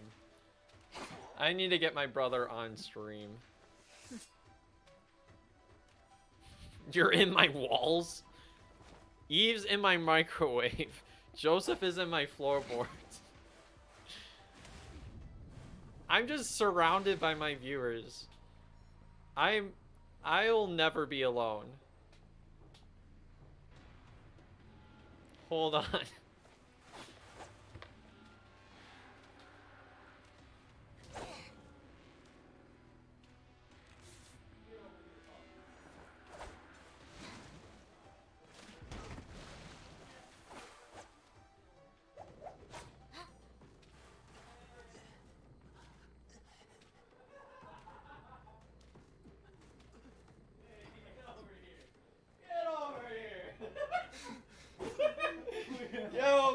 reveal. Get over You know here. I've been on stream before a few times. I know you have, but I didn't know what account you had. No, I am Jay Marlin.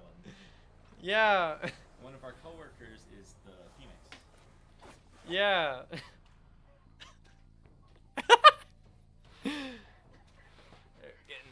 Say hi. Hi stream, how you doing?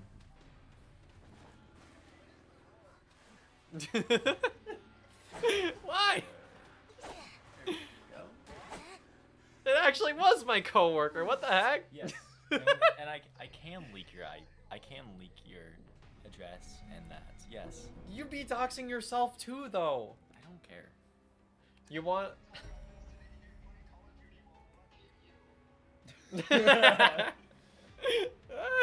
Didn't do it again. I got rid of it. I got rid of it, guys. Okay, I planned this all along. Okay. There we go. Alrighty. We're starting up here, and Cowboy is heading towards Backgate. And in the middle, we have the Priestess. But the Cowboy looks like they will be kiting independently from here. And ends up catching the Cowboy a bit in the open right here. And that is a very good lasso right there. Ends up helping the Cowboy transition to the next area right here. But it may allow for some extra hits here. Nice job being able to drop that pallet there. And as we can see, there is insolence in this build. Now Loki is carrying insolence so that they are able to hit max presence a lot faster. Nice job using the statue to... Ooh, that's going to be an early down there. And with the insolence there, that is going to make it so that Sculptor is well on their way to getting max presence here. And that is going to be chaired on, what is that, Mercenary? Yeah, on the Mercenary here. So that's going to slow down the decoding, get a spike. And that's going to pressure the Barmaid here.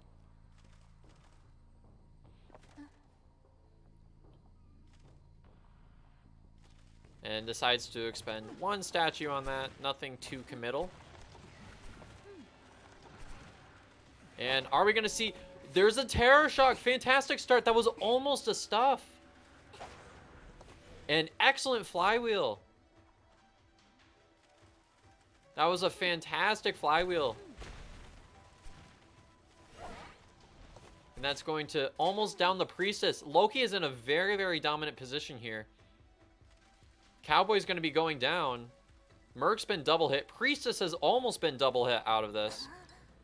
Loki just showing just how dominant their Sculptor is in this matchup. Being like, you're going to try to throw a Cowboy, a Priestess, Barmaid at me. Like, I could just play Sculptor round one and be totally fine. If you're not going to try to completely countercomp me, then I am just going to play my main. And it's going to be very difficult for you all to deal with it.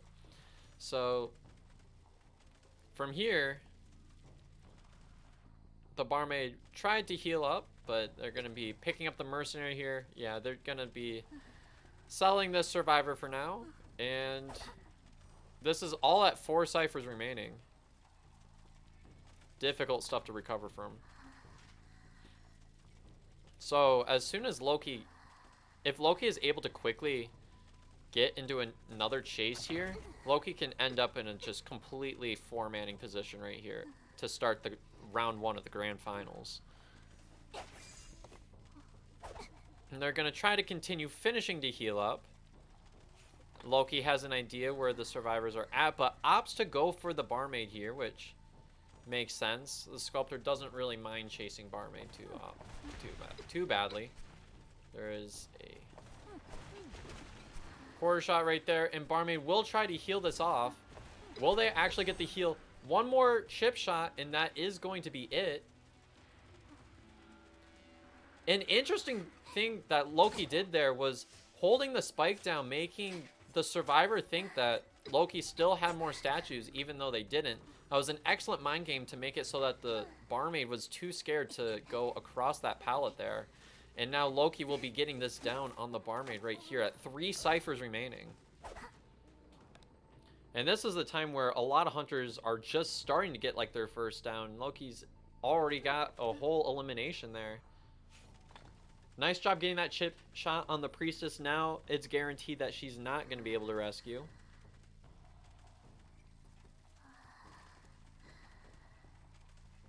Once again, priestess is kind of caught out in the middle of nowhere here. Gets the spike on the merc here.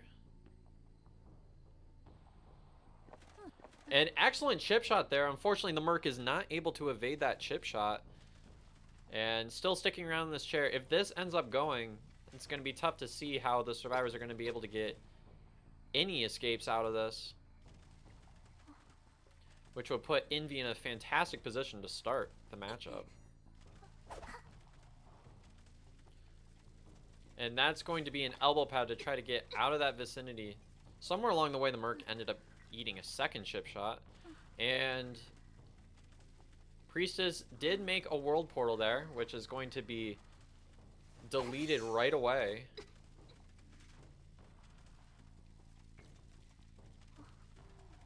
And it looks like merc is... Okay, that's going to be a down on the merc.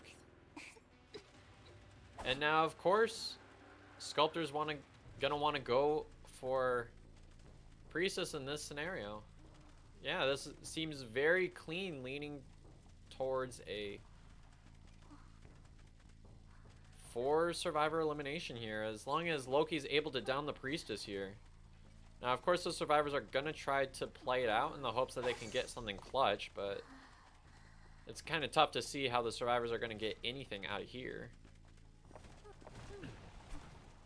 And there's one chip shot, completely blind chip shot too. Crazy stuff by Loki.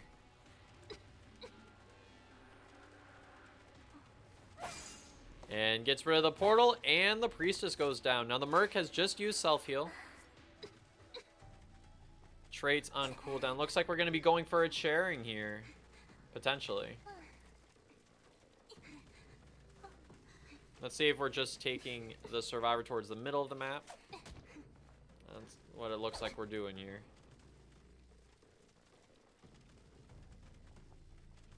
We're going to go for a god statue placement. Looks like not. Which actually would have pointed straight towards the survivor.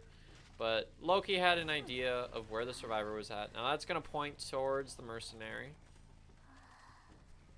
The priestess is almost all the way self-healed. And just like that, Loki has found where the final survivor is at, and now the mercenary will be going down.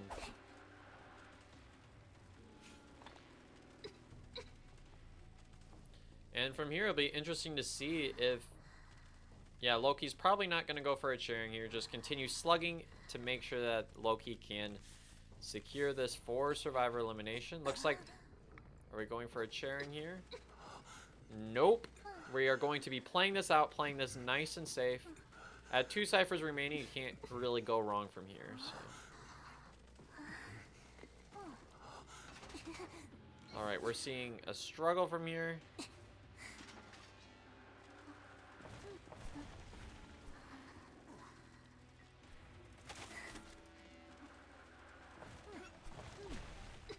And just like that, Merc will be going down again. It looks like that was all in a way to just bait the priestess out into trying to go back to that cipher. Mercenary thinking they would be able to get away. Loki circling back to the Merc for some reason. Oh, it's because priestess has potential for getting a world portal in time.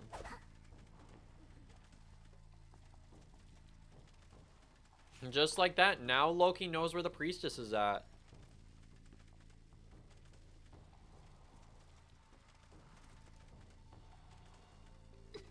And priestess is going to try to hide. Will it be effective? Looks like probably not. Oh, and the blink misses, but it's not going to be punished too tough right now. It was just an effort to make the game end quickly.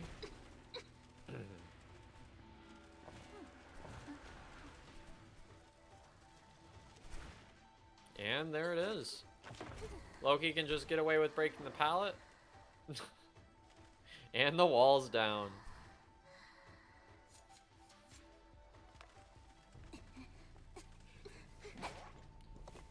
And there we go. That's the matchup. GG.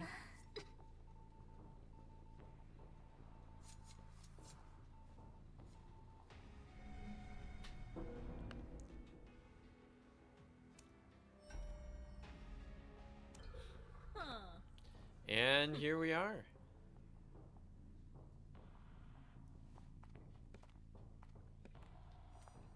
Tries to seek out the first cipher right there. And it looks like Barmaid may have actually successfully hidden in this area. Maybe. And Clerk ends up just going straight towards the next survivor. No, if the hunter ended up finding the barmaid, that would have definitely been the ideal first kite. However, Zerata is in the area, and it looks like Antiquarian is pretty much locked to be the first chase from here.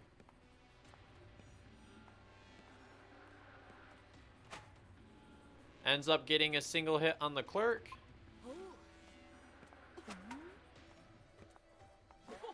And ends up getting a hit on the Antiquarian. Nice job getting that first hit. This is at 5 ciphers remaining. Tries to go for some red light tricks. Doesn't work. Zerata's too good, and that's going to allow the Antiquarian to go for more. Go straight into the graveyard area, of which the barmaid did end up leaving. Tried to go for a recording in this area. We'll see if Zerata's not going to go for a pallet flip there. Oh! Oh, the excitement! The excitement has been pulled out. Oh, man, but it ends up working out in the long run.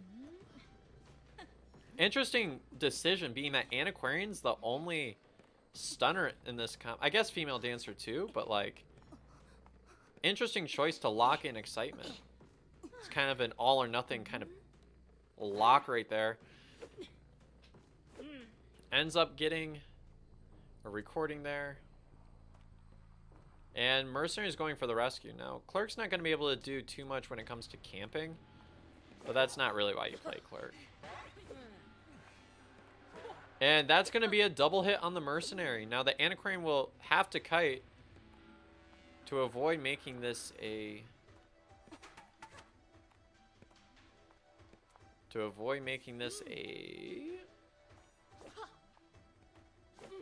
Let's see. Oh, great patience by the Clerk there. Still not going through the pallet there. Almost didn't go for the recording there, but Antiquarian will be seeing the chair for the next time. I don't believe the attack recording terror shocks. I don't believe that's how that works. All right, we're seeing it. The Clerk used the pallet drop there. Did they end up recording themselves breaking that pallet? They should have some pallet recordings in place for them to use one like that. And it looks like... Okay, Mercenary did end up taking a drink there, and Barmaid will be getting this rescue. Maybe? Maybe? It's getting kind of close. Excellent rescue by the Barmaid. That's like literally a perfect rescue right there. And nice job flipping that pallet up. Tried to go for a flywheel. And ends up getting that right there. Female dancer is here with the assist. And Barmaid takes this body block. And Clerk almost pallet stunned themselves. That would have been crazy. Alright, and we're seeing the switch to Blink, which will secure this down in the Antiquarian, which was very necessary, seeing as they were working on the last cipher there. Antiquarian will be seeing the chair, and Barmaid is almost healed. Envy has found themselves in a quite nice position right now.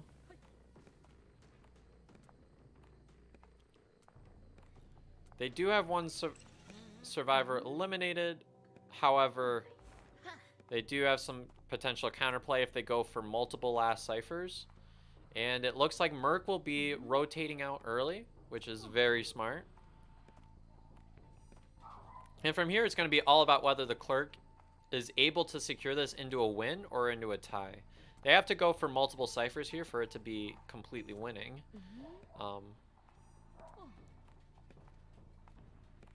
And Clerk didn't end up recording the barmaid there.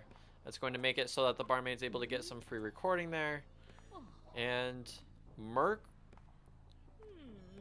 it looks like female dancers in that area. Barmaid is still being recorded. And dancer ends up twirling out of the area. Clerk not making this very easy, and I would expect the Merc to continue making their way back to top broken there, and as the female dancer will likely try to remain out of that area. And they're gonna be, again, this is how you get past that final cipher in the late game, is you have to pressure more than one cipher. So you see that the barmaid is pressuring the back gate, whereas the mercenary and dancer are together pressuring top broken. This is the way that you can find your way into some pressure. And that's going to be a hit on dancer there. Still needs to secure a second hit though. It's still not super clear, because mercenary will still be able to pressure that cipher there. As they're doing, they're still working on those last two ciphers, and it looks like dancer will be going down here. Now it looks like Merc's cipher is nearly primed. It's probably going to be up to the barmaid to go for that. Okay, never mind. They're going to work on priming barmaid's cipher as Merc goes for the rescue. However, Tide is gone, and Merc's cipher was almost eliminated, so it's kind of an interesting play. Nice job waiting that out. And that final cipher is at 80%. Not going to be enough to pop. But now that female dancer is going to be dead on chair.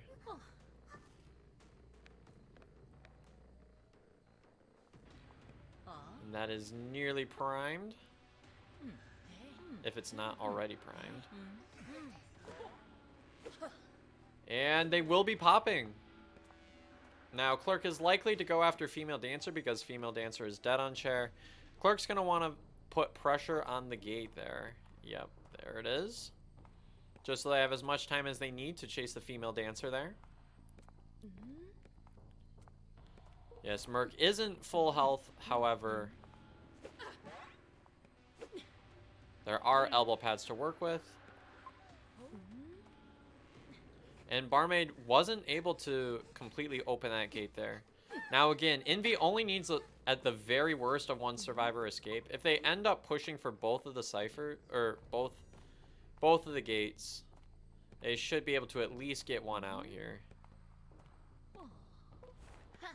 And this Merc does have two elbow pads there, so worst case scenario should be able to kite towards the opposite gate. Oh, and there's also fantastic prediction by the survivor. There's also dungeon here, so we'll see if that comes into play. Nice job getting that right on the gate. That's going to make it. Yep, Clerk's going to be right here.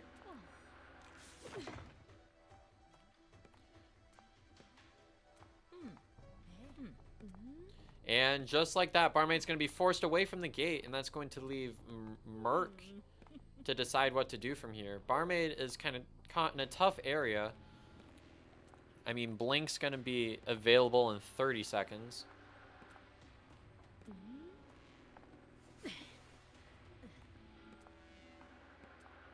And from here, yep, okay, Merc's gate is almost open. Excellent flywheel there. Clerk's got to be very careful that survivor is not going to be able to push dungeon. That's going to be a down on the barmaid. But I believe Merc will be able to escape here. Never mind, not quite.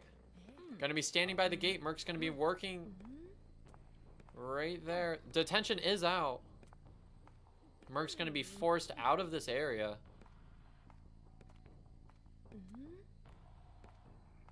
Which is very unfortunate because that gate was almost open. That's going to be a blink.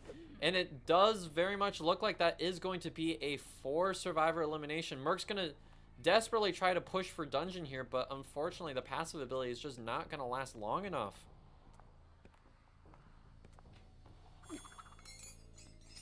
Excellent blink by the clerk, which actually makes this a 4 survivor elimination. That's again another match to prove that even though you do very well against Clerk in like the early game, Clerk can secure pretty much anything in the late game. It's never too late for a Clerk to come back.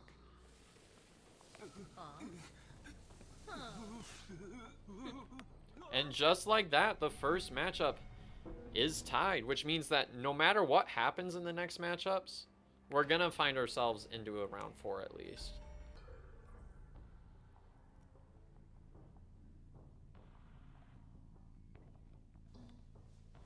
Geisha, no, stop popping off. We need a reset. Oh, the Geisha. We need a reset. They accidentally locked first officer.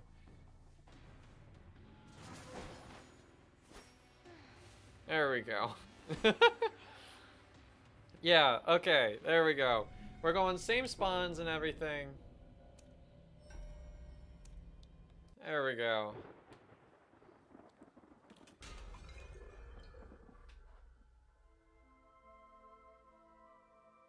Nobody else noticed. I was the only one that noticed. Okay. Good reset. Good reset.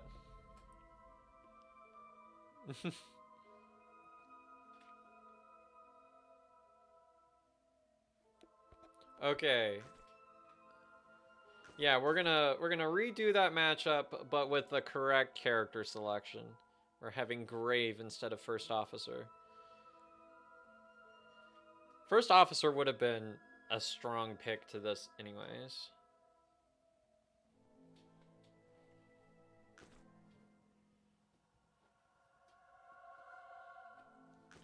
And actually, I'm pretty sure First Officer is arguably a stronger pick against Geisha. Just because, I mean, Geisha can still hit Shovel and like... in my opinion, they're fairly balanced, but...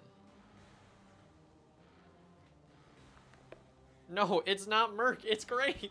Guys! I swear, if they don't switch...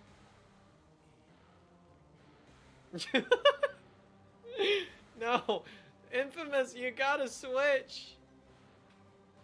You have 50... There we go. Oh my gosh, someone wasn't in the loop. Someone clearly wasn't in the loop. Oh my gosh.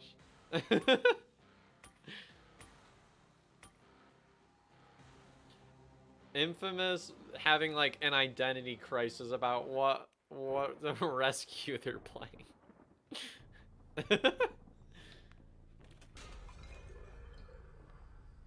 There we go. This is what we were looking for.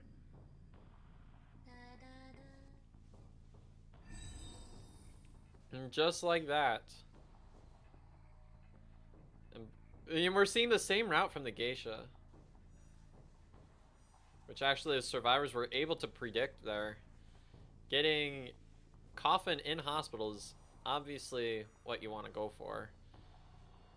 And it looks like Zorato's going to be the first chase here. Excellent first hit. Wow. Okay. That is very early for a first hit. Now that is crazy.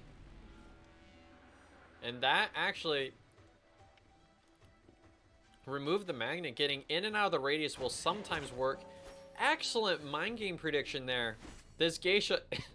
This Geisha is in such a fantastic position now. With the Cypher...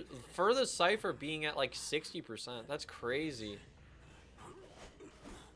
But almost no progress other than that available. And predicting exactly where the Gravekeeper's at. This is crazy stuff. How did the Geisha know? Probably just from the spawns, honestly. Knowing that the Geisha was, or the Grave was going to be in that area. Because, yeah, Grave did spawn in that 2 pallet area, so you know that Grave was coming from somewhere in that direction. And that did a fantastic job actually just rushing this rescue.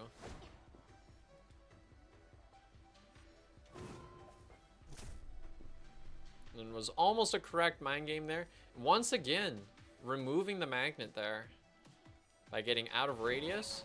And now that's going to set the Geisha. It's going to set the Geisha to max presence, which means faster dashes. And this is exactly what the Geisha wants here. There's 3 ciphers remaining. Now, mind you, even though this looks like a very, very rough start, the gameplay's been feeling very fast. When there is a Geisha, Geisha is not able to put very much pressure on. Excellent flywheel. Not much pressure on the ciphers, which means the decoding is going to be really fast too. See, they have 2 ciphers going right now. And there's no magnets. No magnets?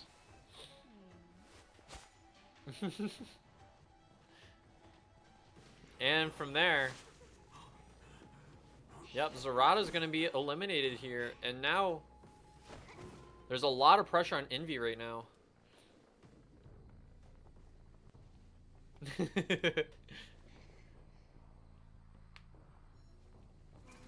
And just like that, now we have a next chase right here, which is Embalmer. And this will likely be a down here. There it is. And we'll see if Embalmer decides to cough in here. More than likely not. I mean, the Geisha will be able to very quickly follow up with that coffin where it's placed, so. Alright, they're fine to just leave that cipher there. They're going to want to go for that rescue anyways. Never mind. Even though the Geisha knew exactly where coffin was. And we have a pause. What is going on? What's poppin', if you will? Hi, Sheeny.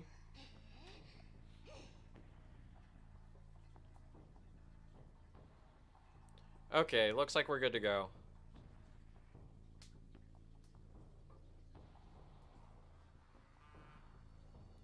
Ah, my phone vibrated when it started and I wasn't ready for that. Okay.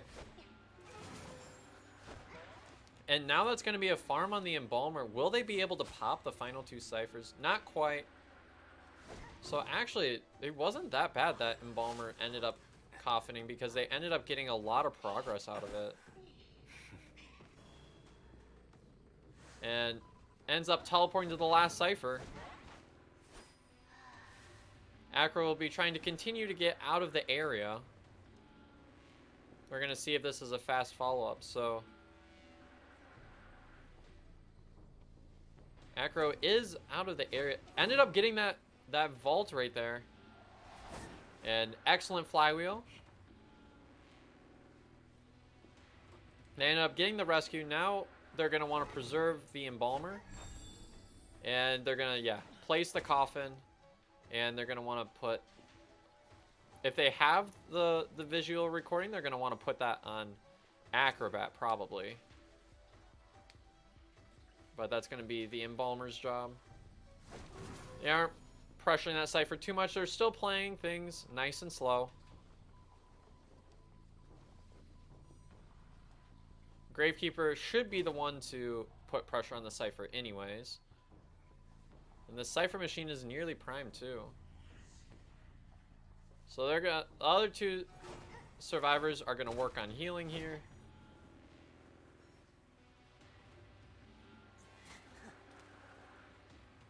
And just like that, the Gravekeeper is still in the area. Oh, and there we go. Not hugging the pallet, and that's going to make it so that the Geisha is able to get a nice, easy hit there.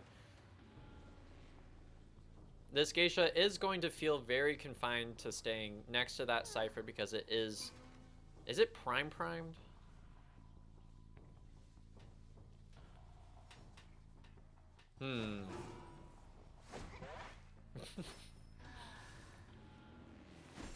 Alright, Acro gets hit.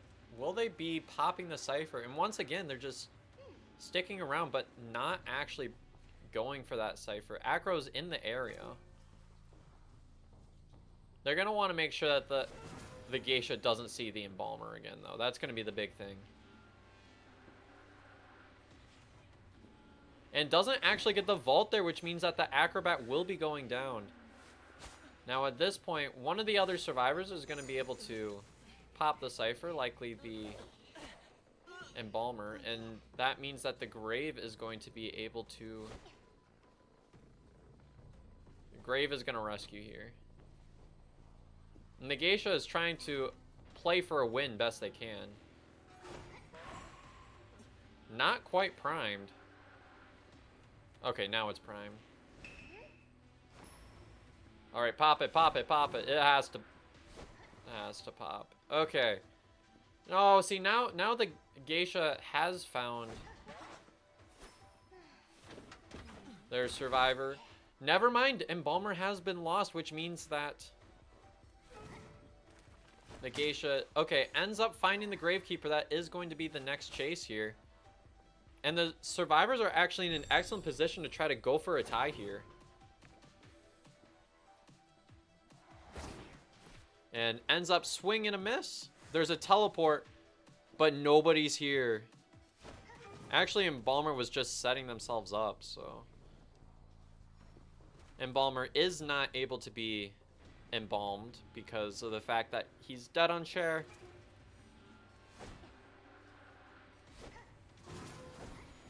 And ends up whiffing there too. Will they be able to make it to the pallet again? It looks like the answer is yes. Yes, they can. And that's going to be a Terror Shock right there. And that is going to be a tie. This is actually really good for Envy to be able to make that stop. Now you give Loki some opportunities to maybe perhaps claim an advantage here. If Loki is able to 4-man again like they did during the first round. But a tie is good. It's very balanced right now.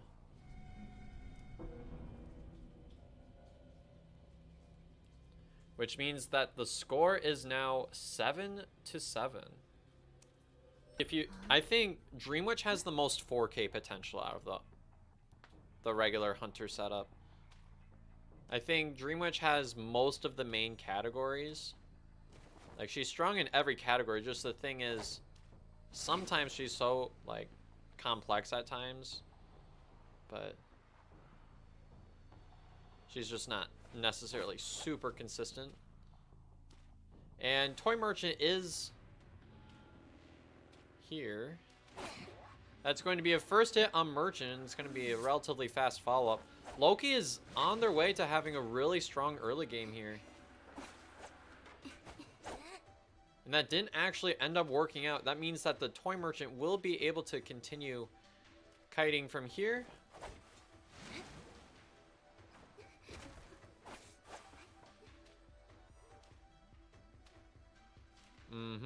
And from here.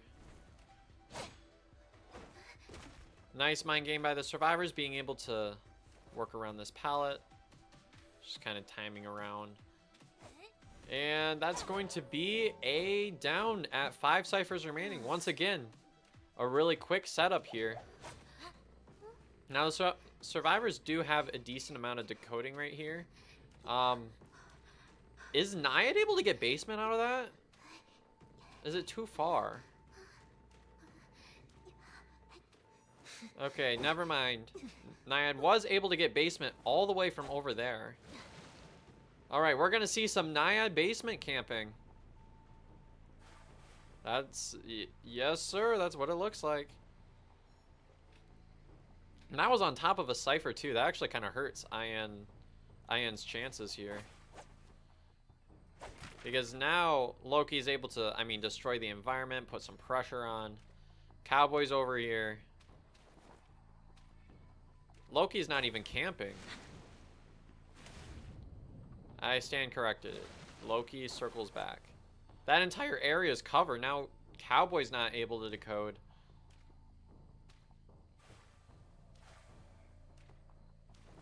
Or I guess Cowboy is able to decode, but at the expense of Cowboy's humidity level. And looks like we're gonna have... The survivor ends up dropping down there. Now it's gonna be all about... If Loki can find another survivor to chase, then Loki's in a very solid position. It all comes down to that. Now Loki still has Blink. And has found the Cowboy.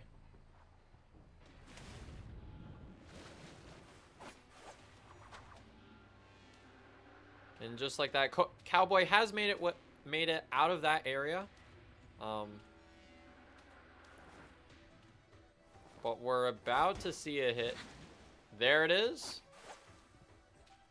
And that's going to be a follow-up. Doesn't even need the blink. Cowboy is going to be downed. And this is all at 3 seconds. Oh, no. Wait, doesn't Cowboy get extra struggle speed? Someone fact check me. I'm pretty sure Cowboy breaks free here.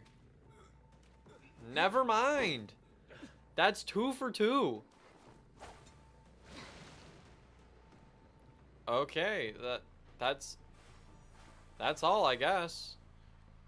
There's 2 ciphers almost primed, but again, this is not an easy thing to deal with.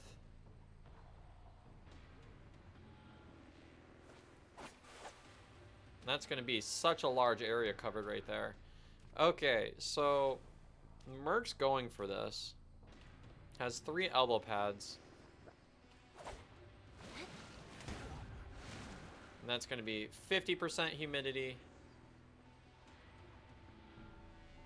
There's 1 cipher remaining. And this is where it hurts to have basement twice. This is exactly how you basement camp with Naiad. Look at this. And a lot of the game has not to do with like the actual basement camp, but the game tends to know exactly where the survivor's at using deductive reasoning. And from here, Loki is in a very strong position to get a 3 survivor elimination here. And that's going to be hit 1 on the Merc. We might be seeing a trump card in a second. Without a doubt, Loki has detention to secure this. And now Loki's gonna continue to pressure the last cipher. Barmaid is right here. Will likely use a speed drink. Or not.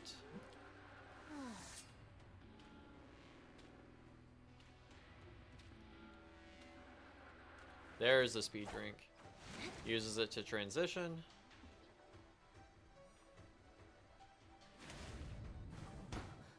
And just like that, will Barmaid get the heal off in time? Just barely doesn't get the heal. Now Loki's going for more. This is a very aggressive play by Loki. I think it's definitely called for, seeing as now Merc will not have self-heal. And that's going to be another hit. Now Naiad is able to circle back to Barmaid, and that may actually secure the 4 survivor elimination from here.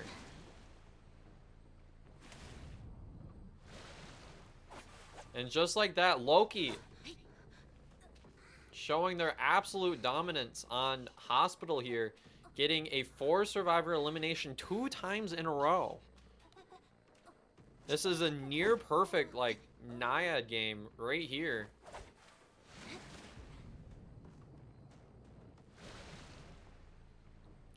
And now it's just going to be a matter of finding where the Merc is. But, oh, never mind. Merc has self-heal. How did Merc get up last time? I have no idea. Maybe, yeah, Loki should probably check that cipher just because. Okay. Tinnitus is up. And there we go. Loki has found the survivor. Of course, the Merc is... Oh, I just realized that there was a chairing there. And that's going to be the hit. GG.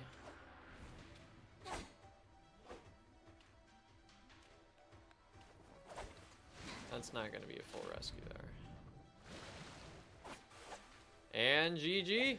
That's going to be a 4 survivor elimination.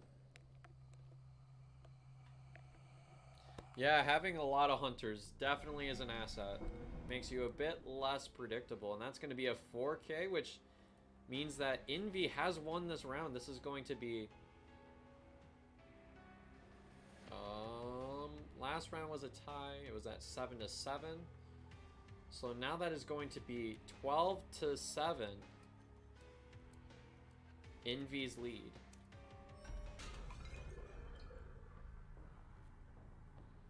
Alright, so Ever Sleeping, it is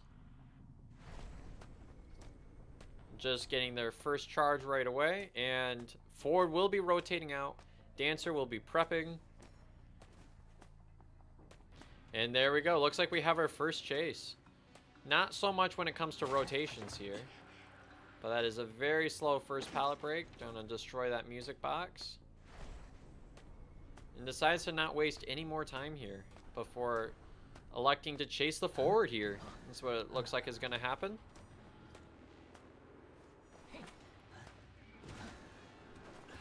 And there it is. The Forward is doing really nice when it comes to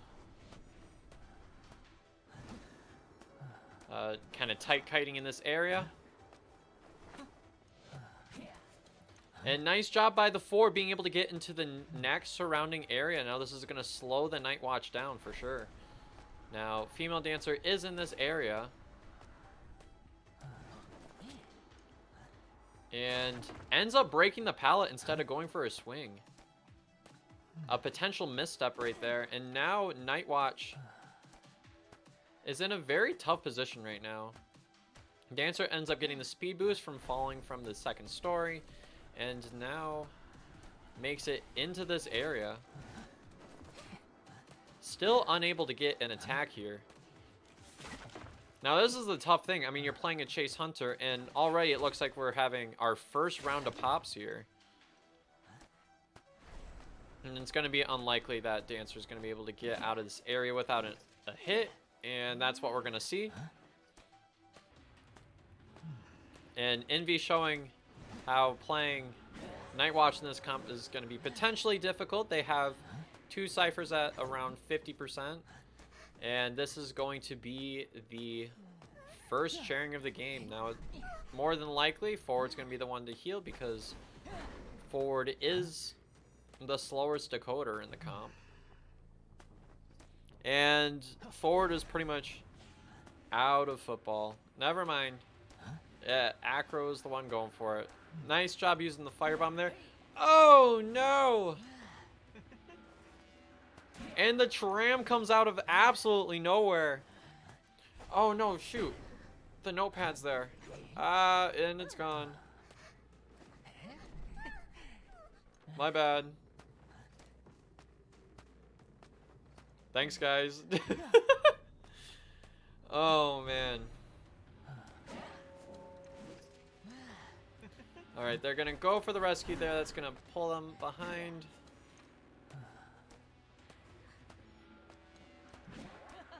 And does a good job actually getting a hit on the female dancer there. It's going to turn this into a farm.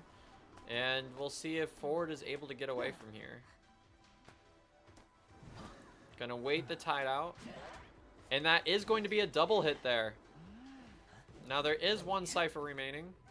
This is the last cipher right here.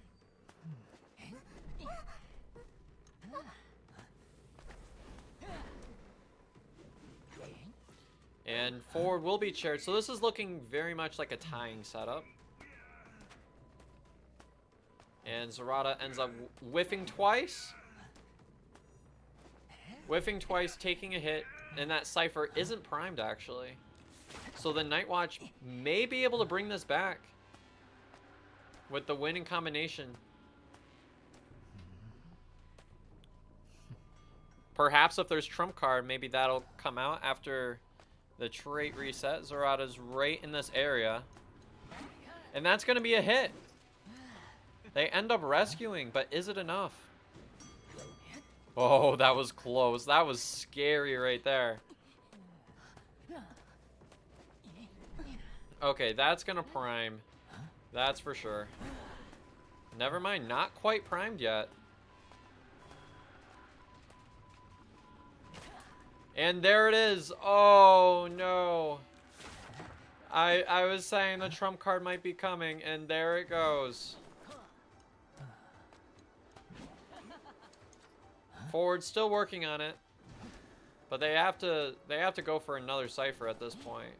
It was so close. They had to just keep pressuring that cipher, and it just didn't end up working out.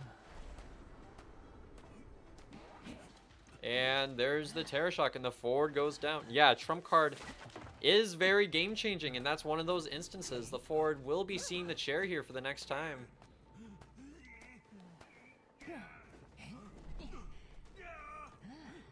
And yeah, they're going to be working on another cipher. Pretty much forced into doing that.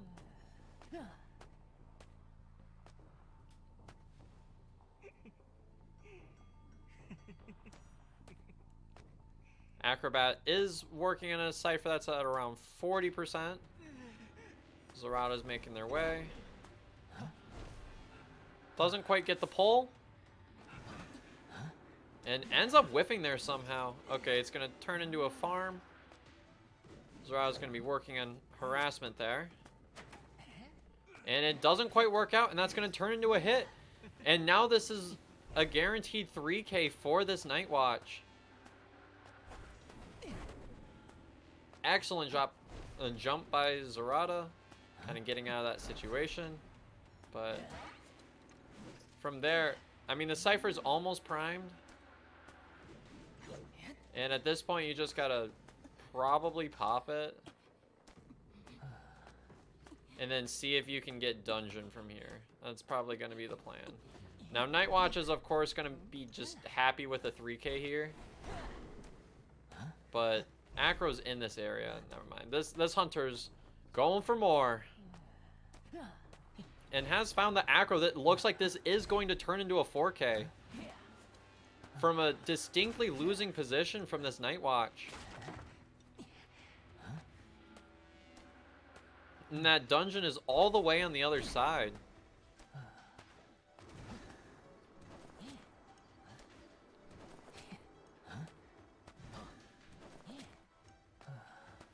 And there's no flywheel to guard from this. And got outranged by the hitbox. Will they be able to make the dungeon? It's not looking likely. Yep, there it is. That is going to be a 4-survivor elimination here.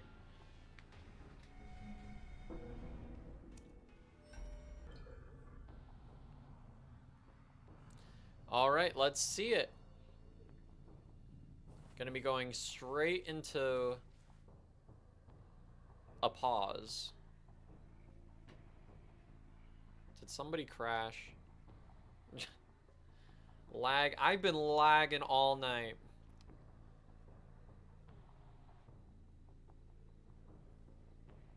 Yeah. There we go. Okay, so it looks like one of the IN survivors is laggy, so we'll wait and see till they say they're all right.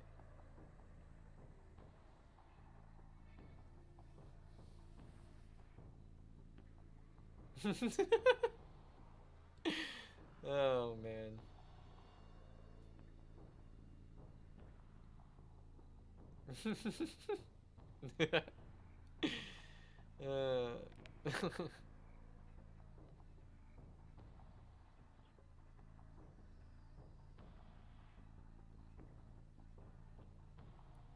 I like how there's a conversation. Lucy's just like, why is there one person in the other team's VC that's in Yeehaw? And I was like, I was just listening. And then like Indy's got like the whole gang strolling up.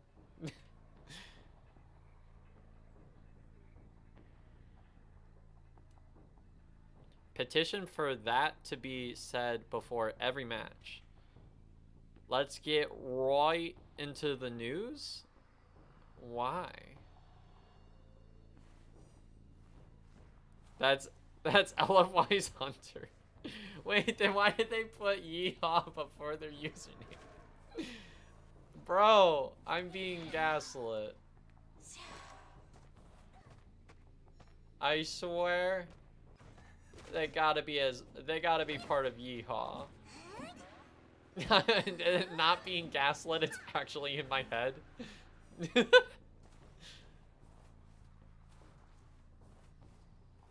Okay, so this is already a nice early hit on the seer. If you have Patroller here, you can go ahead and just patrol this out. And Spawn Follower is here. And that's been a bait. And just like that, Seer Owl has been used up, which means that now we're gonna be expecting a follow-up with the Spawn Follower. No, not with the Spawn Follower. Probably would have been more optimal to bring the spawn over there and down, but I mean this works too because you're able to still get some Cypher pressure. Just would have been nice to have that cooldown to go after another leech, so you could have 2 leeches on the map.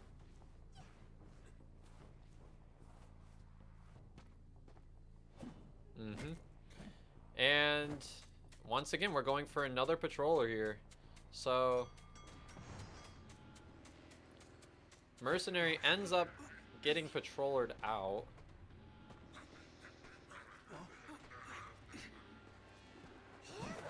And once again, a Terror Shock. Loki on par with all of these predictions here. And that's going to be a second hit on Merc, which is going to allow the Seer to escape temporarily.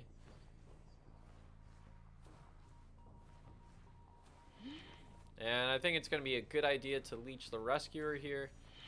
And they might actually opt to put the Mercenary on the chair here.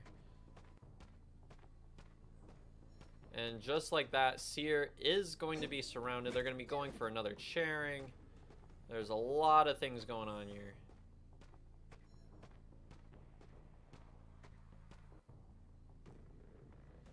Don't let the Mercenary struggle.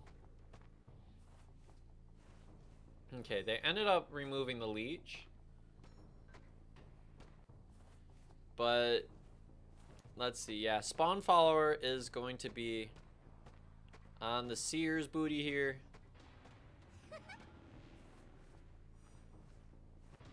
And will this be a rescue before half? Looks like it will be. There was maybe potential for a patroller play there.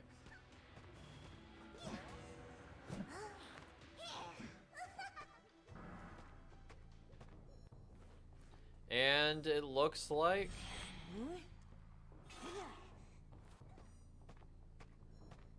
are we gonna see another target swap here? Now, Dream Witch swapping targets is sometimes good, but in this case, it may cause Loki to be a little bit behind. As we see, there's 1 Cypher remaining. But these 3 Cyphers are all fairly close together, so there is potential to just pressure all 3 at once.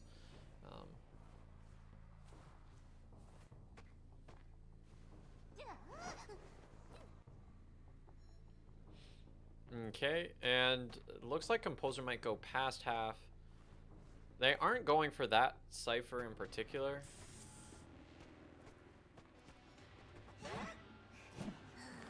And it wasn't a Terror Shock. Loki didn't get the Terror Shock there, but there is 1 Cypher remaining, which is actually getting fairly close. There's already been a switch to Blink, so Abnormal's not on the table. And the survivors are going to work on regrouping here. Now, Loki's pretty much locked into sitting on that Cypher with the Spawn Follower. And Composer seeing the chair for another time. Yeah, this risky comp is paying off.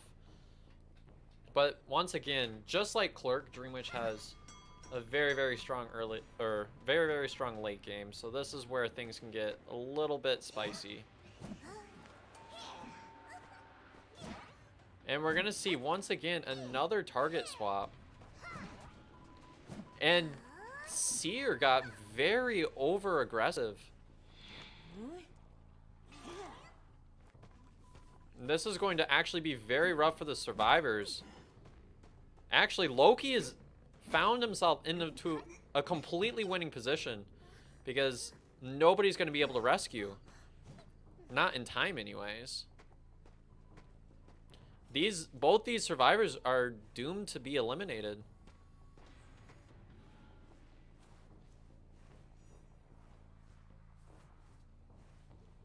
Yeah, because nobody's... For sure, Seer's going to be eliminated.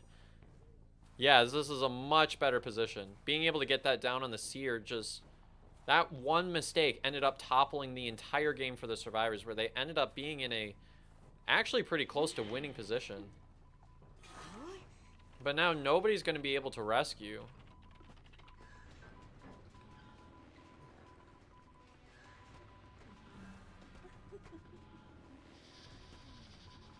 And from here, it's just a matter of time. Just got to make sure Perf doesn't get rescued. And this is going to be... I mean, there's still an option for IN to still be able to get one survivor out the gate.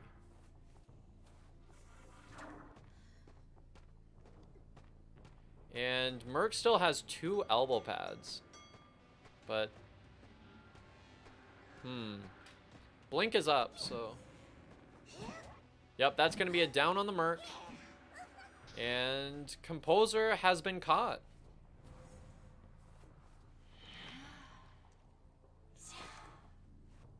Which means that now Loki's able to keep the spawn right there, and the Composer will be chased.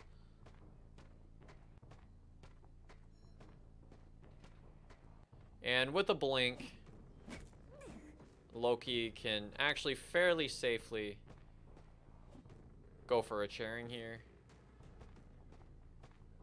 Just got to make sure that the Merc doesn't struggle. Nice, nice. And that's actually not an elimination, so. There we go. And that spawn has blink, so. Actually, maybe in a position to rescue? Probably not. And just like that, that is going to be a 4K there. Once again, just like a mirror matchup, they ended up in completely dominant positions in the early game, but in the late game, the survivors just weren't. No, there was like one guy, he had the last name Bowser. I know it because I watched a video by Moist Critical covering it. Okay, back to the matchup. Ooh, you got the nice skin. The wolf skin right here. So true. Okay, so Gravekeeper. Sculptor actually does really good chasing Gravekeeper. It's actually kind of ridiculous. And just like that, Sculptor will be chasing Gravekeeper first. And this is why you're able to use a statue to knock him right out of the shovel. And right now, the Sculptor is basically, as long as you're able to get the follow-up here, the Sculptor is like borderline winning right now. And that is how you follow up with some statues. There we go. That is going to be... That is going to be a down right there. And that is the rescuer. That is the one rescuer in the team comp. That's going to be a very rough start. So now, Zarata's in the area.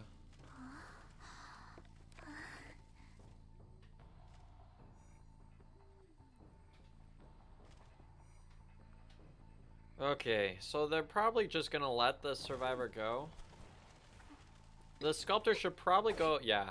Spike for some map pressure there.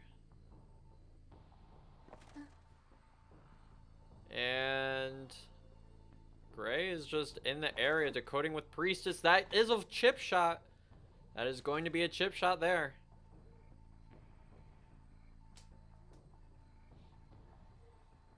And Zarata is in the area, as everybody is saying in chat. Alright. And that is going to be a farm right there.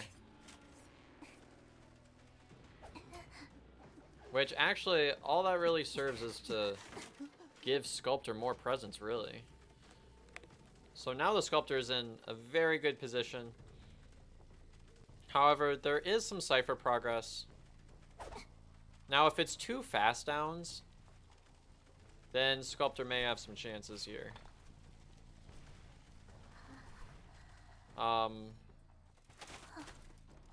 Just as far as if they were looking for a 4K here. Now that's going to be a good stun there. That allows Zerato to drop that pallet and get right into the next area. Now with the pallet break there. Prospector's in a very nice position. Oh, the attack recovery cancel. There is 1 magnet remaining. And it looks like Zerato will be taking World Portal. Now, Blink has been used. And I have a feeling, yeah, Sculptor may just... It'll be interesting to see whether Sculptor actually goes for that or chases another survivor. Alright, well now Sculptor's in the area. It's fair to say that Sculptor's going to take Zerato to the chair next.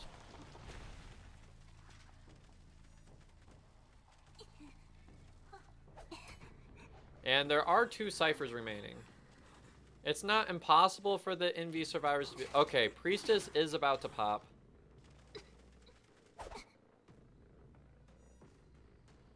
And from there... Nice job evading the statue. There's a portal right here that's going to be very tough to get. Now, Priestess may be going for this rescue while Acrobat goes for a cipher.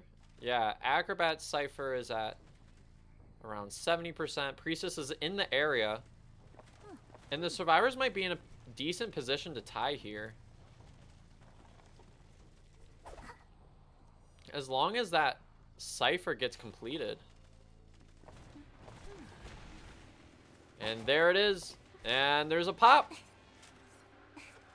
And the portal's going to make it so that the Prospector is going to be able to have a pretty nice kite here in factory. And now this is a very tieable position for the survivors despite having a very, very nice early game as the Sculptor.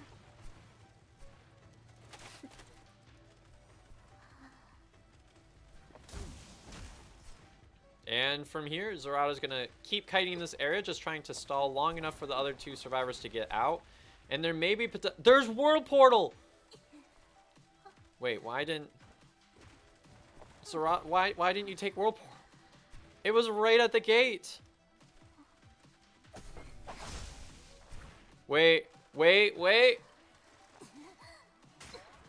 Oh, and the clutch. The clutch by the Sculptor. Oh man, if Zerato took World Portal, there may have been odds of being able to get the 3 survivor escape, but even if Zerato ended up getting out of like the charge attack hitbox even. But wow, the Sculptor ended up... Okay.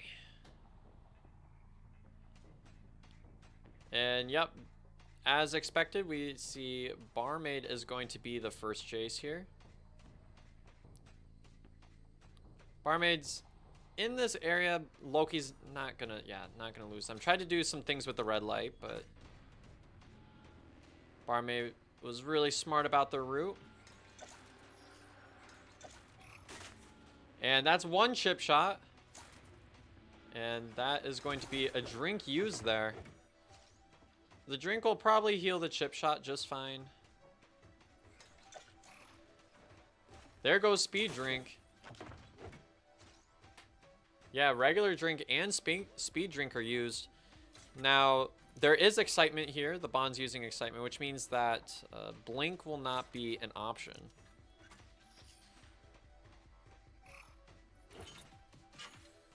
Nice mind gaming from the survivor, ending up just running straight through that right there.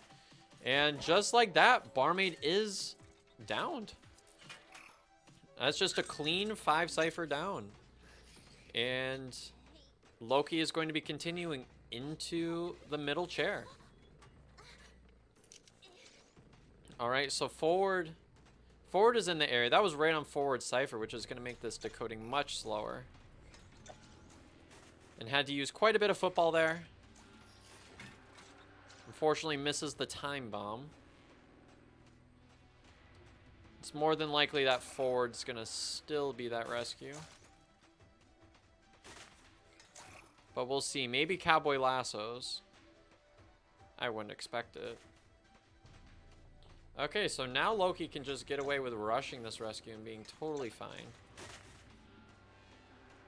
Cowboy ends up getting the lasso. Cowboy's not able to hide, though. And that means that there's no tide there.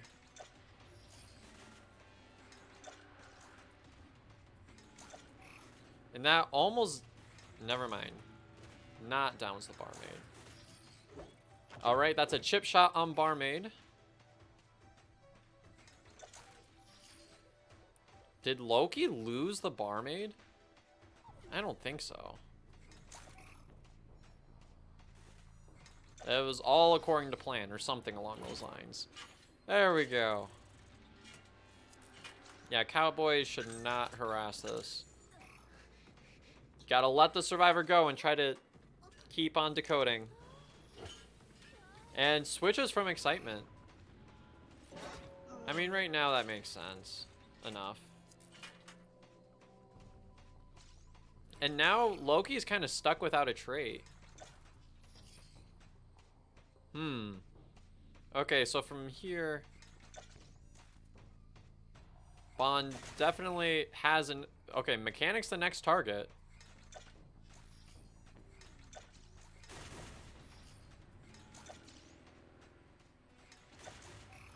And almost got the complete... the second follow-up chip shot on the Mechanic. And from there, that's going to be a chip shot. And that is 2 fast downs, which should be relatively winning for this Bonbon here.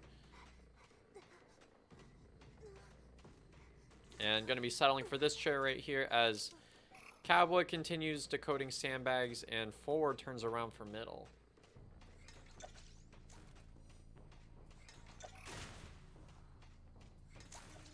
Almost got a chip shot there, and Cowboy is definitely still the... Oh, forward might be turning back. Yeah, it looks like forward's now becoming the new rescue.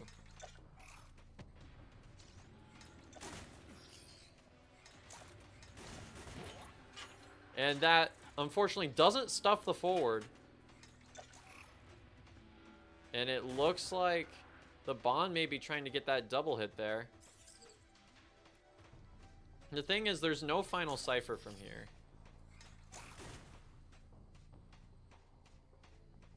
It is still tieable from the survivors, but it's definitely kind of a bit more of an uphill battle. That's going to be a down on the Mechanic.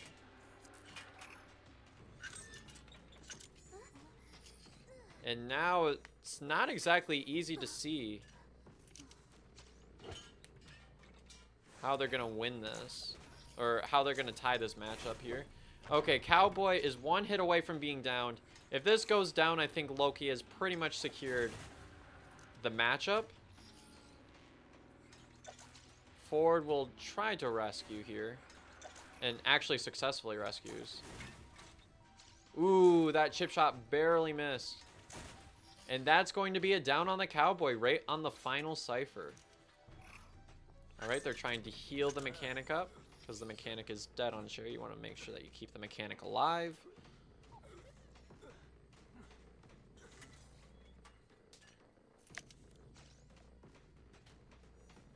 Oh wait, they actually ended up healing the forward first. Okay. But Bond knows where they're at because they've been healing. Oh, that's a chip shot on both of them. And that's gonna down... Oh man, Mech is downed. I think this is pretty much game over from here.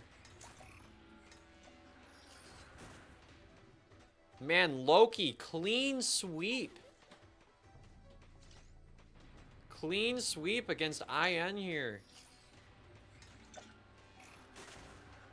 And that's going to be right there. Yeah. Mechanic has self-heal, but that's the only hope the survivors have from here. Forward's going to be taken to chair, and now Bond is able to just not quite teleport, but walk back to the cowboy, which is gonna be okay. The rescue still happens. Both survivors are dead on chair. Now Loki turns back to mechanic, make sure there's no counterplay there.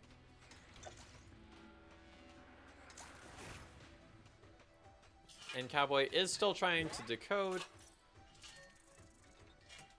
Now obviously Loki can just, this works, but Loki also could have just chaired the dead on chair mechanic.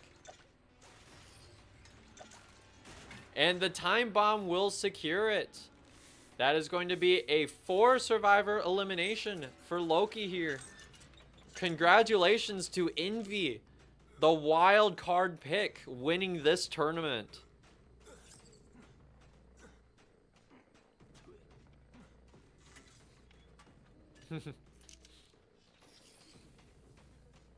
And there it is.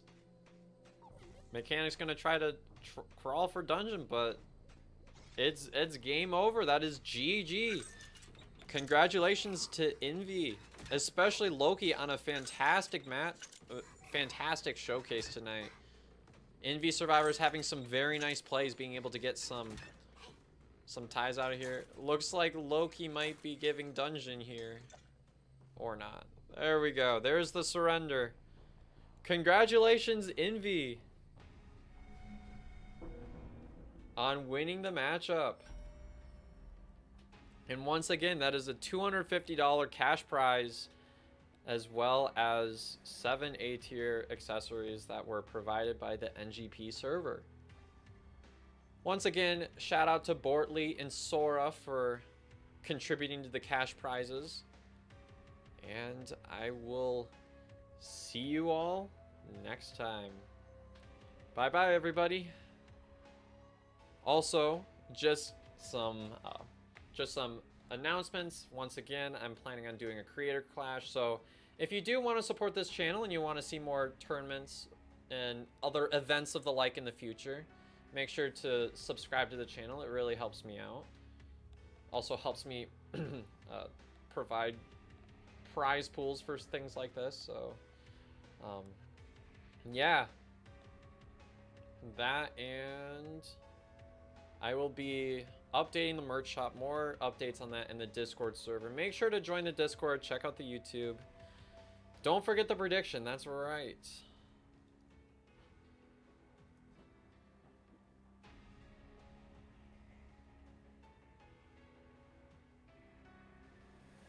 There we go. Yes, thank you all so much for watching. Once again, congratulations to Envy. And this has been Mus1cMan's Mayhem. I'll see you all next time.